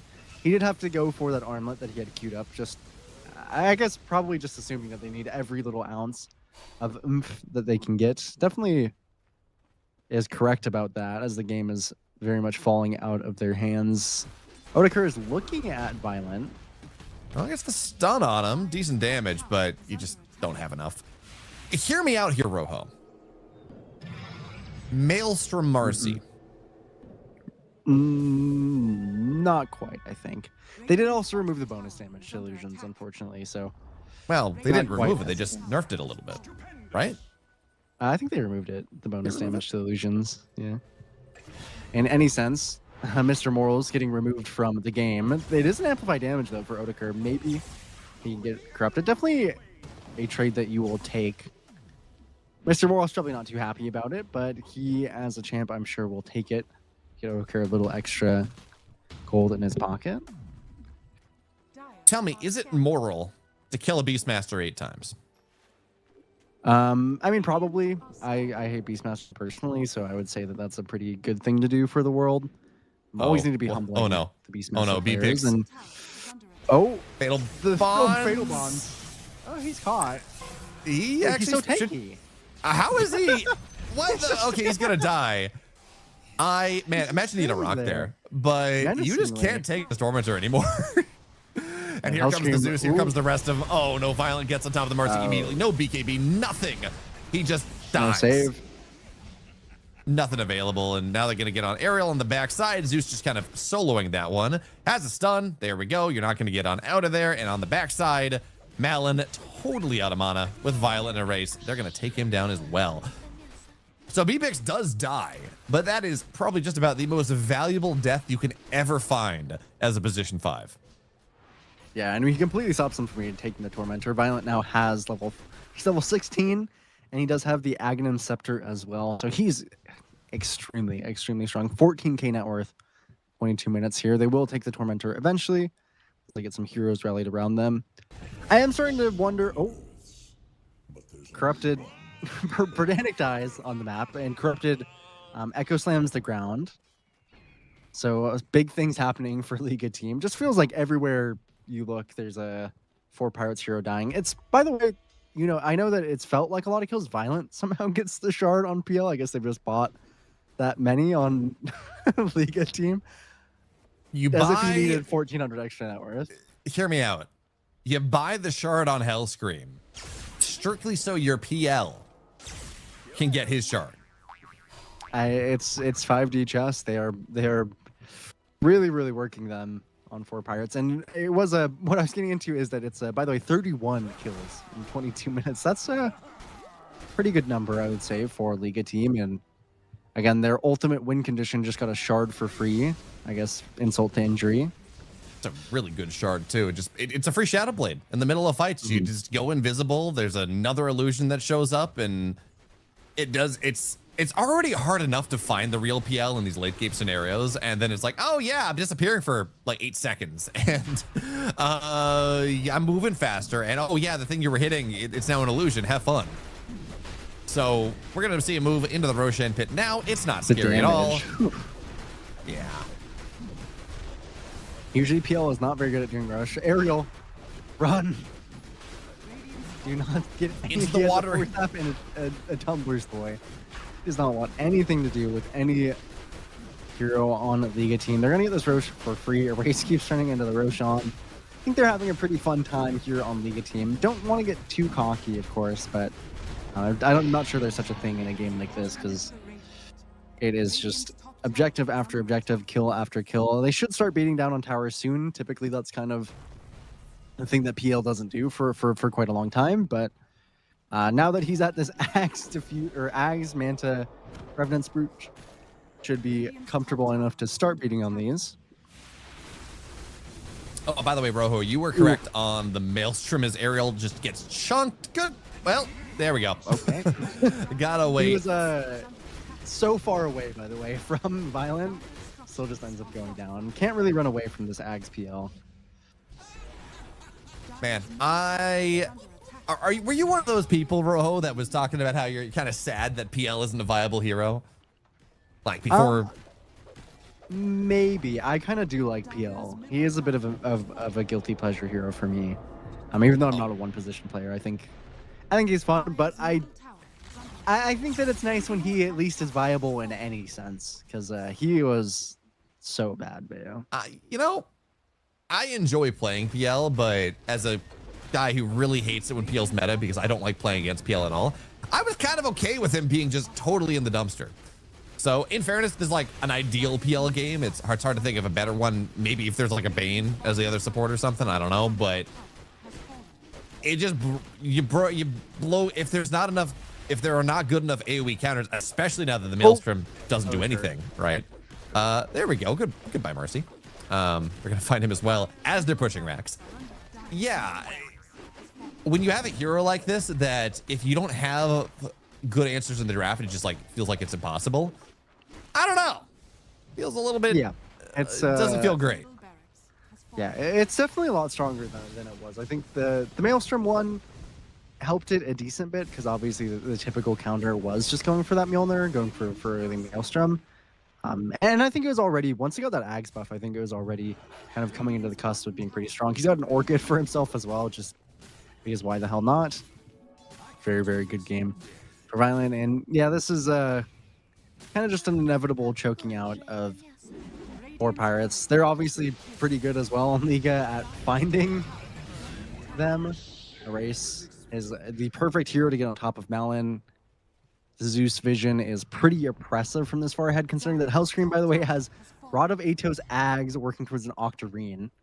So he's lightning hands. By the way, richer than quite literally everybody on the side of 4 Pirates. He's as rich as corrupted. Yeah. And the Monkey King. He did get first blood, Bayo. They knew who the true carry was. That's what it is. The first blood, that's what made the difference. Yeah, yep. I got you, Rojo. I understand. First blood has really tipped the scales in this game. Yeah, I mean, this was just very much of an... Dota Plus gave it like 60-40 off the draft. I'd say it's even higher than that. If PL was allowed to have a game at all, we were always going to hit this point. It felt like. You go, it's like, okay, how do we kill the PL illusions? We don't. It is nice that, especially in a game like this, PL is so unafraid of the damage that he's going to take that he doesn't need to get any sort of tanky items. He's just running in. He's got 90 seconds on the Aegis. He's got himself an Orchid. That's fun. And hey, he's got He's got his shard as well. So now he can go invisible if he needs to. And now Odegaard. Marcy's going to try to dive in. Here comes the storm as well, but the Atos is there, just really controlling things. And Violent now in corrupted. Massive Echo. Odegaard goes down to about 10%. And Violent continues to run. There's the Orchid. Goodbye, Storm. Violent's godlike. And this set of racks is going to fall down. Everyone has to run tail between their legs back into the fountain because they are just all very, very low. And Violent continue. He was like, yeah, great. Fatal Bonds is here. Let me fight. I still have time on my Aegis. And the Monkey King Wukong goes in that much more. Yeah, it's all dead. It's all gone. Odegaard in the fountain will barely survive. Violent wants him, though. Not going to find it. Not quite. Well, he's going to go in once again, but he's got illusions. He's invisible. Yeah, Liga team wants it. they really want this do. win. I mean, they played incredibly well, but as you said, it was just a pretty heavy outdraft. And, you know, typically when I would see this draft, I would definitely think, definitely favored PL, pretty much a free game. As Ariel does call GG here, but the nameplates above the heroes as well, I think are giving them a lot of benefit. It's Violent, PL, Corrupted, Earthshaker, Erase, Monkey King. These feel like the really, really heavy hitters for Liga team in general. And I'm wondering if on 4 Pirates you're kicking yourself giving Corrupted this Earthshaker again. Maybe, kicking yourself as well for that last pick PL. It just did not come together for them, unfortunately, for 4 Pirates. But I believe they just get sent to the lower bracket, right? So this isn't like end all be all for them. But Liga team, they came to play. Jesus. Yeah, they're a little upset that game 1 was not as it was a little back and forth. They're like, no. We're gonna have a 10,000 net worth lead by 14 minutes. We're gonna we're gonna give ourselves a free PL game. Maybe there were some itemization things you could do. But again, with Maelstrom no longer being as much of an answer as it used to be, Battle Fury, it can be kind of. It's not great. You're looking at like maybe you go the other facet on Beastmaster. Instead of Wild Hunt, you get a Shivas. Maybe that's it. But it just feels when you have something like this, or like a Lycan in a good Lycan game, it feels very hard to itemize to clear all the stuff.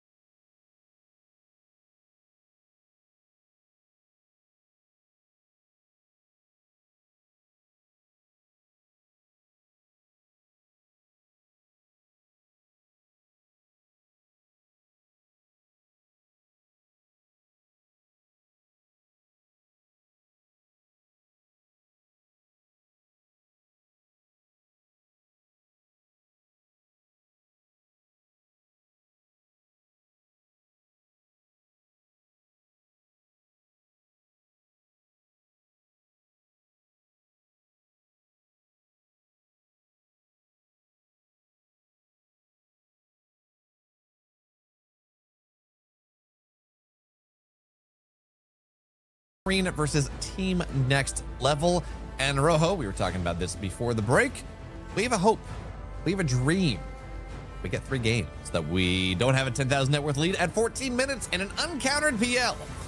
But I think in fairness, not a lot of teams are playing Phantom Lancer right now. So we're probably safe from that one a little bit. I think Bottega actually on Yellow Submarine is a pretty big PL fan, so I wouldn't count it out.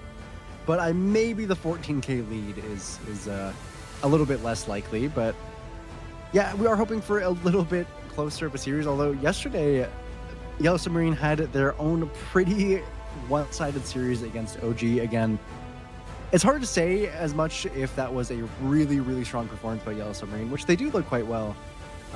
By the way, I mean, MRLS had a very, very good games into OG, but to be frank, OG did look a little bit discombobulated. I'm just kind of getting their feet together, you know, standing on the ground a little bit, with No Tail subbing in for them. But regardless, Yellow Submarine has always looked good when we watch them. They have some inconsistencies. I would say Difference is a player that we watch where sometimes it looks like he's completely 1v9ing the game. He had an incredible Ember Spirit performance, and then sometimes he'll play something like the Lush Rack and he'll have more deaths than he does kills, and it's just a little bit of a consistency issue, I would say, specifically from the Yellow Submarine mid laner. You know, maybe it just depends on the day, but I'm hoping for big things from them. I think this is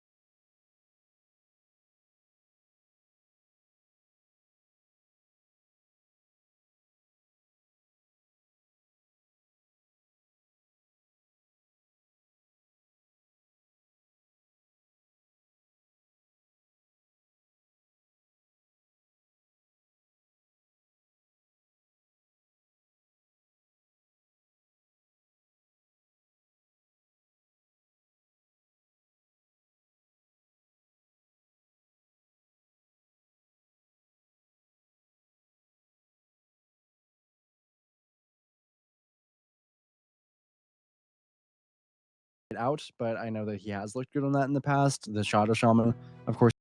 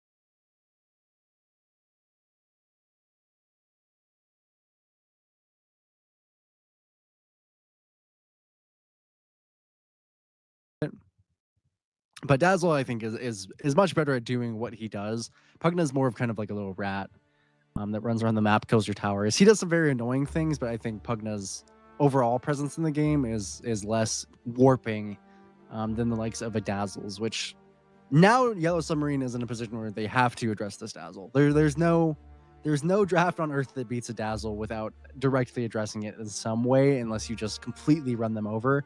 But I think this is one of those heroes that you just cannot have go unanswered. You generally need anti-heal in some form, or just a way to completely jump it and kind of make it meaningless. Which the Zeus was pretty good at doing in the previous game, but I'm not quite sure you'd want to pair that up with the likes of a Pugna. Kind of a weird support duo there. Yeah, what's kind of fun as well is Fernand's he's also a Dazzle player. So this is not one of those things where, sorry, not Fernand, Norma, excuse me, is also a Dazzle player. So sometimes you're like, oh, this is just clearly a support Dazzle. Now, Team Next Level is one of these teams that will play it as a core as well. So it's not just a very strong hero. It is, but it's also a decent flex into this draft. And maybe if you're first picking it, it's likely to be a support because there will be answers, and you don't want to like dedicate core space to something that's going to get answered as much. But it does mean that this draft is going to be a little bit more opaque for Yellow Submarine going forward. It's kind of funny. Team Next Level, they are just hard focusing. Really, I guess they're hard focusing all the cores. They're like, yep, goodbye Ember, goodbye Puck, goodbye X. I guess Abba's a flex, but talk about offlaners. They're just like, yeah, we really don't want Difference to have a game, and we want Infernal's pool to get pretty poached as well. Yeah, I think that's probably a decent read. I think between the Yellow Submarine supports, they have so much flexibility that they just wanted to leave some things open and leave some things open for themselves as well. Could be. Usually you would like to pick up something like an Oracle here. Maybe you go for something like a Silencer instead, but maybe you just want to keep that Dazzle, go for... Unfortunately, the Abaddon was banned out themselves, so they can't Shadow go that Demon? against these two heroes. Shadow Demon's okay. You do want a response to Batrider, I think, but maybe you just decide not to care. I do think the Dazzle Flex is nice. Sometimes, actually, when Dazzle is really countered, I think it's almost better in a core role, weirdly, because you don't have to rely very much on Malfa projection.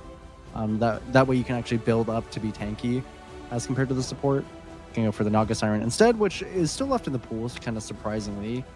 I feel like some teams really highly value this Naga Siren, some teams really don't think of it much.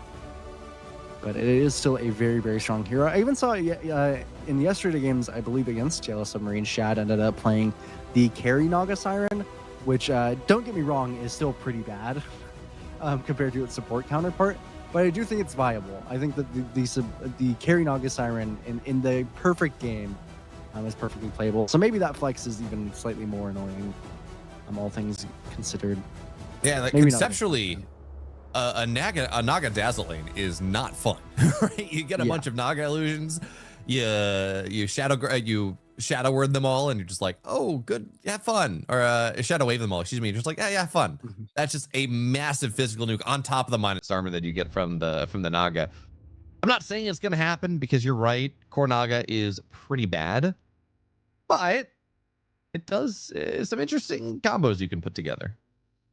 Yeah, it's not bad. I think the Lush is fine, serviceable. I think that I know Yahweh, I believe, is their mid player, and or is it Dual Rays, right? That's Dual the Rays, player, yeah. and he does like the Lush. I've definitely seen Team Next Level pick it up a few times. I'm sure they can also technically flex this one if they want, but these are two good heroes that are pretty low HP on the Batrider, the Pugna. So just getting that blink on top of them. You have two support heroes behind you that are very much good at sustaining you. Maybe this is the opportunity to pick up some kind of a Spirit Vessel hero on Yellow Submarine. Not entirely sure what that could be. Maybe you just go for something like a Void Spirit. Kind of annoying to play, but it jumps the Dazzle. It goes for the Spirit Vessel pretty naturally. Maybe there's something from the offlane that can do that. There's still... Okay, so Void Spirit is there. I do like that from Yellow Submarine. I think it kind of combines things nicely for them. Now the question is if they want to pick up the carry for Bottega, but they have such little information that I think it's just going to be probably the off-lane pick here, which I'm not actually sure what they want entirely. Maybe it's just something like a Centaur. I think that can also be quite annoying for Dazzle. Maybe it's a Primal to go with it. It's actually Nature's. Interesting. Interesting. Yeah, I was kind of looking at this as I mean, Bottega's just an incredible profit, so Mhm. not super surprising there. But I was kind of looking at this as like, there's not a lot of minus. Well, there's really only 2 slots remaining. No real diffuser buyers. This might be a decent Dusa game, but doesn't matter. No, you can't pick Deuce on 17, unfortunately. You will get Yeah. ammed and you will lose the Well, game. sorry, like not for yeah. that pick, but like gearing up for Yes. that one is there's going to be the Dusa pick. Mm. What I was trying to say was you gear up for it and then you take it last pick. Yeah. But yeah. So now anti-mage is going to get banned out, as we were said, to the surprise of just about no one. That's gone. And how do you answer Dusa from the offlane with your last pick? Usually it's either going to be killing everybody around the Dusa, something that can enable that. I don't think you need to stress a ton about doing it. Maybe you can go for the offlane Pango if you want to have kind of a diffusal buyer. But I actually think in this draft, Yellow Submarine have good tools to kite the Medusa. They don't have damage for the Dusa, granted. But they have good ways to kill the heroes around the Dusa, and it's also not Dusa doesn't really fit very much with the rest of Team Next Level's draft. It's good into Yellow Submarines, don't get me wrong. They have very little damage to pump into the Dusa, but it doesn't pair well with Dazzle for obvious reasons. The healing is completely lost on the hero. The Grave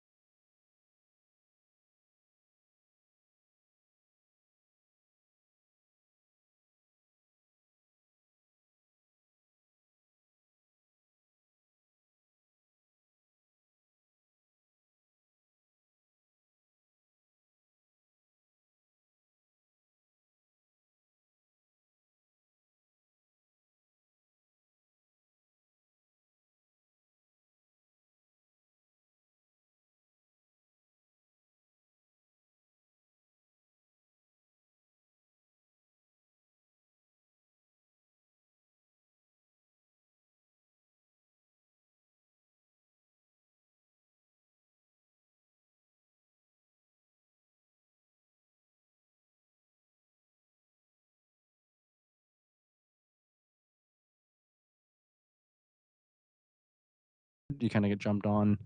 I like this. I like this adjustment by them. I also think I like the dark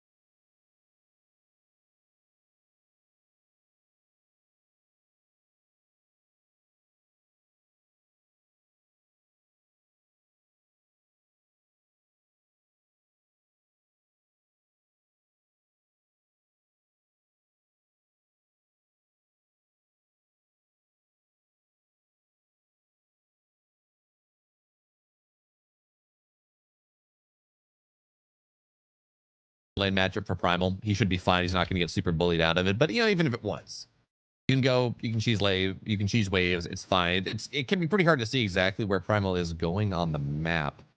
But yeah, this off lane, Dazzle loves being against short range heroes. Because you poison touch, it's a problem. Everyone's upsetty spaghetti. It feels very difficult to land into, but into a Prophet and a Pugna. Pugna is gonna whenever poison touch gets popped, you just decrepify. You're not gonna get the reapplication of the poison touch. You just kind of run away. It doesn't really feel like this is an easy. Like there's a whole lot. You're just gonna try to trade, and that's Dazzle wants to get kills in the lane. Like Dazzle wants to be a bit of a dominator. And with the presence of this Decrepify and the range and the kind of space creation that Sprout provides as well, it feels very difficult for Norma to be able to do that. Yeah, I think he's gonna probably have to play with the idea in his head that he's not gonna get too much off of the lane.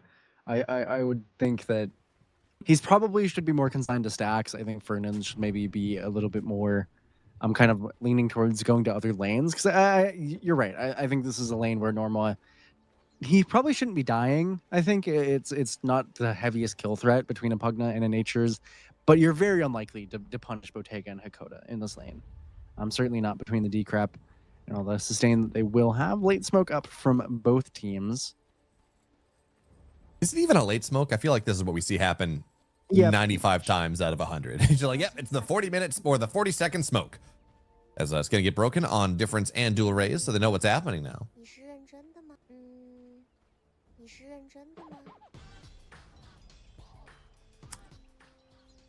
A little bit of a wraparound here. Norma is going to be able to block the small cam. That's just about it. So this is looking like it's going to be 2 for 2. Nothing super crazy here, but we do have some people spamming some voice lines. Could be 3. Could yeah, be 3 actually. Next level. No. As we have players spamming a couple voice lines, Roho, we got the TI voice lines that came out. What was it, yesterday? Do you have any favorites?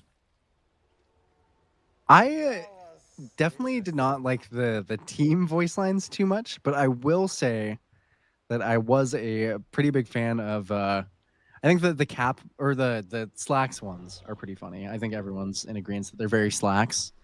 Just him kind of screaming into the mic. I feel like most of them were pretty decent. The Effie one is funny. The espresso one, I like that one. Is there any ones that stood out super to you? I kind of like Period Flaxes. You know, love me wife, love me something, love me kids, love me dotes. Simple as. I don't have a good British accent, so I'm not even trying. But you know, like the football hooliganism one, fantastic. Well done, Period. Yeah, I really like the tsunami picture. I think that's honestly my favorite thing from.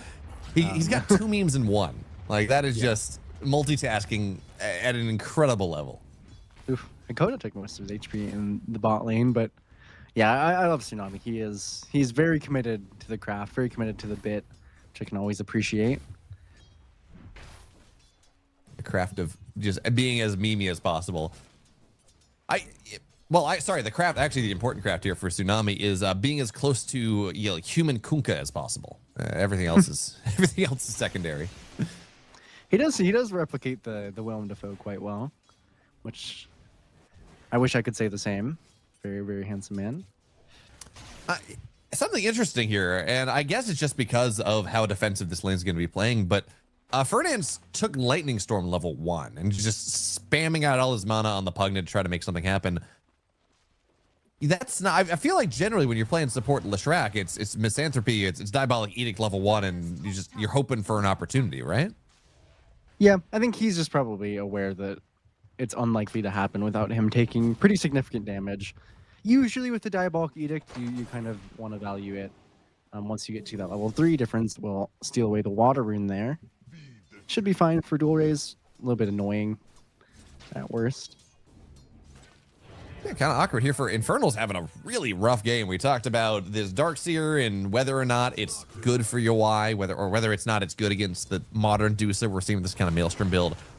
Well, he's got 4 CS, and he's been bullied out quite a bit. Now he's got 5, sorry, but he's been bullied out very strongly. And yeah, you can do this Darkseer thing where you get like 3 points in Ion Shell and you can start to go farm creep camps. But, you know, in order for this Darkseer to be effective, you do need levels. And with him being as bullied out as much as he is, that's not the easiest thing to do.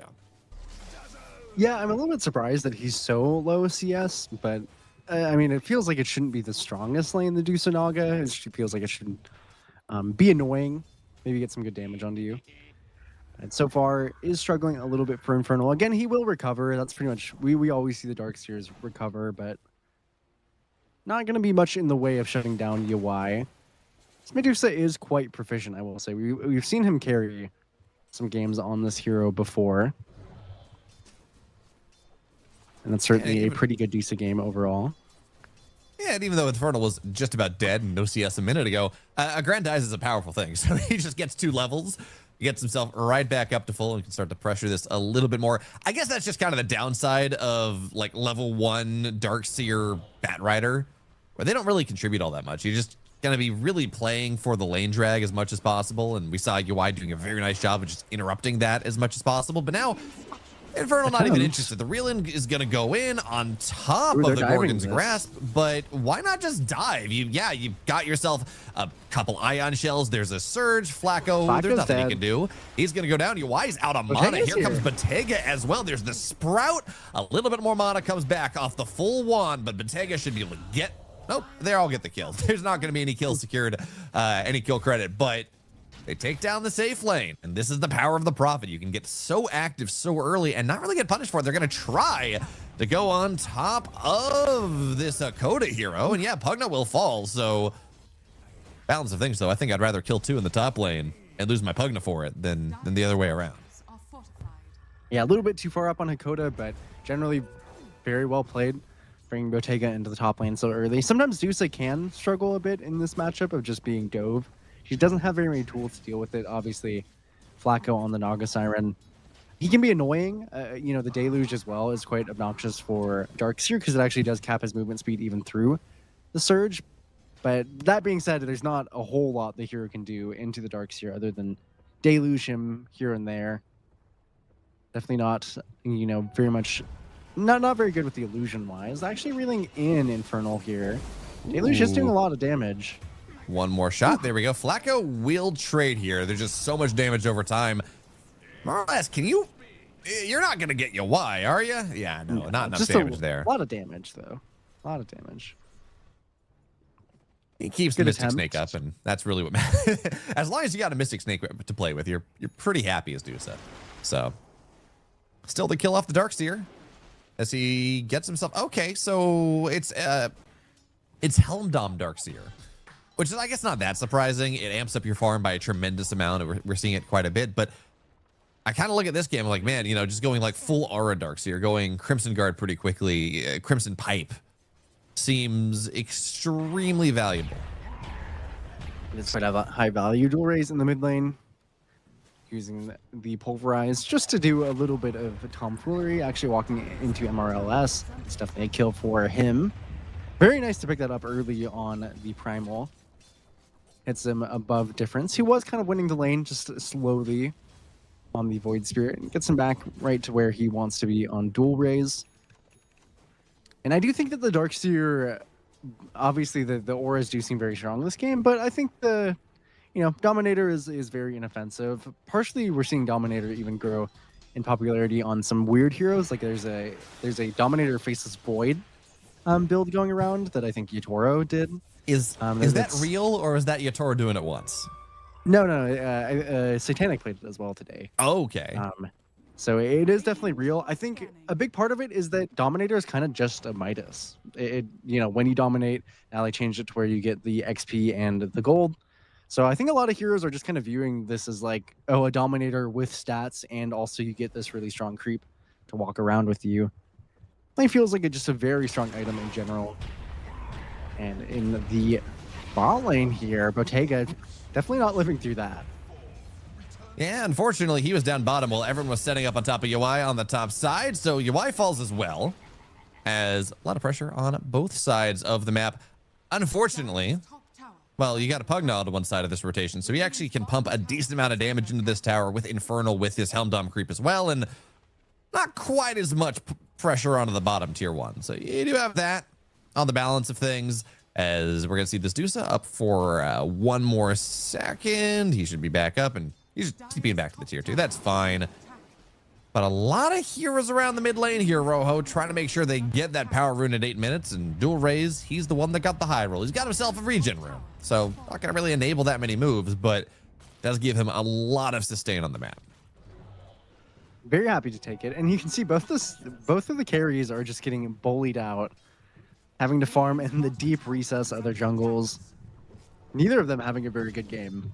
It's funny because sometimes we see these, I mean, I think we saw it previously in some of those games. The offlaner is really struggling, but this game, it is certainly the carries under a lot of pressure. And I like this a lot by Fernandes, kind of stalking Bottega in this bot side, same as well for MRLS, just stalking UI. Neither of these carries can really catch a break for the moment. And MRLS has a pretty high amount of levels here. Doesn't want to commit fully to the dive. Probably he's got level 6. But actually, yeah, he's got level 6 right off those couple creeps. He's going to go right back into it. There's the vacuum. A little bit more mana. UI is dead. They're going to try to trade here, but the Ion Shell is doing so very much, and with a Void Spirit here as well. Yeah, it looks like Flacco gets out, but they dive the Deuce under their tier 2. MRLS did that so well. He pressures him back, but also knew that he was like 1 creep away from 6. So goes in, gets the level, baits him back out a little bit, hits the lasso, and it takes down this Medusa for another time. We're talking about this is like, yeah, both carriers are having a bad time, but I'd rather be the Prophet in that situation. A, you know, you have a little bit maybe more farming potential. B, Prophet can always find space on the map to find farm. Dusa doesn't always feel quite as much as goodbye Listrak. He's going to get taken down as well.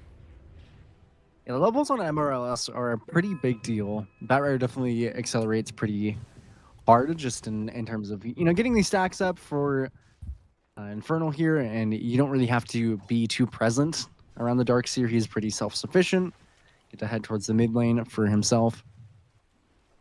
I definitely agree. I don't think I would want to be Yaoi in this game. He is struggling a lot, has definitely less comeback mechanics, and he's actually eyeing up a Manta, which I suppose is maybe the I really just need to farm in this game and have a comeback that way. But that is not typical of the what we would see for the Maelstrom, and really far north of protection on the Bottega. Whew. Can they get a trade, though? There's gonna be the lasso and the suck, but yeah, we got Norma here, so Dual Raise has to run, and he's gonna get on out of here. Power of Norma. The power of Dazzle compels you to not die. That was really funny seeing the trample still going while he was lassoed, just kind of killing MRLS just for being lassoed. So go ahead and ult me. The really funny one with the trample is the skewer. If you've ever seen that one, but of course the force movement still causes primordial damage, and Hakoda's going to try and get this D ward in the bot side, and he's going to pay for it. Certainly. Yeah, that's not great. Also, you talk about that, the facet that Primal Beast took, right? With ferocity means that I think if you don't pulverize, you might, the trample might not have range to kill the. I don't think so. But with the facet, you do have that AoE range, or with pulverize being used, you do have that additional range from the pulverized procs. So, yeah, a little unfortunate here. Still about a little less than a 1,000 net worth lead for Yellow Submarine. This Darkseer is massive, top of the net worth by a decent amount. And he's going Pipe first. So on the balance of things, Pipe versus Octarine, or Pipe versus, not Octarine, Pipe versus Crimson Guard. You know that Deuce is having a really bad game. There's a lot of magic damage elsewhere. Get that Pipe ASAP as they're going to try to get this Void Spirit. Yeah, he's not making the difference in this game yet. He's just going to get taken down. And Infernal, he's like, you see him rotate in, but he's just never quite quick enough. He's just not a fast enough hero. And maybe a TP would have kept his friend safe. But it's like, great, I'm having a great game, but my other two cores are not. And Darkseer is very much a hero that wants to be able to play with other heroes to enable them, not just kind of like be this solo playmaking hero. Yeah, Infernal has, or Difference hasn't really gotten anything in this game, which Kind of sucks for him. He's just 1-1-0. I think with going into Spirit Vessel, you would have hoped for a little bit more. Lasso onto Flacco. Oh, Dies actually to the tendrils. So very unfortunate there. Quote unquote neutrals, as I like to call them. biased. Dire's bottom tower is under Not attack. very neutral in this game by any means. Does feel pretty bad to lose that kill, but just an August Iron, I suppose. Chalk that up. Won't feel too bad about it. And Bottega and Yawai are still just sitting about even in net worth. I'm surprised that Bottega, by the way, is struggling quite as much as he is. I guess he just is about to finish the Maelstrom, so maybe he'll start to take off a tiny bit more. But really having a pretty bad game on the Natures so far. Not the best day for Nature's Prophet so far. Radiant's No, not bottom really. tower is under attack. Not really. He just keeps getting hunted is the problem. And Dual Raze is here again with He has Blink as Fernand's well. back. This is what you got to do into the Prophets. A Blink goes on top. There's the Pulverize. There's the damage. Dodges the Split Earth, but still dead. Like, this is the safe spot, right? This is where you're supposed to be as the Prophet, because who's going to be crazy enough to dive beyond your tier 2? Flacco. Buying some Norma has time the here. axe. Got the Vessel. And there's going to be the Split Earth on top of this Void Spirit, looking for that many more stuns. He's going to go down. They tried to kill off Flacco and didn't quite work out for him.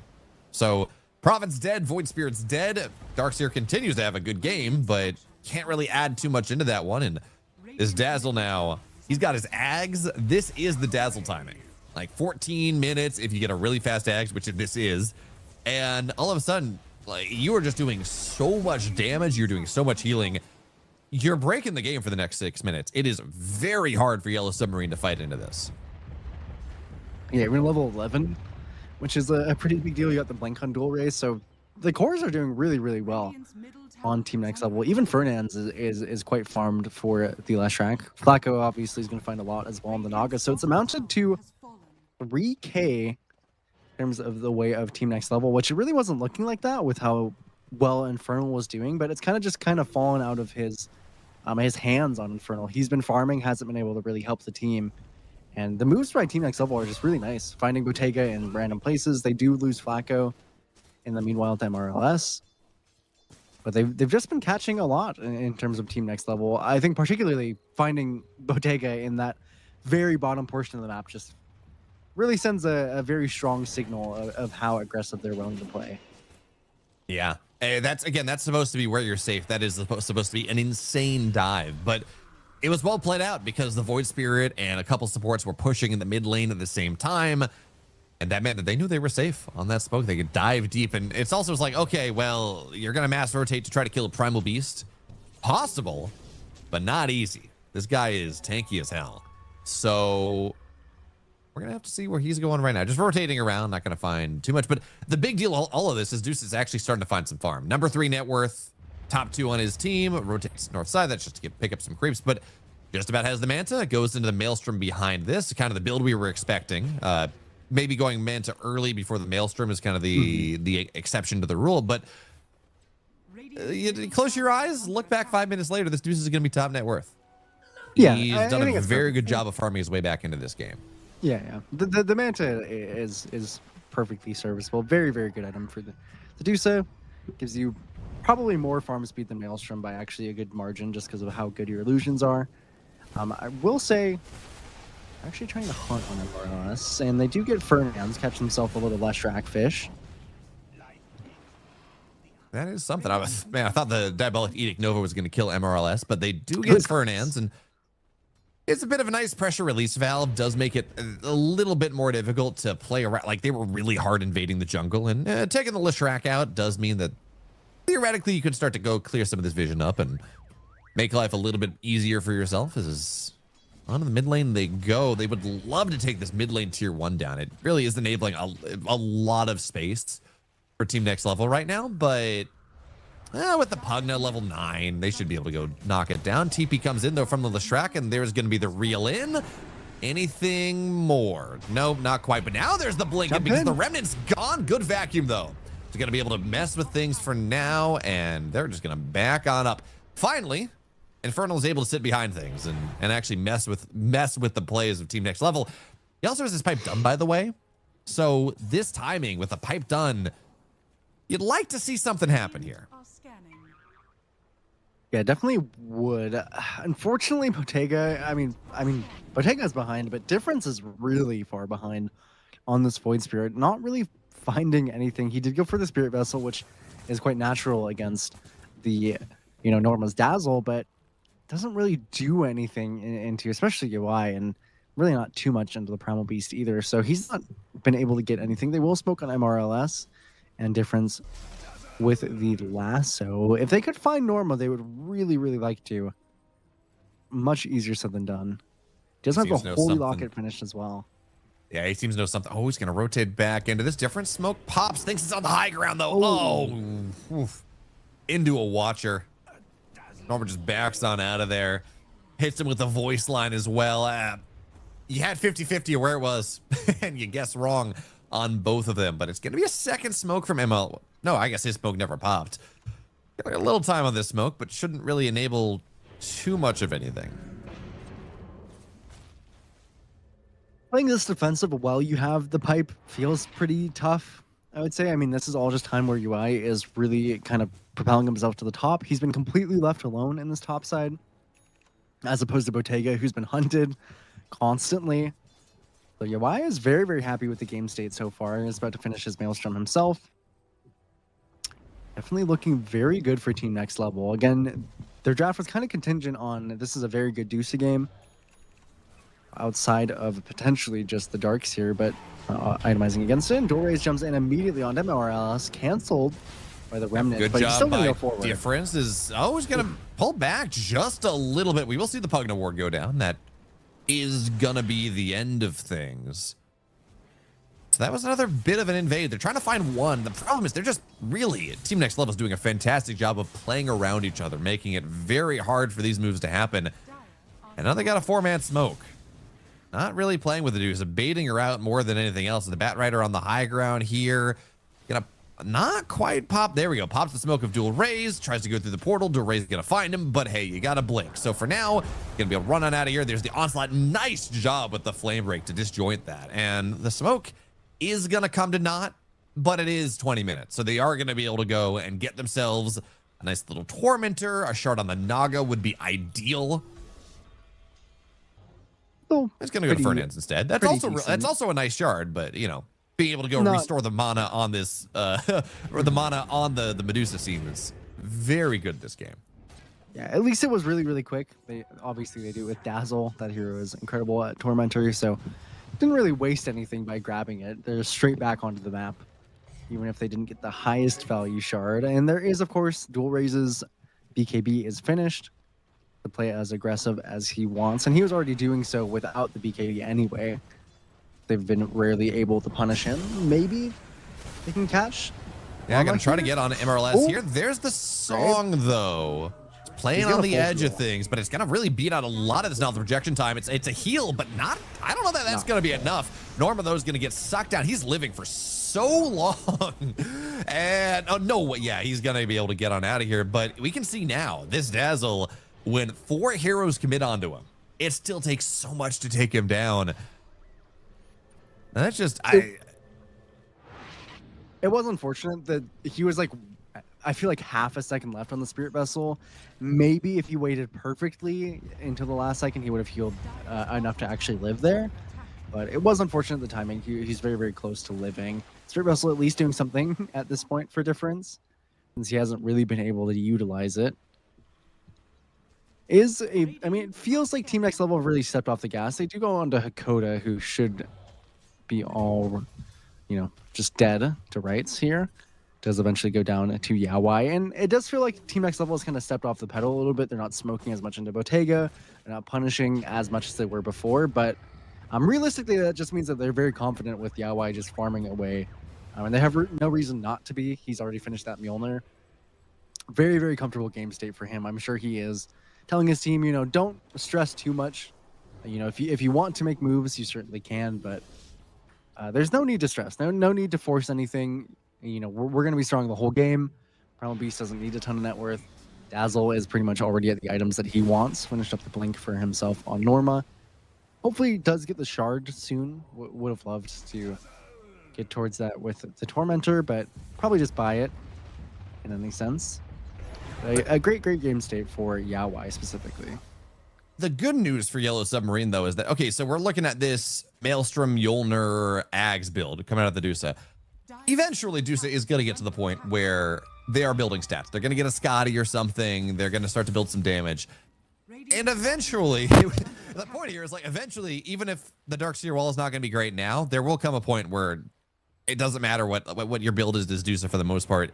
The Darkseer wall will start to kill all of your friends. So as this game goes later, that is a problem, as they're going to find this Void Spirit once again. There's the Onslaught, the Stun, the Split Earth. It's going to be able to chain together, and Good that is chain stun. Dead Void Spirit. Good chain stun indeed. Yes, man. Difference is just not having much of a game. Sitting here, significantly bottom of the cores, still 600 gold away from his Ags at 24 minutes in. It just... life... What is the value of a Void Spirit, even with the Axe? Yes, being able to go silence people is fantastic. Does that do enough to allow them to do something with his Void Spirit? Honestly, you're mostly in either Remnant and a Spirit Vessel right now, which is not a lot, granted. It is just a very difficult game for Difference. He hasn't really found anything. He's 1-3-1. That is not the most impressive scoreline at 23 minutes in the game. And in general, Yellow Submarine has not found it too much. They kind of got those early kills on the top side, and since then, it's been a pretty long time since they got any meaningful pickoffs. A few from MRLS, who's been a part of pretty much all of their kills. But other than that, it's really just slowed down, and a lot of it, too, is the supports are just playing around the cores very, very nicely. They're not too greedy here on the side of Flacco and on Fernandes. They're just playing around Dual Rays, playing around Yawai. Very hard for them to get caught out on their own, especially considering that it's, Difference is supposed to be the one kind of making these moves. And since he's had such a bad game, it's mostly just been on MRLS. And even then, it feels like they make a move and then Bottega comes over and he's died a few times doing that. Yep. Just like this one. MRLS is going to probably... Oh, nice play. Apparently he will get out of here. I was convinced he was dead. Me too. And now, scary. Pulverize down for 20, Null Projection down for 50. They're probably not going to be able to find much of anything with that, but they are spells that have been used. Yeah. You're really... Ags on Infernal, at least. That is kind of meaningful. He has the full pipe, and now he has an Ags. You are right that Medusa eventually still kind of kills her team, but it's a pretty long way. I mean, part of what's nice in the Mjolnir build is not only that you kind of don't deal the damage, you deal damage magically. For the Medusa, who has now finished up her Ags, is level 18. You also kill your own illusion pretty fast. Sometimes the counter to Darkseer or to Grimstroke is you just try to kill the illusion. So Yawai should hopefully be able to deal with that in his own right, but the pipe is going to be quite annoying. This Ags is going to mean that he does have 2 of the illusions, so maybe it makes it that much harder to kill them off. And remember, going in a second, Yawai is really far up. There's going to be the wall going down, and the Stone Gaze as well should be able to, cause problems, certainly to the Darkseer. And with the song, he's going to be able to get on out of here. They did get Fernandes on the other side. So there's that. Can they get Flacco as well? There's the silence, all the slows. They're going to get both supports. But remember, Rojo, you're talking about this Maelstrom Ags build. It's a really nice job at killing off the illusions. As we learned in the last series, not as much. you don't do bonus damage to illusions anymore on the Maelstrom. So sneaky Darkseer buff. Yeah, a little bit. Nice in this matchup particularly. That being said, should still be fine for Team Next Level. Kind of annoying that they lost their 2 supports. I feel like sometimes people underestimate how annoying it is to lose the supports because you lose a lot of space on the map. And it doesn't mean the Yellow Submarine smokes up. They're going to find Fernandes once again here. And he is a support, yes, but he's a very farm support. So taking him down, 700 more gold on the side of Yellow Submarine is not going to quite find Dual Rays, unfortunately. He finds his way back into the trees, but chain killing Fernandes. You talked about how annoying that can be just to lose your supports, especially now. They've been short. They haven't been a full toolkit for like a minute or so of just not being able to play on the map the way they would like. And are they trying to turn this into a Roche? It looks like it. They definitely want to. Bottega is somehow at level 19. I mean, I guess so is Yawai, but I mean, he's been farming just as much as Yawai. Been alone So he has all these levels. They are going to turn it into Roche. Fernand's will be up in time. Well, probably won't be able to make it to this fight, but they're still going to try and fight it. No doubt about that. Blink in. Yep, Gorgon's Grass goes down, but that's just going to force the disengage for now.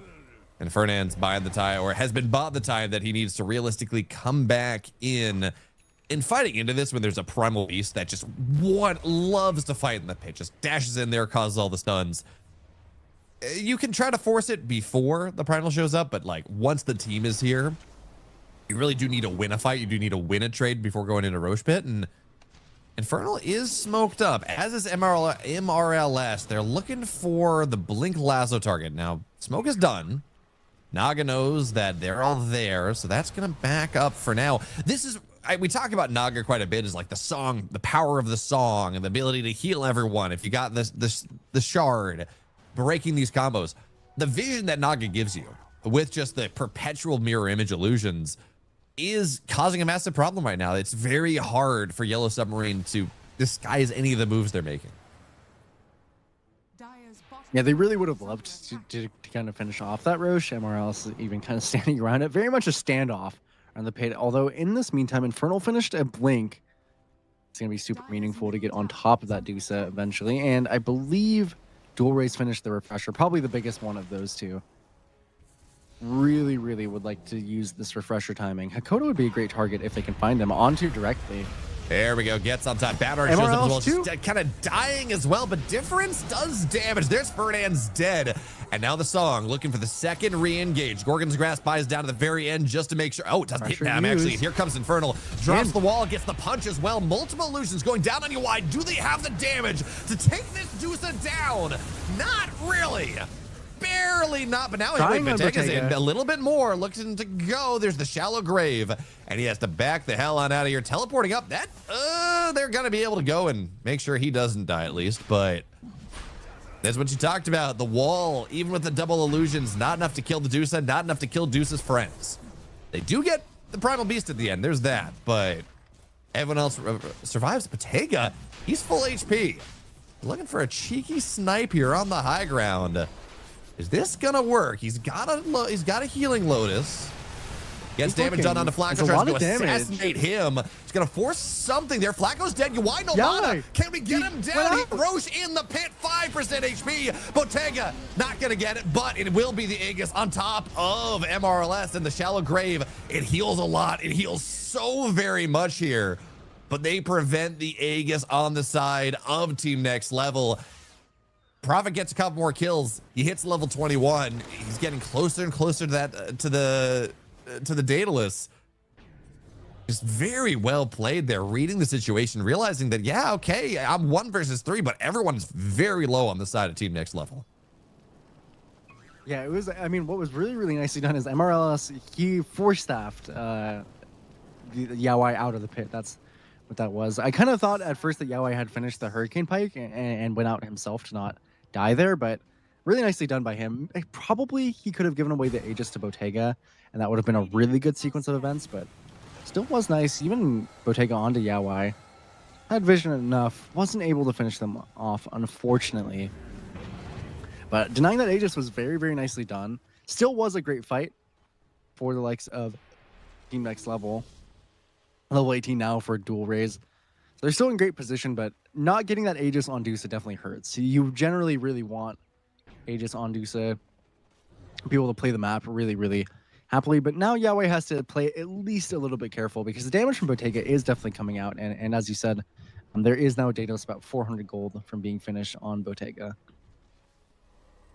Oh, she's gonna round things out with the Lincolns after that, which is not. I can respect it. You know, you are worried about this Primal Beast. 100% makes sense, but it's not what we generally see. You know, like ideally you're getting a Satanic at this point or a Butterfly or something that kind of really amps your ability to stay in fights. So full build on this Botega Nature's Prophet, not quite as powerful as what we would otherwise see in some different games. Maybe that's gonna matter later on. I don't know, but it does mean that kind of like full cap, this full cap Prophet, it does not have the damage potential that it might otherwise have. Yeah, again, this is another game as well where it's kind of awkward to go the Satanic. It's definitely better this game, but Satanic is generally quite bad in Dedusa since you don't heal during the shield time. So Gonna avoid going that. A shield rune onto dual raise is definitely not meaningless. An extra 1400 HP is quite helpful if they do find a fight. Smoke up, not gonna catch anyone. Yellow Submarine are much wiser to this. Just gonna sit as far back in their base as they have to. Could just be a tormentor for Team Next Level, but not necessarily what they were hoping for. No, but it should. Pretty much all the shards that are remaining as it's going to go to Norma. I was going to say all the shards that are remaining are fantastic. You get healing and mana restore on the Naga. Now you can't really jump on top of Norma unless you have a silence as well, which they do, so it's okay. But Norma much more survivable now. You could go and make it so anytime you try to go and lasso your Y, he just stones you immediately. Bunch of very good shards remaining here as Dual Raise runs in. Not gonna find Hakoda. Very tense game. Definitely trying to avoid getting jumped for the most part on Yellow Submarine. You can see their positioning really reflects how scared they are of the likes of Dual Raise. Flacco again is providing a lot of value just with the vision. It's two-man smoke, obnoxious. Though. Three-man smoke. They're going to find Fernands. Oh, it blinks away. MLS goes in. They do find Fernands on the backside. There's the wall going down on this Dusa. Fernands, Shallow Grave keeps him alive for now. But Bottega, though, on the backside gets on top of Norma here, starts to click him down. The healing is good, but Norma's dead, and now Flacco goes down as well. No song available. Can they get the Dusa here? Fernands on top of Bottega is going to get taken down as well, and there's going to be the Hurricane Pike. Dusa does not stand in this game. And that was all with the Primal not being there. They found 4, not 5. And Bottega just finds his target immediately, gets on top of this Dazzle, does not let him sustain the fight in the way that he would like to really like to do so. And they get 4. That is a massive turn for Yellow Submarine. It was so difficult for them that Dual Raise wasn't there because that TP is usually psychotic on Bottega. A very nice recognition there. Absolutely wins them that fight, but if there's a Pulverize there, he easily could have died. Just wasn't able to on Dual Raise to get there, and that 4v5 pans out horribly for them. Again, you can see how much they need Dual Raise, truthfully, in these fights to be that kind of X factor, to be that utility. He has finished the Ags, but it takes the full 5 to 6k lead that they've been garnering on the side of Team Next Level and just reduces it to a pulp. Now 1k for Bottega, finished even his Lincolns, almost level 25, is officially above where this Dusa is. And again, the issue, at least with having to go this Mjolnir build, to kind of deal with the Darkseer, is that you are still relatively squishy on the ally compared to what a typical Dusa would be. You don't have that luxury of going for the butterfly that you would really like to. And now it's removed teleportation cooldown for Bottega. How dumb is it? This Prophet, for the longest time, had the... you still have the 3x Treant talent, but yeah, Ironwood Treant, like, okay, we're just going to do that because it like 3-hit structures. And it's like, okay, we've nerfed that one out of the existence. Oh yeah, you have another massively OP level 25 talent. Yeah. Sometimes you're like looking at a hero, it's like, oh yeah, both are good, but like, okay, 20 Diabolic Edict Explosions is so much better. Is really OP, or plus 40 Intelligence is so OP, and Gorgon's Grass Volley, like, who cares? And you just have this Prophet who has like just the most OP, 2 of the most OP level 25 talents, and you remove one of them. It's like, okay, great. I'm still permanently teleporting everywhere. Yeah, it's okay, fine. So if you, just TP wherever you want. You don't even have to use your legs anymore. Bottega he likes to experience touching grass, so he likes to walk around, feel something in his legs. Honestly, a little bit of a standoff in the mid lane. Invis for MRLS could maybe catch something. Dual Raise is going to push out this wave really quick. Oh, there we go. Finds Dual Raise, moves in. That's a massive amount of damage. But by the way, Bottega, not only does he have a Daedalus, he's got a Giant Small as well as goodbye to this Leshrac. This fight also right outside of the tier 3s. They have creeps incoming. No backdoor protection right now, so Bottega hitting level 25 again with Giant Small, alert Giant Small, and all the damage that he has. He takes these towers down incredibly quickly. They're just ignoring the Dusa. This Dusa, though, does have the Scotty. It just means the wall is that much better now, too. As the Lucian's going to have to run away. Looks like that will get taken down. They do get the tower. Looks like it's a bit of a back up for now. Not too far, though. Lakota can still get a lot of damage done onto these structures. Going to be a very slow siege here.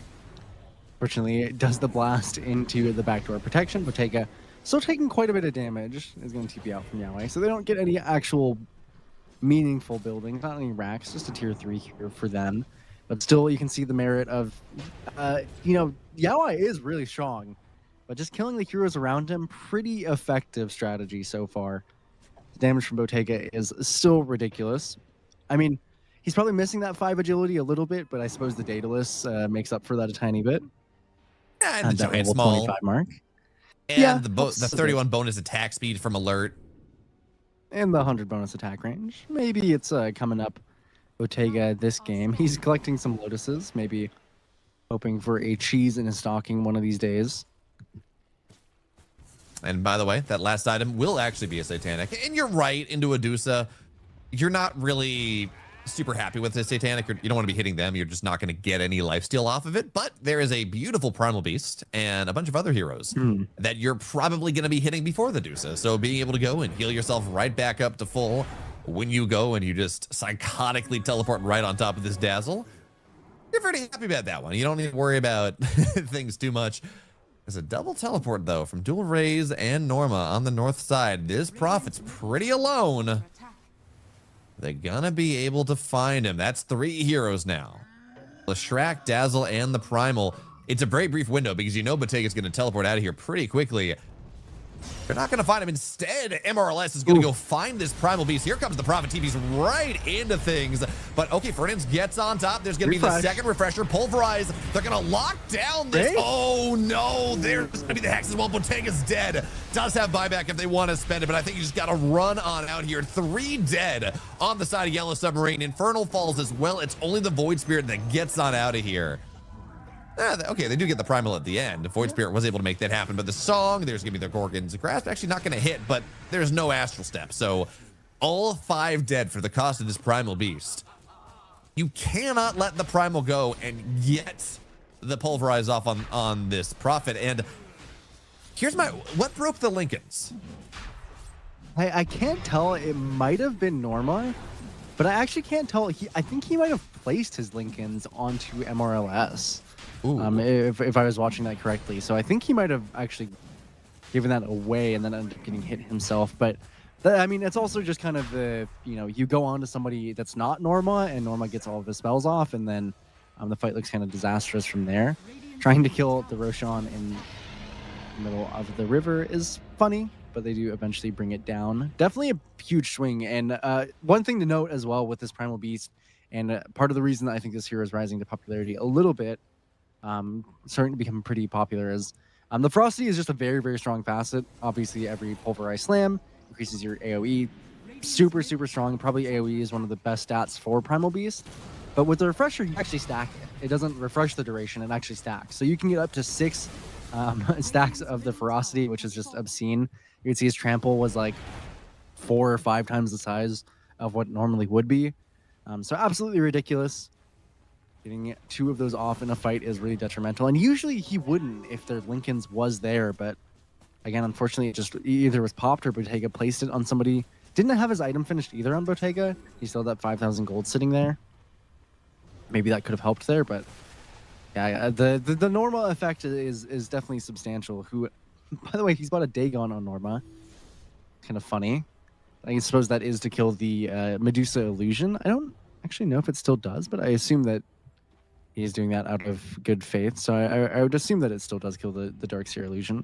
Kind of a smart little counter, but maybe that's maybe there's an item that you'd prefer to have there so you don't get jumped on and die instantly. But Norma doesn't care. He wants to kill that gosh dang illusion. It does still instantly kill illusions. Yes. So yeah. I just didn't know if it still killed the Darkseer ones, but I believe it does. So yeah, I don't think. I'm pretty sure the. Wait, no. Does it still kill strong illusions? I think it does. I don't know. I'm not fully sure. I'm assuming that if Norma bought it, then it probably does. Regardless, if it doesn't, I'm sure he'll recognize that and throw it away. He is eyeing an Ag's Blessing and then a Shadow Blade. I actually was thinking Shadow Blade maybe could be nice just to not get lassoed. Feels pretty decent there. But it has been confined to the base now on Yellow Submarine. Basically, Bottega is the one allowed outside of the base with his infinite teleports. Rest of the team has to be pretty confined these spots here. And Difference still is rocking the brown boots. I do like that by him. Very humble. Salt of the earth, you know. He knows where he came from. He respects it, and gonna be good. It also means that, like, realistically, outside of travels, there's not like a boot upgrade at this stage in the game. It's not gonna really do all that much for you. Like, not that. Yeah, Treads is not gonna make or break a fight at this stage in the game. As pressure shows up once again, a lot of treants pushing on the top side, so you do have to be careful of that. Here is Pugna just. You're like, well, yep. He's like, yep, I am sucking the illusions. I am doing damage to the illusions. Give me 5 minutes, and I will eventually kill them off. Good job. Yeah, he'll think about it. He'll oh, there we go. Okay, so punch goes in, and the wall as well here, but that's just buying some time. It's a decent amount of damage from these illusions now, but buying some time. I love, by the way, that you get an illusion off of the Naltha projection. That just feels weird. Yeah, I did not know that. I suppose the Dazzle is kind of like, I guess he's in the position. Weird. Yeah. Surprised that it does work that way. Not that a Dazzle illusion does literally anything, so it's just a fun little trivia fact there. Dual Rays does have another shield rune. It's only 2,000 HP this time. Just extra for existing. Hazushi even finished, so very, very strong on Dual Rays. Smoke up from Yellow Submarine. Jump in. Continues to run in. There's okay. There we go. There's the save from Pugna. Yeah, UI does a lot of damage there. Difference on the back line is going to be able to dodge up the stun. That's something. They're just trying to eat spells away. As on the top side, the racks are getting taken by the creep, so that is something here. But UI, he wants to go much deeper. He's deep in the base in the next minute that he has, but there's going to be the lasso. Another wall. Not going to get him into the fountain. That would be ideal. But even still, he's very deep here. Infernal's getting shredded, runs back to the fountain. Will fall, does have buyback. And that's going to be the first life of UI. Do they have another? No refresher on this Bat Rider. Do they vacuum him in? Maybe. There's going to be the stun. Punch goes the other way. And oh, Difference is dead. Okay, no buyback there. 85 seconds. Top side of the map, Rax has fallen. So they have gotten something out of this. But they need to find more. No lasso for 20 seconds. Has been taken out. He can't get close to this turret. Absolutely. The only way you address this is TPN. Running in does not work. And Yaoi knows. I think he is just assuming that there is no buyback for Difference. He would definitely be correct. Bought out here on a Difference. So he's actually hitting the tier 4s. Oh, Manta. Gonna be very well done there. Couldn't find the lasso. He's going to be able to get out of here for now. And there with the Outworld staff is going to be fine. But the pressure on the tier 4s is really starting here. It's real. And they just can't get close. Now Koda runs in. He's just dead. They can't get, you got to go buyback. But now Bottega goes in on backside. Flacco, though, gets the song off in time. Really nicely done there. And that buys the space for UI. Diving on top of him a second time is going to be very hard. MLS pops his BKB, tries Infernal. He's going to get the punch off once again. But the problem is Bottega on the backside just not doing the damage he needs just yet. Now starts to lay into Fernand just a little bit more. But he's broken. He's so controlled. He needs some way to hit something. And he can't.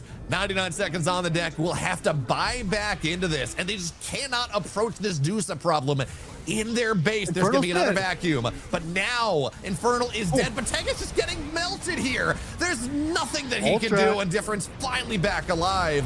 But it doesn't matter because the rest of them are all dead. He's going to get taken down again. Runs back into Fountain. But that's the game. They made an incredible fight back in Team Next Level's in their jungle. But this Dusa problem was just something they could not overcome. Yeah, the damage there at the end was pretty crazy from Yaoi. Again, the Darkseer, in theory, very much a counter to the Dusa, but wasn't able to fully flesh it out for Infernal. Just a lot of issues surmounting for them. And honestly, dual rays on the Primal was a huge problem. So they just had a lot of things to address. You know, you want to jump Flacco so he doesn't Song. You want to jump Norma so he doesn't Shallow Grave. You want to jump Dual Ray so he can't pulverize you. And that is just too tall of an order in that late stage of the game. But Did end up just kind of unfortunate for Yellow Submarine. I feel, Difference ended the game with a pretty decent kind of stat line.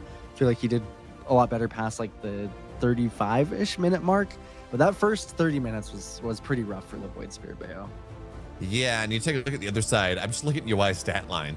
980 to almost 1,000 GPM, 72,000 hero damage.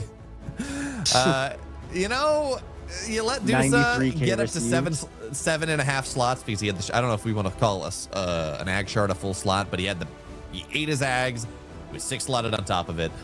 You let Dusa get to that point. You give him 1,000 GPM. It will do a lot of damage. Yeah, that might be good, I'm thinking. It was a great Dusa game. They set UI up for it. Yellow Submarine, they had a really strong early game, actually, with Infernal, but just kind of weren't able to translate it into anything weirdly. I feel like they had that kind of just awkward stint there where they lost a few kills to Team Next Level, and then from there, they just kind of let Yawai farm, and that pretty much led them exactly where they wanted to be, just heading into that Game 2.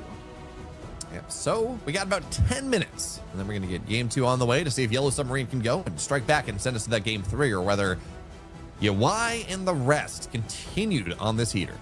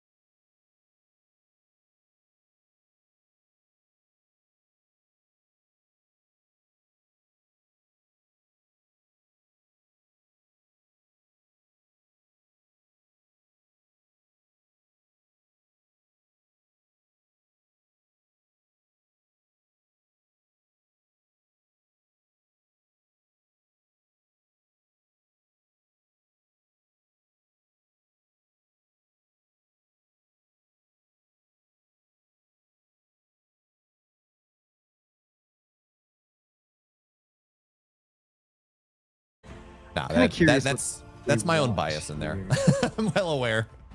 Yeah, I mean, Norma does play some weird heroes, so I wouldn't be surprised if he went for something a bit more odd. I wonder if this is... It's almost a really good Necrophos game, weirdly. I wonder if that could ever be good. Necrophos offline? Probably not.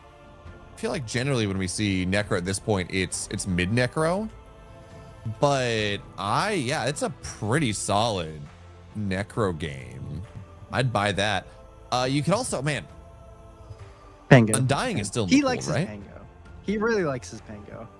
Yeah. Okay. It was a decent Undying game, but he just likes Pango, I think. Norma, I think he played it both, or I think he played at least 2 of the games they had yesterday. I think he likes doing this Spirit Vessel build, so he's not as physical damage heavy. I'm not sure I'm fully convinced. It seems like not a very great Pango game to me. They're pretty high armor heroes across the board. It's not the greatest Spirit Vessel game, so, you know, this is just Norma in his comfort. I can't say that I'm particularly confident about it, but it does, you know, it fits him. I would say these drafts are relatively even. I'm skeptical of the Bounty Hunter about as much as I'm skeptical of the Pangolier. Guess we'll have to see how that one plays out. I'd give a slight advantage to Yellow Submarine if they can do what their draft ideally wants to, but I think that is going to be difficult into the likes of what Team Next Level has. Yeah, I'm just taking a look at the fastest here. It's going to be current classics on the Ringmaster, so no wonderful unicycle running around, which is always very sad. How dare he mess with my combi in such a way? It is double jump and tag team. Nothing too crazy for the offlane here. Norma owning quite a few Pango games. Those, I think, almost over 1,400 there. So definitely enjoy a big Pangolier enjoyer. So I'm sure he's quite happy with that. But yeah, again, it's a pretty high armor lineup overall from the likes of Team Next Level, which means that this Pango is going to be a lot more utility based. Definitely go into the Spirit Vessel, I would expect.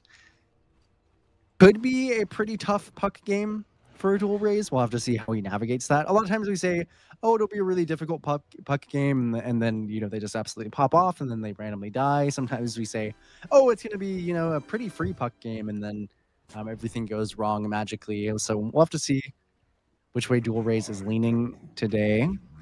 I don't really think it's on dual raise whether he has a good game or not. Realistically, there are enough answers to this puck where you have Aurora and you have Shadow Walk stun and you have Stormhammer and you have Dragon Tail stun and you have everything that a Ringmaster provides.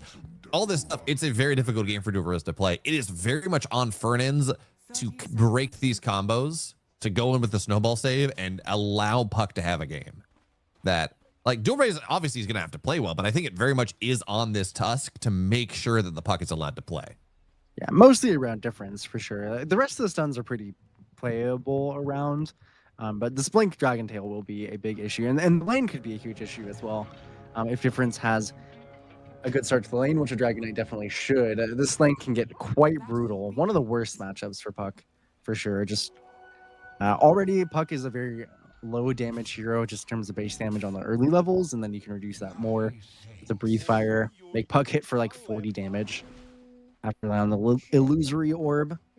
Let's see how this goes. Difference did have a pretty stinky game one. Unfortunately, we'll have to see if he can redeem himself into this favorable matchup they've drafted themselves into. Well, he lost the block, so this game's over. Already. No Already. shot. No shot by any means. Nicely done by Dual Raise. Get that first creep here. Norma, we'll have to see how this lane goes. I would assume that this just has to be a kind of a free lane for Bottega. Yeah, really have probably. to misstep, I think, to get caught too much. Nice. Oof. A lot of good damage there. There might be a world where you're able to go and like get a. Sometimes we see a Pango go like skip. I know you're talking about the Spirit Vessel, but we see Pango like skip boots and just go straight defusal. And then that might give you something, but he's just going. I took a look at what he's got queued up here. He's just got straight Urn of Shadows queued up, which does give you early fighting power. It gives you some regen. You certainly can be a Pangolier that you're not always super happy about how much mana you have. You don't have super strong mana regen there, so that's nice. And it does give you that early playmaking that you might not otherwise have, and a way to get through this, this Dragon Knight, this Fen, things like that. So for now, gonna be okay. He's having a reasonable lane, but yeah, this mid lane is just it's not gonna get any better for Dual Rays. Not really. He's gonna be able to start to like nuke the wave down, but he's never really gonna be able to contest the damage that Difference does. He will continue to get denied, and that's fine though, right? He's a puck. He just plays the mid game. He does the damage anyways. Typically, this it really gets annoying once the Difference is going to reach that level 6, and there's going to be catapults and stuff, and you kind of pressure that tower. That's for sure when this matchup gets kind of really concerning. But until then, it's usually just really getting some annoying denies, and making sure the Dual Rays is not going to have a very good start. Of course, I'm sure they were aware of this possible reality the moment they picked this puck for the first pick. Should even things out slightly more now that Dual Rays is going to be level 3. Laser Orb is pretty consistent for the last hits. Otherwise, lanes are going pretty fine. It seems like Infernal and Bottega are struggling a tiny bit in the CS, actually, but nothing too concerning yet. Well, again, Infernal. I can't get too mad at Infernal. He's got a bounty hunter in his lane. Like, what exactly are you supposed to do? You're playing 2v1, and yeah, So sure, wait for Beastmaster him can. to drag the wave. I guess that's about it. I mean, sometimes Bounty Hunter gets to level 4. You get 2 points in Shuriken Toss. You just sort of like nuke down the support. That can be fun, but yeah, by going Shadow Walk level 1, which is nice because it's a stun. It lets you kind of be around the map a little bit, snipe couriers. But by not going Shuriken Toss, I mean, you just have 0 pressure on Flacco whatsoever. Although Infernal here, it's gonna think about rotating up, moving on UI, but then. Oh, the Fatal Bonds plus the Shadow Word is a lot of damage, Rojo. It happens to be doing a lot. Yeah, is part of the reason that they picked this up. Actually, Blood Grenade on wait a the minute here. ally. They're Let going it to try to kill. get you why. They got double bore ready to go, but the Shadow Word not only does it do a lot of damage, it also heals you up. So your Y going to be brought right back up to about 30%. He's very happy, past a Tango as well, eats that, and that go potential was not really much of it. Interesting. He MLS took Janata level 2. Yeah, he did. I'm actually wondering if they would have just gotten that kill if he went Shuriken Toss. Very possibly. Regardless, all in the past now. Infernal's lane is fine for having a bounty hunter. He actually has 9 whole denies. Again, Doom is not always the strongest laner. Mostly the Warlock that's supplementing him for that. Now UI Bot gets lane aggressive again. once again with the Fatal Bond to your Shadow Word as well. And we get MLS joins. He's like, great. What if I gave my life too? As Infernal's going to go get taken down. MLS is going to be fine. And I don't know. Maybe we're hating on this bounty hunter too much, Rojo. I don't know. But I am a certified bounty hunter hater, especially a Janata level 2 bounty hunter. That is. Yeah, I think the Janata is a bit sinful for sure. He's probably still on at least like 20 gold. I'm sure he feels great about that. But yeah, definitely the no Shuriken Toss feels a little bit difficult on top of the hero already being generally kind of just a grief in lane. And lane don't worry though. From Difference. And Norma's having a pretty good game though, all things considered. He's sitting here working with Fernands and that tag. Well, never mind. We talked about this. Doesn't actually work with Swashbuckle, but Tusk and Norma working together. He's just nuking the creep waves down, messing with any lane shenanigans, and sitting here right around where the Sven is, which is nice because this Beastmaster on the other side. Well, I guess it's good for both sides, right? For Team Next Level, but the Beastmaster is, we talked about it, not having a great game. He doesn't really have much to work with. He's died once. Every time they try to go on your Y, there's a Shadow Word to keep him right back up to full. And, well, they were not able to. Like, this is the one thing that Beastmaster or that Bounty Hunter should be able to do. You're an invis hero, you move around, you should be able to at least block the pull camp. And in the mid lane, actually, Joris did die to Difference, which means that he gets his 6 right away, and it's pretty brutal, the puck matchup, as is expected, but going, I think, worse. Joris would want it to, for sure. Maybe he gets lucky in the 50-50 on the rune, but oh no, look at that, a little nice snack, an arcane rune for Difference, right as he gets to level 6. Very, very skillful to pick that up in the bot lane. Gonna pop the Dragon Form right away, of course.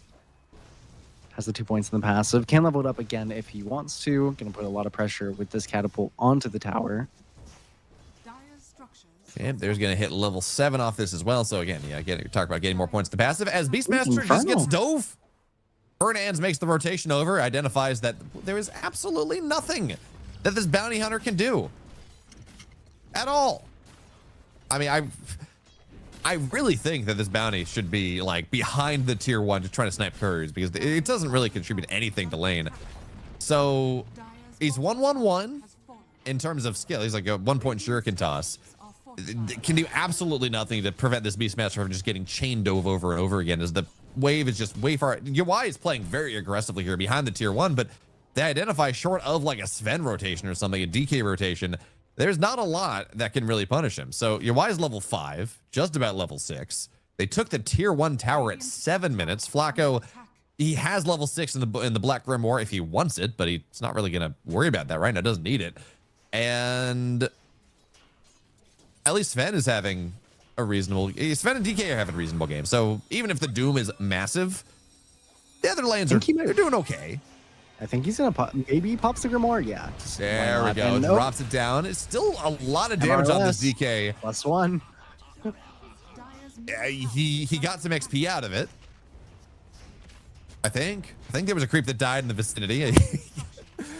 Okay, enough with the haterade. It's fine. We've been over how I'm talking to myself here. We've been over how the bounty. I'm not a big fan, but this is going to be the tier 1 tower down first on the side of Yellow Submarine. And this is or first on the side of Team Next Level. This was supposed to be the DK taking the tower. And instead he loses his very early. And this is how this snowballs sometimes, right? You're like, I lost my off lane because of a bad lane. And then everyone that was in the safe lane just now starts rotating across the map and just snowballs the other lanes as well. Yeah, these support levels are definitely a big concern. I mean, this is part of the value into the Warlock. Had a good lane, got those few Black Grimoire stacks. Now gets that level 6. It was, Difference also popped the Dragon form, so he lost a lot of efficiency there. Just in terms of losing that cooldown to farm. And yeah, it's level 5 on Fernandes, level 6 on Flacco compared to level 4 on Hakoda, just about to take over to level 5 and MRLS. Not not something we need to talk about, I'm sure. Yeah, we can stop hitting him. He's already dead multiple times. As now Fernandes is going to go find Hakoda here. The box does not save you, and he's going to go down to Norma. By the way, you talk about the levels being bad. This was double Wisdom Shrine on the side of Team Next Level on top of everything else. So, yeah, it's a problem. Infernal thinking about maybe making some move. And finally, the bounty, finding the value. Kills off a courier. This is everything you could ever want as a bounty hunter. Nice little consolation for your pick.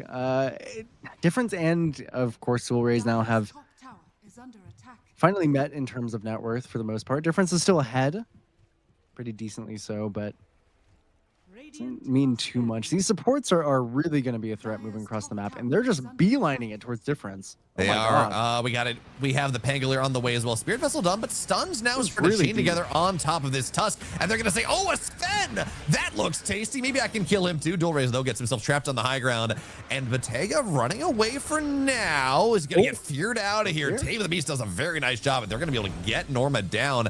Puck will not be able to find this Sven. He's on the high ground. Not quite enough vision. Not going to be able to stun him out, but that was a little bit too deep, I think. Yes, Bounty Hunter can do nothing in these fights, but diving under the tier 2, maybe a little bit too divine. Yeah, they're really, really close to killing off Bottega with the Spirit Vessel, so it was almost a great move, but that was a very, very ambitious. Very nicely done from Hakoda. Infernal, unfortunately, will pay the price. Gets a rock dropped on his face. Doesn't have to use the Doom on Yawai, which I'm sure he's happy to hold on to because he is doing very well for himself.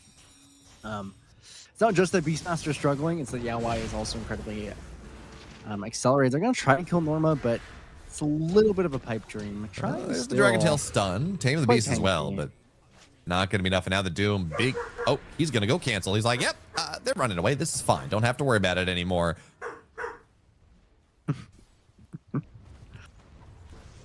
I mean, it's just hard to see the moves that Yellow Submarine can make. Not a whole lot that they have to... And they're really just waiting for the blink from Difference.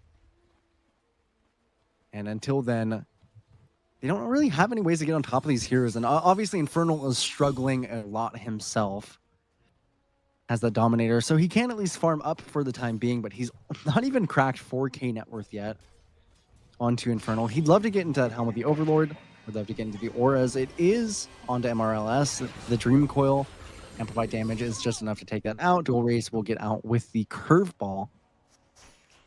So should be a quick little pick off onto MRLS. And he's finally gotten his 6, but they're getting very little value out of the Bounty Hunter track. Obviously, they haven't really used it to any meaningful degree. It can give vision for the time being, but it's, again, just hard to see where they're going to get kills off of this. Difference finally has the blink finished. Maybe they want to smoke off the back of this. It could be a very good timing for them to potentially get a kill, because right now they're just kind of bleeding farm across the map. Yawai is getting very close to being able to finish that Radiance once he does sell the Midas.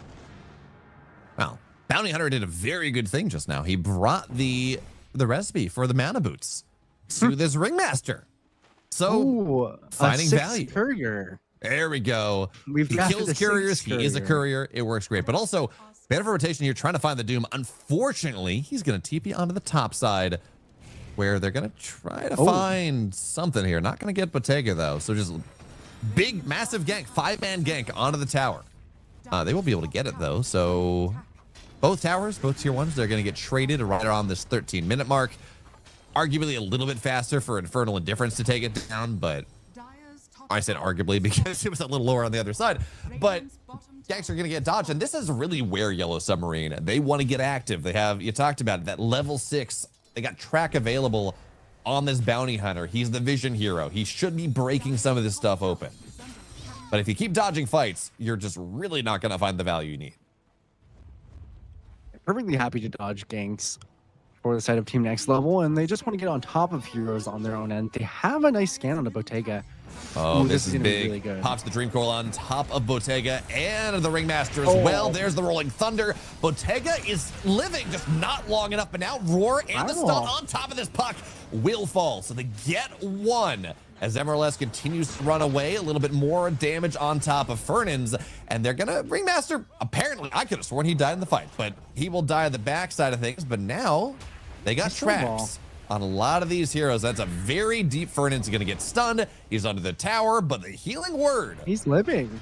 Actually going to keep him alive. I thought that was going to go really badly for Team Next Level. It wasn't actually even a super advantageous fight for them, considering that dual rays did go down. But I was scared that was going to go a lot worse for them. So getting that kill off onto Norma, onto the Ringmaster, did salvage things at least a little bit. Still keep their lead pretty decently. Didn't lose too much, all things considered. And Yawai did finish off the Radiance, stung off that Midas, going back into the second Midas, which I really think, one does. I really think is quite comical. Just the concept in itself. Second Midas has hit the Doom. I think you should be. I don't think you should be allowed to buy more Midas in a game than the hero has hands. Well, you know, he usually has one at a time. Well, we're going to try to get on top of him here. Ooh, drops the blink, and there's going to be Impalement Arts. Team of the Beast. Doom is dropped, but is he going to get out of here? Yes. Yeah, he's going to get on out of here. Snowball is long. Goodbye, Dragon Knight's going to get taken down from the Doom, and MRLS tries to go chase this Doom down, gets healed back up, right back up to full. So Doom will fall, and Hakoda, he's not long for this world either. He's going to hide in a box. Fortunately, it rained. The box kind of just dissolved. Didn't really work out all that well for him. So that move, that move didn't really work. I don't know that you can fight without your Sven at this point. Yeah, which is hard because I don't know if you should fight with your Sven. I just don't know what you're much doing on the side of Yellow Submarine. Just the lanes went a little bit too disastrous. I think this MRLS unfortunately has not found enough on this Bounty Hunter so far to justify the pick by any means. Again, if you're picking Bounty Hunter and you're not really getting any kills, then the hero is kind of meaningless, unfortunately. Hopefully they will be able to find some kind of comeback fight for them. Obviously, you know, any kind of fight that ends up going well with the track is going to be a huge amount of gold. And Bottega is still quite strong on the Sven once he'll have Blink here and about 400 gold. He'll be level 12, which is a huge damage barrier. Maybe they can look for some big pickoffs. Dual Raise, again, is a very squishy target. Norma, I think, could die in a burst. But for the most part, Team Next Level is just playing together. It's Norma, it's Flacco, it's Fernandes in this 3-man ball. Play around the snowball save, play around the Shadow Word, which has been surprisingly effective, Bayo. I feel like most of these fights, they would have just, honestly, I mean, they might have not won on Yellow Submarine, but they might have at least been about even trades if it wasn't just for the healing coming out from the Warlock. Yeah, it's 450 total HP over 10 seconds is a lot. Especially when we're talking about kind of dealing with this burst, is if you can go buy any space, you're going to get a lot of it back. So you're right. That Shadow Word is doing quite a bit to keep this Doom alive, to keep this Puck alive when he goes in. And, well, they will find the Puck, but he has a shield rune. So that's not going to be, yeah, He has blinked. little too early. Puck knew that there was something coming because the net happened from the creeps. And, well, you're not going to get netted unless there's another hero nearby. So clearly the bounty's there. So he was already kind of getting on out of there even before the bounty stun, and the gank squad not able to quite do what they wanted to do. Yeah, it was a little bit unfortunate. They at least got Helm of the Overlord now for Infernal, who's definitely kind of clawed his way back into the game. Not as far behind as he once was, but difference is just behind him. It's not a great feeling. Yawai does step up, cracked for the moment, but no fear in his heart. Well, they're going to find Fernandes at the start here with the Wheel of Wonder, everything else. Damage is going to pop him. So they do get this Tusk at the very beginning, who is incredibly important for a lot of these fights. But now, MLS, he's revealed up, has to run. There's the Dream Coil. And honestly, you're spending a Dream Coil on this bounty is pretty valuable. But Godstring popped. Blink is available, but Bottega on the high ground here is just not finding the target that he wants. He wants this Doom. Ready. Yeah, that was scary by Bottega. He wanted the wave, apparently. Yeah, that was... You had the Pango right behind him, pump faking the Rolling Thunder. That was not a move that was going to work. No, so it's good that he had the little bit of restraint there. Bottega is doing quite decently for himself, but Yawai is just leagues ahead of anybody else. Full 2,000 gold over the head of Bottega, much so more over the rest of Yellow Submarine. Just about to finish a BKB for himself, actually. Very patient with it. The second Midas he can hold on to. Doesn't feel the need to sell it for quite a while. Morales will stalk in the top lane, get a track off.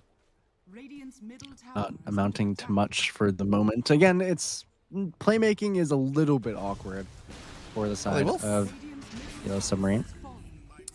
They find a Coda. It was he got the ward. Not really worth it, but at the very least clears out some vision on the bottom side of the map, which might enable this bounty to do a little bit more, like this Bounty Beast Dragon Knight attempt at finding some value. But for now, that's not really going to be what he needs. We're right around that 20-minute. It's hard to believe with how much has been happening, but we're just right around the 20-minute mark. So they're all going to go topside, trying to see if they can go and kill off this Tormentor. And, you know, with 3 heroes plus the hero creep from the Helm Dom, they should be able to pretty quickly. That's got to be careful, though. Going to be sneaking in. Actually, not a horrible shard. Pretty annoying at this point in the game. And Infernal just barely going to get out. His difference as lucky. Blinks straight away. Ooh, unfortunate little bounce there. So they get the shard on the bounty. Bounty is still here, by the way. He didn't TP out. He's like, I'm going to sit here. I'm going to let you know what's happening. Now he's going to TP out. But yeah, Friendly Shadow is incredibly valuable. You put it on the DK, you put it on the Sven, as they're going after Roach because they know there was a big rotation top. That's a really nice, like, macro play we're seeing coming out of Yellow Submarine here. And there's just no way that Team Next Level can go respond. So they get the Tormentor, they get the Roche as well. And theoretically, Valve's plan was one team gets Roche, one team gets Tormentor. That's why they're on the other sides of the map. But they're going to get both. Going to be not ready to fight for a while because the Aegis on the Sven, he spent the God Strength to get the Roche. But yeah, you get that Friendly Shadow on a Sven. You get it on a Beastmaster, on a DK, whatever it is. That was a little bit ballsy, MRLS. I don't think that was the play. In fact, he's going to go down. Looks like Hakoda's going to survive for now, but there was no play to be made there. That was stealing about 50 gold and dying. Top tower is under attack. Sorry, 12 gold. Yeah, it's about sending a message. The 12 gold message may be worth slightly more. He dies. Norma did, by the way, get a dormant Curio Brigand's Blade, so I wouldn't be surprised if he keeps this up until 60 minutes. He'd probably take this as his tier 5. Definitely the best item he could have possibly gotten. Radiant's bottom tower is under attack. Yeah, that is very, very tasty here. As he's got his blink done, of course, brown boots, but he's working on that. He's working on a Shiva's pretty soon here as Dream Coil goes down, kills off the Dragon Knight. And the problem here, realistically, Yellow Submarine needs all 5 to make, or at least 4 heroes, like, make kills happen for the most part. Everywhere on the side of Team Next Level, it's like Puck plus Tusk, Doom plus Pango, Doom plus Warlock. The 2-man kill squads on these pickoffs are just much more available than they are on the side of Yellow Submarine. Oh, that's Take it the to in. There we go. You know, he actually does have the solo kill potential. A little bit more damage, but TP out. not going to happen. And that's the 9-second BKB. You got yourself a Warlock. It's something. You almost got the Pangolier. May I eat my words on strength of gank squads?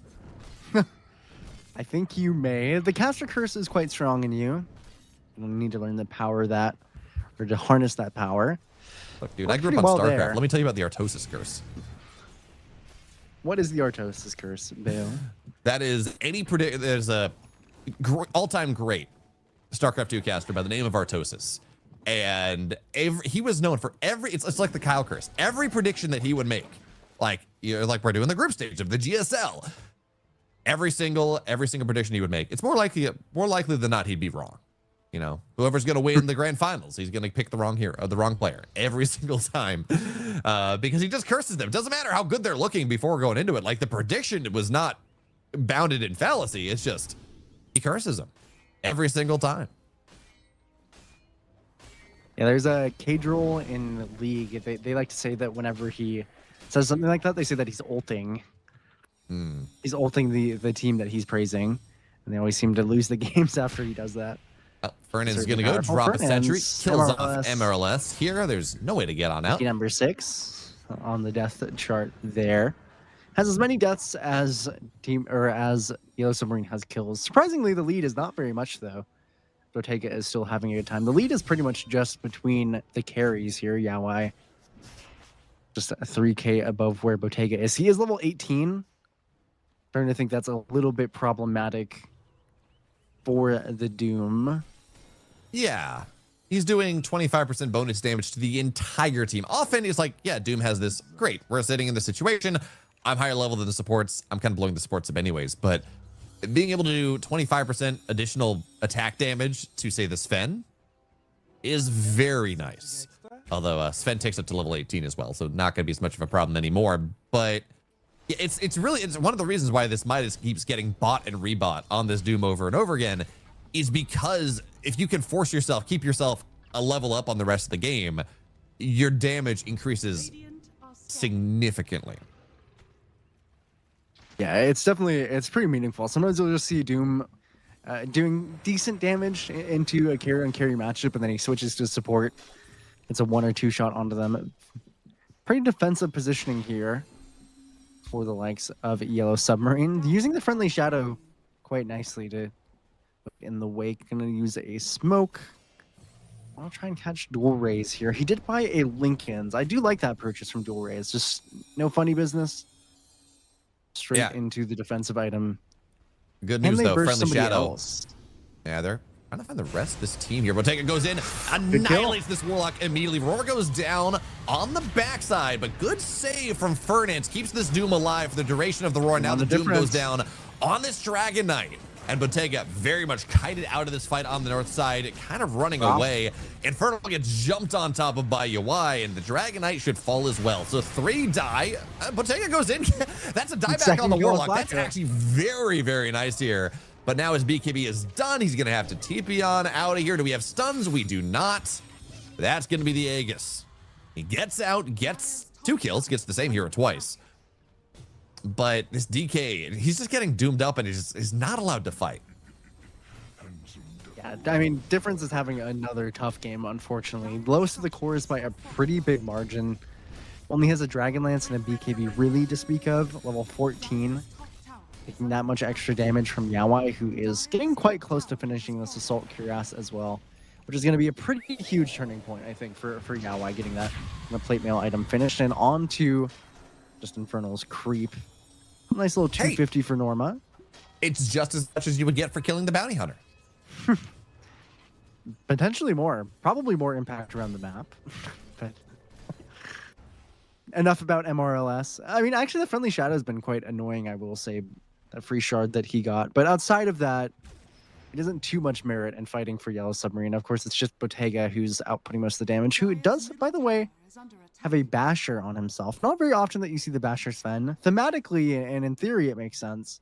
I'm having that Vanquisher innate, where you deal 30% bonus damage with the talent into stunned enemies, but it's not something that you see super typically. I guess it does make sense in the likes of a Pango and a UI. It's just a little earlier than I expect the Abyssal, I guess. Yeah, we saw Yatoro playing like this in Fissure the other day. It was like yesterday, 2 days ago. And the problem becomes when you have this quick basher, you can't really, it's hard to get Daedalus and Satanic to have slots for both of those when you are going for this Abyssal as well. But, you know, realistically, you're into a Doom, so Satanic isn't incredibly valuable as it is. So I kind of like it more in this game than kind of when we were looking at Yatoro doing it. And hey, if he's able to go and lock down this Pangolier would be the big thing. You can kind of get on top of this Pangolier and mess with the team fight problems. That seems pretty nice as well. Yeah, I think the idea is fine. I do like Abyssal quite a bit on Sven. I think it makes a lot of sense. The Basher on its own is a little bit inconsistent. I feel like Sven typically has difficulty getting more than 2 or 3 hits off in a sequence. But if you can get that lucky bash with the Harpoon, maybe you can stick on targets a little bit longer.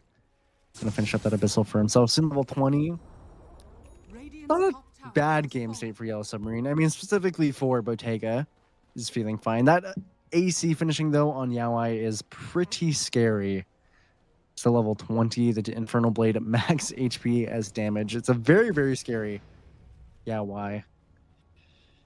He's doing a good job, Bottega, of dodging the smoke for now, but Team Next Level is going to show up on the camps before they respawn, so he knows that someone farmed here in Bottega. 28 minutes. Going to be able to... He's actually doing such a good job of dodging this. Make sure that he gets the Wisdom Shrine as well. Runs away, and this smoke is not really going to land. Difference, though, he's going to have to be careful because... He's just about... Sure, but they're just going to find the DK instead, trying to teleport on out of here. Do we have the stuns? Yes, we do. There's the Dream Coil.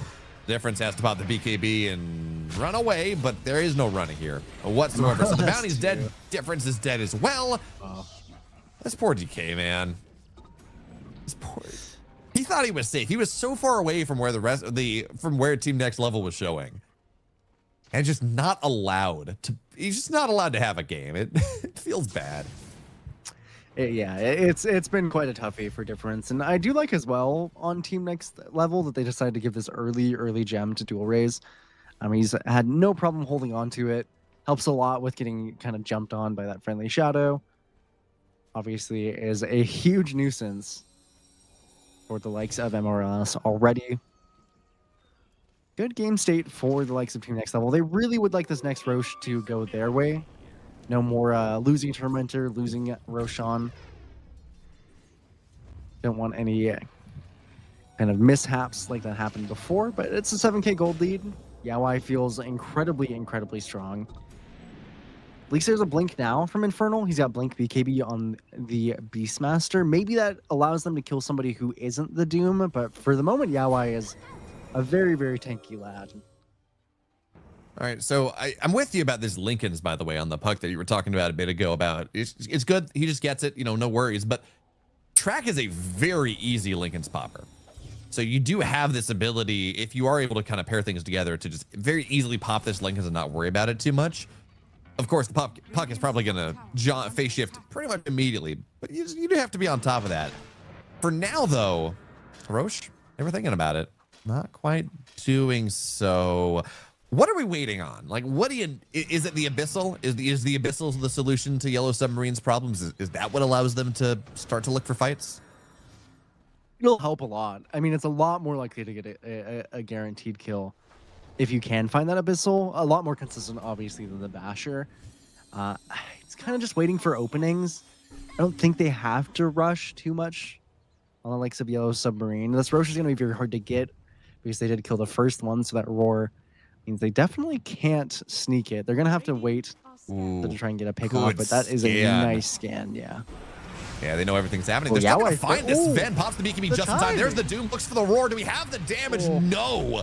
That Tusk saves the Doom for now, and now Botega's just dead. Difference, he's stuck on the high ground. He's going to have to TP on out of here. That smoke found nothing. The scan was so well placed. Yeah, the scan was really good, but that timing on that BKB from Yaoi was ridiculous. That is, obviously he knew they were there, but reacting in that manner of time was just very, very impressive by him. Leads to a very, very convincingly won fight. Leads to the Roshan, and what was kind of like a 7K lead where you're like, oh, this is pretty, easy to overcome if we get a really good fight, a couple track kills. Definitely not able to do so. Using kind of everything onto Yaoi, and then he gets snowballed on top of it, insult to injury. And again, we were talking about it in the draft. We would have really liked something to stop the snowball save from coming out, but they don't have anything on the likes of Yellow Submarine. So I kind of feel like if you're not finding Fernandes, you're probably not finding a kill outside of some very, very quick executions. Yeah, we're seeing the value of this Tusk versus the Sven as well. It's like, okay, Sven only fights in the duration of his BKB, for the most part. And Snowball, as we're going to see Norma go in with the Shivas, but not find anything. Snowball lasts for 3 seconds. Like, that's half of your late game BKB. That you're just not able to do anything. Because now we're going to see Dream Coil go in. Box is going to be there, and Coda's trying to buy some space. But, yeah. We talked about the power of Doom versus supports. He just he hit him, and he died. But, yeah, without... Okay, well, we do have spells available. Bottega does have God Strength ready to go. His BKB is up once again. But, why is not the target? So they're trying to go for this deep wraparound with double friendly shallow, trying to find these backline supports. There we go. Blinks in. Sven's not going to find what he needs. Dragon Knight's dead immediately. And now, well, you just kind of... Well, he doesn't have... Yeah, you just doom him. He's dead. What are you going to do? There's nothing. He's going to go down, and that's going to be GG. Team Next Level, they kind of annihilated this game in an even stronger way than they did in game number 1. I did not see the value of this bounty hunter. I can see it's like, oh, if we're able to snowball lanes, it's going to be great. But they sold Infernal's lane very hard. That snowballed across mid, ruined the Dragon Knight's game, and then you're just trying to play 4P1 with this Sven. And Sven, in this game, did not have the value. Like, the hero didn't have enough value to be able to 4v1 this or 1v5 this. No, not at all. Yaoi got way too big. And honestly, like, things just got really tough, I think, around the timing where Flacco got the 6 very early off the back of that really strong lane, walked into the mid lane, got that kill in a Difference right after he popped the dragon form. The game felt hard from them because Difference did have a really strong game. He was doing very well in lane, and then after that happened, he kind of just didn't contribute anything. They went for the blink, but they were so far behind at that point that it felt like he had no one to play with, which I think was also part of the issue. MRLS wasn't really able to play with Difference.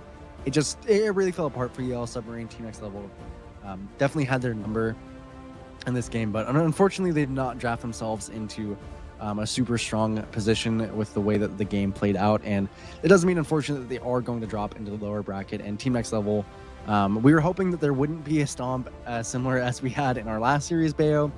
Not so lucky today. No, it was not a stomp as similar to our last series. It was worse. You want to know how many... You want to know how many track kills there were in that game, by the way? 4. I don't want to. 200 total track, ignoring the goal that MRLS gets himself from track kills. 200 total gold into the coffers of his team from this bounty hunter pick.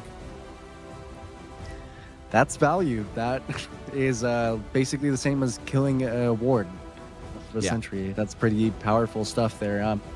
But it is unfortunate to see them go into the lower bracket like that, but they still have time to send it to the drawing board. Maybe, hopefully, they can get some better games for Difference. I think he definitely struggled in this series. Was a lot of pressure on him from the way that the kind of Flacco and Fernandes played around his lane, but Nothing really panned out in Yellow Submarine. And in that first game, it was close, but in the second game, it was tough.